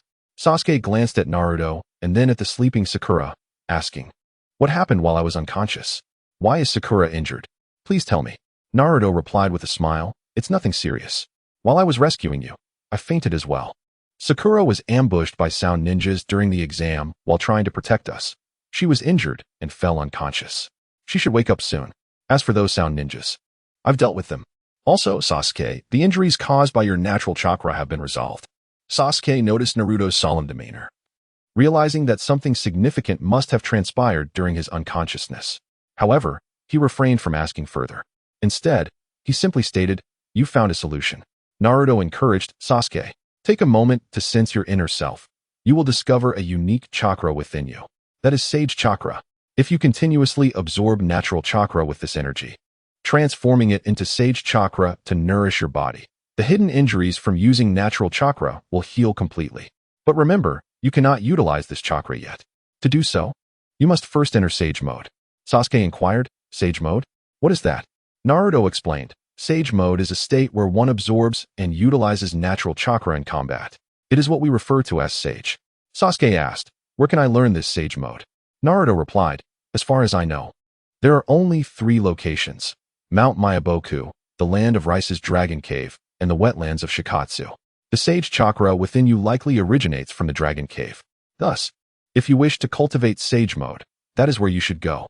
Sasuke queried, how do I reach the Dragon Cave? Naruto responded, to access the Dragon Cave, you must form a blood contract with it, allowing its serpents to become your summoning beasts. Then, have the summoning beast transport you there.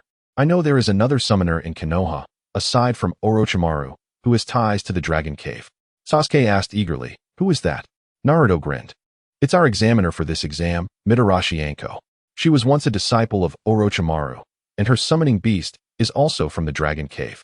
Sasuke expressed concern. But will she teach me? Naruto reassured, don't worry, I will persuade her. Now, eat something while I fetch some water. Oh, here is the Heaven's Book I took from the Sound Ninja. Keep it safe.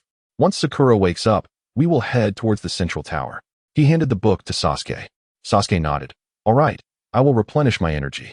You go ahead, I will take care of Sakura. After Naruto nodded, he vanished again. While collecting water by a riverbank, Naruto sensed a disturbance and, intrigued, teleported to investigate. He spotted a red-haired girl being chased by a giant bear. The sight of her red hair instantly reminded him of his mother, Kushina Uzumaki.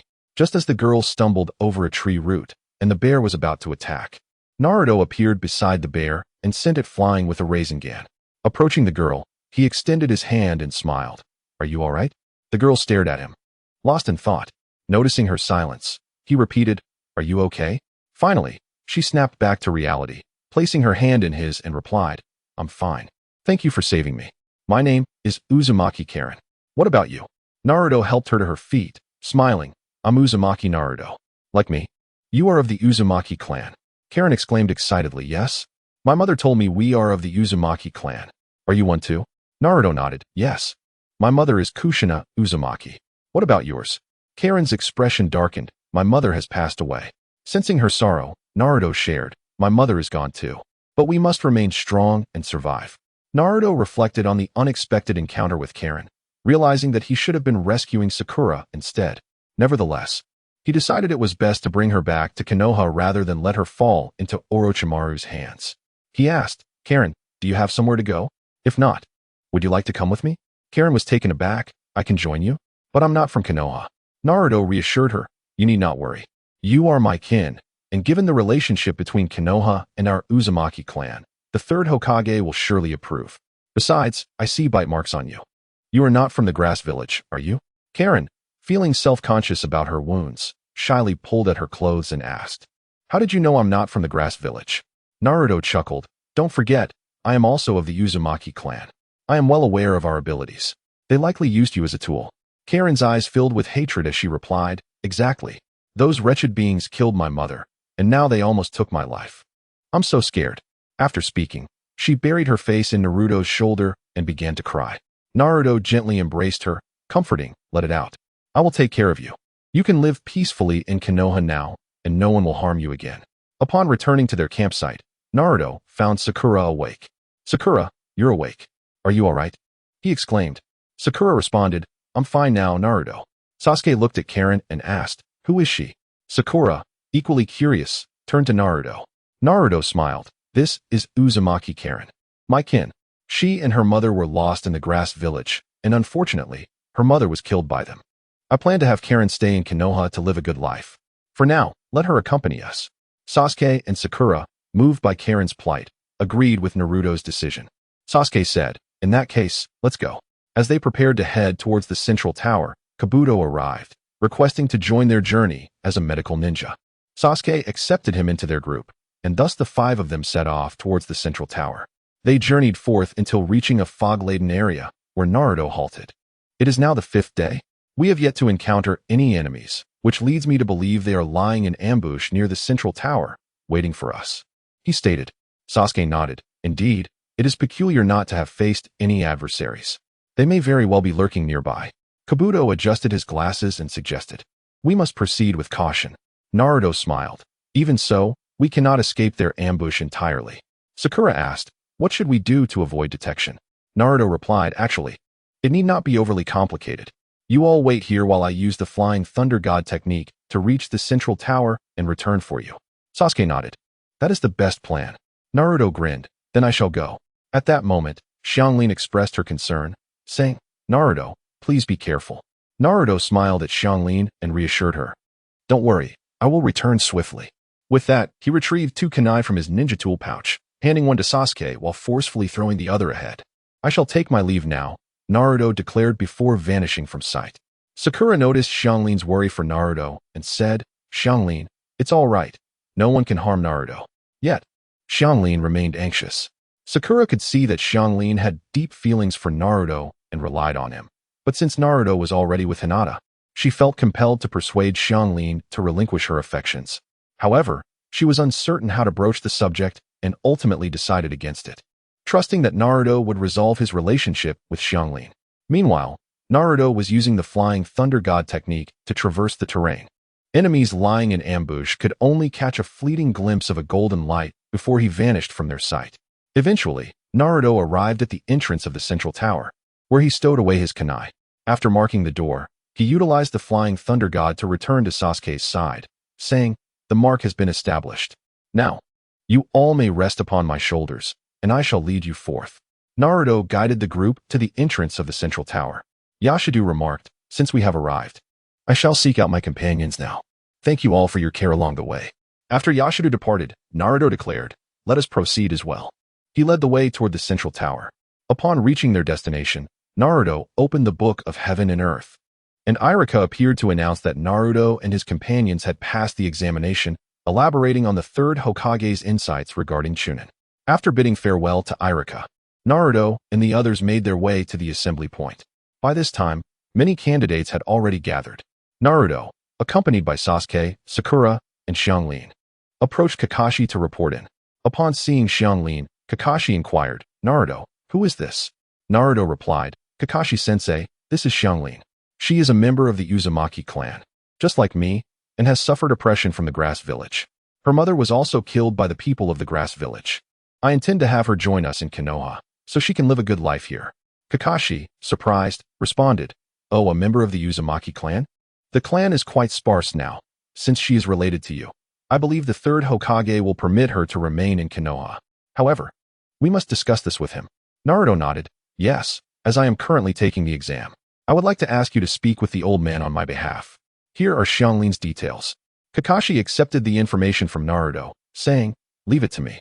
After handing over the documents, Naruto mentioned, "Kakashi-sensei, please take care of Xianglin for me. I need to check on Hinata."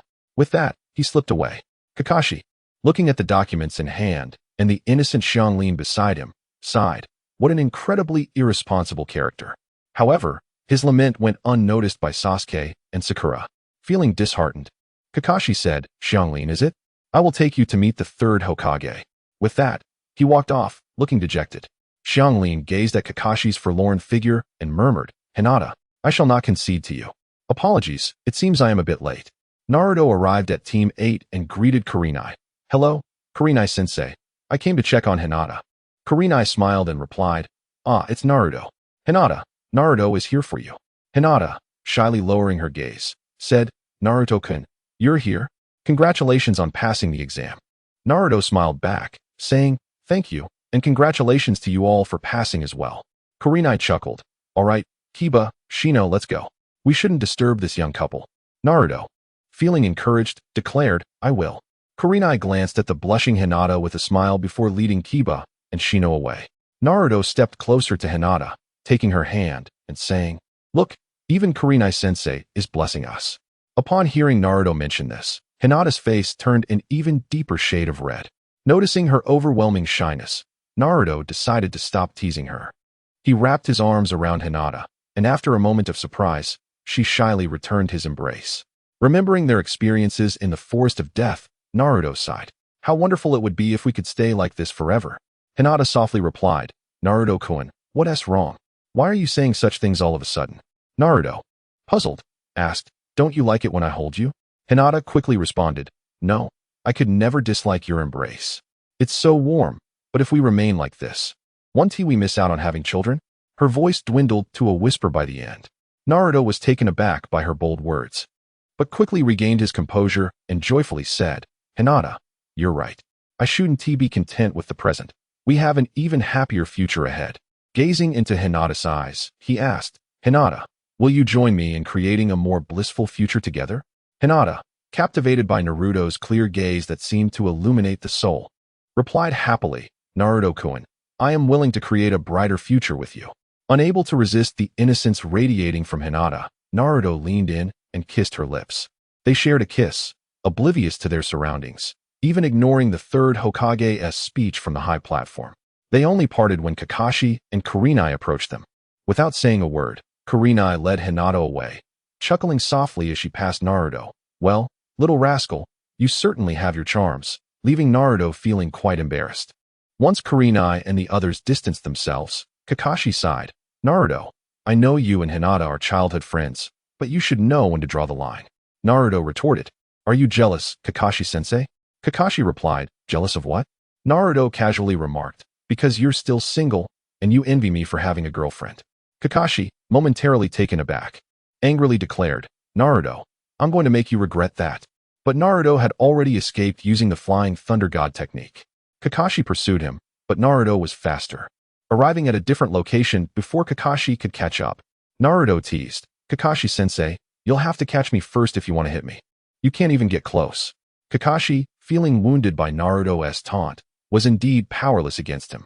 At that moment, Moonlight Breeze announced, the match will now begin. So all participants please quiet down. Kakashi and Naruto halted, turning their attention to the arena. Moonlight Breeze continued, now, we will draw lots. Names continuously changed on the electronic board until it finally settled on Uzumaki Naruto and Rock Lee. Moonlight Breeze declared, the first match is Uzumaki Naruto versus Rock Lee.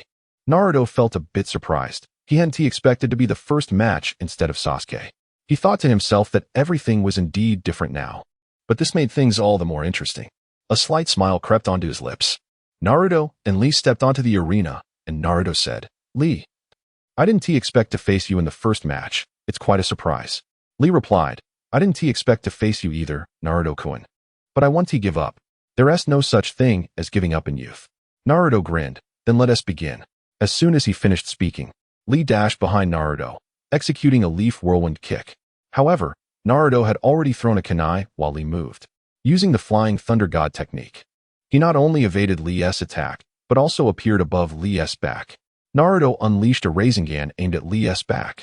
The moment Naruto vanished, Lee realized he had to react quickly, utilizing the momentum from his leaf whirlwind to kick off the ground and evade Naruto's Rasengan, while simultaneously countering with a kick of his own. Naruto's Rasengan struck the ground, kicking up a cloud of dust.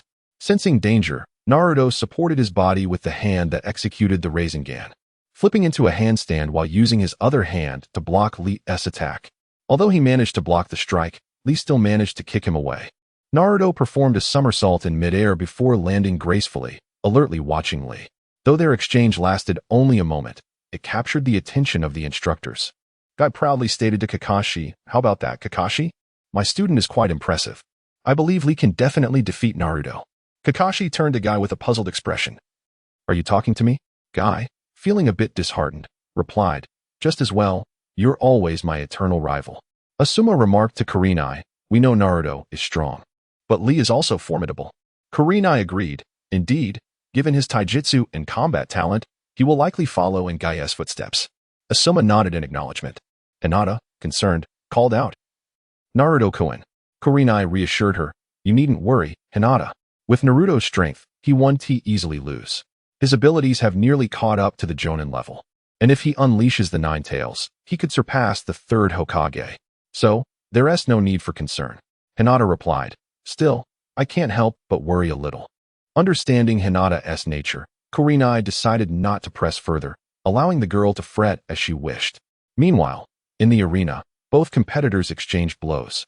With Lee taking more hits, Naruto threw several kunai, Though Lee dodged, he was caught off guard by Naruto's follow-up kick using the Flying Thunder God technique, sending him flying.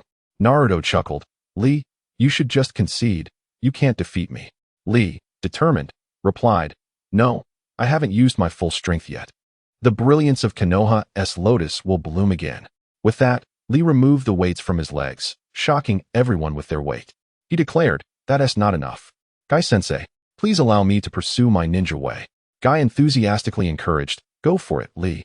Let the brilliance of Konoha's lotus bloom once more. At that moment, Lee shouted, the third gate, open. The fourth gate, open. His skin turned a fiery red as the transformation took hold. Kakashi, astonished, activated his Sharingan to observe Lee. Then angrily confronted Guy. Have you really taught this child the 8 gates? Are you out of your mind? How could you entrust such a dangerous forbidden technique to him? I've clearly misjudged you. You're not fit to be his teacher. Guy retorted furiously, you don't understand anything. This child possesses no talent in ninjutsu or jinjutsu. He can only rely on taijutsu.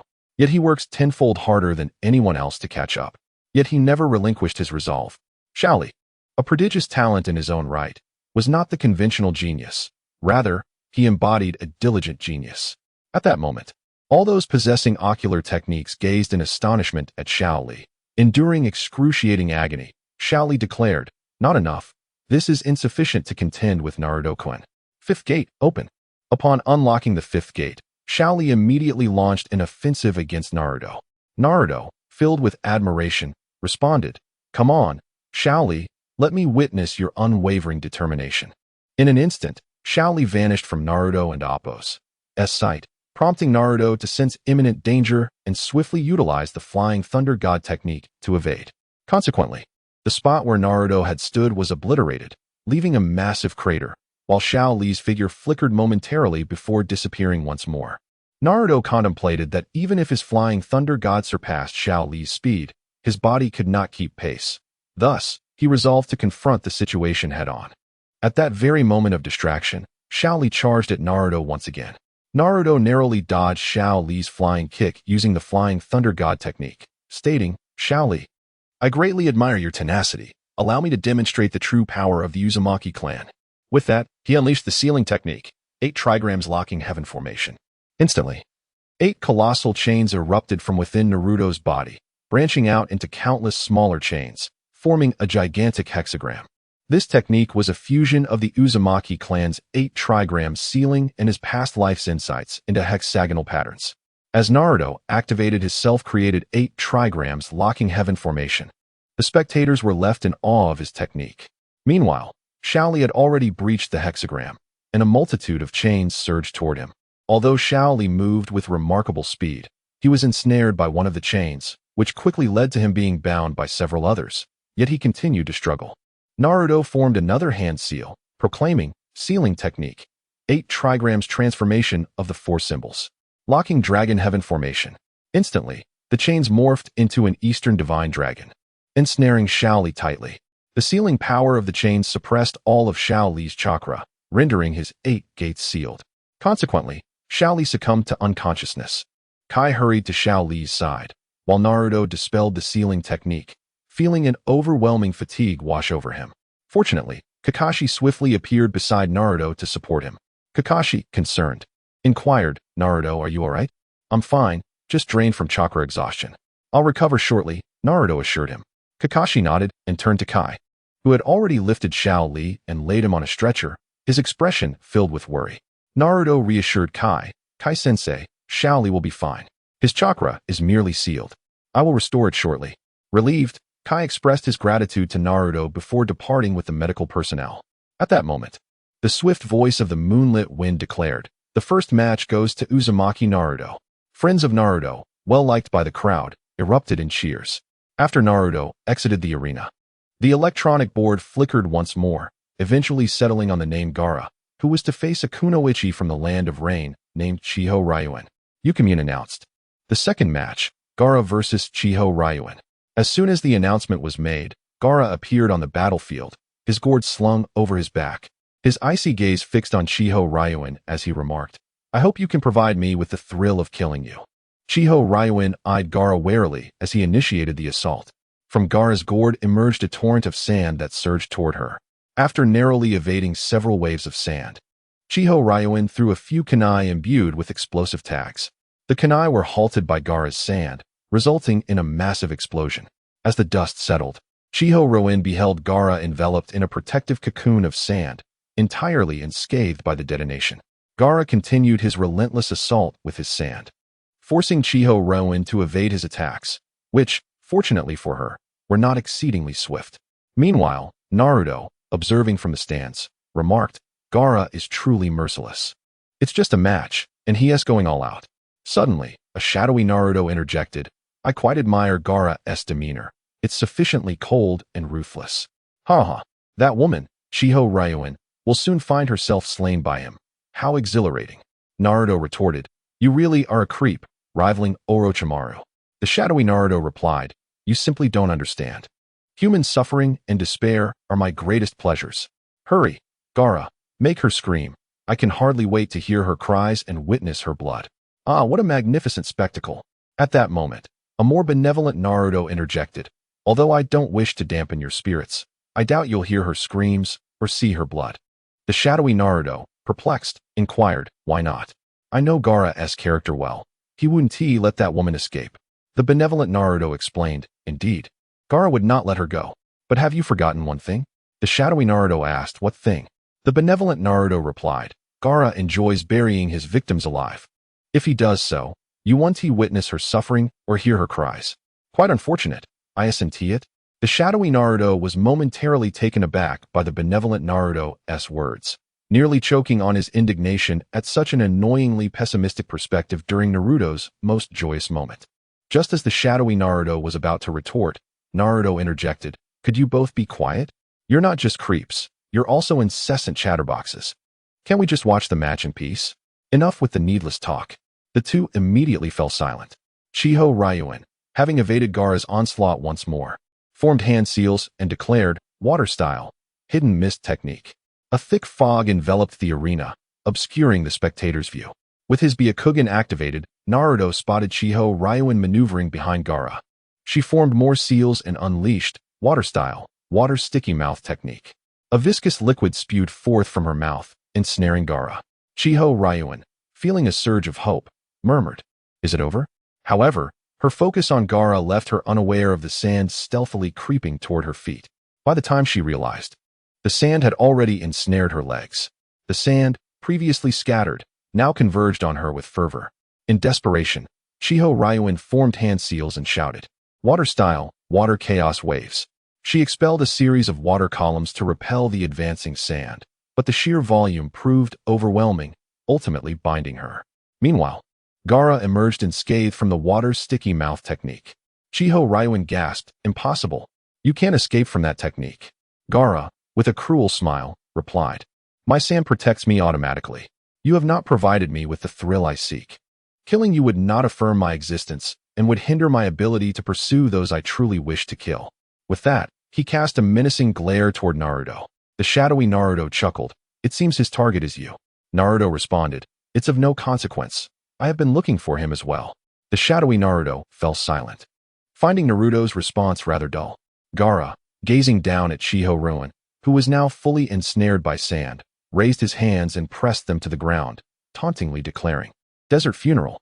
Chiho Ryuin attempted to surrender, but her mouth was sealed shut by the sand, rendering her incapable of uttering a sound. She struggled desperately, her eyes wide with terror as she stared at Gaara's sadistic grin. Buried beneath the sand, Chiho Ryuin was eventually extracted by medical personnel. Her body nearly fractured in its entirety, with multiple internal injuries, barely clinging to life.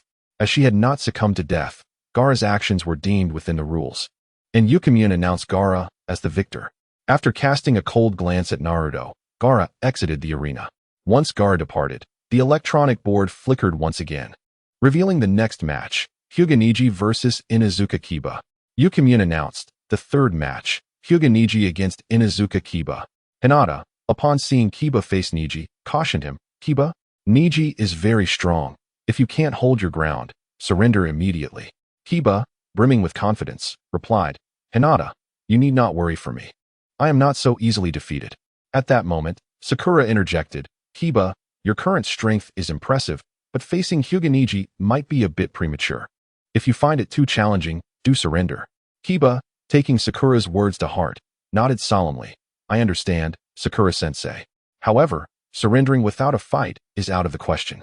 Naruto turned to Sasuke, saying, Sasuke, Niji is on the field now. I mentioned before how strong he is, but I know you might not agree. So observe closely. You might face him in the next match. Sasuke activated his Sharingan, gazing intently at the arena. Understood. I want to be arrogant enough to underestimate anyone. You need not worry. Seeing Sasuke's humility, Naruto felt a wave of relief, thinking to himself that perhaps this version of Sasuke was indeed changing. The Sasuke he remembered from his past life would not have been so receptive. The current Sasuke was stronger and far more dependable. As Kiba and Niji took their positions in the arena, Niji addressed Kiba, you are Hinata's teammate. I don't wish to harm you, so I advise you to surrender. Otherwise, you may get hurt. Kiba, hearing Niji's words, retorted defiantly, while I acknowledge your strength, there's no way Inuzuka Kiba will back down without a fight. Akamaru, let us go. Akamaru responded with a bark and leaped onto Kiba's back. Kiba formed hand seals, declaring, Beast Clone Technique. Instantly, Akamaru transformed into a copy of Kiba, and together they spun, creating a cyclone that rushed toward Niji. Naruto, witnessing Kiba's bold move, chuckled, Kiba is quite clever, launching an ultimate technique right from the start. If he charged recklessly, he would surely be defeated in a single blow. This tactic may buy him some time, but that's all it will do. Niji deftly sidestepped Kiba and Akamaru's dual assault, forming hand seals and declaring, Byakugan, activate. Kiba and Akamaru charged again, but this time, Niji stood firm. His Byakugan trained on the approaching duo. As they neared, Niji extended his hands and proclaimed, Reversal Palm. A colossal, swirling sphere of chakra enveloped Niji, forming a protective barrier around him. As Ya and Akamaru collided with the chakra sphere, they were instantly propelled away by a powerful rotational force. Akamaru transformed back and collapsed onto the ground, unable to rise. Ya, feeling anxious, rushed over, exclaiming, Akamaru, are you all right? After assessing Akamaru's injuries, he discovered they were not fatal, and he let out a sigh of relief. However, Akamaru had lost the will to fight again. Ya glared at Niji, gritting his teeth. How can he be so strong? He blocked my Yatanya and sent both me and Akamaru flying. At that moment, Sasuke, who had been watching, expressed his astonishment. What is that?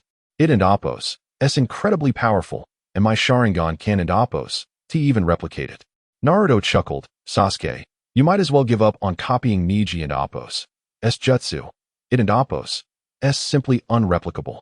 Sasuke, perplexed, asked, Naruto, what exactly is that technique?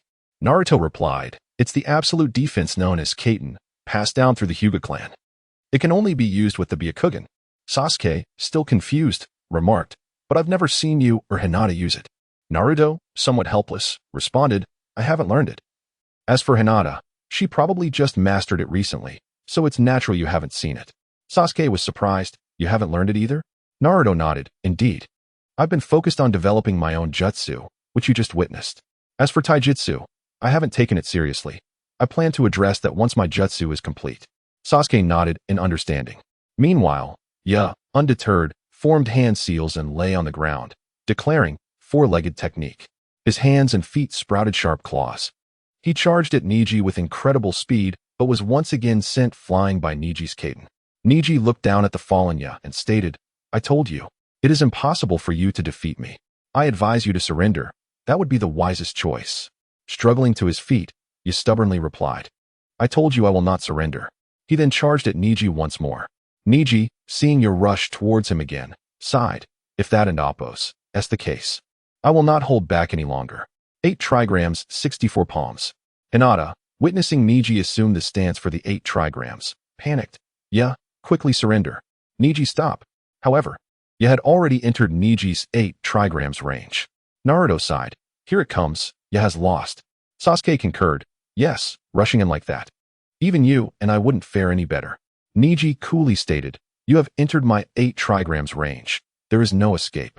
1 palm, 2 palms, 4 palms, 8 palms, 16 palms, 32 palms, 8 trigrams, 64 palms. Ya was sent flying by Niji's 64 strikes, spitting blood and losing consciousness. Hinata. and Shino hurried over to check on Ya and Appo's condition. Hinata reproached Niji. Niji, how could you be so harsh? Niji reassured her, Don and Appo's. Worry. I avoided his vital points. He will be fine after a few days of rest. Hearing Niji's words, Hinata finally relaxed. She helped lift Ya onto a stretcher before returning with Hong and Shino to the audience seats. At that moment, Moonlight Shippuden announced, Inuzuka, Ya vs. Hyuga Niji. Winner, Hyuga Niji. The electronic board continued to flash as everyone's gaze was fixed on the shifting names, finally settling on Haruno Sakura and Yamanaka Ino. Instantly, a fierce competitive spirit erupted between Sakura and Ino, both seeing intense sparks in each other's eyes. Ino scoffed, wide forehead, I never expected my opponent to be you. Sakura retorted, I didn't expect it would be you, Ino pig. Naruto, feeling exasperated, covered his face, unable to bear watching any longer. Sasuke, noticing Naruto's strange behavior, inquired, What's wrong? Why are you acting so oddly? What's going on with those two? Naruto, fixating his gaze on Sasuke, left him bewildered, prompting Sasuke to ask, Why are you looking at me like that? Is something wrong? Naruto replied, It's nothing. I'm just curious how someone like you, with such a cold poker face, has so many admirers. Sasuke, feeling offended, shot back, Hey, idiot, what do you mean by that? Naruto responded, It's just that seeing Sakura and Ino fighting over you, this unrefined fellow, makes me feel sorry for them. Sasuke, increasingly confused, demanded, What do you mean? Explain yourself, you big idiot. Realizing Sasuke genuinely didn't understand, Naruto lost his temper. Are you really that clueless? Ino and Sakura were once good friends, but their rivalry ignited because they both fell for you. And you call me an idiot? The biggest fool here is you. Sasuke was astonished. You mean, they became like this because of me? Naruto sighed, What did you think? If it weren't for you, Sakura wouldn't be striving to become stronger. Ino wouldn't have come to me for guidance. Both are working hard to support you in the future, Sasuke. You should cherish these two girls who are willing to give so much for you, lest you regret it later. Sasuke, still shocked, remarked, I know Sakura likes me, but Ino sought your help for me? What does that mean? Naruto recalled. That was after we returned from the Land of Waves. Ino somehow found out that I was training Sakura and came to me wanting to get stronger. She said since Sakura could work hard for you, she wouldn't be outdone. Naruto chuckled. You have no idea. That silly Ino even wanted to learn the technique I taught Sakura. I nearly laughed to death. Instead of practicing her family's jutsu, she wanted to learn Tsunade's monstrous strength. If I were Yamanaka's uncle, I would have scolded her. Sasuke, puzzled, asked, So what did you end up teaching her? Naruto replied, In the end, I taught her the sensory techniques I excel in. As you know, I am from the Uzumaki clan, and our sensory abilities are quite formidable. Sasuke, intrigued, queried, Sensory abilities? I know yours are impressive, but Ino isn't from the Uzumaki clan. Can she really learn it? Naruto remarked. I must say, not only did she learn it, but her sensory skills have exceeded my expectations. Sasuke, perplexed, inquired, What do you mean by that? Naruto marveled. Ino is quite a genius. She managed to combine the sensory methods of the Uzumaki clan with her family's secret techniques, achieving a remarkable state where she can briefly sense what will happen next. Although it's fleeting, it proves to be extremely useful in battle. Sasuke was left speechless by this revelation. Naruto turned to him and said, Normally, I shouldn't meddle in this. But Sasuke, since you are my brother, I must remind you, regardless of how you perceive these two girls who love you, I hope you never hurt them. Sasuke, meeting Naruto and Appo's concerned gaze, retorted with a hint of pride, I Don and Appo's. Need you to worry about my feelings. I wanted Appo's. Hurt them. That and Appo's. For sure. Naruto smiled and nodded. I believe you won't let me down. Sasuke, feeling flustered, turned his head away. At this moment, Sakura and Ino had already stepped onto the competition stage. Sakura provocatively declared, Ino pig, I advise you to surrender now. You can't defeat me.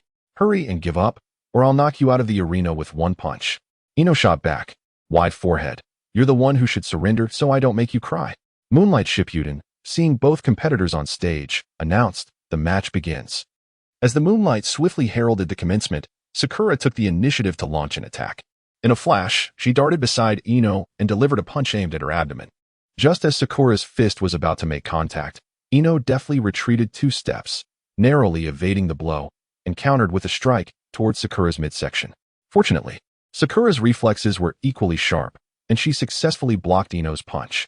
Reacting quickly, Sakura swept her returning hand toward Ino's head. But Ino ducked to avoid the strike and retaliated with a punch aimed at Sakura's chin. Left with no choice, Sakura jumped back to evade Ino's attack. Sakura then hurled several shurikens at Ino, who effortlessly tilted her head to dodge the projectiles. In surprise, Sakura exclaimed, "Ino, I didn't realize you had improved so much." Ino replied proudly, "Did you think you were the only one progressing? How naive of you." Employing the mind-body switch technique, Ino attempted to control Sakura, but was abruptly expelled from her body by another personality residing within Sakura. Shikamaru, witnessing the failure of Ino's technique, remarked in astonishment, "How is this possible?" Ino's mind-body switch failed. Asuma and CHG shared similar sentiments, fully aware of the technique's formidable power. Ino gazed at Sakura in disbelief, saying, "I never imagined there was another consciousness within you. It and Appo's is truly remarkable." Sakura chuckled, "Ino, you thought you could win using such tactics? That and Appo's is impossible." With that, Sakura lunged forward, aiming a punch at Ino, who swiftly retreated. Sakura's fist crashed into the ground, causing it to collapse beneath her. Seeing Ino evade her strike, Sakura supported herself with her hands and executed a sweeping kick toward Ino. Ino elegantly flipped away from the attack, causing Sakura's kick to smash into the ground once more, resulting in another crater. Realizing that Ino had again dodged her assault, Sakura produced a smoke bomb and threw it near Ino's landing spot, obscuring her vision. In a flash, Sakura appeared behind Ino and swung a punch, only for Ino to dodge with surprising agility, countering with a kick that sent Sakura sprawling. Sakura, rising from the ground, exclaimed, "How did you do that? This is impossible." Ino laughed. "Who said it was impossible? Did you really think obscuring my vision would allow you to hit me? You are so naive." Sakura then realized, "Your perception is astonishing." Ino proudly replied, "Of course. Unlike you, who only relies on brute force. Someone as reckless as you will never win Sasuke's heart." Sakura, feeling insulted as if her tail had been stepped on, exploded with fury. "Ino, what did you just say? I will surely flatten you." With that, she charged at Ino, attempting another kick, but it was once again evaded, and thus, the two continued their relentless exchange, neither gaining the upper hand. The observing instructors, witnessing Sakura's strength, were reminded of Tsunade from the legendary Sannin, while they marveled at Ino's remarkable perception. Asuma turned to Shikamaru, asking, "Who do you think will win?" Shikamaru observed their performance and replied, "It depends on who exhausts their energy first. Will it be Sakura's chakra or Ino's mental stamina? The one who falters first will lose." Asuma agreed. "You make a valid point." After half an hour of intense combat, Ino deliberately feigned a weakness to lure Sakura into attacking. As Sakura fell for the bait and lunged forward, Ino swiftly dodged, allowing Sakura's punch to sail past her nose. Ino then retaliated with a punch to Sakura's abdomen, sending her flying. In the midst of their flight, Sakura seized the opportunity to kick Ino hard in the stomach, causing both to crash to the ground simultaneously. After a moment, they struggled to rise. Shikamaru, astonished, noted, "Incredible. They both exhausted themselves at the same time." At that moment, Ino's mental stamina had been depleted, while Sakura's chakra was likewise spent. Ino remarked, "So, your chakra is depleted too?" Wide forehead. Sakura retorted, "And you too have exhausted your mental energy, Ino."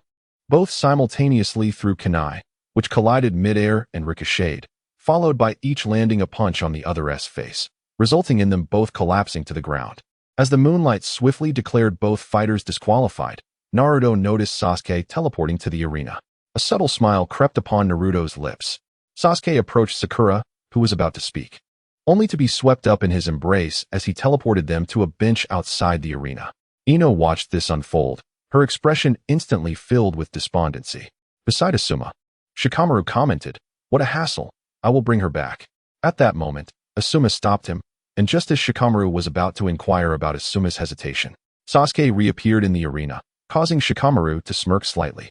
Sasuke approached Ino, who looked incredulously at him as he picked her up, her heart brimming with joy. He then brought Ino to sit beside Sakura and gently applied ointment to their injuries, causing both girls to shyly lower their heads. While tending to their wounds, Sasuke chided, "Girls, why are you so competitive? You must learn to take care of yourselves. This cannot happen again, understood?" He punctuated his words by gently tapping their foreheads. When Sasuke returned to Naruto, the latter chuckled, "Sasuke, this is your choice. You've taken both." I didn't expect you to be so fickle, Sasuke replied coolly. My actions do not require your judgment, you fool. Naruto shrugged. Do as you wish, just don't hurt them. There's no rule against marrying two. As long as they are happy and don't object, I won't meddle in your affairs. As Naruto glanced back at the arena, he was momentarily taken aback. The battle currently unfolding was between Shino Aburame and a rain ninja named Kazashi, reminiscent of Shino's previous confrontation with Saku in his past life. Everything concluded under Shino's control.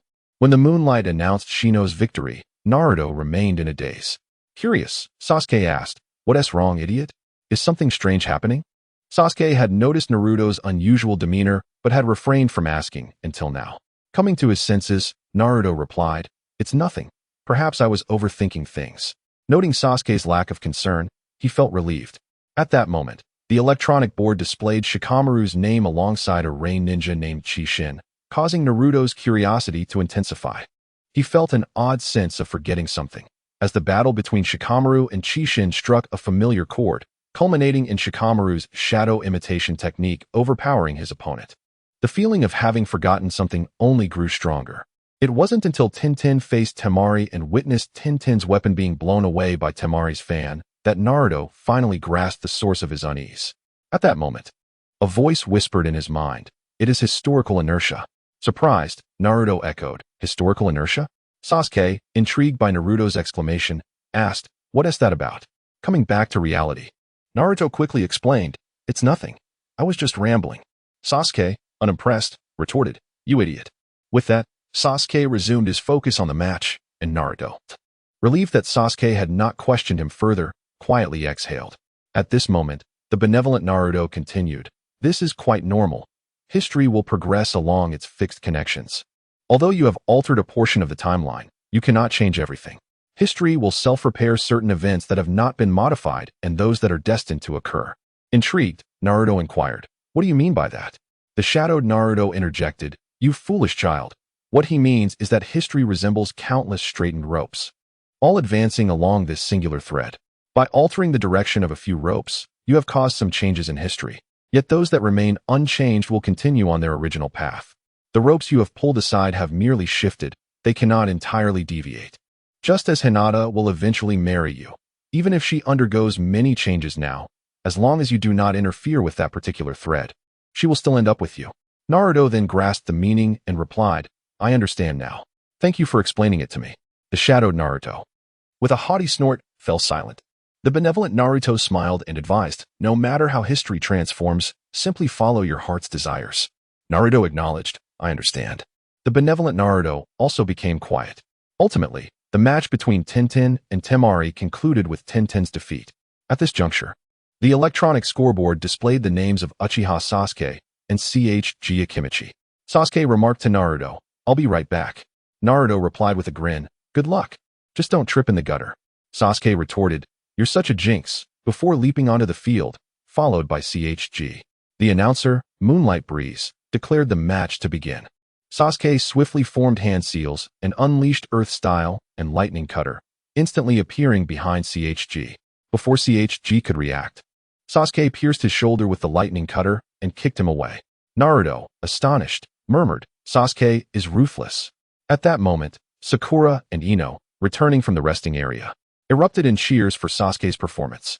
Sasuke glanced at the fallen Chie and remarked, "What a waste." After Moonlight Breeze declared Sasuke the victor, he instantly returned to Naruto's side. Naruto, admiring Sasuke's charisma, teased, "Can you refrain from showing off? It makes me want to punch you." Sasuke shot back, "That's just your jealousy speaking. The truth is, I'm simply more handsome than you, and that is an unchangeable fact." Naruto felt a pang of insecurity, realizing he had underestimated Sasuke's sharp tongue. He pondered, "Have I distorted Sasuke's image?" The electronic board flickered again, revealing the names of Hinata Hyuga and Chie Akimichi. Naruto immediately felt a surge of anxiety as he watched the match unfold. Upon entering the arena, Hinata politely bowed to Chie, saying, "Sage-kun, I look forward to your guidance." Chie, appearing bashful, replied, "Please guide me as well." Shikamaru sighed, "Chie is still the same." Asuma chuckled, "Haha. Chie has always been so gentle." Shikamaru countered, "His personality really isn't suited for a ninja." Asuma laughed, "Shikamaru, you're too harsh. I think CHG's character is wonderful. No need to worry. I'm actually curious about the girl fighting CHG. She must be the eldest daughter of the Hyuga clan. Shikamaru replied, yes. Hinata has grown up alongside us. She is just very shy and always follows Naruto, which is why we tend to overlook her. Asuma responded, oh, so she's Naruto's girlfriend? I didn't realize he was quite the catch at such a young age. Not bad, not bad. He's already catching up to his father. Haha. Shikamaru, serious, added. It's precisely because she is Naruto's girlfriend and so shy that everyone has overlooked something important. Asuma, intrigued by Shikamaru's seriousness, asked, what is it? Shikamaru replied, it's the matter of her true strength. I don't know how strong she is. Many people don't, and I even suspect that Hinata's father might not know either. I've heard that the clan head doesn't seem particularly concerned about Hinata's abilities. Asuma commented, I've heard that too. Apparently, when she was 5, she lost to her younger sister in a match, so the clan head has never favored her. Shikamaru nodded, I've heard that from my dad as well. But later I heard Naruto mention that Hinata purposely lost to avoid hurting her sister. Moreover, Hinata has trained frequently with Sasuke and Naruto, so I suspect her strength might far exceed our expectations. Only Naruto and Sasuke truly understand her capabilities. Asuma inquired, are you worried CHG will lose? Shikamaru clarified, it's not that I'm worried he will lose, it's that he is destined to lose. I just hope he doesn't lose too embarrassingly. If he gets too down, that would be troublesome, as CHG is quite sensitive. Asuma expressed concern, since you're worried about CHG, do you have a plan? Shikamaru thought for a moment and called out, CHG. Hearing his name, CHG turned and asked, what is it, Shikamaru? Shikamaru shouted, CHG. If you win this match, Asuma-sensei will treat you to barbecue. Asuma's face froze at Shikamaru's words, and he silently checked his wallet, casting a resentful glance at Shikamaru. CHG, excitedly addressing Asuma, exclaimed, is that true, Asuma-sensei? Asuma could only manage a stiff smile. Yes, it's true. He then shot another resentful look at Shikamaru, who turned away as if he hadn't noticed Asuma's expression. CHG, fueled by Asuma's reply, erupted with 200% of his fighting spirit. Naruto, observing CHG's fiery determination, chuckled, Shikamaru is quite impressive. He came up with a way to ignite CHG's fighting spirit. Sasuke coldly remarked, unfortunately, he is destined for disappointment. With CHG's abilities, he cannot possibly win against Hinata. Naruto laughed. Shikamaru certainly knows this. He probably just doesn't want CHG to lose too disgracefully. CHG declared to Hinata, I and Appos. Am coming at you, Hinata. Hinata assumed her stance. Bring it on. CHG-kun. CHG initiated his technique, transforming into a rolling meatball and charging at Hinata. Hinata activated her Byakugan, declaring, Byakugan, open. As she focused on CHG's approach, she extended her hands, executing the technique, Heavenly Spin. CHG was immediately deflected, crashing against the wall. Reverting from his rolling form, CHG performed the technique, Partial Expansion Jutsu, causing his hands to swell to several times their original size, striking toward Hinata. Hinata leaped to evade CHG's oversized hands. Midair, she focused intently on CHG's arm and conjured a chakra-infused kunai, targeting the chakra points on his arm. This disrupted CHG's expansion technique, returning his arm to its normal size, and he found himself unable to exert any strength in that arm. This sudden turn of events astonished all the teachers and contestants, particularly Niji. Having witnessed Hinata use the heavenly spin before, he was already impressed, but now, the technique she employed was something he had never even heard of. Today marks the final chapter, and as the competition unfolded, CHG, with a hint of admiration in his voice, remarked to Hinata, Hinata, you are truly remarkable. However, I shall not concede so easily. I must fight for the barbecue. With that, CHG's other hand lunged toward Hinata. Yet, Hinata stood her ground, seizing the moment to leap onto CHG's arm, running gracefully along it until she positioned herself before him. In that instant, with precision, she struck a vital point on CHG's arm, rendering it immobile, just as the other had succumbed. With a gentle smile, Hinata declared, CHG-kun, you have lost. CHG, feeling a twinge of melancholy, replied, yes, I have lost. No barbecue for me. Noticing his despondency, Hinata, unable to bear it, suggested, if CHG-kun wishes for barbecue, why not allow me to treat you?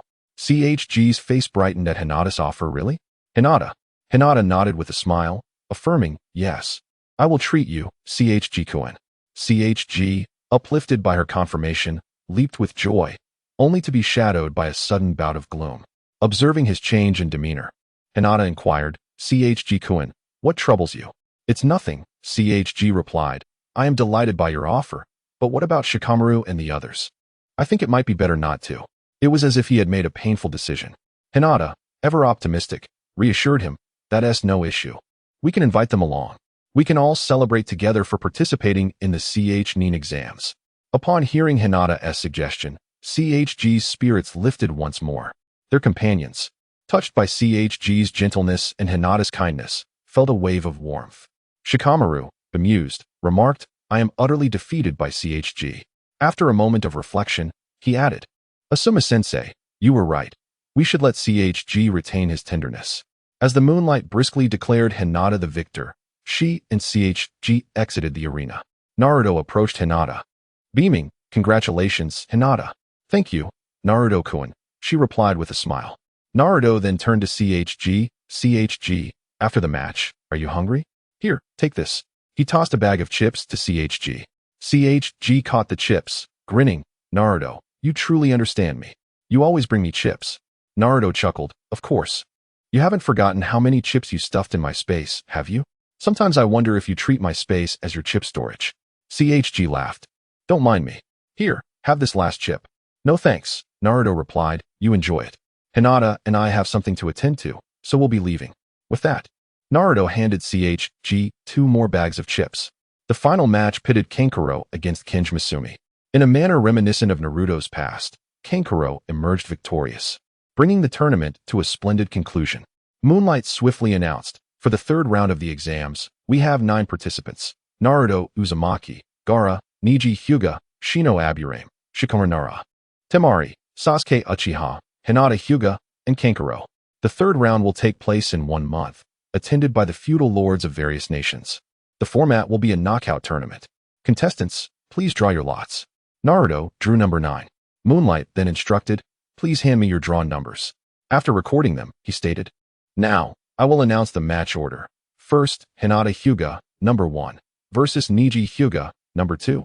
Second, Kankuro, number 3, versus Shino Aburame, number 4. Third, Shikamaru Nara, number 5, versus Temari, number 6. Fourth, Sasuke Uchiha, number 7, versus Gaara, number 8. Naruto Uzumaki, number 9, will receive a bye in the first round and proceed directly to the second round. I hereby declare this meeting adjourned. Once everyone exited the venue, Hinata whispered a few words in Naruto's ear, to which he nodded in agreement. Naruto then declared loudly, tonight, Hinata and I invite everyone to join us for barbecue. So please do come to the restaurant. CHG was the first to respond. I will definitely be there. Not just me, but Shikamaru, Ino, and Asuma-sensei will also come. Kiba added with a grin, I'll bring Shino and Hinata-sensei along. Sasuke nonchalantly responded, I'll be there.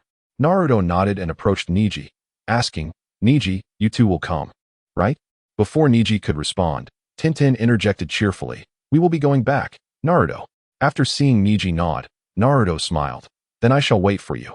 Naruto then approached Gaara, and upon meeting his icy gaze, he cheerfully asked, Gaara, will you join us?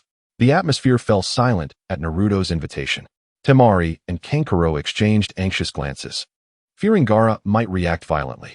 Gaara, looking at Naruto's sincere smile, questioned, why invite me? Because you remind me of myself, Naruto replied, and I wish to be your friend. The word friend resonated deeply within Gaara. He longed to accept Naruto's invitation, but was paralyzed by fear. Fear of betrayal, fear of reopening old wounds. After a protracted pause, Gaara finally said, perhaps another time. If you invite me again, I might consider it. Naruto, slightly disappointed, acknowledged, all right, I will invite you again next time. With a nod, Gaara turned and departed with his gourd. Temari and Kankuro breathed a sigh of relief and started to follow him. Naruto then expressed, Gaara is quite lonely. I hope you will accompany him so he may find solace from his solitude. Temari and Kankuro nodded in understanding and followed after Gaara. With a heavy heart, Naruto sighed, saddened for Gaara and all Jinchuriki. At that moment, Shikamaru and Sasuke approached. Shikamaru asked, Naruto, why did you invite them? That Gaara is dangerous. Sasuke chimed in, yeah, You're such a fool. Naruto replied, because Gaara is a Jinchuriki, the most sorrowful and solitary one at that. Unlike me, I met you, Sasuke, when I was 5. And Shikamaru when I was 7. My childhood was not filled with despair.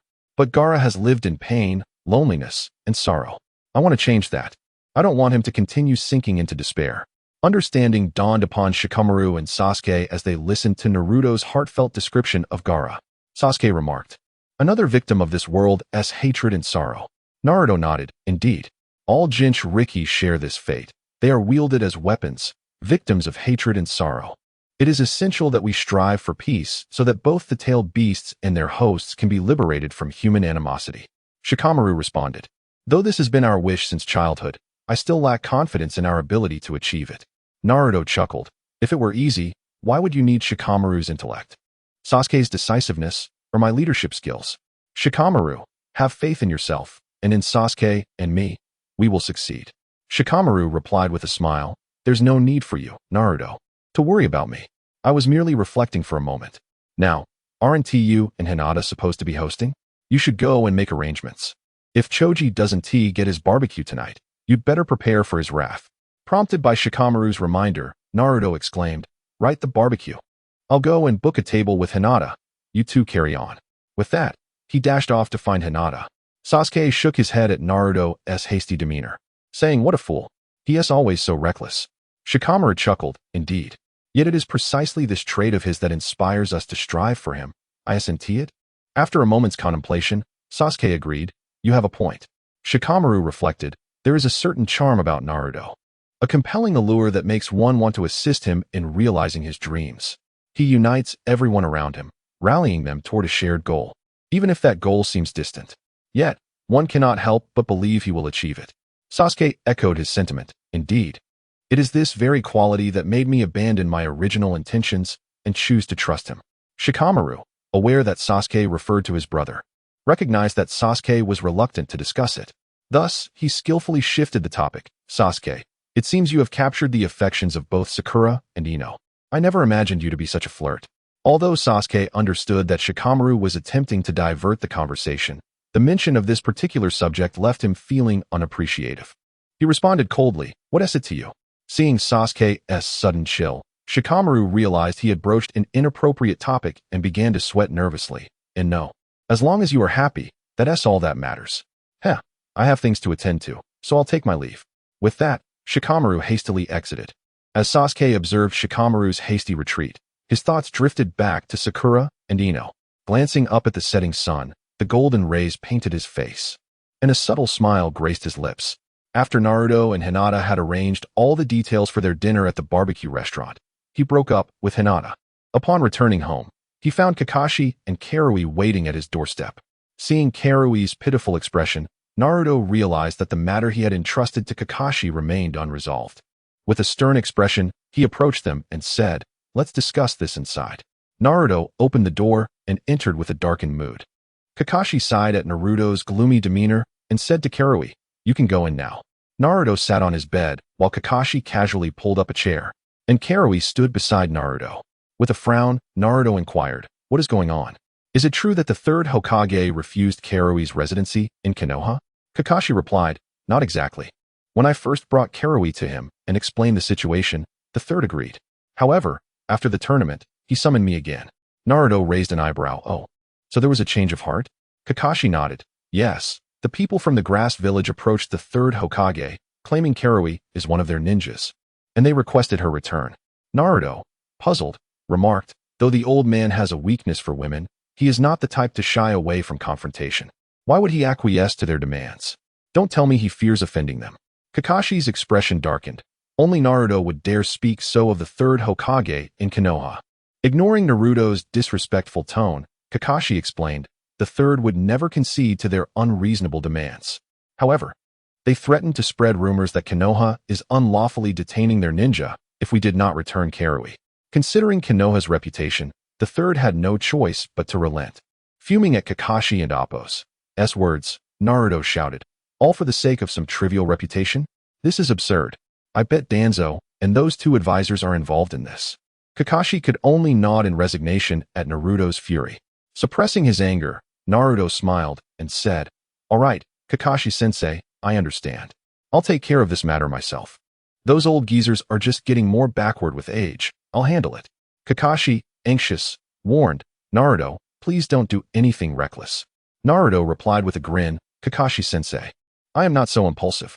If those old fools can't negotiate with the grass village, then I will. He turned to Karui. Let us go find that old lecher, the third Hokage. With that, he took Karui's hand and headed off to confront the third Hokage. Kakashi hurriedly called out, wait for me. I'll go with you.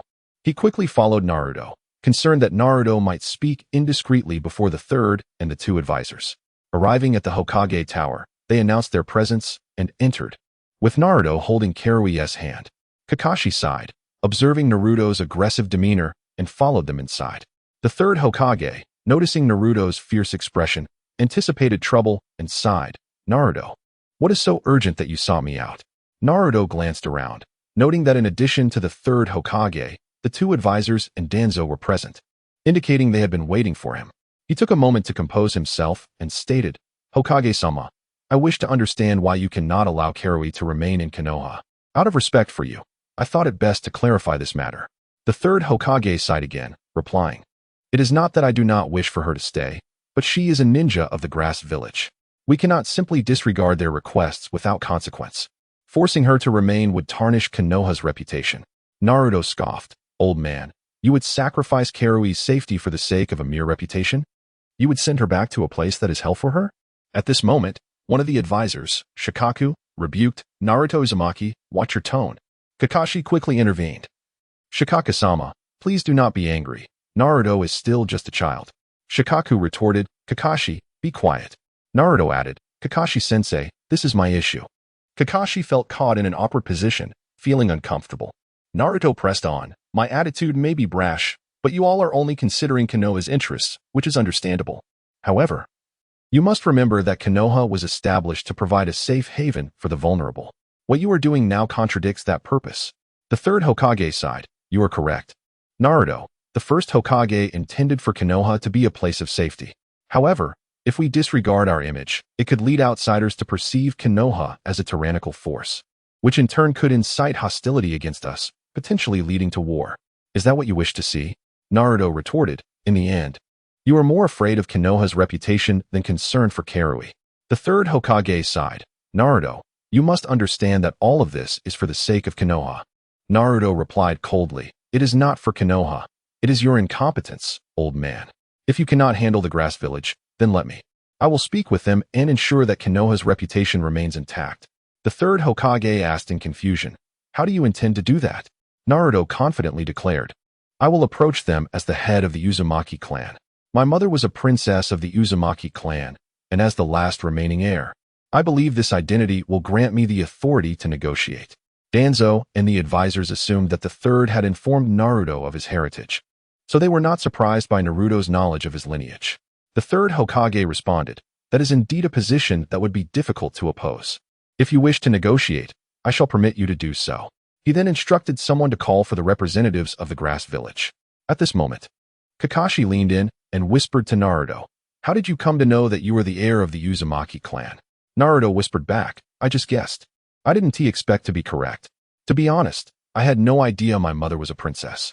Though Naruto's voice was low, the skilled individuals present heard him, leading to a moment of collective bewilderment. The atmosphere became awkward. Seeing the discomfort, Naruto maintained his composure, seemingly unfazed. At that moment, there was a knock at the door. The third Hokage cleared his throat and said, come in. A group of grass village ninjas entered, and their leader smiled upon seeing Karui, saying, Hokage-sama, thank you for returning Karui to us. I can take her back now. He reached out to grab Karui, but she instinctively hid behind Naruto. Seeing the grass ninja's hand reaching for Karui, Naruto quickly intervened. What do you think you're doing? Show some respect. The leader, taken aback by Naruto's boldness, turned to the third Hokage, Hokage-sama. What is the meaning of this? Are you trying to disrupt the peace between our villages? The third Hokage replied calmly. You may take Karui, as Konoha has no reason to stop you. However, if this young man does not allow you to take her, you will not have the authority to do so. The leader of the grass village looked at Naruto in confusion. Why should he have any say in our affairs? Naruto smiled, because I am the head of the Uzumaki clan, and Karui is one of my clan members. Do you think I lack the right to intervene? The leading grass ninja, filled with confusion, inquired about the Uzumaki clan, expressing ignorance. Naruto responded with a chuckle. Of course, you are unaware. If Kaguya were not of the Uzumaki lineage, what basis would she have for such extraordinary abilities? You lot not only caused the demise of Kaguya's mother, but also seek to coerce her further, claiming she belongs to your grass village. Do you think my Uzumaki clan is easy to bully? With that, Naruto exuded an overwhelming aura of menace. The grass ninja was immediately immobilized by Naruto's imposing presence. And seizing the moment, Naruto grasped his throat. Other grass ninjas attempted to intervene, only to find themselves ensnared by chains emanating from Naruto. The third Hokage, witnessing Naruto's sudden aggression, urged him, Naruto, do not act impulsively. Ignoring the third's plea, Naruto pulled the grass ninja closer and declared, the mere fact that you caused Kaguya's mother's death gives me ample reason to obliterate your village. I have refrained from seeking retribution. Yet you dare to demand Kaguya from me. It appears your grass village has a death wish. The grass ninja, meeting Naruto's cold gaze, trembled in fear, as if confronted by a demon risen from the depths of hell. Sensing the gravity of the situation, the third Hokage interjected, Naruto, release him at once.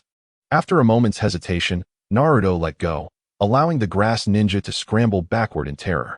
Naruto coldly warned, I forbid you from appearing before Kaguya again. Should you dare to harass my kin, you will come to know the terror of Uzumaki Naruto. Do you understand? The grass ninja, trembling, replied, I understand. We will no longer dare to approach Kaguya. Lord Hokage, may we depart? The third Hokage nodded in assent.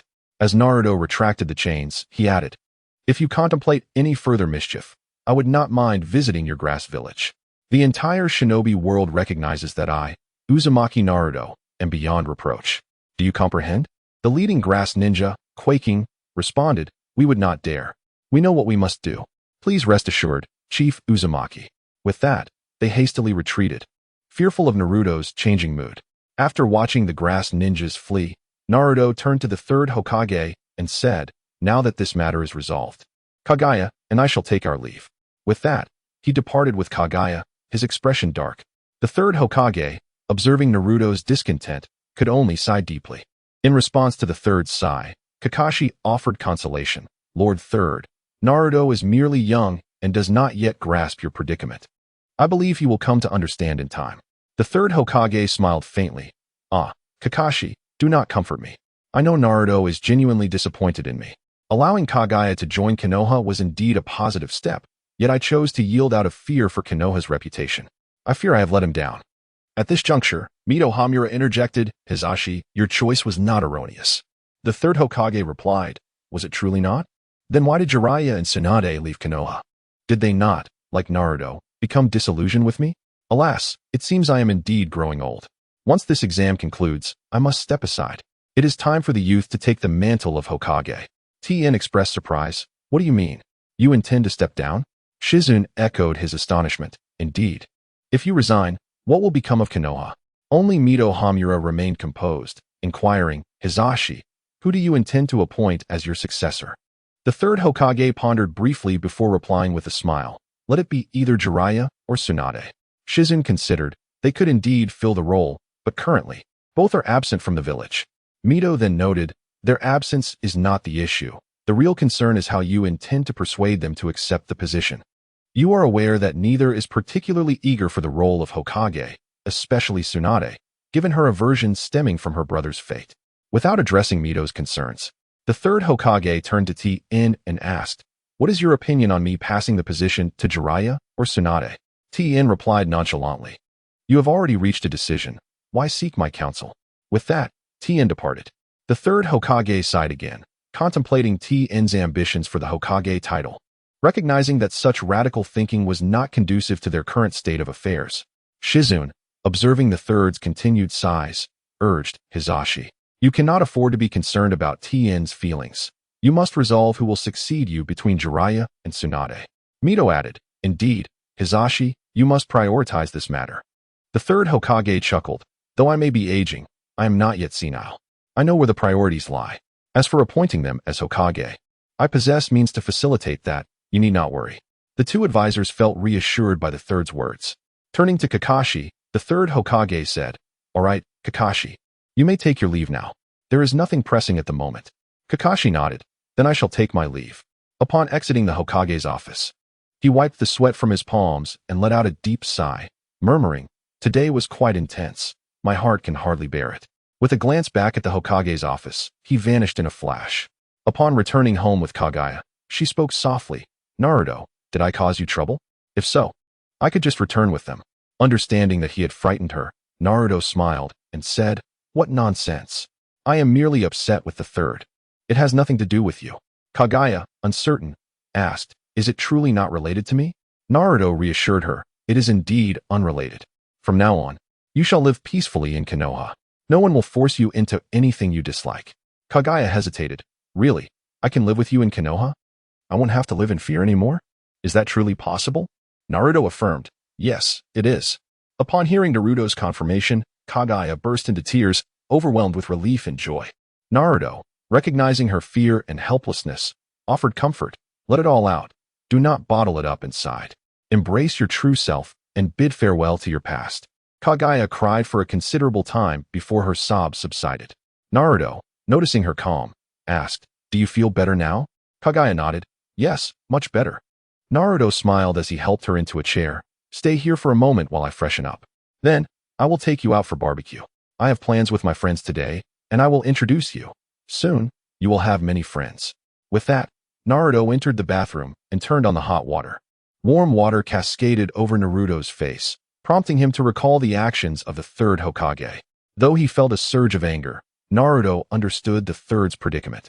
His motives were rooted in the peace of the village, leading him to adopt a more cautious demeanor. Naruto murmured to himself, "Perhaps I shouldn't blame him. He acts for the sake of the village." At that moment, the dark side of Naruto smirked and remarked, "What is this? You've forgiven that lecherous old man so easily? This isn't like you." Naruto retorted, "Why didn't you announce your presence?" "Never mind. That's just how you are." The dark Naruto shot back, "What do you mean by that? And don't ignore my question." Naruto replied, "It's nothing. I just suddenly grasped why the third acted as he did." The dark Naruto questioned, "Understanding means forgiveness? If it weren't for you, that young girl would have fallen back into that inferno. We cannot forgive that old lecher so easily." Just then, the benevolent Naruto chimed in. "When did you start caring for others? How peculiar."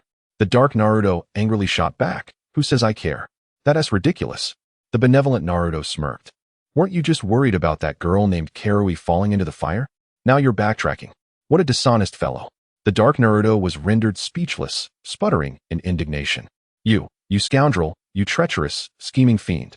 The benevolent Naruto retorted, "How am I scheming? You're the one making wild accusations. I could sue you for defamation." The dark Naruto was on the verge of exploding with rage. At that moment, the Ninetales interjected, "What are you two bickering about? Your noise is preventing me from sleeping.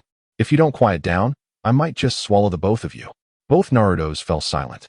As the Ninetales prepared to drift off again, the benevolent Naruto weakly asked, "Kurama, you could swallow us both now, but wouldn't that cause you indigestion? After all, I'm not a person. I'm merely a personality." The Ninetales' temper flared, and it replied with a chilling laugh, "Then I'll swallow you now and see if I experience indigestion." Naruto interjected, "All right. Enough of the noise. I'm already irritated."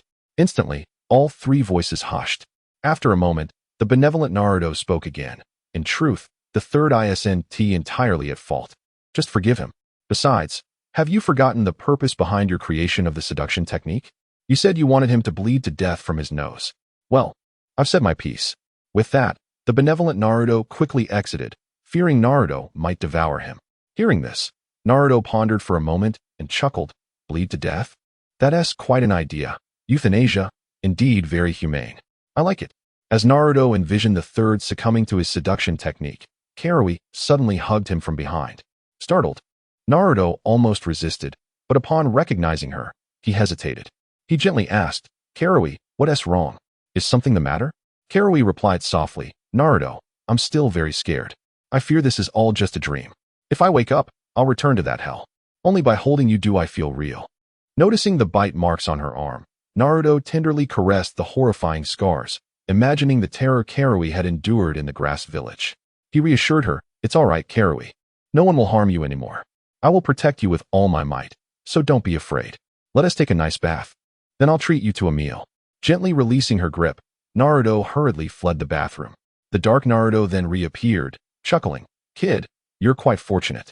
Aren't you? Why did you run out? I thought you were doing splendidly with that kunoichi named Kin. Naruto, growing impatient, replied, Get lost, stay away from me. After saying this, Naruto contemplated visiting the third the next day to reclaim his parents' home, leaving this place for Karui. Even if he could endure it, Hinata would eventually grow suspicious.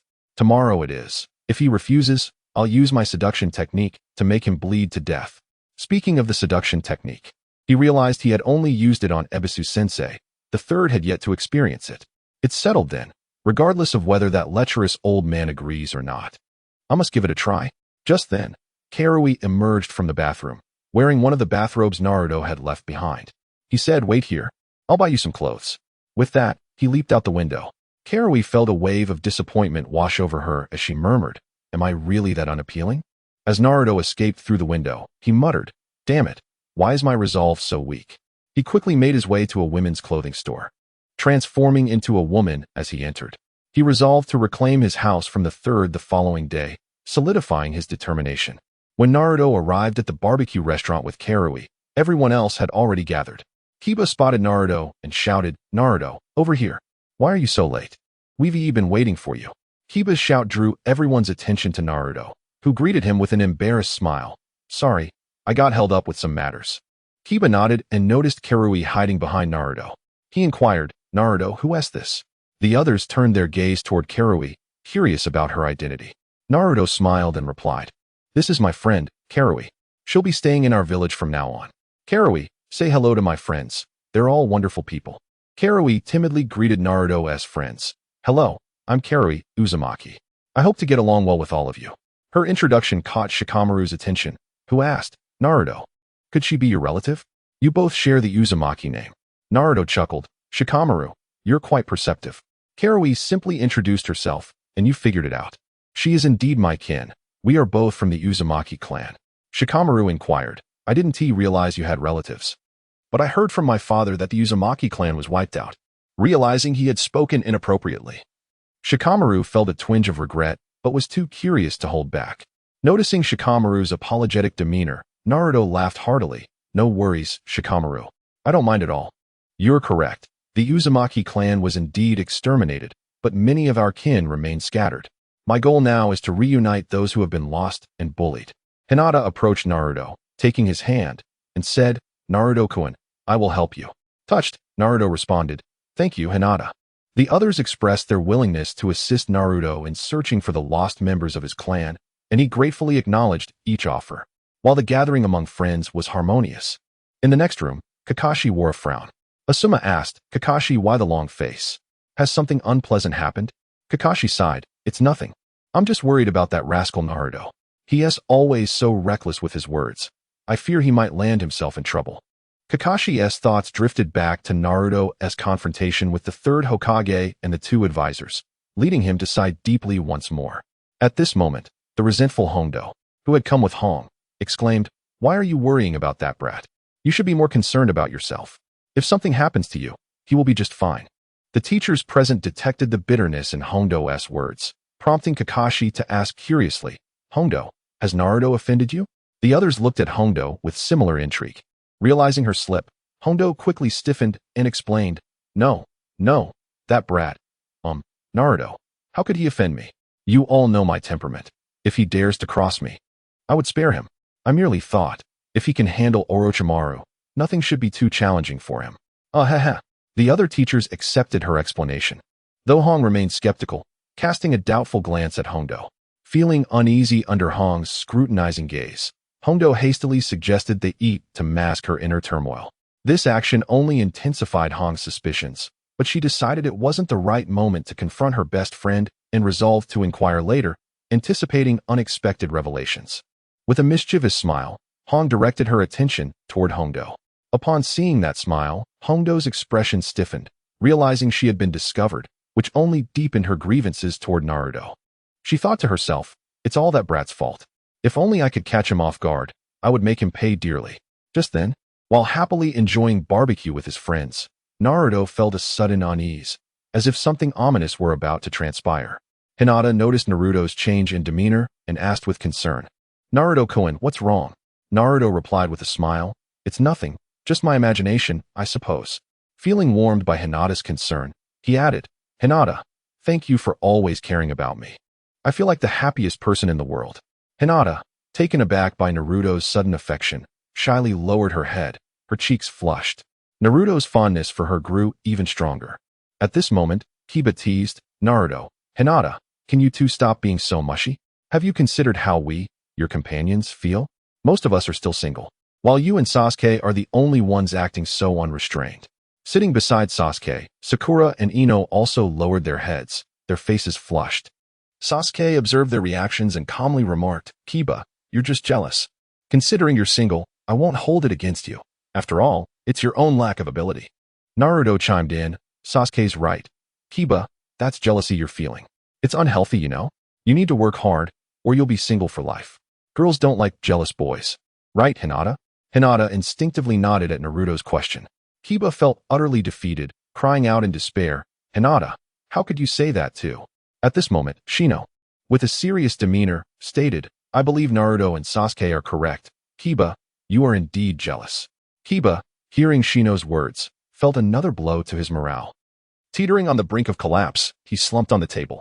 The others burst into laughter at Kiba's pitiful state.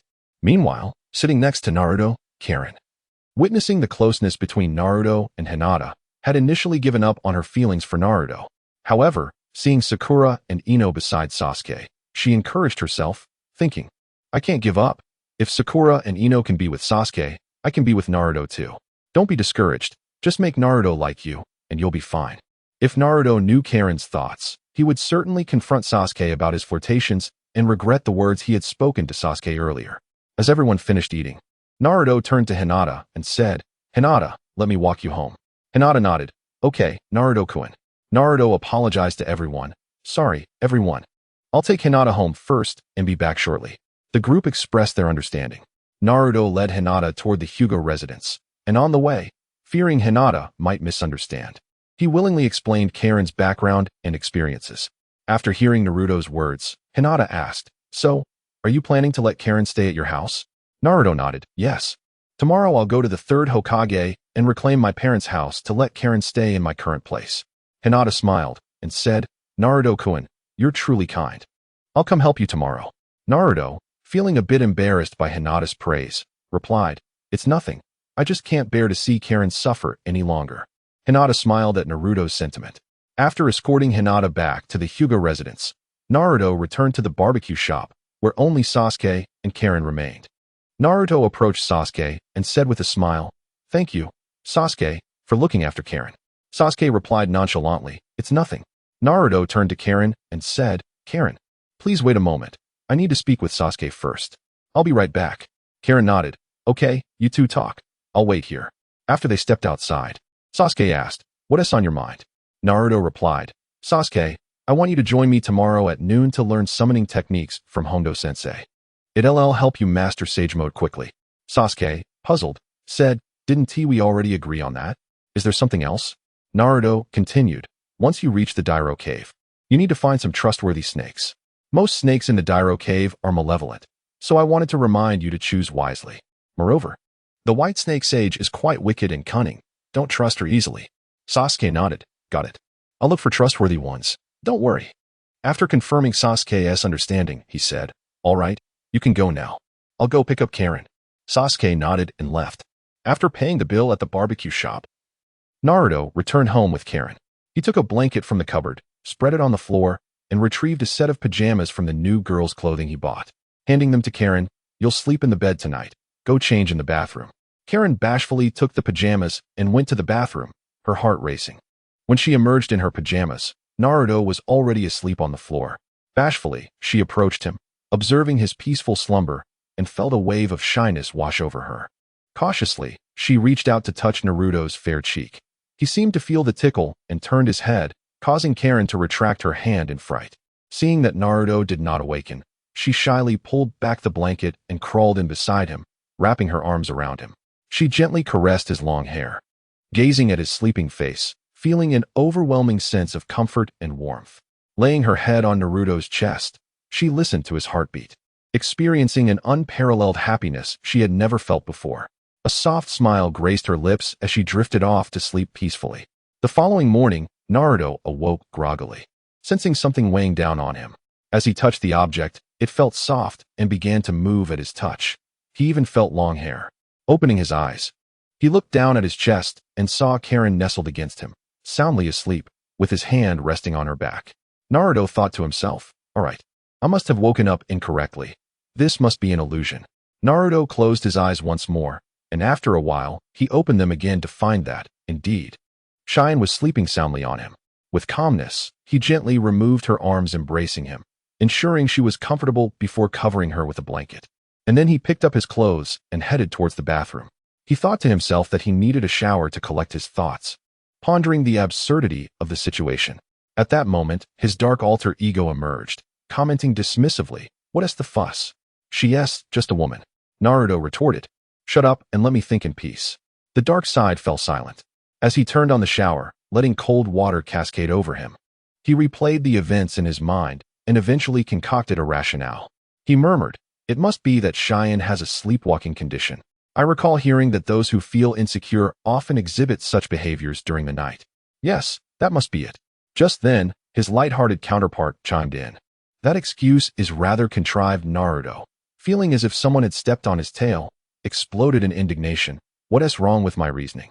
The light-hearted Naruto quickly responded, "Nothing. Nothing. I merely meant you are quite clever. Cheyenne indeed has a sleepwalking condition, and we both witnessed it last night, didn't we?" The dark side echoed, "Indeed, we did see it." Relieved, Naruto felt a weight lift from his chest and cheerfully declared, "I should go buy breakfast, otherwise Cheyenne will wake up." He dressed and left in good spirits to procure breakfast. Meanwhile, in Naruto's ceiling space, the Ninetales curiously inquired, "How can you claim she is sleepwalking when that girl willingly came to sleep with Naruto?" The light-hearted Naruto chuckled, "Ah, you see, humans love to create excuses to comfort themselves, to rationalize the unacceptable truths of their existence." The Ninetales replied, "Humans are indeed complex creatures." Dark Naruto interjected, "Kurama, you're mistaken. You should say that all intelligent beings possess such complexity, yourself included." The Ninetales laughed heartily. "Haha, you have a point." At that moment, Naruto returned home with breakfast and found Cheyenne awake. He greeted her, "Cheyenne, breakfast is ready. After we eat, we should visit the Third Hokage." Cheyenne inquired, "Why are we seeking the third?" Naruto explained, "I need to reclaim my parents' house. Besides, you need a place to stay. Once I retrieve my parents' house, you can live there." Upon hearing this, Cheyenne burst into tears, saying, "Are you abandoning me?" Naruto was taken aback by her tears, unsure of how to respond. He stammered, "Please don't cry. I never said I wouldn't take care of you. Just stop crying already." Yet Cheyenne continued to weep, and no matter how he tried to comfort her, it was futile. Finally, in exasperation, he conceded, "Fine, how about you move in with me?" Only then did Cheyenne quiet down, asking, "Really?" With a sigh of resignation, Naruto confirmed, "Yes, you can live with me, but we will move into my parents' house. This place is too small for two." Cheyenne smiled through her tears, "That's fine, as long as I'm with you. I don't mind where we live." Naruto sighed deeply, feeling helpless. After breakfast, he took Cheyenne to the Third Hokage's office. Upon seeing them, the third remarked, "Ah, Naruto, you're not angry with your grandfather anymore." Naruto replied, "You think I'd just forgive you? I'm here to reclaim my parents' house, not to absolve you. Old man, return my parents' house." The third sighed, "Naruto, I had no choice. I had to do this for the village's sake. I hope you can understand my difficult position." Naruto, feeling frustrated, shot back, "I understand you, but have you ever considered Cheyenne's feelings? How can the Hokage of Konoha let a small village like the Grass Village dictate your actions? If you keep this up, you'll disgrace Konoha. We've never feared war. Let it come if it must." The third sighed at Naruto's words, "But war brings death and destruction. Have you thought about that?" Naruto retorted, "Does a lack of war prevent death? Does it stop families from being torn apart?" Disappointed, he shook his head, "Old man, you've truly grown old. You fail to grasp that war isn't the end, but a means to achieve peace. Of course, peace can be attained through methods other than war. The highest form of strategy is to outsmart the enemy. Next is diplomacy, followed by military action, and lastly, siege. War is a last resort. If you can't even comprehend this, how can you lead Konoha?" The third was taken aback. "Naruto, who taught you these things?" Whoever it was must be a remarkable talent. Realizing he had unwittingly revealed knowledge from his past life, Naruto felt a surge of frustration. He thought, oh no. In a moment of anger, I let slip the art of war. What am I to do? Ultimately, he could only say, a military strategist taught me this in my dreams. Now, old man, let us not stray from the topic, my parents' house. The third, sensing Naruto's refusal to elaborate further, dropped the matter. He replied, as for your parents' house, even if I wanted to return it to you, I can't. Their belongings are in Jiraiya's care, including the sealing scrolls I entrusted to you. You'll need to ask Jiraiya for them. Naruto exclaimed, you're telling me to go find that perverted sage? He.s. not even in the village. The third shrugged, that's not my concern. All your parents' belongings are with Jiraiya. I can't help you. You'll have to figure it out yourself. Frustrated, Naruto accused, this is all your fault, you old coot. The third, confused, asked, how is this my fault? Naruto, acting irrationally, declared, it's your fault. If I can't get the house, I won't let you off easy. Shadow clone jutsu. Naruto conjured dozens of clones, then performed another jutsu, harem jutsu. Instantly, unmentionable activities ensued in the Hokage's office. After leaving with a blushing Cheyenne, a ninja entered with documents for the third and found him collapsed in a pool of blood. Alarmed, the ninja rushed to check and discovered the third was merely unconscious from blood loss. In a hidden corner of the office lay several Umbu operatives, also unconscious, murmuring, am I in heaven? Oh, how beautiful heaven is. Following this incident, the third imposed a gag order, turning it into an unsolved mystery in Konoha. Returning home with Cheyenne, Naruto encountered Hinata waiting at his doorstep. He approached her, asking, Hinata, what brings you here? Is there something you need? Hinata smiled, Naruto-kun, don't you remember? I said I would help you move today. Suddenly, Naruto recalled Hinata mentioning something similar the previous night while escorting her home. Embarrassed, he apologized. I'm so sorry, Hinata. I forgot. Hinata replied cheerfully, it's all right. Shall we start moving now? Naruto helplessly remarked, no need, Hinata. My parents' house isn't with the old man of the Third Hokage, but with the lecherous sage. I can't seem to find him at the moment.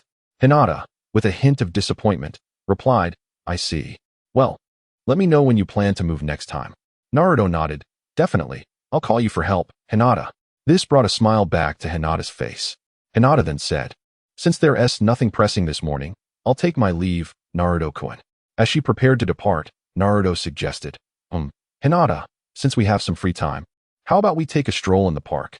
It seems we've not walked together in ages. Hinata smiled. Of course, I'll follow your lead, Naruto-kun. Seeing Hinata agree, Naruto joyfully turned to Karen. Karen, I'm heading out for a walk with Hinata. You can either stay home or go out. Either way, here is some money for you. If you need more, just let me know. All right, I'm off now. With that, Naruto took Hinata's hand and walked away happily. Karen watched their retreating figures, feeling an emptiness within her. Though she had always known of Naruto's fondness for Hinata, she couldn't help but yearn to be closer to him. With a heavy heart, Karen returned inside, sitting by Naruto's bed, inhaling his scent and reminiscing about his smile and gentle demeanor, which inexplicably brought tears to her eyes. By noon, Sasuke arrived at Naruto's home, finding Karen at the door.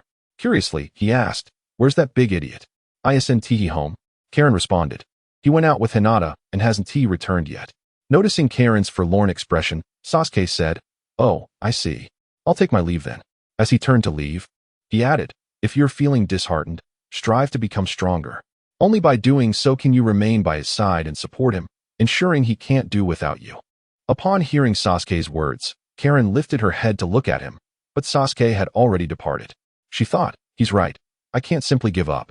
Moping around will never win Naruto's affection. Instead, I should take Sasuke's advice and work hard to become powerful. If I can help Naruto and stay by his side, surely one day he will come to like me. With determination, she began searching through Naruto's belongings. Eventually, she found what she had been seeking beneath Naruto's bed. Gazing at the scrolls in the box, she murmured, this is the sealing technique of the Uzumaki clan that the Third Hokage spoke of. If I master this, I can assist Naruto and remain close to him. Excitedly, she pulled out a scroll and began to study it diligently. Meanwhile, Sasuke, having left Naruto's home, arrived at Ichiraku Ramen, just in time to see Naruto and Hinata exiting the noodle shop. Naruto cheerfully called out, Sasuke, what a coincidence. I was just about to take Hinata home before coming to find you.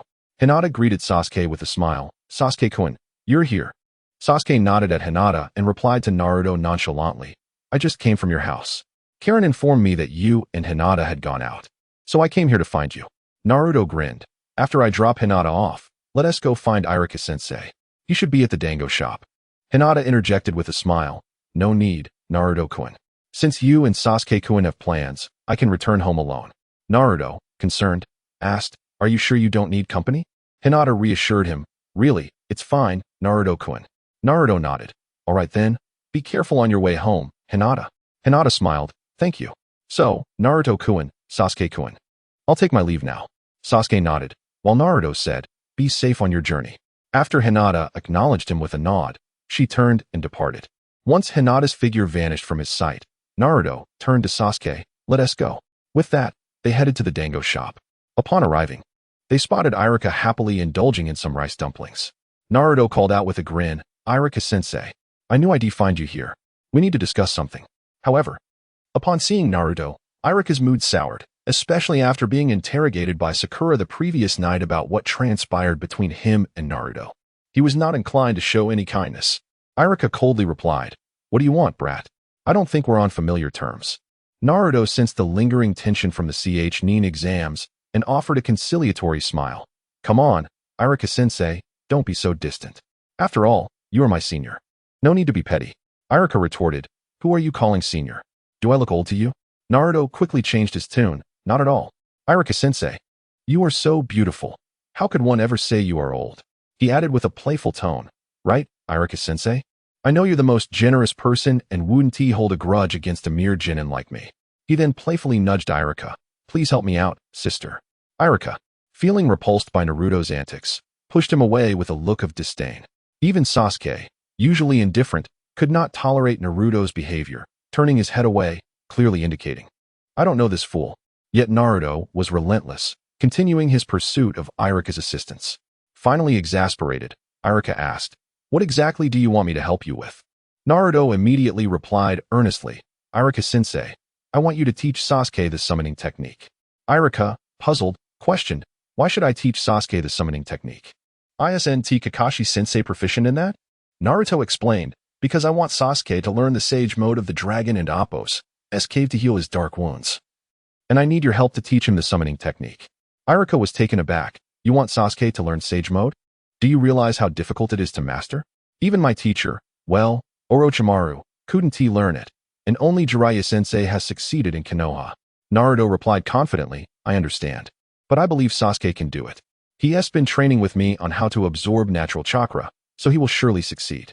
Irika was startled by Naruto's mention of training with Sasuke on natural chakra, anxiously saying, What did you say? You and Sasuke are absorbing natural chakra? Are you out of your minds? Noticing Irika's familiarity with natural chakra, Naruto curiously inquired, Irika-sensei, you seem quite knowledgeable about natural chakra and sage mode as well? Irika proudly responded, Of course. I trained with my teacher, well, Orochimaru, who dreamed of mastering sage mode. Naruto, intrigued, asked, Orochimaru wanted sage mode, but isn't his ultimate goal immortality? Why would he desire sage mode? Irika, seeing Naruto's curious expression, playfully teased, Why should I tell you? Who do you think you are? In response, Naruto grabbed Irika's arm and shook it, pleading, Please tell me, Irika-sensei. Once again, he succeeded in irritating both Irika and Sasuke. Irika, now thoroughly annoyed, said, Let go. If you don't, I won't tell you anything. At that, Naruto immediately released his grip, adopting a well-behaved demeanor. Red Bean cast a disdainful glance at Naruto's belly and remarked, When you seek help, you call me sister, but when you don't, you refer to me as teacher. What kind of person are you? Naruto, feeling a bit embarrassed, scratched his head and grinned foolishly. After another disapproving look from Red Bean, she added, Using natural chakra to refine one's body can prolong life, potentially leading to immortality. Upon hearing this, Naruto, perplexed, inquired, Wait a moment, Red Bean sensei, Red Bean sister. Why did Sasuke and I encounter issues when using natural chakra to refine our bodies? Understanding that Naruto had become more compliant, Red Bean chose not to prolong the suspense and explained, That is due to an error in your training method. To properly use natural chakra for refining the body, one must first master sage mode. Sage mode allows one to convert natural chakra into their own, subsequently using sage chakra to enhance their physical form. ensuring no harm comes to oneself. However, you and Sasuke directly utilized natural chakra for refinement, akin to using someone else's chakra to attack your own body, which is perilous. Realizing his mistake, Naruto understood that it was akin to the martial arts missteps from his previous life, where improper training could lead to disastrous consequences. Much like Ouyang Feng's misapplication of the Nine manual, the thought of potentially ending up like Ouyang Feng filled Naruto with cold sweat. Observing Naruto's revelation, Red Bean smirked. Now you comprehend the folly of your actions. Henceforth, refrain from acting too clever, for sometimes such cleverness can lead to peril. Naruto swallowed hard and replied, I understand now. Thank you for your guidance, Red Bean's sister. I shall be more cautious. Noticing that Red Bean had returned to focusing on her dumplings and red bean soup, Naruto hesitantly ventured, Red Bean's sister, about Sasuke's summoning technique. Red Bean ignored him, finishing her soup with a flourish before striding away. Naruto quickly grabbed Sasuke and followed her. However, as Red Bean reached the door, the owner intercepted her, saying, you haven't paid yet. Red Bean suddenly felt embarrassed. Seeing this, Naruto promptly pulled out his wallet, cheerfully saying, Don't worry, Red Bean's sister, I'll handle it. Red Bean, repulsed by Naruto's ingratiating expression, hurriedly left, with Sasuke closely trailing behind, equally disgusted. Naruto, noticing the discomfort on Sasuke's face, felt his mood sour. He muttered, What did I do to deserve this? I'm only trying to help you, ungrateful. Once Sasuke and Red Bean had walked far enough, Naruto swiftly paid the bill and rushed after them.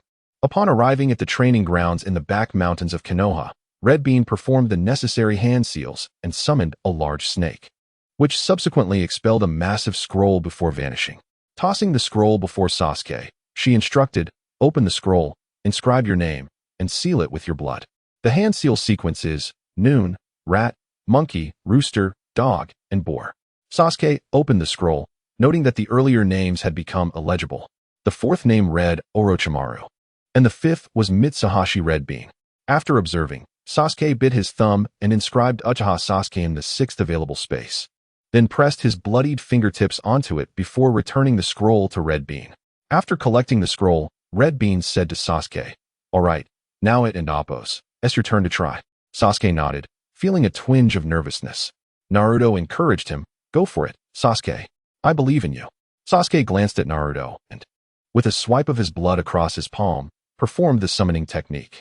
After a cloud of smoke dissipated, a small snake, about a foot long, appeared, leaving Sasuke in disbelief while Naruto suppressed laughter. Only Red Bean, unabashed, burst into hearty laughter. Noticing her amusement, Naruto said, All right, Red Bean's sister. You might be undermining Sasuke's confidence. Waving her hand apologetically, Red Bean replied, I truly didn't mean to. It was just too funny. I couldn't help myself. She continued to chuckle. Sasuke's expression darkened, and Naruto recognized that Sasuke's infamous temper was flaring again. Unable to tolerate Red Bean's teasing any longer, he asserted, Enough already. How long will you keep laughing? Quickly tell Sasuke how to summon a more suitable creature, not just this pet. Realizing her jest might have gone too far, Red Bean cleared her throat, suppressing her laughter, and explained, This is due to his poor chakra control. To summon a useful creature, he must concentrate his chakra better and ensure he has a sufficient amount. Encouragingly, Naruto said, Sasuke, follow Red Bean's sister's advice and give it another shot. I believe you can succeed this time. Hearing Naruto's words, Sasuke's expression softened slightly as he prepared to try again, performing the hand seals for the summoning technique once more. After another cloud of smoke, a snake approximately 3 meters long emerged. Red Bean nodded approvingly. This one is more respectable. Continue practicing like this, and I believe you'll master the summoning technique in a month. Naruto, sharing in Sasuke's joy, added, Keep it up, Sasuke. I hope you become stronger by the time of the Chunin exams in a month. Let's see who prevails then. Sasuke replied confidently, I will defeat you then. Naruto chuckled. Not so fast, because I too shall have my summoning beast. Sasuke, puzzled, asked, Are you going to learn the summoning technique as well? Naruto affirmed, Of course. I can't fall behind. I sense the pervy sage will arrive in a few days, and I can learn the summoning technique from him. We'll see whose summoning is superior. Sasuke, brimming with confidence, declared, Even better. I, the Uchiha clan's genius, will not be bested by you. Naruto retorted, Nor will I concede defeat. The two exchanged smiles. Red Bean interjected, All right, I've taught you the summoning technique, so I shall take my leave. At this moment, Naruto exclaimed, Wait, Red Bean's sister, I'll accompany you. Sasuke, you can practice on your own. Sasuke replied, If you have matters to attend to, go ahead. I can manage alone. Naruto smiled, Then we'll be off. Come on. Red Bean's sister. After casting a thoughtful glance at Naruto, Red Bean nodded. Very well, let us proceed. With that, she began to walk away, with Naruto closely following. Upon reaching the Forest of Death, Red Bean turned to Naruto and said, Now, what is it you wish to discuss? Naruto grinned. Sister, you are truly perceptive. I do have something to discuss. Impatiently, Red Bean urged, Speak up, or I shall take my leave. Naruto replied, Sister, please don't rush me. I merely wish to unravel the seal placed upon you. Red Bean immediately grew cautious, asking, How do you know I bear a seal? What is your connection to Orochimaru? Realizing her sudden wariness, Naruto recognized he had not communicated clearly and had caused a misunderstanding. He clarified, Red Bean's sister, you have misunderstood. I am not referring to the curse mark on your body, but rather the seal on your memories. Puzzled, Red Bean inquired, The seal on my memories? Are you suggesting that my memories have been sealed? Naruto nodded. Indeed, a portion of your memories has been sealed. That is why I wish to help you unlock it. And I also intend to remove the curse mark Orochimaru placed upon you. Upon hearing Naruto claim he could remove her cursed seal, Hondo exclaimed with excitement. Can you truly eliminate my cursed seal? Is it real? Naruto nodded affirmatively, responding, Yes, I removed the cursed seal from Sasuke. Overjoyed, Hondo urged, Then what are we waiting for? Let us commence at once. After nodding, Naruto formed hand seals and placed his hand upon Hondo's forehead, declaring, Release. Instantly, Hondo recalled the last mission she executed with Orochimaru, where he had placed the cursed seal on her and asked if she wanted to join him. Noticing the changing expressions on Hondo's face, Naruto understood that the seal had indeed been lifted, and she must have remembered that unsettling memory. Given her expression, it seemed that memory was far from pleasant, so Naruto chose to refrain from inquiring further. Once Hondo's demeanor settled, Naruto stated, All right, now I will help you remove the cursed seal. It may be somewhat painful, Sister Hondo, so bear with it. Puzzled, Hondo asked, Why don't you ask me what I remembered? Naruto chuckled lightly. Since it is a repressed memory, I suspect it is not a joyful one. Hence my decision to remain silent. Hondo smiled. Hee, you truly are a gentle soul. Naruto smiled back. Now, I will dispel the evil sealing technique. After speaking, he formed hand seals and declared, Evil sealing technique, release. As he placed his hand upon Hondo's cursed seal, a pattern akin to Sasuke's cursed seal emerged on her body. In an instant, Hondo sank to the ground in agony, a chilling and malevolent chakra overwhelming her. She felt an unfathomable killing intent assault her reason. Naruto addressed his dark counterpart. It's your turn. Absorb that negative energy from Sister Hondo. The dark Naruto sneered. As you wish, he. The benevolent Naruto interjected. Have you lost your mind? Absorbing her negative emotions now could plunge you into a dark abyss from which you may never escape. Calmly, Naruto replied. Only by doing so can I swiftly evolve my Sharingan into the Mangekyou. Trust me, I can overcome the influence of these negative emotions.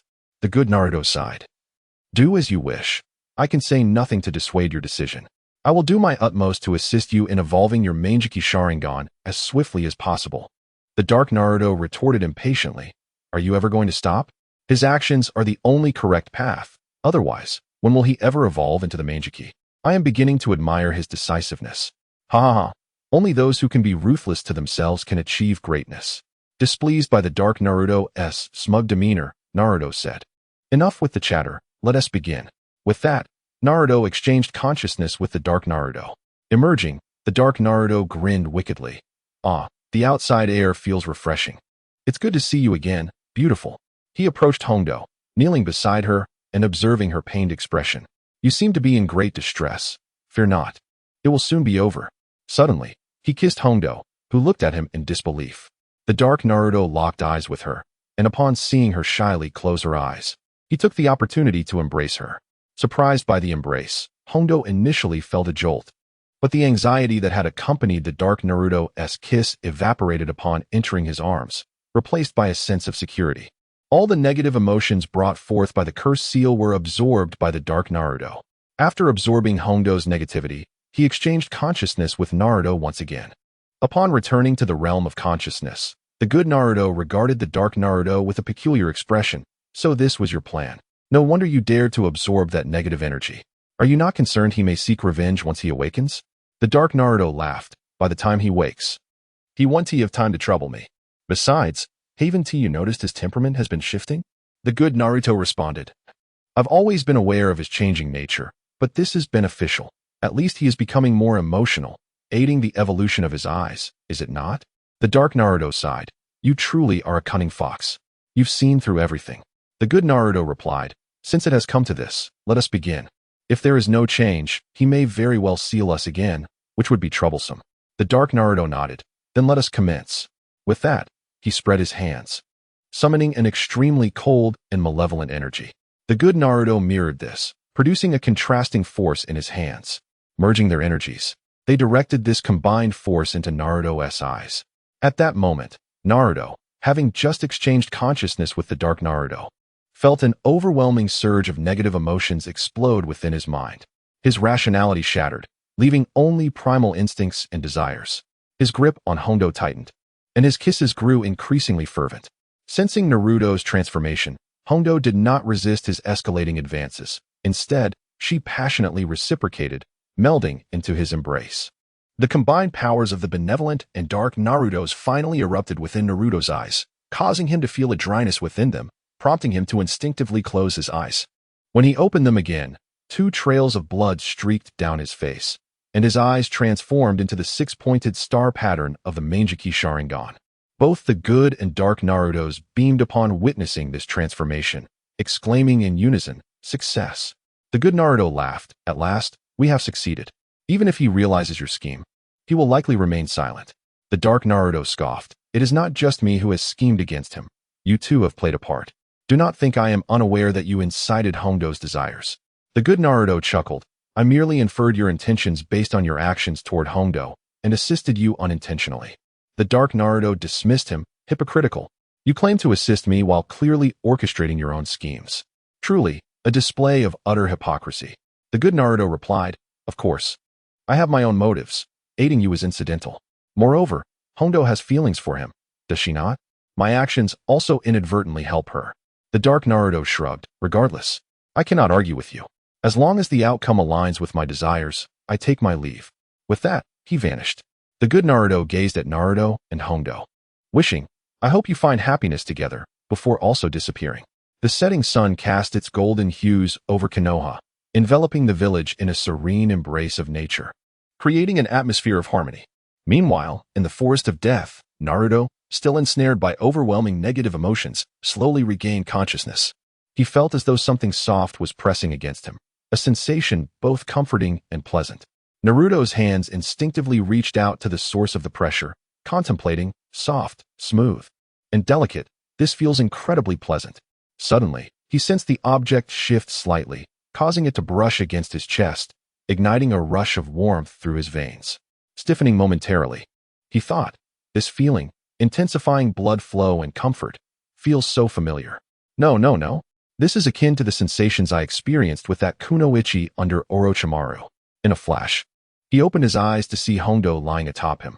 Remaining calm, he closed his eyes again, thinking, I've been so exhausted from exams and the situations with Sasuke and Karen, I must be hallucinating. I'll just sleep a bit longer, and everything will be all right. At this moment, a surge of memory flooded Naruto's mind. He recalled how, after his consciousness had been scattered, he found himself increasingly dissatisfied with the kiss shared with Hanabi.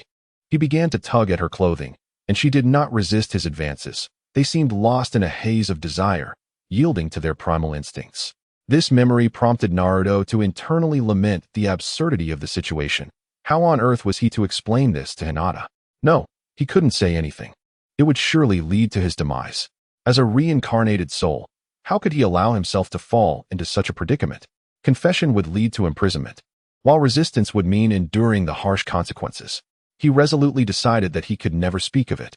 With determination, Naruto opened his eyes again, and at that moment, Hanabi also awakened. Their eyes met, and an awkward silence enveloped them. In truth, Hanabi had been awake for some time, but like Naruto, she chose to bury her head in the sand, unwilling to confront reality. Struggling to rise, she dressed and said, let us just pretend this never happened, shall we? Without waiting for Naruto's response, she vanished in an instant.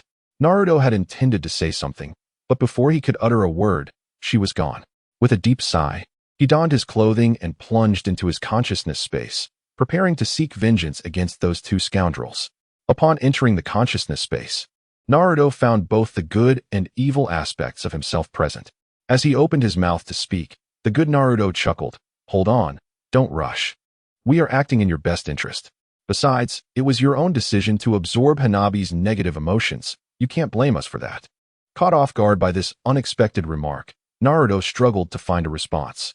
Indeed, it had been his choice to absorb her negative feelings. Seeing Naruto at a loss for words, the good Naruto gleefully continued. Moreover, you need not feel guilty. By absorbing her negative emotions, you have neutralized the threat of the curse seal within her. Now, that heavenly curse can be freely utilized without side effects. In fact, Hanabi should be thanking you. So, do not harbor any sense of guilt. It's all right. If it becomes too much, just take responsibility.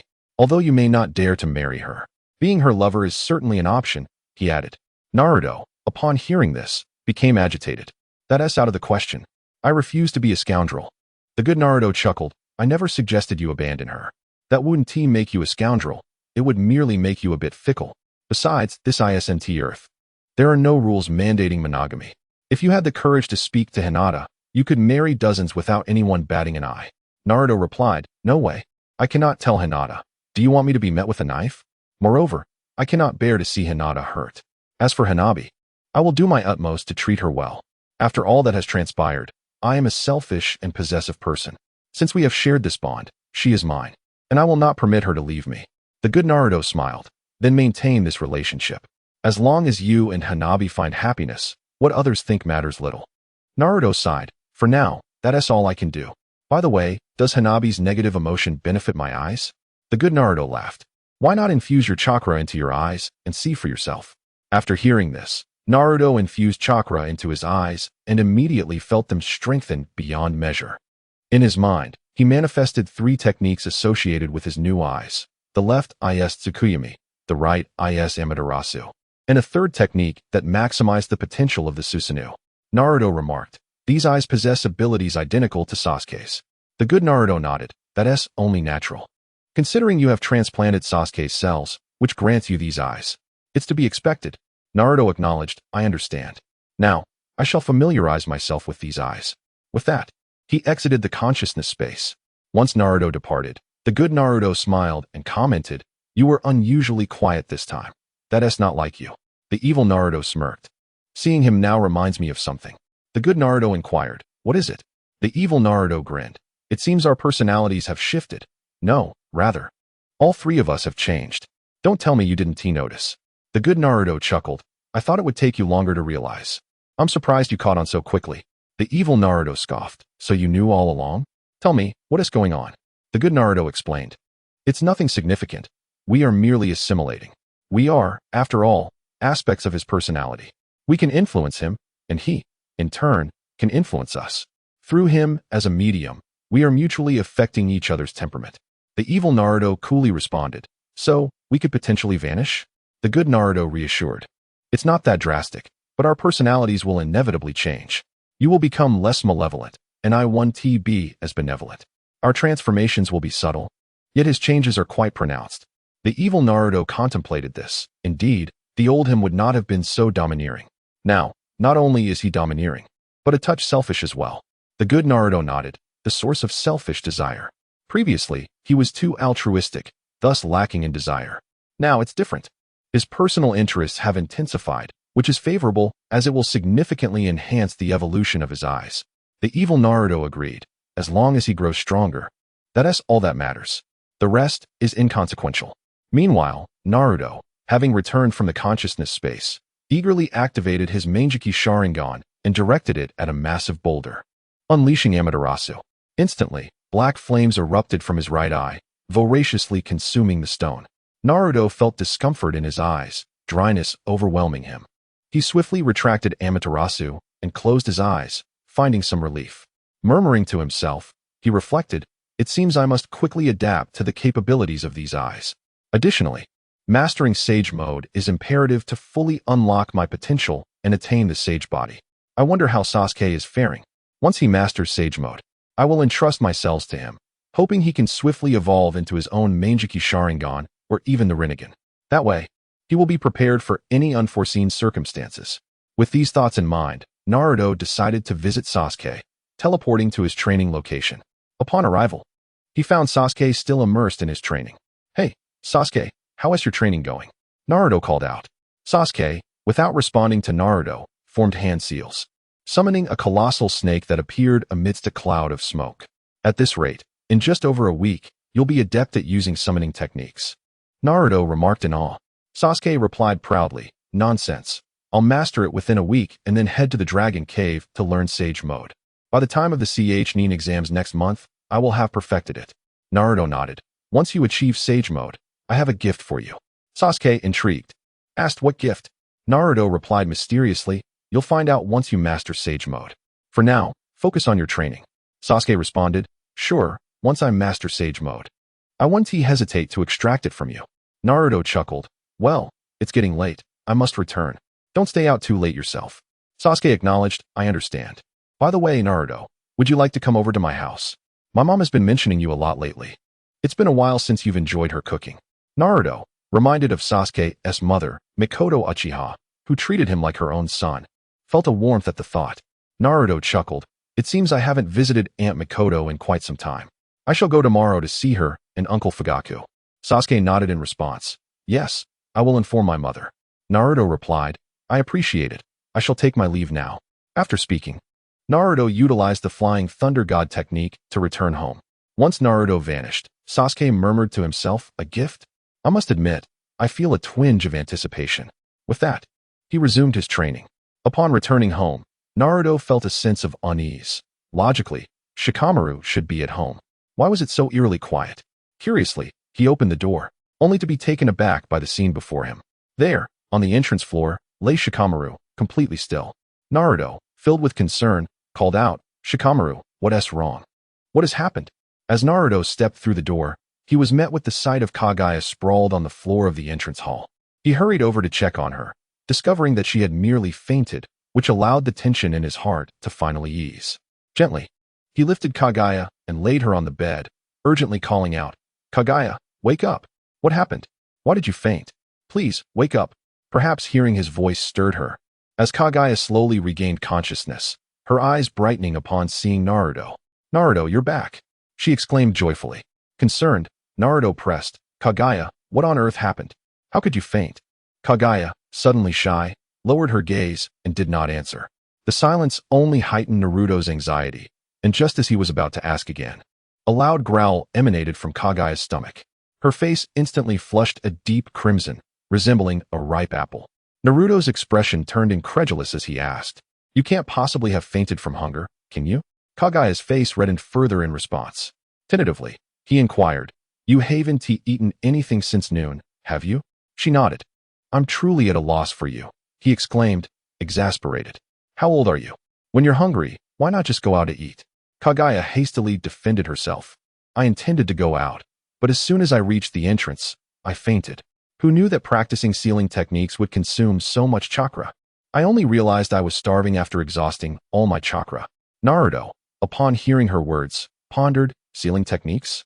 At that moment, he noticed a pile of scrolls stacked on the inner side of the bed and realized that this foolish girl had neglected her meals while engrossed in her training, ultimately exhausting her chakra and fainting after nearly a day without food. Naruto was left unsure whether to be angry or amused. With a resigned sigh, he said, "All right, let us go eat." However, Kagaya remained sprawled on the bed, her face still flushed. Naruto, puzzled, urged her, "What's wrong? Get up, we're going to eat." Kagaya replied softly, "I have no strength, I can't move." With a sigh of resignation, Naruto crouched down and offered, "I'll carry you." He then hoisted Kagaya onto his back and made his way out of the room, heading towards Ichiraku Ramen. As Kagaya rested against him, enveloped in his warmth, a smile of happiness tugged at her lips, and she nestled her head on his shoulder. Upon arriving at Ichiraku Ramen, they coincidentally bumped into Hinata, who had brought Hanabi along for ramen as well. Naruto greeted her cheerfully, "Hinata, you're here with Hanabi for ramen too. How are you, Hanabi?" Hinata beamed back, "Naruto-kun, you're here for ramen as well." To which Hanabi merely turned her head away with a huff. Naruto, accustomed to Hanabi's demeanor, laughed it off. Hanabi, you're as spirited as ever. Hinata then inquired with a hint of concern, Naruto-kun, what happened to Kagaya-chan? With a mix of amusement and exasperation, Naruto replied, this silly girl overexerted herself practicing sealing techniques and fainted from exhaustion. Now, she is utterly drained, so I'm carrying her. Hinata accepted his explanation without skepticism, though Hanabi eyed Kagaya warily. As the freshly prepared ramen arrived, Kagaya eagerly dug in, her hunger evident. Slow down, Kagaya, Naruto cautioned. No one is competing with you. Be careful not to choke. And remember to eat while you train next time. Don't forget everything else. As a girl, you ought to know how to take care of yourself. How will you ever marry someone like this? Kagaya, however, was too focused on devouring her meal to heed his words, while Naruto continued to fuss like a doting mother. Hinata watched Naruto with a smile, exclaiming, Naruto-kun, you're so gentle and caring. You truly are considerate. Blushing at Hinata's compliment, Naruto scratched his head and chuckled. It's nothing, really. I've just been living alone for so long that I've picked up on a few details of daily life. Hanabi interjected, you sound like a nagging mother. And only my sister can tolerate you. Who would ever like someone so annoying, foolish, and emotionally inept? I can't fathom why my sister would fancy you. Naruto laughed. Hanabi, you don't understand. As long as your sister likes me, that's all that matters. Besides, I only have eyes for Hinata. Hanabi huffed and turned away again, while Kagaya stiffened momentarily before continuing to eat. When they had all finished their meals, Naruto turned to Hinata, saying, by the way, Hinata, I'm visiting Sasuke's house tomorrow. It's been ages since I've seen Aunt Mikoto and Uncle Fugaku. Would you like to come along? Hinata hesitated, recalling her promise to accompany Hanabi for training in the 8 trigrams. Just as she was about to decline, Hanabi piped up, sure. Since you don't have anything else to do tomorrow, it would be nice for you to visit Aunt Mikoto. It's been a while. Naruto's face lit up with excitement. Really? Seeing Hinata's hopeful expression and Hanabi's encouragement, she finally agreed. Yes, I'll go with you tomorrow, Naruto-kun. Great. I'll come to find you tomorrow. For now, let me walk you home, Naruto said, to which Hinata nodded in agreement. Turning to Kagaya, he instructed, Kagaya, you should head home first. I'll return after I see Hinata home. Kagaya felt a twinge of disappointment but quickly rallied, responding, okay, I'll head back now. With that, she turned and walked away gracefully. Be careful, Naruto called after her, but Kagaya didn't respond, quickening her pace instead. Shaking his head, he escorted Hinata and Hanabi back to the Hyuga residence, saying, I'll come find you tomorrow, Hinata. Goodbye, Hinata and little Hanabi. Hinata nodded. All right, Naruto-kun. Please take care on your way. Hanabi added, hurry up and leave. You're so long-winded, you big idiot. With a chuckle, Naruto turned to depart. After he left, Hinata turned to Hanabi, asking, Hanabi, you were acting strangely today. Why did you agree for me to accompany Naruto-kun to visit Aunt Mikoto tomorrow? Hanabi replied, it's nothing. You wanted to go, right? I just spoke for you. Hinata frowned, sensing Hanabi was not being truthful. Hanabi, while I may not be the brightest, I'm not a fool. Tell me why. Seeing her sister's serious demeanor, Hanabi felt a flicker of fear. In her heart, she had always viewed Hinata as gentle and kind, and she had trained hard to protect her from harm. However, when Hinata was angry, she resembled their father, which intimidated Hanabi. As Hinata's impatience grew, she pressed, Hanabi, tell me why? Finally, Hanabi relented. I'm just worried about you. Worried about me? Hinata asked, confusion evident. Yes, I'm concerned about that big idiot and the woman beside him, Hanabi confessed. Hinata's brow furrowed further. You mean Kagaya-chan? What about her? With an expression of knowing, Hanabi replied, Sister, you're too naive. Can't you see that woman likes that big idiot Naruto? Though she masks it well, her actions certainly do not escape my notice. Just earlier, during ramen, she revealed enough to make me suspicious. With that, Hanabi recounted Kagaya's unusual behavior at Ichiraku Ramen to Hinata. Hanabi continued, so, that woman is definitely interested in that big fool. Therefore, sister, you must not ignore it, otherwise, that big fool might be taken away. Although I hate to admit it, that big fool is too gentle with people, just like you, and he is not bad-looking. Such boys are quite popular among girls. Upon hearing Hanabi's words and recalling the odd behavior of Kagaya at Ichiraku Ramen, Hinata couldn't help but feel it was indeed a bit strange.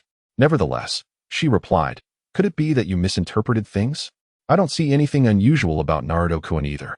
Hanabi scoffed, That big fool, with his zero emotional intelligence and negative IQ. What could he possibly understand? It must be that woman who secretly admires him. He probably doesn't even realize that, in his eyes, apart from you, sister, everyone else is the same. He is a complete fool. Hinata couldn't help but chuckle at Hanabi's demeanor.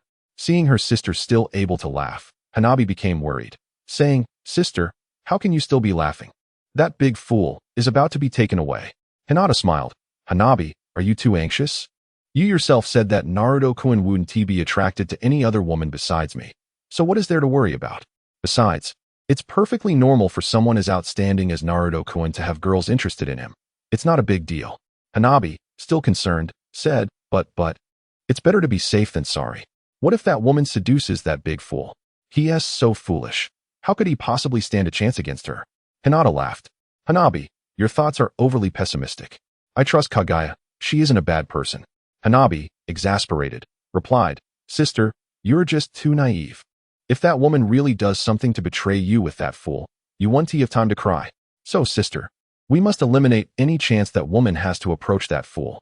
Hinata, touched by Hanabi's concern for her and Naruto, gently patted her head, saying, "Hanabi, I'm very happy that you worry for me, but I believe in Naruto-kun and trust that Kaguya is not the kind of person you think she is. If something were to happen as you described, I also believe that Naruto-kun must have his reasons, for I know that this is not what he desires." Hearing Hinata say this, Hanabi, growing impatient, declared, "Do as you please. I can't manage both of you big fools. You can do whatever you want. I'm going to sleep now." Watching Hanabi storm off in frustration, Hinata shook her head and gazed at the moon, murmuring, "Hanabi, I understand everything you're saying. But I also know that Naruto-kun loves only me, so I'm not worried. I know that in the end, the one who will be with Naruto-kun is only me. What I truly worry about is you." With that, Hinata sighed deeply and retreated indoors, leaving the moon to cast a solitary light over the tranquility of Konoha. After Naruto left, Sasuke consumed a soldier and Appo's pill to adjust his mindset and restore himself to peak condition before resuming his training in the summoning technique. This time, he resolved to exert all his strength to see what kind of summoning beast he could conjure at his utmost potential. With hands forming seals, he declared, "Summoning Jutsu." After a flurry of smoke, a massive purple serpent, over 20 meters long, appeared before Sasuke, startling him momentarily. However, he soon felt a rush of exhilaration. He had not expected to summon such a large serpent. As he beheld the creature, a faint smile crept onto his lips. The serpent turned its gaze towards Sasuke and asked, "Did you summon me?" "Hello, I am Kei. May I ask your name, my lord?" This was Sasuke's first encounter with a talking summoning beast, and he was slightly taken aback as he asked, "You can speak?" Kei replied, "Yes, my lord. In fact, most summoning beasts are capable of speech. It's just that we serpents tend to be more reclusive, and humans generally harbor an aversion to us, which is why most serpents are reluctant to converse with humans." Sasuke inquired, "Then why are you speaking with me? Are you different from the others?" Kei responded, "I used to be quite reclusive as well, but I gradually grew weary of that nature. I seek a companion I can trust, as I believe that serpents and humans can become friends." Sasuke empathized with Kei's feelings, recognizing that he too had faced similar struggles. His pride had made him unwilling to befriend the weak, as he sensed that most sought his companionship solely due to his strength. He despised their insincerity, thus adopting a demeanor of aloofness and indifference towards them.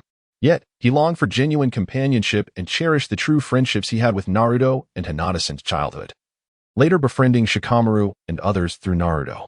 Therefore, Sasuke could deeply relate to Kei's sentiments. He looked at Kei and said, "Hello, I am Uchiha Sasuke. You may call me Sasuke. I am pleased to become your friend." Kei politely replied, "I am equally delighted to meet you, Lord Sasuke. I hope we can become the best of partners." Sasuke nodded. "I too hope we can become friends." Kei asked, "Do you have any requests, my lord?" Sasuke responded, "I wish to train in Sage mode. I wonder if you can assist me." Kei replied, "To practice Sage Jutsu, you must go to the Earth Dragon Cave, where there exists a sacred place dedicated to training in Sage mode. There is a special oil there that accelerates the process of attaining Sage mode." Sasuke inquired, "How do I reach this sacred place you mentioned?" Kei answered, "That is simple. I can use reverse summoning technique to bring you there, my lord. The sacred place is open for anyone from the Earth Dragon Cave to use, so there is no need to worry." Sasuke nodded, "Very well. Once I am ready, please use reverse summoning to bring me there." Kei affirmed, Certainly, my lord. First, I will assess your condition. This way, I can devise a training regimen for Sage Mode. Sasuke nodded in agreement. Kei extended its sensing abilities to examine Sasuke's body, and the more Kei examined, the more astonished it became. Finally, Kei exclaimed, "My lord Sasuke, you have refined your body using natural chakra, and you possess sage chakra derived from it." Sasuke questioned, "I have indeed refined my body with natural chakra, and I do possess sage chakra, but how does this relate to my training in Sage Mode?" Kei replied incredulously, "My lord, your ability to refine your body with natural chakra indicates that you can absorb it, and with sage chakra within you, you can convert natural chakra on your own." Kei expressed, "May I ask if this chakra within you is permanent or temporary?" Sasuke pondered and replied, "It should be permanent, as it was transformed from my curse mark. I heard Naruto say that once he dispelled my curse mark, this sage chakra fully became mine." Kei marveled, "Your friend has left you something remarkable. With this sage chakra, you can instantly enter Sage Mode, and this sage chakra will continuously replenish itself, preventing any automatic exit from the mode." Sasuke asked, puzzled, "Does Sage Mode automatically exit?" Shao Qing replied, "Indeed, the Sage Mode. If one does not receive timely replenishment of sage techniques, they will automatically exit the Sage Mode. However, Lord Sasuke, if you were to cultivate the Sage Mode in your current state, you would truly become a sage." Upon hearing Shao Qing and Appo's explanation, Sasuke felt immense gratitude towards Naruto. Silently, he expressed his thanks to Naruto in his heart. Sasuke then said to Shao Qing, "Shao Qing, you may return for now. Once I have arranged everything, I will summon you back, and we shall train in Sage Mode together." Shao Qing responded, "Understood, Lord Sasuke. I shall take my leave now." After a puff of smoke, Shao Qing departed. After parting with Shao Qing, Sasuke returned home, weary. Upon seeing his exhausted son, Mikoto remarked disapprovingly, "Sasuke, you've returned. How many times have I told you not to overexert yourself? You never listen, always leaving yourself utterly exhausted." Sasuke smiled and replied, "Mother, I'm fine. The Ch-Nin exams are approaching. I must intensify my training." At that moment, Fugaku chimed in, "Mikoto, it's commendable that Sasuke is dedicated to his training. Why must you always hold him back? Besides, as the child of Uchiha Fugaku, can he not endure a little hardship?" Mikoto sighed, "I cannot win against you two. I'll go prepare dinner." With that, she walked towards the kitchen. At this time, Sasuke recalled his conversation with Naruto and said to Mikoto, "Mother, Naruto plans to visit us daily. He wishes to see you and father. I believe he will come with Hinata, and there's a new friend of his who might join as well." Mikoto's face brightened. "Naruto? That boy rarely visits us since becoming a ninja. I shall see how I can tease him tomorrow, and that girl Hinata too." Fugaku added, "All right, Mikoto, Naruto is no longer a child. He has grown and deserves his own space. We cannot always keep them tethered to us." Mikoto retorted, "It's your way of educating our children that has led Itachi down such a painful path. I despise you for it." With that, she entered the kitchen, ignoring Fugaku. Fugaku felt awkward but was mostly resigned. Sasuke, noticing his father's forlorn expression, reassured him, "Father, do not worry. I will bring my brother back." Fugaku smiled, "Sasuke, rest assured. I am not so weak. In my heart, both you and Itachi are my pride. I am immensely proud to have two such remarkable sons. Your mother is merely a bit irrational." Hearing this, Sasuke felt delighted and said, "I will do my utmost, father. I will not let you or mother down." Fugaku responded, "I believe you will not disappoint us. Now go change your clothes and come to dinner." After dinner, the family sat together enjoying tea. Sasuke, sitting opposite Fugaku and Mikoto, suddenly announced, "Father, mother, I plan to train in the Dragon Cave for a while." Fugaku and Mikoto exchanged glances, and Fugaku asked, "The Dragon Cave? I remember that it is the realm of the summoning beast, the White Serpent Sage. Have you mastered the summoning technique?" Sasuke replied, "Yes, I learned it just this afternoon. I summoned a large serpent named Shao Qing, who can use reverse summoning to bring me to the Dragon Cave. I intend to train in Sage Mode there for about a month." Fugaku expressed surprise, "You intend to cultivate Sage Mode? What inspired this decision?" Sasuke recounted his experiences with Naruto and Hinata, how he had sustained injuries that required the Sage Mode for resolution, along with the recent events that led to his decision. Fugaku listened intently and remarked, "So you aim to master Sage Mode within this month?" Sasuke affirmed, "Yes, and in the upcoming Ch-Nin exams. I wish to compete with Naruto. However, I fear I am not yet his match, hence my need to train in the Dragon Cave." Mikoto interjected, Why must you be so competitive? Naruto is your brother, not your enemy. Can't you simply coexist peacefully? Fugaku replied, Makoto, since Sasuke has made his choice, we should support him. He is no longer a child. We must trust his decisions. Makoto responded, but dear, I still worry about the dangers he may encounter. I fear for his safety. Fugaku reassured her, Makoto, you are overly indulgent. We must have faith in Sasuke. He has always been the pride of our family. I trust he will not let us down. At that moment, Sasuke added, yes, mother, I promise I will return safely. Besides, I must resolve my injuries through sage mode. So, please, trust me. After much hesitation, Makoto finally said, Sasuke, you must promise me to return safely, understand? Seeing his mother relent, both Sasuke and Fugaku broke into smiles. Fugaku joyfully remarked, now that's more like it. Makoto, you have never been the type to hold our children back. How could you prevent Sasuke from growing stronger? Makoto, seeing their joy, laughed, I can never win against you two. With his parents' approval, Sasuke felt elated and silently vowed, wait for me, Naruto. When we meet again in a month, I will surely astonish you. Suddenly, Makoto playfully asked, by the way, Sasuke, do you have a girlfriend? If so, bring her home tomorrow for me to meet. Naruto has been quite close with Hinata. Our Sasuke cannot fall behind. Sasuke considered this a splendid opportunity to introduce Sakura and Ino to his parents. He had been pondering how to approach this topic with Makoto and Fugaku, but since his mother brought it up, he decided to seize the moment. Sure, I'll bring them tomorrow, he replied.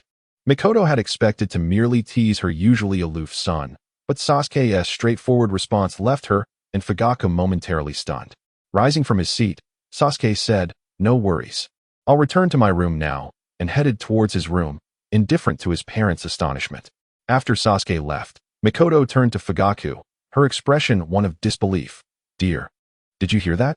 Sasuke said he is bringing a girlfriend home tomorrow. Did I mishear? Fugaku, though slightly taken aback by Sasuke's sudden announcement, quickly regained his composure. Responding to Makoto's query, he replied calmly, you heard correctly. Sasuke is indeed bringing a girlfriend home tomorrow for you to meet. He might have been waiting for the right moment, and now you've provided him the opportunity. He is quite clever, truly a son worthy of Uchiha Fugaku. Makoto, hearing this, responded with excitement. All right, I shall thoroughly evaluate what kind of daughter-in-law my son has chosen. But you must promise not to wear that stern expression. It will frighten the children, understood? Fugaku awkwardly replied, Makoto, I've always been this way. Do I really seem intimidating? And did you not hear Sasuke mention them? This indicates that tomorrow, Sasuke will bring more than one girlfriend. This time, Makoto was genuinely astonished and nervously inquired, are you saying that Sasuke has not just one girlfriend, but two, or perhaps even more? Fugaku chuckled, how would I know? You'll find out tomorrow, won't you? I never imagined that this usually aloof child would possess such charm when it comes to pursuing girls. Makoto replied with pride, of course. Just look at who his mother is. However, she soon expressed her concern, but what about Meihui? She likes Sasuke so much. If she finds out he has a girlfriend, she will be heartbroken. Fugaku laughed, if Sasuke already has more than one girlfriend, what does it matter if there's one more? Tomorrow, you should bring Meihui along, and also invite Shizen. At the mention of Uchiha Shizen, both Fugaku and Makoto's moods darkened. Makoto lamented. It's all Itachi's fault. She must loathe him now. Fugaku sighed. There's nothing we can do. All of this is for the clan and the peace of the village. Itachi had to bear this burden. It was his choice, and we can only support him. Makoto stated, I truly hope this world can achieve genuine peace. That way, Itachi can finally let go of his burdens, and Shizen can find happiness. Fugaku gently embraced Makoto, assuring her, it will happen, there will come a day. The next day, after breakfast, Sasuke arrived at Ino's flower shop. Overjoyed, Ino rushed to him and exclaimed, Sasuke, what brings you here? Sasuke smiled. I came to see you and to discuss something. Curiously, Ino asked, what is it? Sasuke replied, I'd like to invite you to my home and introduce you and Sakura to my mother. Since we are now dating, I should also pay a visit to Uncle Yamenka. Upon hearing that Sasuke wanted to introduce her to his mother and visit her father, Ino's face flushed crimson with shyness, and she lowered her head, feeling sweetly flustered. Sasuke, noticing her bashful demeanor, said, what is there to be shy about? By the way, is your father home? Ino shyly responded, yes, he is at home today. Sasuke smiled, then let us go inside. With that, he took Ino's hand and entered her house. Yamenka Kaichi, having not gone out for a mission, was at home, leisurely enjoying tea while admiring the beautiful scenery of the garden. Just then, Sasuke, holding the bashful Ino's hand, approached Yamenka Kaichi and politely said, "Uncle Kaichi, hello. My name is Uchiha Sasuke, Ino's boyfriend. I heard you were at home, so I came to pay my respects."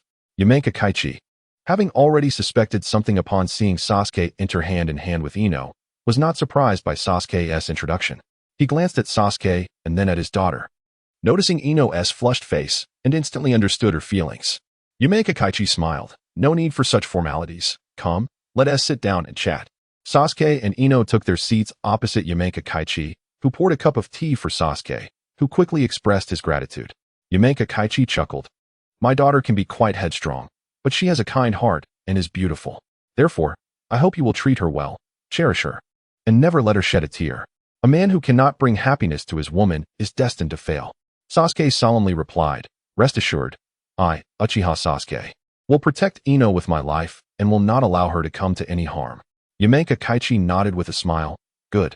I believe the son of Mikoto and Fujikyu will not let me down. I now entrust Ino to you, and I trust you will bring her happiness." Sasuke responded, "I will. Thank you for your trust.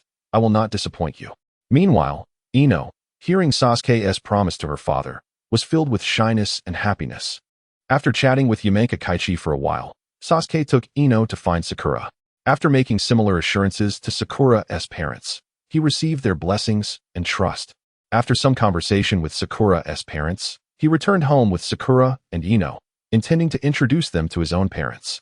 Upon arriving home with Ino and Sakura, they found Naruto, who was with Hinata and Karen, gathered around Mikoto and Fujikyu, enjoying tea. Upon seeing Sasuke, Naruto rushed over, complaining, "Sasuke, you're back. We've been waiting for you forever. Why are you so slow?" After venting his frustrations, Naruto cheerfully said to Sakura and Ino, "Sakura, Ino, you're here. Come in and sit." Sasuke, displeased with Naruto's behavior, retorted, "Hey, you big fool, this is my house. I'm the owner here. Yet you act like you're the host while I'm the guest." Naruto laughed. "Don't be mad. Don't be mad. Your home is also my home. It's the same. We're like brothers, closer than kin. Are you really going to hold this against me? Come on in."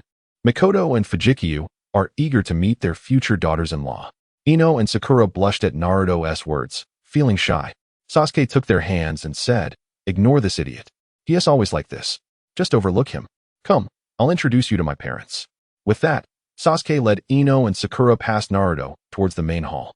Naruto quickly followed, grumbling, "Sasuke, how can you say that? You're breaking my heart. You're so heartless."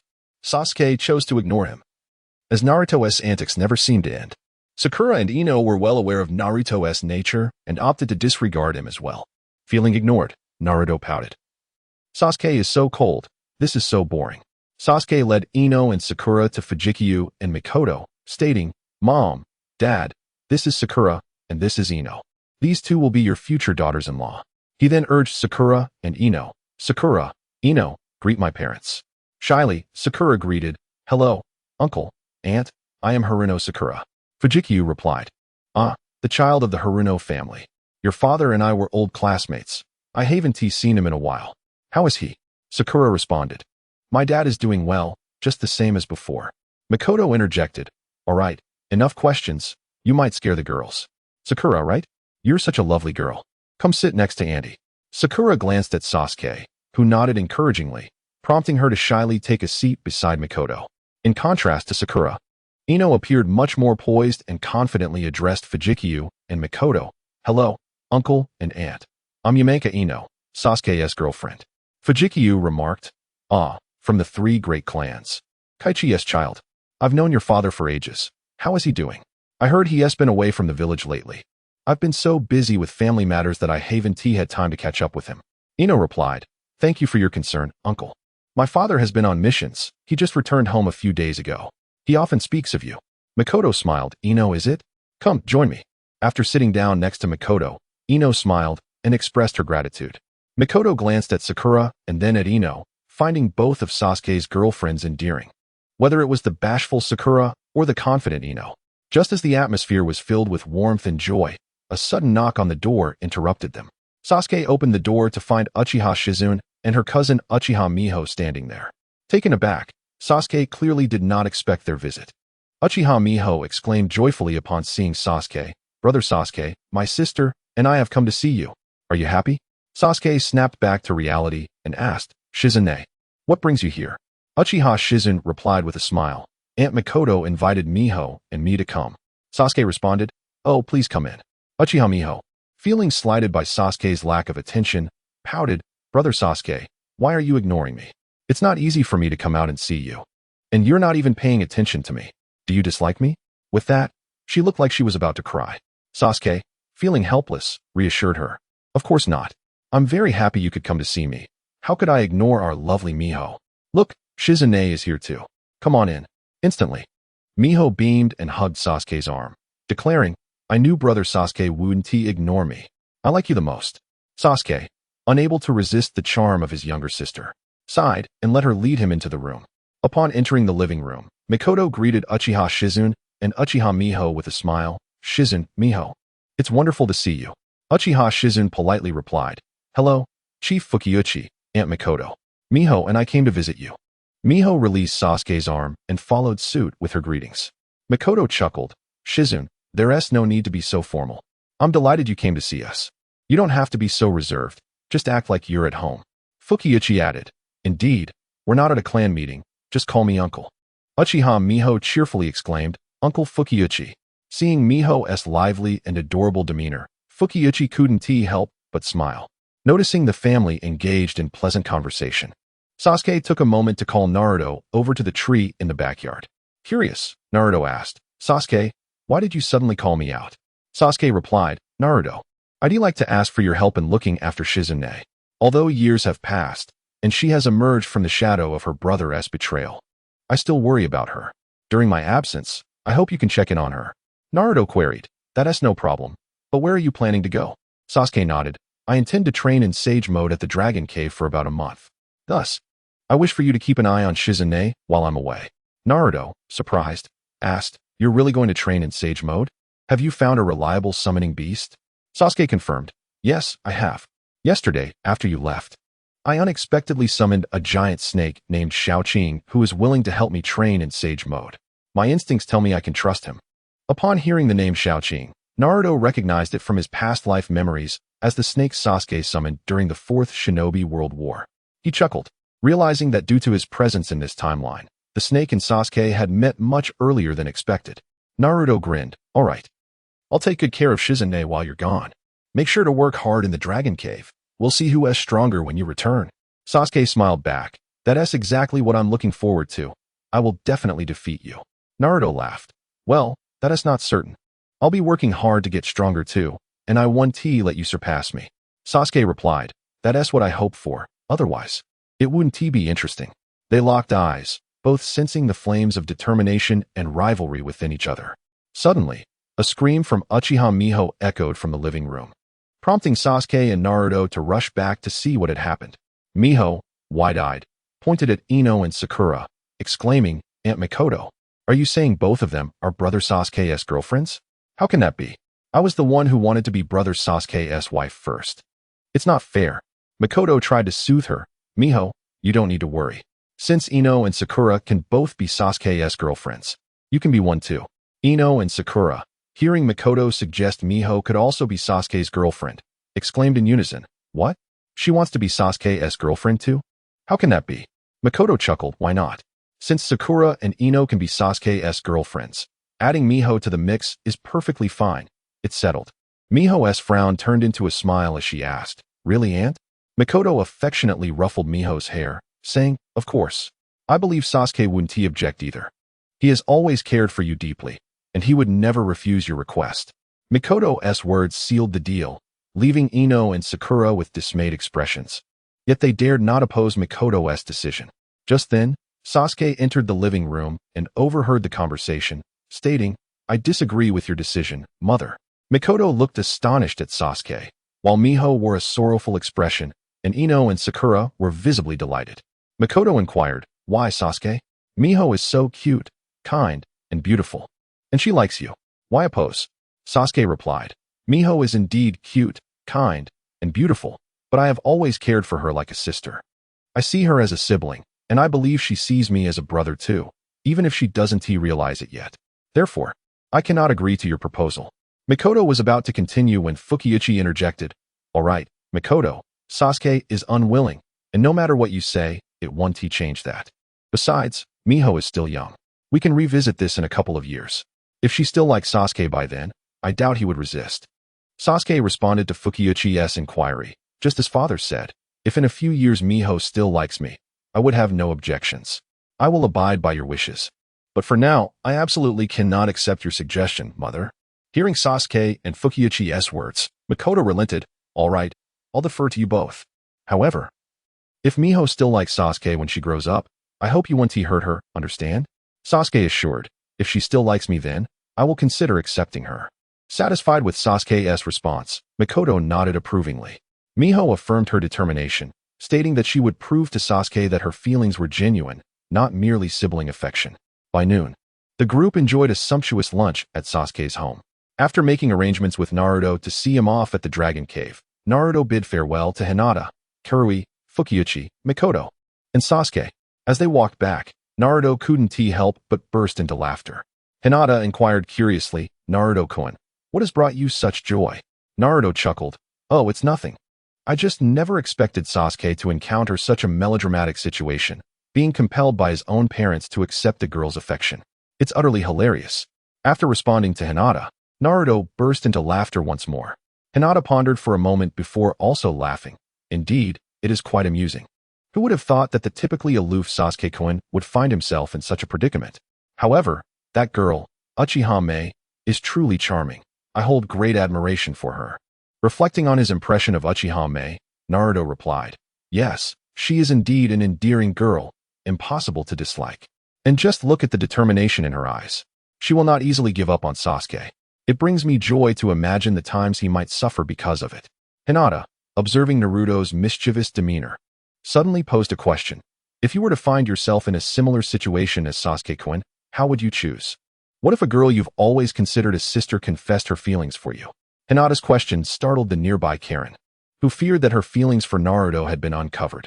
She fell silent, attempting to diminish her presence while simultaneously awaiting Naruto's response, which she found immensely significant. Naruto, upon hearing Hinata's query, laughed. "Me? How could such a thing happen to me? It's utterly impossible. You're overthinking it, Hinata." Hinata persisted, "I mean, if it were to happen, how would you choose?" After a moment of contemplation, Naruto replied, "If that were the case, I honestly wouldn't know what to do. But I suppose there would be a way to handle it, though I still find it hard to believe it could occur to me." Hinata expressed her dissatisfaction. "Naruto-kun, what kind of answer is that? It's as good as no answer at all." Apologetically, Naruto responded, "I'm sorry, Hinata. I truly don't know how to answer that, and I believe such a scenario wouldn't happen to me. Who would fall for a man whose heart is solely devoted to you?" Hinata, touched, remarked, "Naruto-kun, how can you be so cunning?" At that moment, Karen suddenly exclaimed, "Look, someone is spying on us."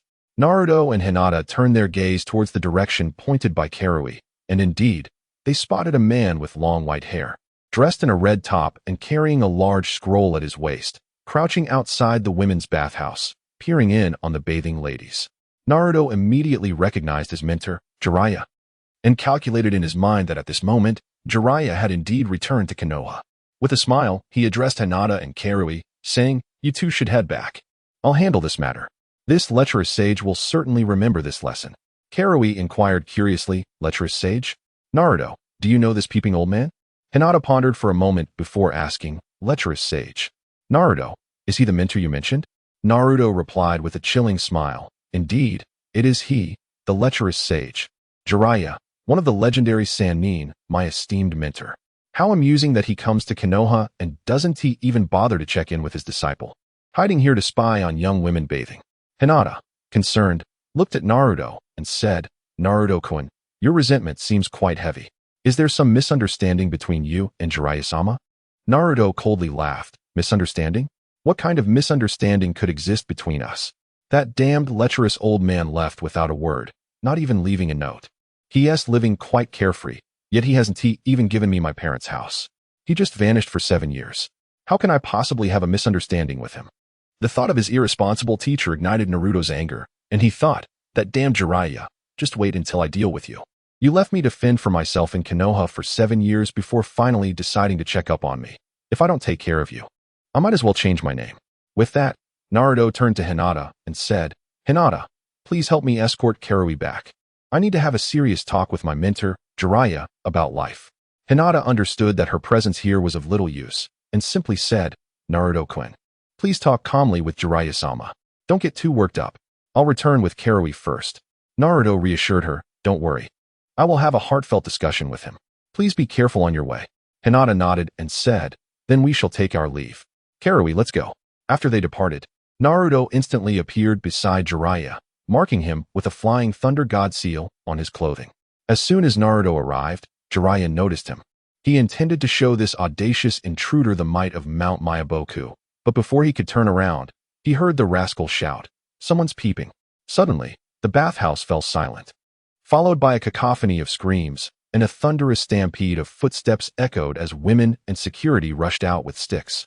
Realizing the situation was turning dire, Jiraiya immediately leapt to the roof of the bathhouse to hide.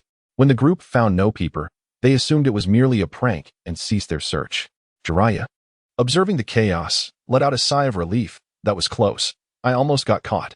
But who is the rascal playing tricks on me? If I find him, I'll make sure he knows the might of Jiraiya, the Toad Sage." At that moment, a pair of hands suddenly clasped Jiraiya's shoulders, accompanied by an alluring voice that said, "Oh, come now, Jiraiya-sama, don't be so serious. I was just playing a little prank." Hearing this voice made Jiraiya's bones feel weak. He replied, "Who is this enchanting little sprite toying with me? Let me see." Just as he turned around, a blue and white chakra sphere appeared before him, along with Naruto's mischievous grin. As Naruto used the body flicker technique to leave Jiraiya's side, he transformed into a female version of himself and, using the flying thunder god technique, arrived behind Jiraiya, catching him off guard and lowering his defenses. In that instant, he unleashed a harmless Rinnegan aimed at Jiraiya's face. With a cold demeanor, Naruto declared, "Rinnegan, lecherous sage, enjoy this." The harmless Rinnegan sent Jiraiya tumbling into the bathhouse pool, prompting another round of earth-shattering screams. However, this time, Jiraiya was unable to escape in time and was pursued for 9 blocks before finally shaking them off. Exhausted, Jiraiya lay on the grass of the Konoha back mountain, gasping for breath. Just then, Naruto approached him with a mischievous glint in his eye, saying, "So, lecherous sage. How was that? Care for another round?" Fuming at Naruto's audacity, Jiraiya retorted, "Naruto, you little brat. Is this how you treat your master? Just wait until I teach you a lesson for your disrespect." Naruto, equally furious, shot back, "With a master like you, it's no surprise I turned out this way. You vanished without a word, not even leaving a farewell note. You disappeared for 7 years, and I'm being generous by not taking revenge on you." Upon hearing Naruto's words, Jiraiya perhaps realized his wrongdoing, and his anger dissipated. He apologized, "Well, Naruto, it's not that I didn't want to stay in Konoha with you, but I had very important and dangerous matters to attend to, which is why I had to leave you behind." Naruto replied, "I understand you had things to do, but at least you could have left me a note. Did you not realize I would worry for you? I have no family left in this world, and if something were to happen to you, I think I would go mad." Jiraiya, touched by Naruto's words, reflected, "Naruto, in this world, there aren't too many I care for, but you are my greatest concern. I wish I could be there for your growth, but some tasks simply must be undertaken." Naruto comprehended Jiraiya's sentiment and understood his mentor's burdens. However, he could not forgive Jiraiya for leaving without a word. At the very least, he should have shared the characteristics and abilities of the Akatsuki members with Naruto to ease his worries. Otherwise, if something were to happen, it would be too late for regrets. With this thought, Naruto exclaimed in frustration, "Even so, you should have let me inform you about the Akatsuki members' characteristics and abilities before you left. What if you fall into their trap? Who knows what could happen to you?" Jiraiya, taken aback by Naruto's knowledge, gasped, "Naruto, how do you know I was investigating the Akatsuki? You shouldn't have any way of knowing that. And you claim to know their characteristics and abilities? How did you come by this information?" Naruto snapped back, "Why ask me now? You should have done it earlier. Not only do I know about the Akatsuki, but I also know their origins and who their current leader is, the true mastermind behind it all." Jiraiya, now serious, stated, "Naruto, I don't know how you came by this information, but I implore you to share everything you know. This concerns the peace of the entire ninja world, and it's not something to be trifled with." Frustrated, Naruto retorted, "Why should I tell you? What right do you have? You are the one who left without a word. Now you come asking me? I'd rather you perish out there, so I wouldn't have to worry about you." Naruto was genuinely concerned about Jiraiya. In the previous life, Jiraiya met his demise at the hands of pain, primarily due to a lack of intelligence. Had he possessed adequate information about pain, his fate might have been different. This time around, Naruto's presence has already altered many events. Who knows if Jiraiya would confront pain prematurely? Naruto truly regards Jiraiya as family. Although Jiraiya has been away these past few years, he remains deeply invested in Naruto's affairs. According to the intelligence relayed by the Third Hokage, Naruto is described as calm, intelligent, gentle, and nearly perfect, a stark contrast to the Naruto before him, who often throws tantrums and acts irrationally. Jiraiya understands that Naruto's behavior stems from his genuine concern for him. With this in mind, Jiraiya, wearing a smile, said, all right. Don't be angry. How about this? I will try to inform you of my matters in the future. Does that sound good?" Naruto, though initially furious, found himself calming down at Jiraiya's words. He knew that these promises were unlikely to be fulfilled, yet he merely wished for some intelligence, hoping that Jiraiya would not meet the same fate as in his previous memories. Naruto replied, "Remember your words. In the future, if you encounter any troublesome issues, do let me know. I understand you have your principles, and I cannot stop you. However, I hope to provide you with information. It's not bragging. I possess knowledge that surpasses many. So, share with me what you wish to know, and I can likely provide the answers." Curious, Jiraiya asked, "Naruto, can you tell me how you acquire your information? I am quite intrigued." Naruto responded, "No, this is the penalty for making me worry for 7 years. Let your curiosity itch. I want to tell you. You rascal, humph." Understanding Naruto's stubbornness, Jiraiya thought, what a petulant little brat, so petty. Well, I should first gather information about Akatsuki. As for how Naruto knows this, I will extract it gradually. I refuse to believe I cannot handle a child who throws tantrums. Seeing Jiraiya in a predicament brought joy to Naruto, who gleefully said, "Hee, I'll share the information about Akatsuki with you now, lest you die. And I must collect your remains." After saying this, Naruto proceeded to relay everything he knew about the members of the Akatsuki and their abilities, as well as their objectives.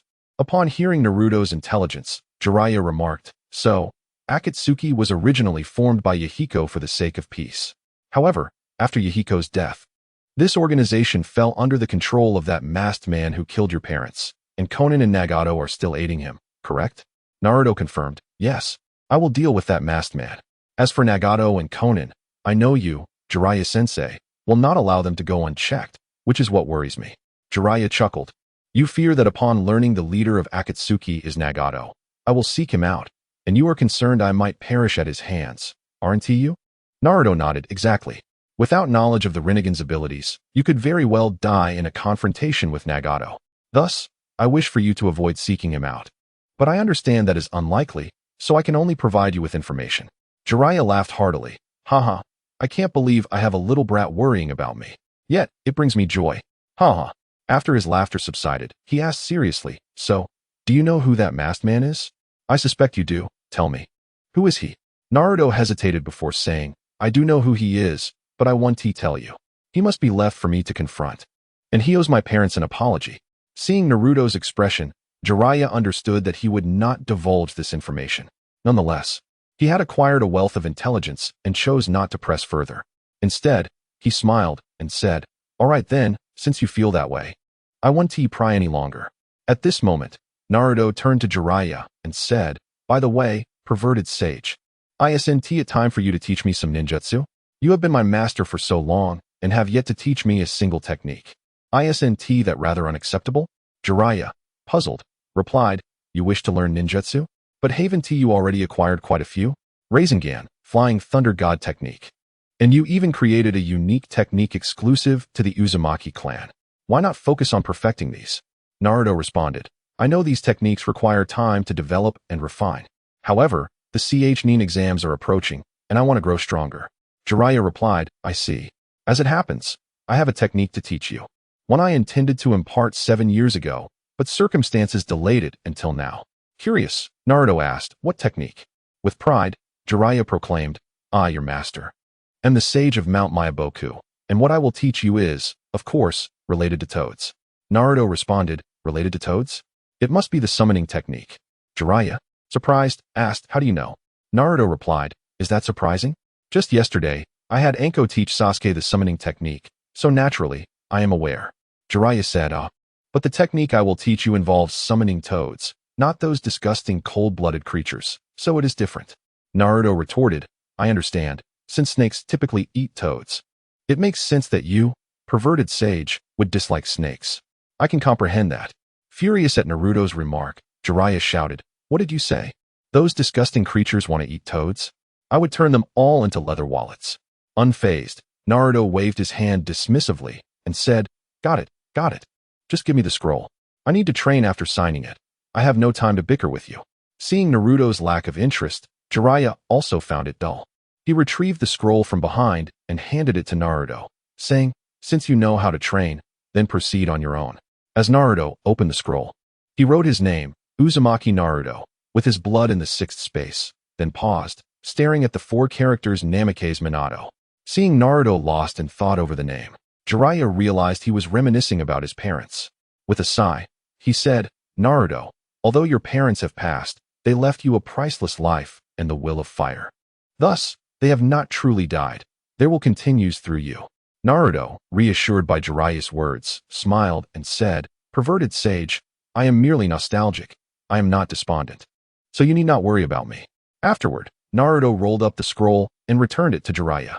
With a grin, Naruto declared, now, I shall begin. Noon, goat, monkey. Rooster, dog, pig. Ninja art, summoning technique. With hands forming seals, Naruto executed the summoning technique. After a burst of smoke, a small, crimson toad appeared before him, cheerfully exclaiming, hello, I'm Gamakichi. Pleased to meet you. Naruto stared at Gamakichi in disbelief, his face instantly clouded with disappointment, while Jiraiya, unable to contain himself, erupted into uncontrollable laughter. Hearing Jiraiya's laughter only deepened Naruto's sense of loss, leaving him feeling even more dejected. Jiraiya laughed heartily. Ha ha, Naruto, what did you summon? A pet? Ha ha. As Naruto gazed into Gamakichi's adorable eyes, he began to question his life choices. At this moment, I silently exclaimed, what on earth is going on? How could I have summoned Gamakichi? The current Gamakichi is not the same as the one from the 4th Great Ninja War. He is merely a pet now. Although establishing a relationship in advance is crucial, still, I must have been influenced by Sasuke to end up like this. Yes, that must be it.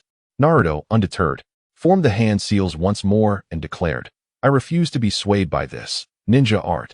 Summoning technique. A puff of smoke erupted, and another small yellow frog appeared. It smiled at Naruto and said, hello, I am Gamakuro. Please take care of me.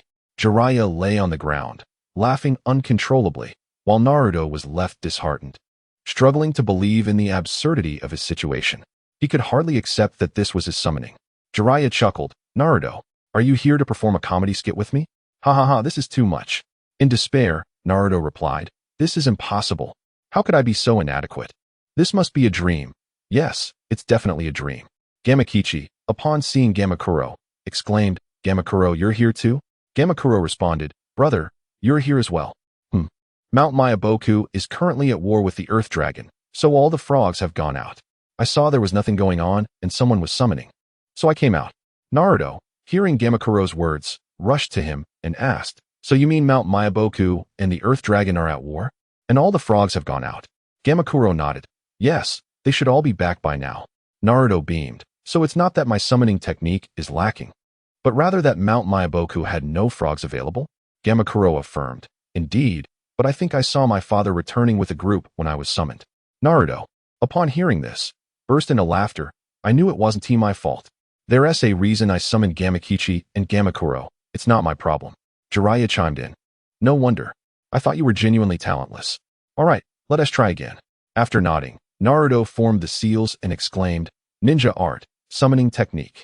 This time, the smoke billowed larger than before, and a massive red frog, towering over several meters, appeared before Naruto. He gazed at the frog, finally satisfied, and remarked, now this is the proper way to summon. The previous ones were just a nightmare. The frog boomed, did you summon me? I am Gamabunta. Pleased to make your acquaintance. Naruto replied with a smile, hello, Gamabunta. I am Uzumaki Naruto. It's a pleasure. Gamabunta nodded. Uzumaki Naruto. I shall remember your name. Now, if there is nothing else, I will take my leave. Gamakichi, Gamakuro, you should come with me. Bunta is looking for you. Gamakichi responded, oh, all right, Gamabunta. At this moment, Naruto grinned and said, Gamakichi, Gamakuro, here are some human snacks for you. He produced a pile of treats to hand over to Gamakuro and Gamakichi. Gamakichi said, Naruto, right? I, Gamakichi, acknowledge you as my brother. Don't worry, I will greet the other frogs at Mount Mayaboku for you. With that, they departed with Gamabunta. Jiraiya approached Naruto and suggested, Naruto, try using the chakra of the Nine Tails to see if you can summon an even more powerful beast. Puzzled, Naruto asked, why use Kurama's power? Jiraiya explained, it's essential to establish a relationship with those powerful summoning beasts. You must understand, it's not enough to summon them. You need to have a connection beforehand. Naruto replied, I see. I understand now. He turned to Kurama, saying, Kurama, I would like to borrow your power. Kurama nonchalantly replied, suit yourself. After communicating with Kurama, Naruto formed the seals and declared, ninja art, summoning technique. Immediately, a massive cloud of smoke enveloped the area. Looking down, he realized he was standing atop an enormous creature. Gazing at the colossal figure before him, Naruto recognized he had summoned the great toad, Bunta. Bunta bellowed, Jiraiya, why have you summoned me here? Naruto looked down, realizing Jiraiya was nowhere to be seen.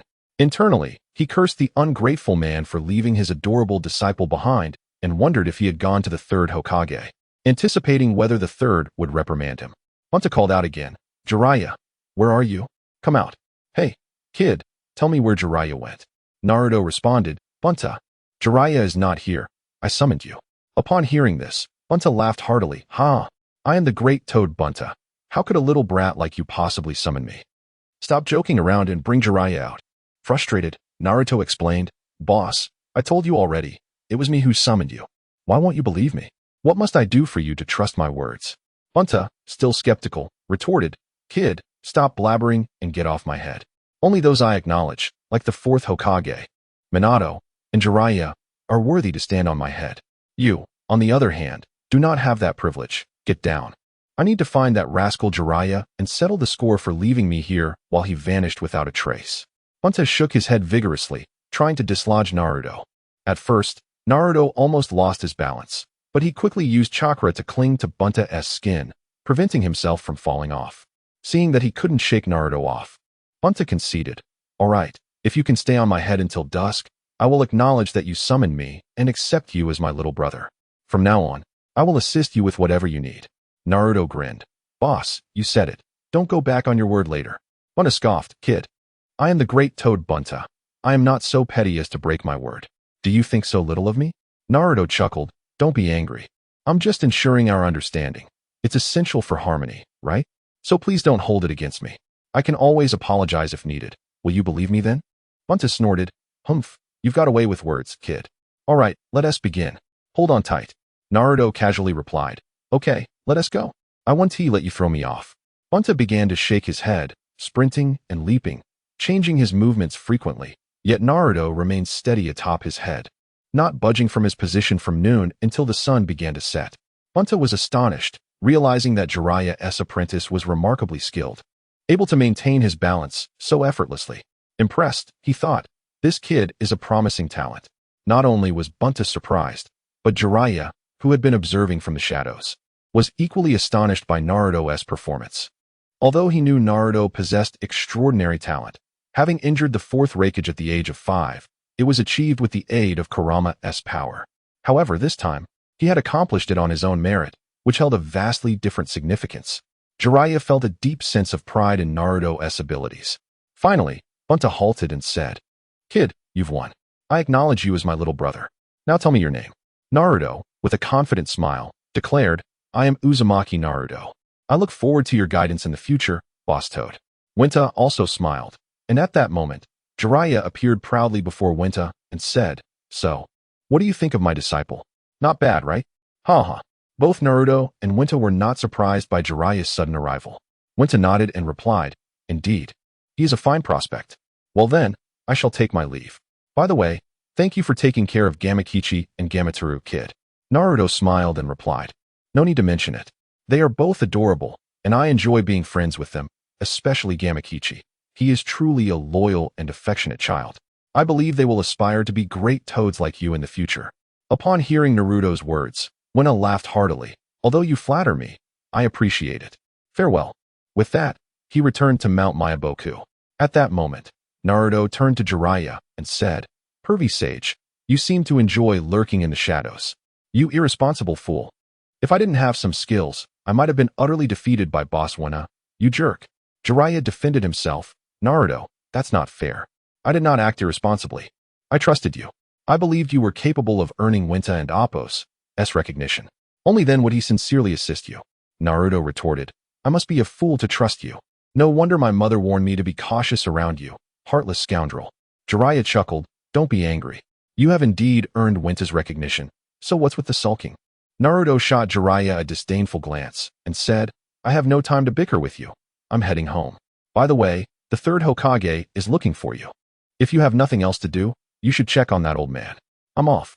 With that, he used the Flying Thunder God technique to return home. Jiraiya, puzzled, thought, "The old man wants to see me but didn't clarify. Oh well, it's time to check on him. He should be fine, at his age. Why push himself so hard?" With a sigh, Jiraiya vanished to find the third Hokage. Not long after Jiraiya left, Naruto reappeared. Confirming that Jiraiya had indeed gone to see the third Hokage, Naruto looked in the direction of the Hokage's office and grinned mischievously. "This time, you'll get a taste of your own medicine, you jerk." With that, he vanished. Upon arriving at the third Hokage's office, Jiraiya leaped through the window and said, "Old man, I heard Naruto say you were looking for me. What's the matter?" The third Hokage, initially surprised by Jiraiya's return, quickly realized that Naruto had tricked Jiraiya into coming. Nonetheless, the third Hokage indeed had matters to discuss, so he went along with it. "Yes, I do have something to discuss with you." Jiraiya, curious, asked, "What is it, old man?" "I'm quite busy, so please be quick." The third Hokage chuckled.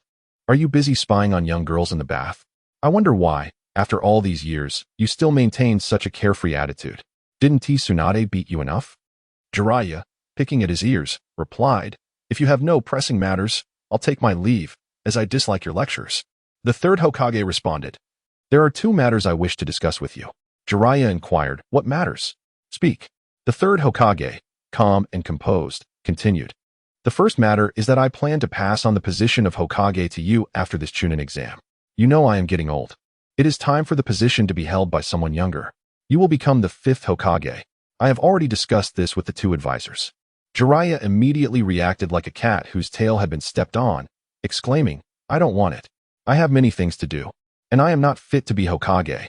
The third Hokage sighed, "But now in the village, besides you and Tsunade, there are no suitable candidates for Hokage. Fuki and Hisashi are clan heads and are not appropriate choices. They would attract controversy. Only you and Tsunade are the most suitable candidates. Do you wish to see the village descend into chaos?" Hearing the third Hokage's words made Jiraiya feel overwhelmed. After much contemplation, he finally said, "It doesn't have to be me. What about Tsunade? She is the granddaughter of the first Hokage. She is far more suitable than I." The third Hokage sighed. "But Tsunade is currently absent from the village. After much deliberation, I still believe you are the most suitable." Jiraiya firmly stated, "Regardless, I will not take the position of Hokage. You'll have to find someone else. I cannot help you." The third Hokage sighed again. "Since you oppose it so strongly, I will not force you. Let us discuss the second matter." Upon hearing that the third Hokage was no longer insistent on making him Hokage, Jiraiya sighed in relief. "What else is there?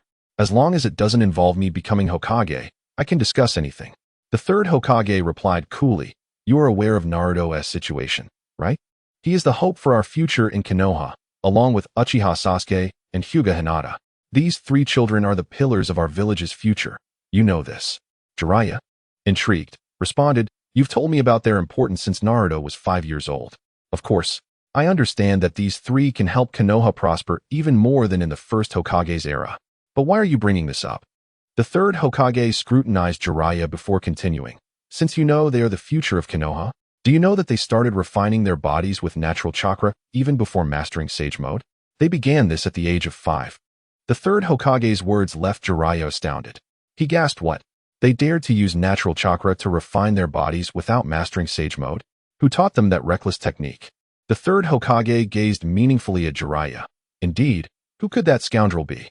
Jiraiya, sensing an ominous premonition from the third Hokage's expression, questioned, "Hey, old man. You don't think I taught them, do you?" The third Hokage responded calmly, "Isn't it? I asked Naruto, and he claimed you were the one who taught them. I also inquired with Uchiha Sasuke and Hyuga Hinata. They both said Naruto taught them when he was 5. At that time, you were in Konoha, and you were the only one in the village who could use sage techniques. Who else could it be?" Realizing that Naruto had set him up, Jiraiya felt utterly defeated and hung his head like a dejected rooster. With resignation, Jiraiya said, "Speak, old man. What do you want? Just give me a straightforward answer." Meanwhile, he thought to himself that Naruto was truly cunning. He had been outmaneuvered by that rascal. The third Hokage, seeing Jiraiya's demeanor, laughed and said, "It's simple. If you become Hokage, I won't hold this matter against you." Jiraiya immediately protested, "I don't want it. I am not suited for it, old man. How about this? I help you find Tsunade and let her take on the role of Hokage instead." The third Hokage replied nonchalantly, "That works. It doesn't matter who takes the position as long as it's one of you two. However, it must be after the Chunin exam. I have received intelligence that Orochimaru may have some plans during this Chunin exam, so you need to stay in the village for a while." Upon hearing that Orochimaru was returning to Konoha with some intentions, Jiraiya became serious and replied, "Understood." After discussing serious matters, Jiraiya relaxed and said, "Old man, since I'll be staying in Konoha, I'll take responsibility for Naruto this month. It's a good opportunity to fulfill my duties as a mentor and properly train that kid." The third Hokage remarked, "Your own disciple is your concern. How you choose to teach him is entirely up to you." Upon hearing this, Jiraiya felt a surge of delight, thinking to himself, "That brat dares to scheme against me. Let us see how I'll deal with him. Humph, as his master, I shall teach him what it means to respect his teacher, so he understands the consequences of crossing me." With a smile, Jiraiya said, "Well then, since they're in Amp, Oppos, s nothing else, I and Amp, Oppos, LL take my leave, old man." The third waved him off, replying, "Go ahead." In an instant, Jiraiya vanished, and after his departure, the third murmured, "Heh, Jiraiya, dealing with Naruto may not be as simple as you think. If you don't give it your all, you might end up regretting it," followed by a hearty laugh. The following morning, Naruto awoke and carefully moved the slumbering Shino off him. After covering her with a blanket, he stepped outside, muttering, "Shino's sleepwalking seems to be getting worse." This remark sent both his benevolent and malevolent personas, along with the Nine Tails, into fits of laughter, as they were aware of Shino's thoughts, but no one was willing to inform him. The kind Naruto curiously asked the Nine Tails, "Kurama, why are you so amused? We both wish to see his foolishness, but what about you?" The Nine Tails replied, "Oh, it's nothing.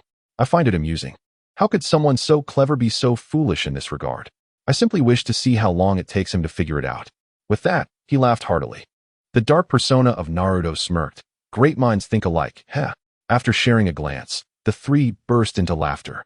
Unbeknownst to Naruto, the duality within him and the Nine Tails were eagerly awaiting his folly, and even if he were aware, he would have no time to concern himself with them. As he stepped outside, he encountered Jiraiya, who promptly led him to the training ground. Upon arriving, Jiraiya kindly stated, "Naruto, don't you owe me an explanation?"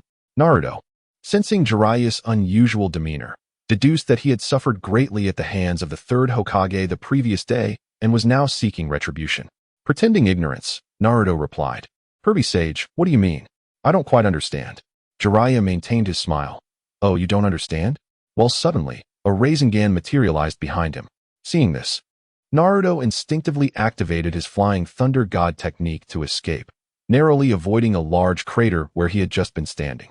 Breathless, Naruto exclaimed, "Pervy Sage, have you lost your mind? This kind of play could be lethal." Jiraiya coldly retorted, "Lethal? When you tricked me, did you ever consider the consequences? You can't just pass the blame onto me, especially after dropping such a massive burden on my shoulders. Now, let us see if I can beat sense into you." Recognizing the gravity of the situation, Naruto understood he had put Jiraiya in a difficult position, yet he felt helpless. How could he have anticipated such a blunder? Jiraiya, sensing Naruto's guilt, sternly declared, "Let us get to the root of this. Who told you to refine your body with natural chakra?" To which Naruto replied, "That would be you. Who else could it be?" Jiraiya, now infuriated, shouted, "When did I ever instruct you to refine your body with natural chakra? You little brat. Stop fabricating lies." Naruto interjected, "Hold on. While you may not have taught me directly, this is still your fault. It was your teachings that led me to use natural chakra for refinement. Jiraiya was on the verge of losing control. So you're saying it's my fault? Explain to me what I did that led you to this. If you can't come up with a reasonable explanation, be prepared to face the consequences. Naruto grinned. Pervy Sage, let us make a deal. If I provide a reasonable explanation, you can't hold this against me again. Jiraiya agreed. Fine. If you can explain how this is my fault, I'll let it go. Naruto confidently stated, Isn't it true that you taught my father the sage mode? Didn't you tell him that using natural chakra for body refinement makes one stronger? After recalling the process of teaching Minato, Jiraiya confirmed, Yes, I did say that. But how does this relate to your situation? Naruto continued, Of course it relates. You know I inherited all my parents' techniques. In the memories my father left me, it was clear that using natural chakra for body refinement increases strength. Jiraiya angrily countered, I did tell Minato that, but he had already learned sage mode by then. That's why he could refine his body with natural chakra. Naruto replied, But I didn't know that. So I, along with Sasuke and Hinata, followed your advice on refining our bodies with natural chakra. Ultimately, if you hadn't clarified things with my father, this wouldn't have happened. Therefore, you must take full responsibility. Jiraiya protested, How can this possibly be my fault? Minato had already mastered sage mode. I had no reason to clarify. Naruto stubbornly stated, Regardless, as my master, you failed to communicate clearly, leading to this mess. So it's your fault. Isn't it? Can you deny that? Rendered speechless by Naruto's twisted logic, Jiraiya found some truth in his words.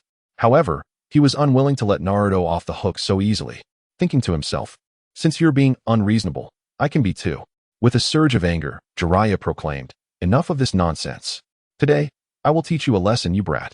The third and I have arranged that I will be your instructor for the next month, so any further discussion is pointless. Accept your fate. Hearing this, Naruto slumped in defeat. This isn't fair. You're breaking our agreement. But Jiraiya responded with a Rinnegan. He swiftly created one and charged toward Naruto's face. Not daring to be careless, Naruto dodged, but Jiraiya's hair ensnared his foot, leaving him no choice but to unleash his full strength to block the Rinnegan. Despite his efforts, he was still sent flying, feeling a jolt of pain throughout his body. Standing up, Naruto exclaimed, Pervy Sage, you're serious? This violence could kill me. Jiraiya laughed. If I were your enemy, it would have been far more severe than just a jolt. You'd better give it your all, otherwise, you'll be spending a month in the hospital. Understanding the seriousness of the situation, Naruto quickly communicated with the Nine Tails, Kurama, it's time to go all out. This is Pervy Sage we're dealing with. If I don't, I might end up hospitalized. The Nine Tails replied, Haha, your master is indeed strict. I understand. Let us merge our chakra. Jiraiya formed seals, declaring, Fire style, Toad Oil Fireball.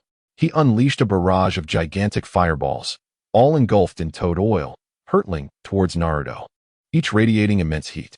Recognizing the threat, Naruto activated his Amaterasu to counter the oncoming fireballs. Suddenly, the black flames engulfed the fireball. Jiraiya, taken aback by the sight of these ominous flames, watched as Naruto seized the opportunity to amplify his ocular power, causing the black fire to surge toward him. Jiraiya swiftly formed hand signs and proclaimed, Sealing technique, flame seal. Instantly, the flames of Amaterasu were effortlessly sealed by Jiraiya. At that moment, Naruto also entered the Nine Tails mode. Observing Naruto's transformation, Jiraiya chuckled. Heh, Naruto, I never imagined your Sharingan had evolved to the Mangekyou level. It seems you have made remarkable progress over the years. However, your eyes must have recently undergone this transformation. Wiping away the blood tears that flowed from his eyes due to the excessive use of his ocular power, Naruto replied, Nothing escapes your keen perception, perverted sage. It appears that I must unleash my full strength to contend with you. Jiraiya laughed, Of course. I will show no mercy. Let me witness your true power. Naruto formed hand signs, channeling chakra, and declared, As you wish, perverted sage. Susanoo. Instantly, Susanoo enveloped Naruto's Nine Tails mode. Jiraiya marveled at Naruto's ingenuity, exclaiming, Naruto, you truly have a creative mind. Wrapping Susanoo around the Nine Tails is quite impressive. Naruto formed another set of hand signs and announced, But that's not all. Sealing technique. 8 trigrams locking heaven. From the formidable Nine Tails mode, 8 colossal chains emerged. Upon witnessing the chains approach, Jiraiya swiftly retreated. Once he reached a safe distance and turned to face Naruto again, he saw that these chains had formed an enormous 8 trigrams array centered around Naruto's Ninetales mode. With a sigh, Jiraiya remarked, "This is indeed terrifying. It's hard to fathom that you are only 12 years old, Naruto," he thought to himself, realizing that this playful encounter had escalated significantly, and it seemed he could no longer hold back. Naruto, with a grin, looked at Jiraiya and said, "Come on, perverted sage." Naruto launched a direct attack, and countless chains surged towards Jiraiya. After evading Naruto's chains, Jiraiya produced a scroll and formed a seal, declaring, "Seal. Release." A powerful surge of natural chakra erupted from the scroll, flowing into Jiraiya's body, causing a dramatic transformation. His form began to exhibit distinct toad-like characteristics. Surprised by this change, Naruto exclaimed, "Wow, pervy sage, you had this up your sleeve. Truly astonishing." Jiraiya chuckled, "Haha, there's more. Ninja art, summoning technique." 2 toads appeared beside him, prompting Naruto to become alert. He recognized these toads, Shima and Fukasaku, as esteemed elders of the Toad clan and vital allies in Jiraiya's sage mode. After their summoning, Shima addressed Jiraiya. "Jiraiya, is this the Ninetales Jinchuriki? I heard from Fumita that he is your disciple. What's with this grand spectacle?" Fukasaku added, "It seems Naruto has completely mastered the Ninetales. What a genius. But what exactly are you two up to?" Jiraiya replied with a hint of exasperation, "Enough talk. This is merely a simple practical exercise. Now, Shima, Fukasaku, let us cooperate." Fukasaku leaped onto Jiraiya's shoulder, commenting, "This practical exercise is on the verge of destroying Konoha." Shima lamented, "Young Jiraiya, perhaps you should tone down these exercises." Jiraiya dismissed their concerns. "There's no time for that now. Here he comes." Naruto seized the initiative, launching an assault with numerous chains. After dodging Naruto's chains, Jiraiya swiftly positioned himself behind Naruto and unleashed Sage Art, Supergiant Rinnegan. A massive Rinnegan formed in his hands, hurtling towards Naruto's back, but was intercepted by Naruto's tail. After blocking the attack, Naruto retaliated with 2 of his remaining tails, prompting Jiraiya to conjure another enormous Rinnegan to counter. Jiraiya intensified his output, forcing Naruto's tails aside. Without delay, Jiraiya formed another seal, Sage Art, Supergiant Yellow Spring Swamp. Naruto found himself ensnared in a swamp, gradually sinking under its powerful suction. He resorted to throwing kunai and utilizing the Flying Thunder God technique to escape the swamp's grip. The Ninetales warned him, "Naruto, you cannot maintain this state for long, at most 10 minutes. Conclude this battle swiftly, or you will lose." Naruto responded, "I understand. But it's impossible to hasten things with the pervy sage here. I suppose I must give it my all." At that moment, Jiraiya appeared directly behind Naruto, striking him with a Rinnegan. Though it did not breach Naruto's defenses, the impact was significant. Jiraiya remarked, "Naruto, while I cannot use the Flying Thunder God, I know it well enough that the instant you threw that kunai, I locked onto it. So, you cannot escape." He formed another seal, Sage Art, Toad Stomach Binding Technique. Instantly, Naruto found himself trapped within the Toad and Appo's belly, surrounded by constricting flesh walls. Struggling to break free proved futile. Realizing escape was impossible, Naruto concentrated his chakra, enhancing the power of his right eye. He unleashed Amaterasu upon the chains while forming a seal, Ninja Art, 8 trigrams transformation, locking Dragon Heaven formation.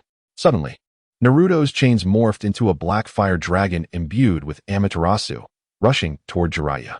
Jiraiya countered with a Rinnegan, deflecting the fire dragon and retreating from Naruto's attack range. He laughed, "Naruto, employing such techniques will not defeat me. It will only exhaust your chakra." Naruto maintained his composure, responding, "Is that so? We shall see." Explode. Locking heaven formation. The fire dragon fragmented into countless black chains, shooting outward and piercing the flesh walls. Seizing the moment, Naruto threw a kunai and escaped the Toad Stomach Binding technique using the Flying Thunder God. Jiraiya chuckled, "Looks like I was outsmarted." "Shima, Fukasaku, are you ready?" Fukasaku grinned. "Ready when you are, kiddo." Shima added, "Of course, kid's dad." Jiraiya smiled, "Then let us begin. This time, I must breach Naruto's defenses." After a nod from Shima and Fukasaku, they leaped into action, forming seals, Sage Art, Frog Croak Technique. Just as Naruto emerged from the flesh walls, he prepared to attack, only to be overwhelmed by the resonating croak that invaded his mind. Instantly, He fell victim to Shima and Fukasaku's Jinjutsu, rendering his thoughts blank. The Nine-Tails sensed Naruto's predicament and roused him from the illusion. Yet, as Naruto regained his senses, he saw Jiraiya, Shima, and Fukasaku forming seals, declaring, "Sage Art, 5 right gates." By the time he fully comprehended the situation, it was too late to evade. Naruto erected a wall of chains to shield himself. But an explosion ensued, shattering the Nine-Tails chakra mode he had harnessed.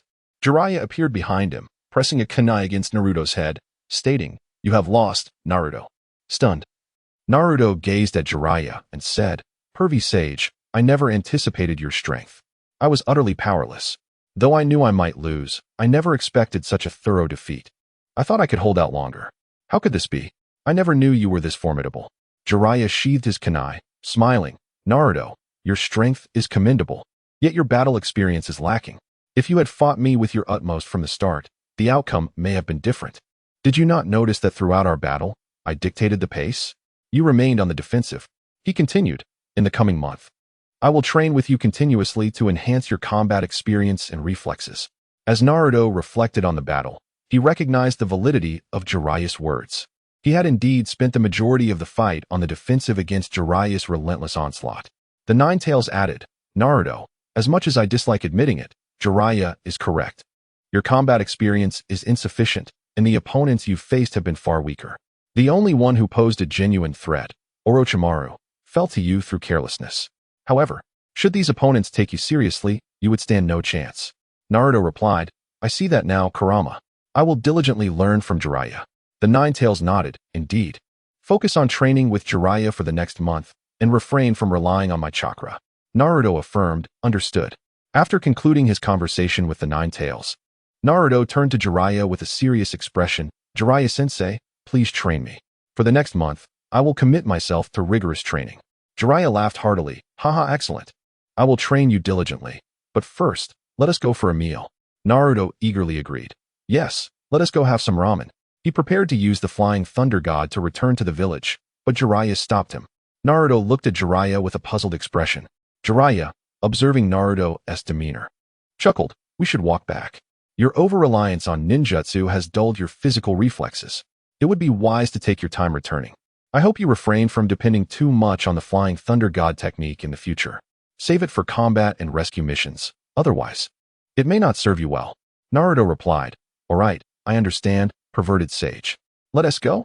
With that, he began walking towards the village, while Jiraiya followed behind, smiling at Naruto. At the same time, at the border between the land of fire and the land of wind, Orochimaru, who had been carelessly injured by Naruto, was engaged in a fierce battle with a middle-aged man clad in ceremonial robes and a conical hat embroidered with the kanji for wind. This man was none other than Gaara's father, the 4th Kazekage. After dodging the Kazekage's sand attack, Orochimaru remarked, "I never anticipated that the 4th Kazekage would be so formidable. Despite my meticulous planning, I failed to ambush you and only managed to injure you. But tell me, how long can you endure?" The 4th Kazekage, clutching his wounded abdomen and glancing at the lifeless bodies of his 2 guards, realized his dire predicament. He addressed Orochimaru, "Orochimaru, although you are a rogue ninja from Konoha, it seems my village has not pursued you. Why do you attack me?" Orochimaru replied with a smirk, "It's simple. I wish to exploit your status as Kazekage to infiltrate Konoha and utilize the ninjas of the Wind Country to execute my plans for its destruction. Thus, 4th Kazekage, for my plan to succeed, I must request your demise here." The 4th Kazekage retorted, "You dream of manipulating the Sand Village. I will not allow it." He then formed hand seals and declared, "Sand Funeral." Orochimaru, witnessing the incoming sand, formed his own seals and countered with triple Rashomon. 3 colossal gates emerged to block the sand. Just then, a young boy appeared behind the 4th Kazekage. Before he could react, a kunai pierced his heart. The 4th Kazekage wore an expression of disbelief as he caught a glimpse of a red-haired boy in his final moments. In the depths of the Earth Dragon Cave, Sasuke sat beside the pool used for cultivating Sage Mode. Countless natural chakra particles swirled around him, entering his body. Gradually, the yellow hue began to manifest in Sasuke's eyes. Once he absorbed the maximum amount of natural chakra he could handle, Sasuke opened his eyes, revealing slitted pupils akin to a serpent's. Beside him, Suigetsu remarked, "Lord Sasuke, you truly are a genius." No one has ever achieved Sage Mode to such perfection in such a short time. Merely half a month. Sasuke assessed his current state with satisfaction. Approaching a massive boulder, so large it required 8 people to encircle it, he effortlessly lifted it off the ground, feeling remarkably at ease. After discarding the stone, he said to Suigetsu, "It's time to begin the next phase of training. We have half a month left. We must hurry." Suigetsu nodded. "Indeed, Lord Sasuke. The next step is to acclimate to your Sage Mode and quickly familiarize yourself with the power it bestows. Otherwise, strength without application is futile." Sasuke agreed. "The next half-month will focus on practical experience. Only through combat can I swiftly adapt to this newfound power." "Suigetsu, where can I find formidable serpents to challenge?" Suigetsu replied, "There's Manda, a sinister giant serpent, and then there's Shinju, who has become rather irritable, seemingly abandoned by his human companions and now distrustful of humanity. His venom can petrify, making him extremely dangerous. Additionally, there are several large serpents near the White Snake Sage, but they are beyond your current capabilities. For now, I suggest you battle weaker serpents until you master Sage Mode, then take on Shinju and Manda. As for the White Snake Sage, it's best to avoid that confrontation." Sasuke nodded. "Very well.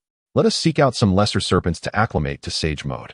With that, he exited the sacred grounds, contemplating Naruto, thinking, "When we meet again, I will astonish you." Meanwhile, Naruto was engaged in a spar with Jiraiya. In a flash, Naruto used the Flying Thunder God technique to appear behind Jiraiya, thrusting a kunai towards his back. Jiraiya swiftly employed the Needle Jizo technique to block Naruto's attack, using his hair to ensnare Naruto. Naruto deftly evaded and formed a Rinnegan, throwing another kunai at Jiraiya. Jiraiya deflected the kunai with his hair, but Naruto followed up with several more kunai and unleashed chains that intertwined with Jiraiya's hair.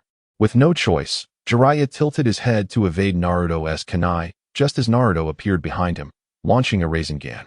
Just as victory seemed assured, Jiraiya's hair suddenly scattered like shuriken. Naruto found himself struck by numerous shuriken, dissipating into a cloud of smoke. Jiraiya exclaimed in surprise, "Shadow clone. That was when I surrounded myself with Needle Jizo." At that moment, Naruto's voice emerged from beneath. "You got it right." Jiraiya leapt up, but it was too late. Naruto's chains had ensnared his feet. Naruto then performed hand seals and declared, "Ninjutsu, locking Dragon Heaven formation." Instantly, the chains coiled around Jiraiya, transforming into an Eastern dragon.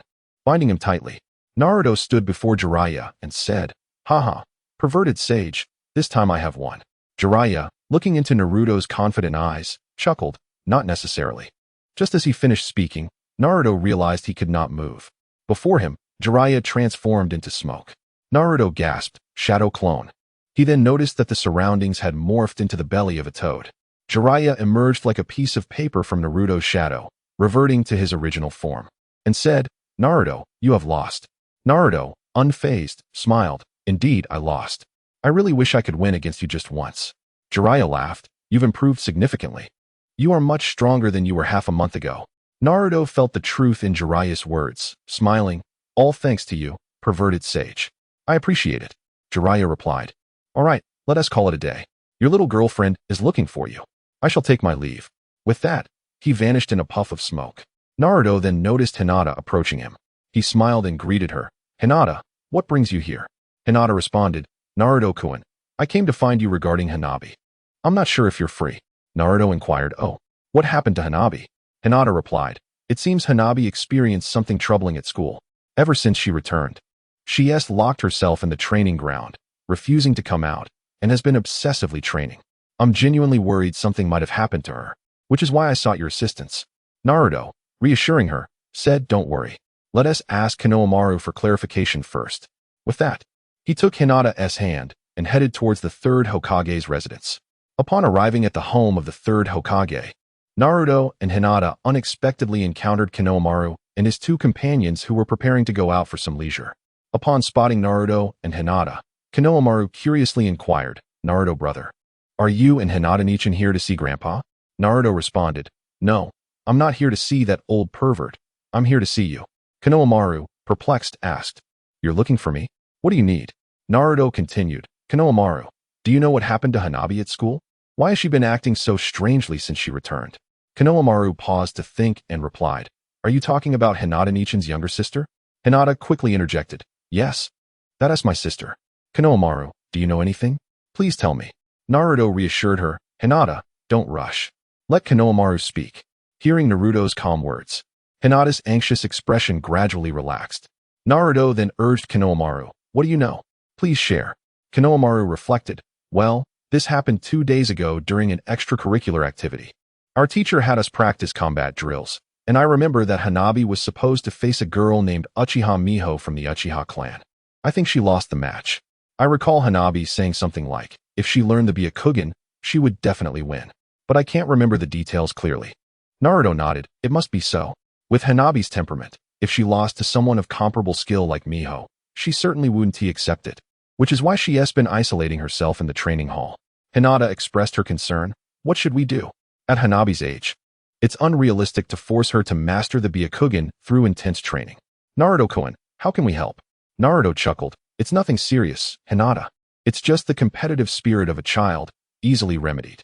I never expected that lively and adorable Miho could defeat Hanabi. That is quite surprising. He added, let us go find Hanabi. I believe I know how to persuade her. Upon hearing that Naruto had a plan, Hinata sighed in relief and nodded. All right, Naruto-kun, let us go find Hanabi. After thanking Konohamaru, Naruto took Hinata's hand and headed to the Hyuga residence, arriving at the door of the training room where Hanabi was practicing. Naruto said to Hinata, let us go in. After Hinata nodded, they entered together. Upon stepping inside, they found Hanabi repeatedly attempting the same move, but falling each time. Seeing Hanabi so stubbornly trying to continue training despite her falls, Naruto's heart ached. Hanabi, are you out of your mind? Is this how you train? You must take care of yourself. Do you know how worried we are? Naruto initially thought Hanabi was just overly competitive, but he didn't realize how stubborn she could be. To train so hard for the Byakugan, despite the toll it was taking on her, truly pained him. After all, he had watched Hanabi grow up. In his eyes, she had always been a somewhat headstrong younger sister, and he cherished her deeply. Hanabi glanced at Naruto, but continued her training. Yet, before she could move again, Naruto grasped her hands firmly and exclaimed, didn't you hear me when I said to stop training? Hanabi retorted, I'll do what I want. You have no right to control me, you big idiot. She attempted to shake off his grip, but Naruto held on tightly. Hanabi, he said, I understand you're upset about losing to Miho, but with your current physical condition and chakra reserves, it's impossible to master the Byakugan through sheer effort. Continuing down this path is futile. Yet, Hanabi remained defiant, struggling to continue her training and declaring, I am the second daughter of the Hyuga clan, a genius of the Hyuga. How could I fail to learn the Byakugan? I cannot lose to a branch family member. I will succeed. Naruto, growing impatient with Hanabi's obstinacy, replied exasperatedly, all right, here's the deal. I'll help you train. I guarantee that within a week, you will be able to defeat Uchiha Miho. Hanabi looked at Naruto with skepticism. Really? You can help me beat Uchiha Miho in a week? Naruto affirmed. Yes, I will make sure you can defeat that girl within a week. Does that satisfy you? Reluctantly, Hanabi conceded. Fine, I'll trust you this once, you big idiot. As the sun rose over Konoha, Naruto and Hanabi found themselves by the riverbank. Hanabi skeptically asked, can this really help me master the Byakugan quickly? Naruto smiled gently. Hanabi, you must trust me. Although I have not practiced the Byakugan myself, I possess the Byakugan, and I have some understanding of its abilities. Please believe in me. Hanabi turned her face away, a slight blush creeping onto her cheeks as she replied, if I don't see any progress, you'll regret it. You'll be in big trouble. Naruto laughed, as long as our little princess is happy. Even if you leave me half dead, it's all worth it. All right, let us get started, he said. Hanabi questioned, not just me, but both of us? You're going to train with me? Of course, Naruto replied with a grin. Did you think I came all this way just to watch you train? I want to grow stronger too, so let us become stronger together, Hanabi. For some reason, Hanabi felt a rush of joy at his words, yet she stubbornly proclaimed, it's not about you. I want to grow stronger for myself. Yes, our little princess wants to grow stronger on her own. I'm just here for support, all right? Naruto teased. Hanabi beamed, that is more like it. All right, it's time to start training. Otherwise, noon will be upon us, Naruto said, pulling out 2 weighted bands to strap around his legs and giving Hanabi smaller ones to wear as well. As Hanabi watched Naruto's earnest and gentle actions, a blush crept across her face, accompanied by a sweet sensation in her heart. Startled by her own feelings, she thought, I can't possibly have feelings for this big idiot, can I? No way. He is my sister's boyfriend. just as she tried to convince herself. The moment she caught a glimpse of Naruto's face, those feelings surged again. Frustrated, she internally scolded herself. What is wrong with you, Hanabi? How can you feel this way about him? He is going to be your future brother-in-law. Stay calm, stay calm. But why does he have to be so handsome and gentle? Ugh, what a troublesome idiot. Unaware of Hanabi's tumultuous thoughts, Naruto finished securing the weights and cheerfully said, "All right. Hanabi, let us get started." "Wait, Hanabi, are you all right? Do you feel unwell?" Noticing Hanabi's silence, Naruto grew concerned and touched her forehead with his own, observing, "Strange. You don't have a fever." In that fleeting moment of contact, Hanabi snapped back to reality, her heart racing as she registered Naruto's close proximity. Yet, she quickly realized he was unaware of how he was affecting her. In a reflexive motion, Hanabi unleashed a gentle fist technique, sending Naruto flying across the room. Naruto was momentarily taken aback, as he was checking if Hanabi had a fever when he was unexpectedly struck and sent flying. Fortunately, he had been training with Jiraiya recently, which had quickened his reflexes. Otherwise, he would have surely spent the day bedridden. Irritated, Naruto exclaimed, "Hanabi, what are you doing? If I hadn't reacted quickly, I could have been stuck in bed all day. What on earth is wrong with you?" Realizing she may have been too forceful, Hanabi hurriedly explained, "Well, who told you to come so close and take advantage of me? You can only blame yourself for that." Naruto, feeling wronged, replied, "I was merely checking to see if you were feverish or anything. You didn't respond when I called you, so I thought something was wrong. As for taking advantage, you're Hinata's sister, and my sister as well. How could I possibly take advantage of you? Are you really the one with the fever?" Hanabi, with a hint of stubbornness, retorted, "I don't care, it's still your fault. Now I'm going to start training." With that, she hurried toward the river. However, in her flustered state, she nearly fell into the water. Luckily, Naruto noticed just in time, using the body flicker technique to reach her side and catch her, preventing her from plunging into the river. "Be careful. You're carrying weights, so you need to exert greater control over your chakra to walk on water," he advised. As she found herself in Naruto's arms, Hanabi's heart raced, and a blush spread across her cheeks. Yet, she quickly regained her composure, pushing him away and stating, I understand." Once Hanabi steadied herself, Naruto instructed, "Now, practice your 8 trigrams 32 palms on the water's surface. Once you fully adapt, you can remove the weights. I believe you and Appos, close to mastering the heavenly spin. After a day or two of focused study, you should be able to learn it." "Really? You're not lying to me, are you?" Hanabi asked, her expression filled with doubt. "Of course not. Your sister learned it this way. The heavenly spin involves creating a rotating sphere of chakra to protect oneself. The reason you haven't mastered it yet is that your chakra control isn't quite there." "But my sister said my body can't handle the heavenly spin yet," Hanabi questioned further. Naruto chuckled, "That's why I'm helping you build your physical strength. Once you can manage this added weight, you'll be able to handle the heavenly spin." "This weight isn't heavy at all," she remarked curiously.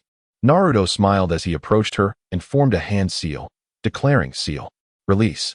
Suddenly, Hanabi felt the weight on her body increase by at least double. She struggled to maintain her chakra control to avoid falling into the water, just managing to keep her balance. Naruto swiftly sealed the additional weight, providing her some relief. "This weight has 4 layers of seals. Release 1 layer each day, and if you persist, your capacity should be sufficient to handle the heavenly spin," he explained. After nodding in understanding, Hanabi commenced her training in the 8 trigrams 32 palms. Seeing Hanabi focused, Naruto also began his own training.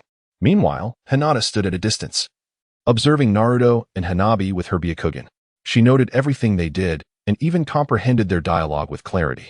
Watching Hanabi training, Hinata encouraged her, "Hanabi, you must do your best. I don't mind that you're in the picture with Naruto-kun. It's just that Naruto-kun views you as a sister." "What will you do about that?"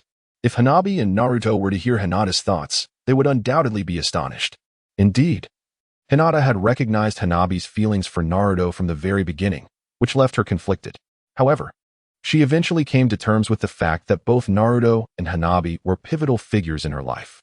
As long as Hanabi found happiness and Naruto was willing to accept her, Hinata had no qualms about sharing him with her sister. After casting one last glance at Hanabi, Hinata used the body flicker technique to return to her training room at home. There, she concentrated on gathering chakra into her palms. Once a formidable amount coalesced, she activated her Byakugan, transforming the chakra into the head of 2 majestic lions. So engrossed was Hinata in her practice that she didn't notice the arrival of Hisashi and Niji. They were taken aback by her ability to manipulate chakra in such a unique manner. Niji was about to speak when Hisashi silenced him with a gesture, indicating for Niji to follow him outside. They left the room, casting one last astonished glance at Hinata and her lions. Once in the backyard, Niji couldn't help but express, "I never expected Lady Hinata to possess such remarkable talent. But why hasn't she shown it before?" Hisashi replied, "Niji, there's no need to refer to her as lady. She is your sister, and you are the son of my own brother. We are bound by blood, so just call her Hinata. When your father returns, it will be time for the Hyuga clan to undergo reform." Niji countered, "No, we must remain vigilant, especially at this juncture. If they discover our plans, I fear they may resort to desperate measures. Those old hardliners and the clan head should not be underestimated." Hisashi considered this and agreed. "You are correct. Caution is the key to longevity. I was too hasty." Niji pressed, "You still haven't answered my question about Lady Hinata." Hisashi sighed, "In truth, I am more surprised than you are. I once heard Naruto mention that Hinata's Byakugan represents our clan's hope." Niji was astonished. "What do you mean, clan head? Why is Lady Hinata's Byakugan our clan's hope? And how does Naruto know this?" Hisashi looked at Niji seriously. "What I am about to reveal must remain confidential. No one else, including your father, can know this. The fewer who are aware, the safer Hinata will be." Niji sensed the gravity of the situation and was puzzled as to why Hisashi chose to confide in him rather than others. "Clan head, if this matter is so critical, why tell me instead of someone else?" Hisashi responded, "Because I know you would sacrifice everything to protect Hinata, just as your father would lay down his life for me." Niji fell silent, realizing he could not dispute Hisashi's assertion. Although he once harbored resentment towards Hinata and the main family, his conversation with Hisashi led him to understand that he still held affection for her. His ire was solely directed at the main family. "Clan head, you can rest assured that everything you have shared with me today will remain confidential," Niji vowed. Hisashi smiled. "I trust you will uphold your promise. Everything we do is for Hinata's safety. As for her secret, it lies in her unique bloodline." "Bloodline? I know Lady Hinata is of direct descent. But how does this relate to what you were telling me? And what do you mean by saying she is the hope of the Hyuga clan?" Niji asked, intrigued. Hisashi replied, "Hinata's bloodline is the closest to our ancestors, meaning her Byakugan is the purest and most likely to connect us back to our founding lineage." Niji was utterly astonished upon hearing that Hinata could reach the heights of their ancestors. Although he belonged to the branch family, his close relationship with Hisashi granted him knowledge of many matters that even the main family was unaware of. Thus, Niji understood the terrifying nature of their ancestors, who were akin to the Sage of Six Paths. In disbelief, he asked, "Lord Clan Head, you cannot be jesting. While Lady Hinata is indeed powerful now, the notion that she could attain the level of our ancestors is difficult for me to accept.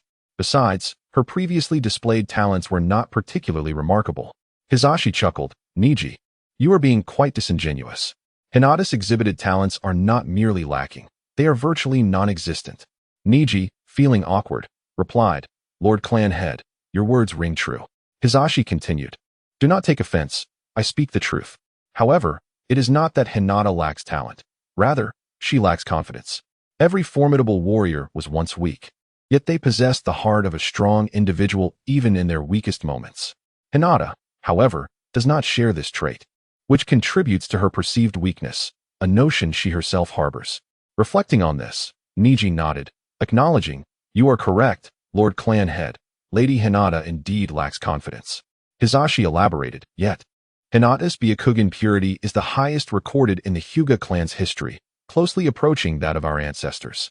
Niji, puzzled, inquired, "But is it true, Lord Clan Head, that Lady Hinata's bloodline is so closely linked to our ancestors? I still find it hard to believe." Hisashi replied, "You are not alone in your disbelief. I too find it remarkable. However, since this information was conveyed to me by Naruto, it must be reliable, as his bloodline is a reversion to our ancestral line, ensuring his perceptions are accurate."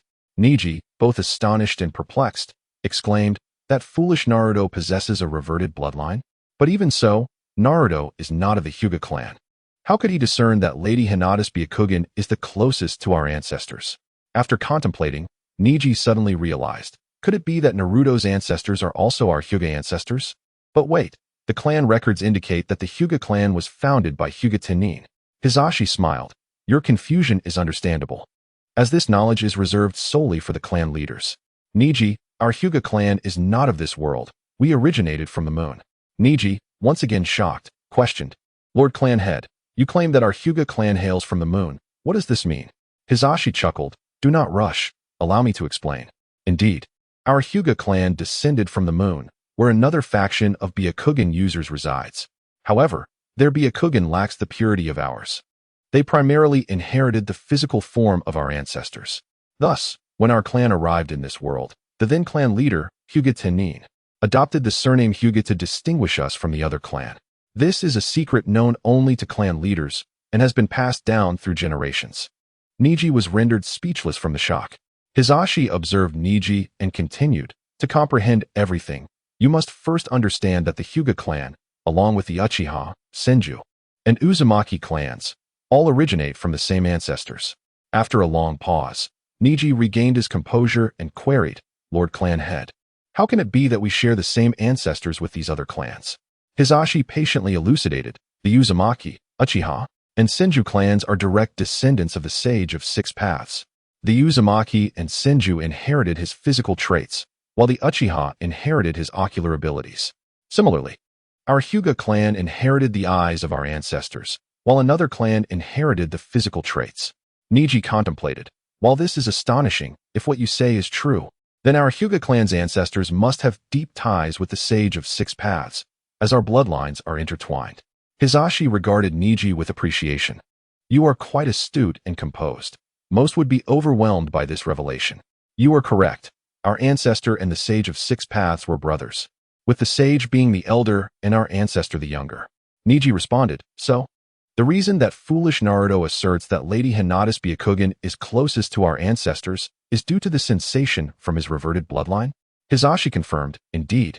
Naruto possesses not only the sage's physique, but also the Sharingan and Byakugan. This led me and the Uchiha clan's Fugaku to conclude his bloodline is a reversion. Niji was astonished. You mean to say Naruto possesses both the Sharingan and Byakugan? Hisashi affirmed, precisely. Otherwise, how could I assert that his bloodline has reverted? Furthermore, based on his current state, we can deduce that the original ancestor, namely, the Sage of Six Paths and our ancestor's mother or father, must have possessed both the Byakugan and Sharingan, along with a physique capable of harmonizing both powers. Subsequent generations, due to the dilution of bloodlines, inherited only one ability. Niji questioned, so, Naruto, that fool, is indeed the closest living embodiment of our ancestors? Hisashi replied, correct. Thus, his assertion regarding Hinata's bloodline being closest to our ancestors is trustworthy. Niji, I hope you will safeguard Hinata's well-being until she matures. Niji vowed solemnly, I shall, rest assured. I will protect Lady Hinata with my life and ensure she remains unharmed. Hisashi smiled. I believe you will succeed, for Hinata holds paramount importance in your heart, of that I am certain.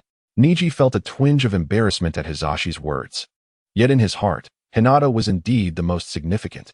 He reminisced about the gentle sister who had always been by his side during their childhood, and a smile involuntarily graced his lips. However, recalling Hinata's character, he grew concerned. Niji expressed his worries, Lord Clan Head. The most pressing matter now is how to ignite Lady Hinata's desire for strength and confidence. She is far too gentle, and instilling that yearning within her is no simple task. Hisashi sighed. Indeed, it is no easy feat. Hinata is exceedingly gentle. However, there are strategies to encourage her. Do you recall when Hinata was 5 years old and faced Hanabi in a clan match? Niji replied, of course, I remember. Lady Hinata lost to the 3-year younger Hanabi, disappointing many in our clan. The elders even suggested that Hinata was unfit to be the clan heir and proposed Hanabi as the successor. Yet, in retrospect, it seems Hinata was not truly incapable of defeating Hanabi.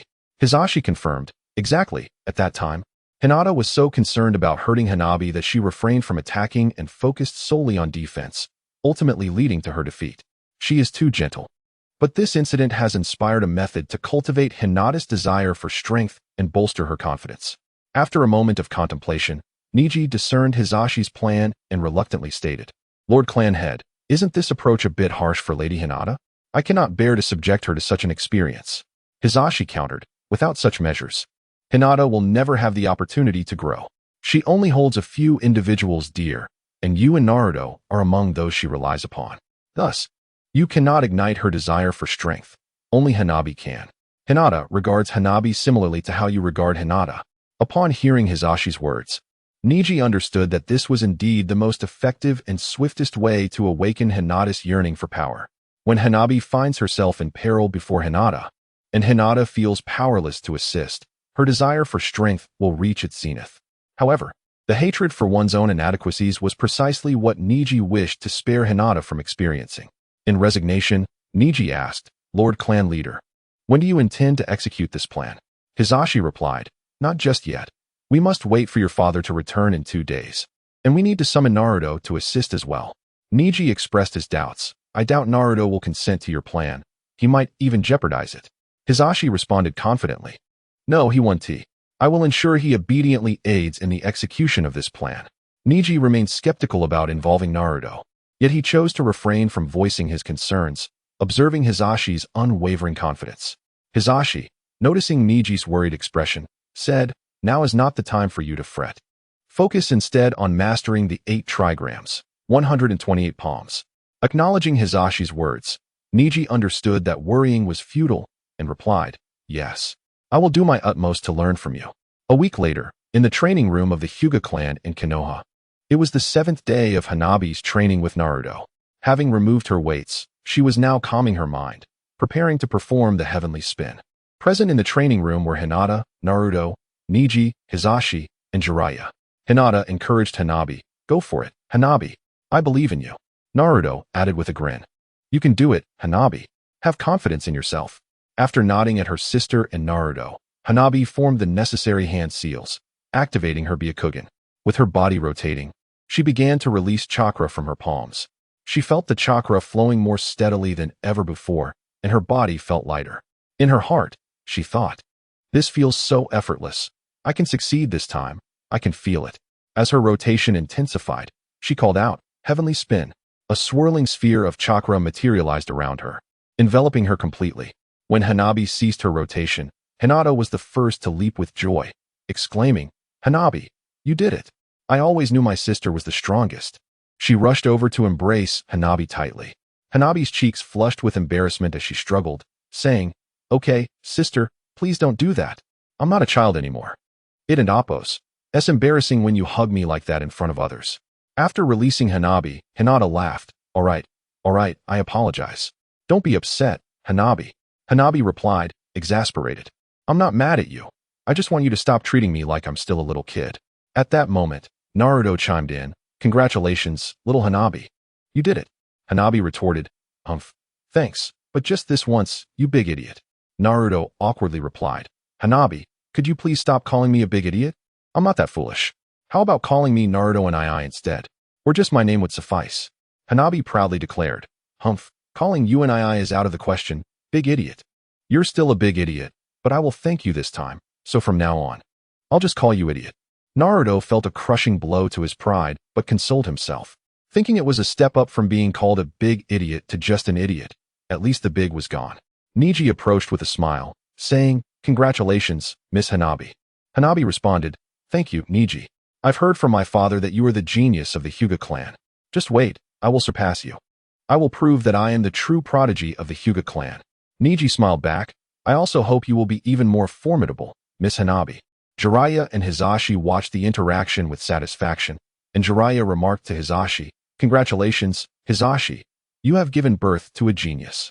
Hisashi humbly replied, you flatter me. Hanabi still has much to learn, especially compared to Naruto. Jiraiya chuckled, you're too modest. Naruto still has a long way to go, despite his talent. He's overly arrogant and lacks experience. Hisashi laughed, you are quite harsh. By the way, Jiraiya, I would like to ask for your assistance. Would that be agreeable? Curious. Jiraiya inquired, oh, what does clan leader Hisashi wish for my help with? If it is within my power, I shall assist. Hisashi smiled, that is splendid. However, this is not the time for discussion. I would like to invite you for a few drinks tonight, if that is acceptable. Jiraiya immediately understood that this matter should remain undisclosed to the children, replying, of course, I happen to be free this evening. Delighted by Jiraiya's agreement, Hisashi exclaimed, then I shall await your arrival at my home tonight. Jiraiya grinned, when the clan leader invites, how could I possibly refuse? Ha ha. Their laughter drew the attention of Naruto and the others. Naruto curiously asked, Uncle Hizashi, perverted sage, what are you two laughing about? Jiraiya replied, nothing much. Oh, by the way, Naruto, there's a festival in Konoha tonight. Since you all seem so cheerful, why not go enjoy the festivities together? Naruto thought this was a splendid idea and asked Hinata, Hinata, how about we go to the festival tonight? Of course, Hanabi and Neji should join us as well. Hinata, eager to attend, looked to Hizashi for permission, as did Hanabi. Hizashi, recognizing their gaze, said, go ahead, but remember not to stay out too late. The family will worry. Neji and Naruto, please ensure the safety of Hinata and Hanabi.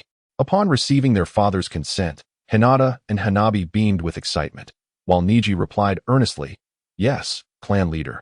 I will protect Lady Hinata and Miss Hanabi, you can rest assured.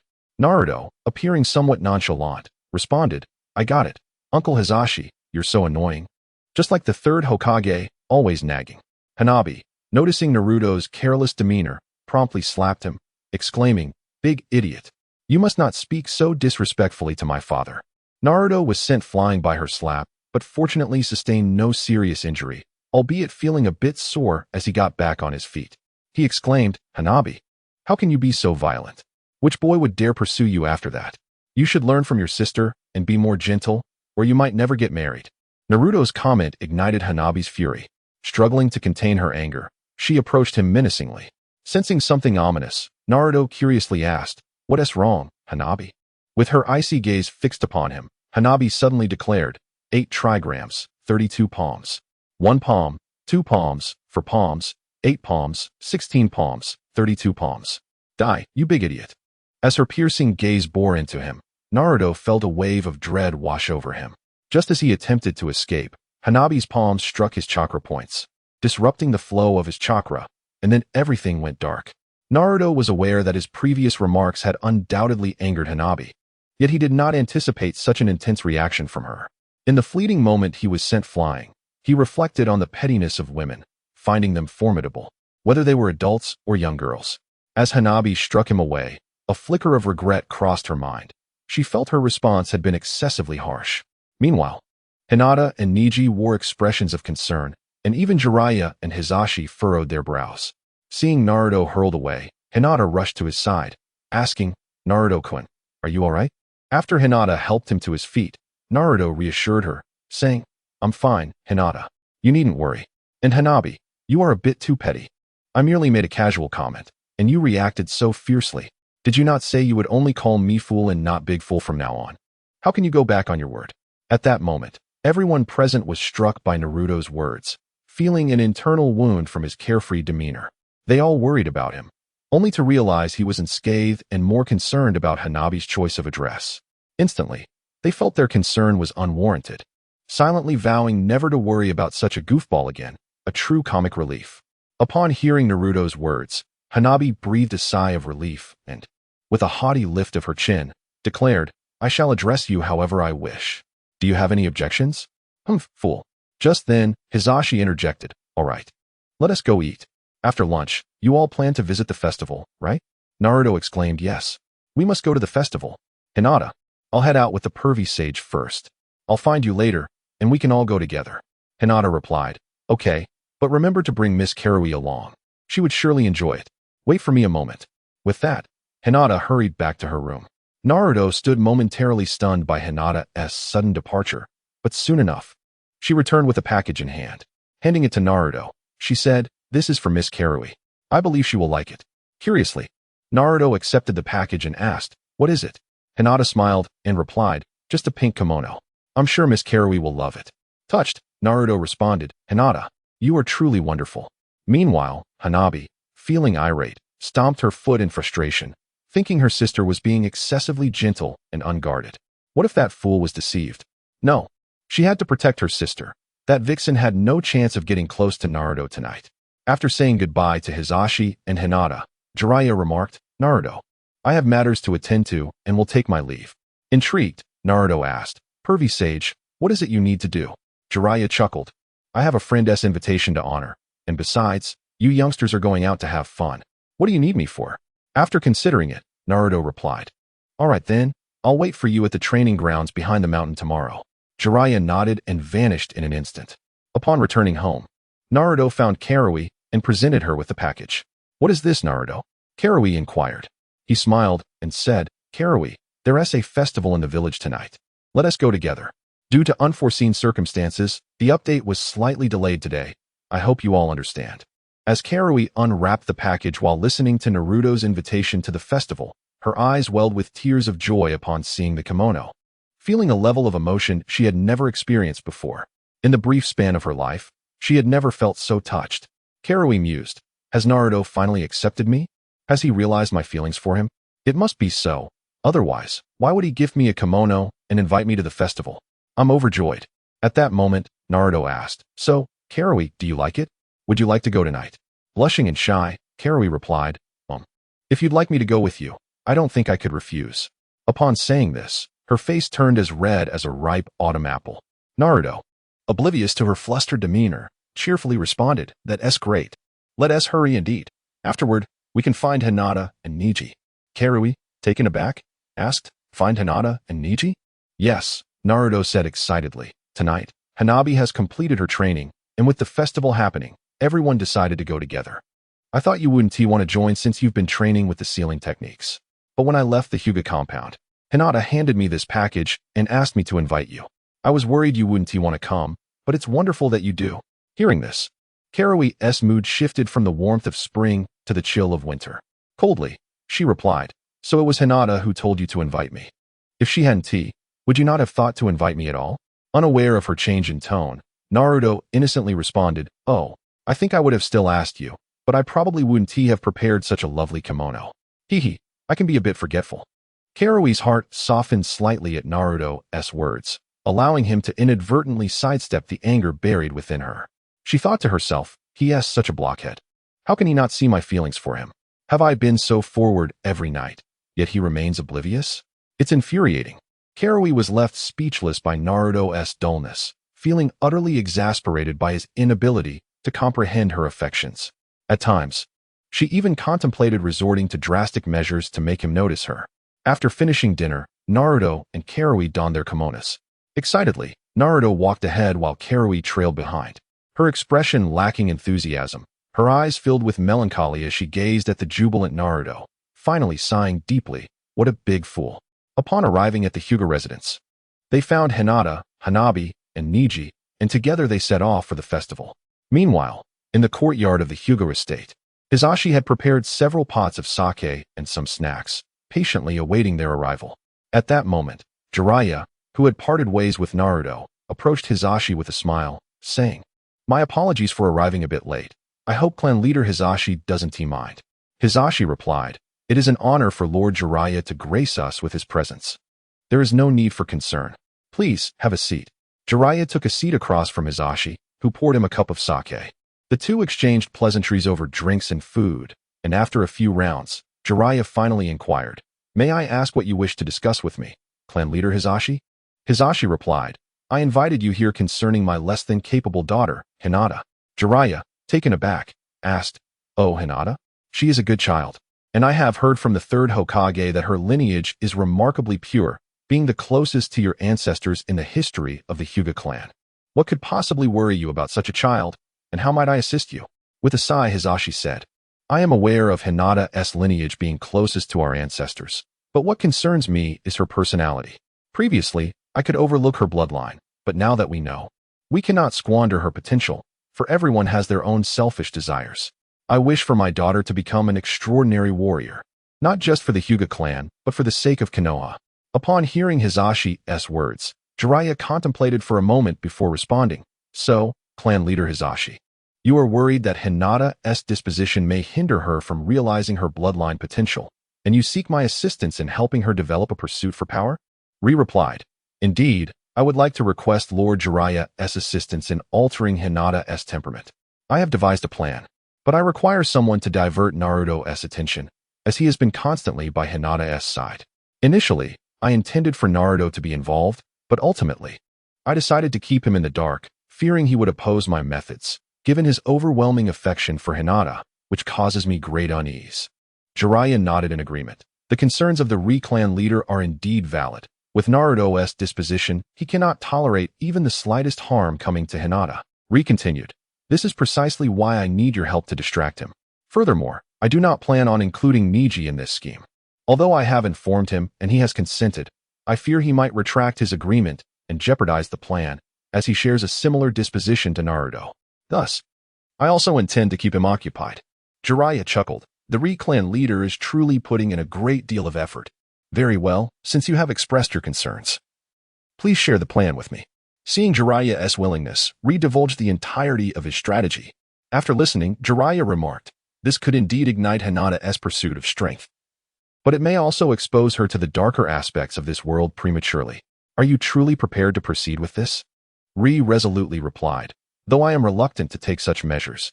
The information I have received from Naruto and the confirmation from Lord Hokage indicate that the future of the ninja world may not be peaceful. Allowing her to endure some hardship now may increase her chances of survival should calamity arise. I am doing this for her own good." Jiraiya, upon hearing Ri's explanation, responded, "Ri clan leader, your outlook is rather pessimistic. One should always hope for the best."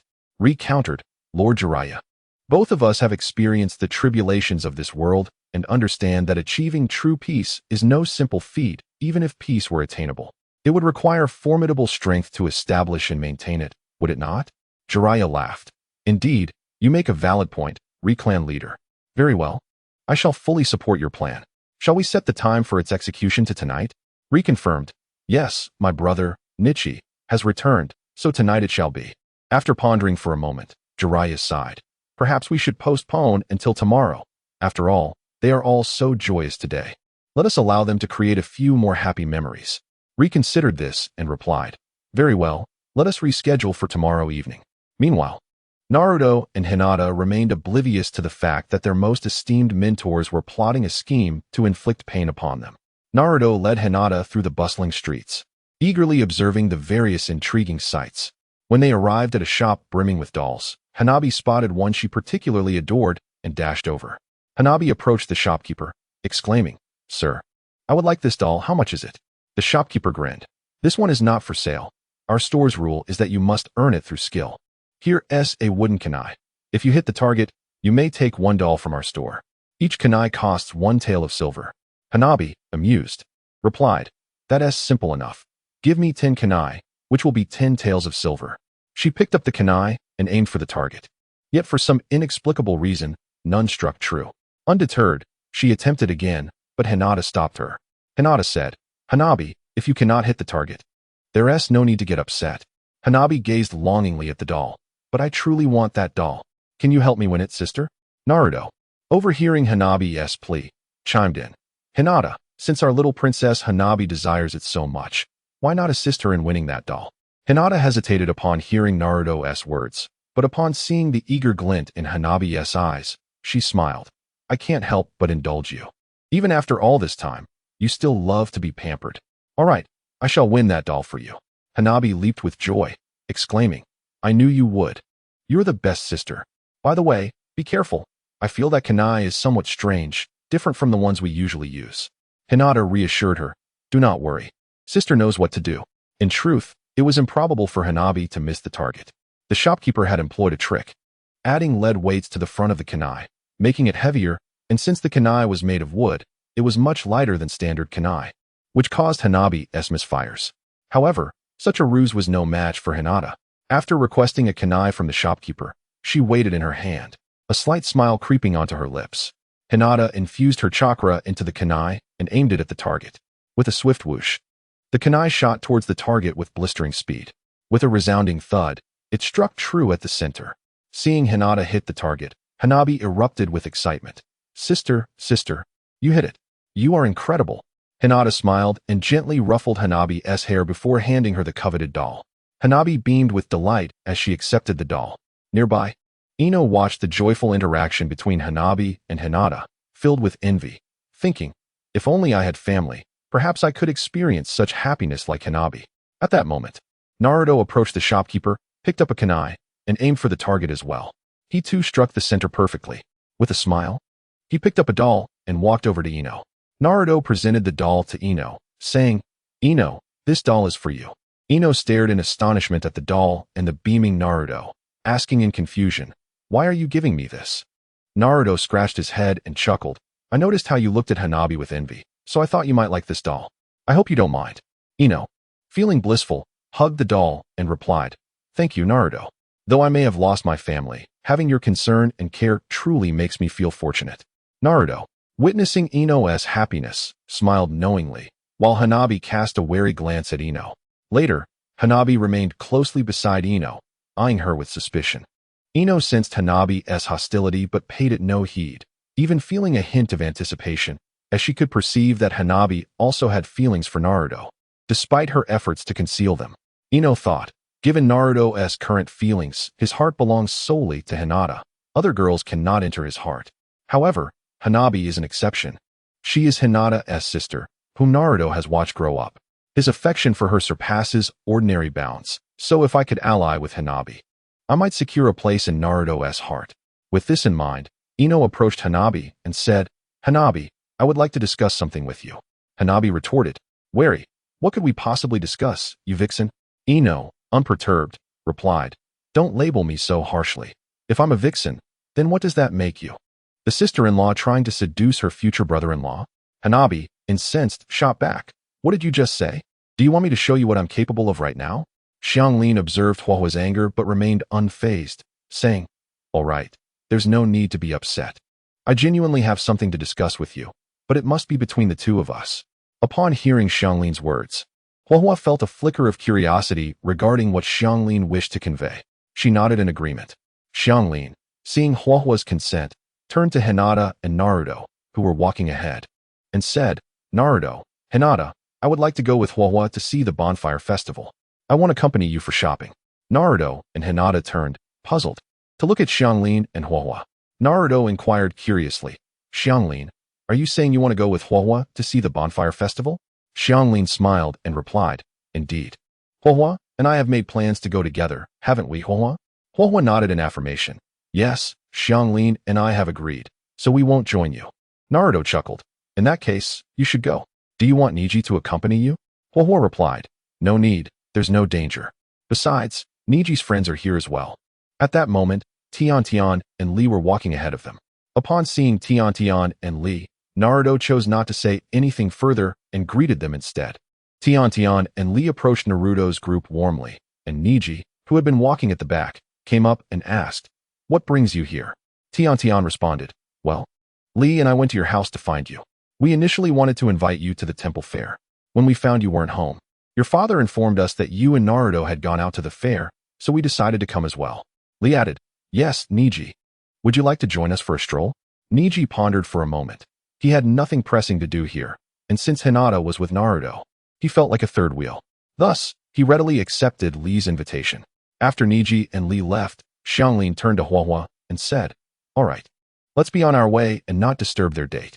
With that, Xianglin took Huahua's hand and walked away. Watching everyone depart, Naruto smiled at Hinata and said, "Then, Hinata, shall we go?" Hinata's face flushed with embarrassment as she shyly replied, "MHM." Understanding Hinata's bashfulness, Naruto did not press the matter further and took her hand, leading her on their excursion, while Hinata followed him with her head lowered, shyly. Xianglin and Huahua arrived at Hokage Rock, where Huahua asked Xianglin, "Oi, what is it you wish to discuss?" Xianglin smiled and said, "Huahua, I hope you can assist me in making Naruto fall for me." Huahua was taken aback. "Are you feeling all right? Are you feverish? Do you really think that's possible? You vixen, I always suspected you had feelings for that big fool. I kept warning my sister to be wary of you, but she never listened, which infuriated me. And now you want me to help you? Absolutely not. You shouldn't like him." Xianglin smiled. "I didn't expect you to see right through me. Indeed, from the moment I first laid eyes on Naruto, I was smitten. He is so gentle, so strong, and incredibly thoughtful, not to mention handsome. Why shouldn't I like him?" Huahua retorted angrily. "But he is with my sister. Therefore, you cannot like him." Xianglin chuckled. "If I cannot like him, then what does that make you?" Huahua felt a twinge of anxiety, but quickly masked it, saying, "What nonsense are you talking about?" Xianglin laughed. "Stop pretending. You like Naruto, don't you? You can't fool me. I know you have feelings for him. Hee. It's quite something for a sister to like her sister's fiancé, but unfortunately, you find yourself at a disadvantage compared to me." "Huahua, having been hit where it hurts. Exploded. What nonsense. Why would I like that big fool? You are mistaken. Xianglin mischievously replied. Is that so? Then why are you so flustered? Huohua defended herself. I am not flustered. Xianglin responded. It doesn't matter if you deny it. You know very well how you feel. And I don't need to remind you of that. I also have no right to remind you, as Naruto's heart has never held space for me. Sigh. Huohua gleefully retorted. That's your own doing. Don't blame anyone else. Xianglin, unfazed, continued. In Naruto's heart, aside from your sister Hinata, everyone else is the same. Even if I deliberately crawled into his bed every night, he would still wake up the next morning, unflustered, and neatly remake the bed before heading out. Upon hearing that Xianglin had crawled into Naruto's bed, Huohua became furious. You shameless woman. How dare you be so brazen? Xianglin laughed. Am I shameless? Even if I were. What of it? In Naruto's heart, there is only Hinata. There is no one else. Even if I crawled into his bed, I would still feel as if he were miles away from me. I cannot even take a single step closer to him. At this point, Xianglin began to cry. Feeling wronged, Huohua, seeing Xianglin in tears, was at a loss for what to do. Realizing that Xianglin had gone to such lengths for Naruto, yet received not a shred of his affection, she felt a twinge of sympathy. However, thinking of her own situation made Huohua feel even more awkward. She was in a more tragic position than Xianglin. She was Hinata's sister, and Naruto cared for her even more than for Hinata. Yet this affection was not what Huohua desired, as it was familial love rather than romantic. The way Naruto cherished her was akin to how a brother would care for a sister. In Naruto's heart, she would always remain just a sister. After crying for a while, Xianglin continued, but I will not give up.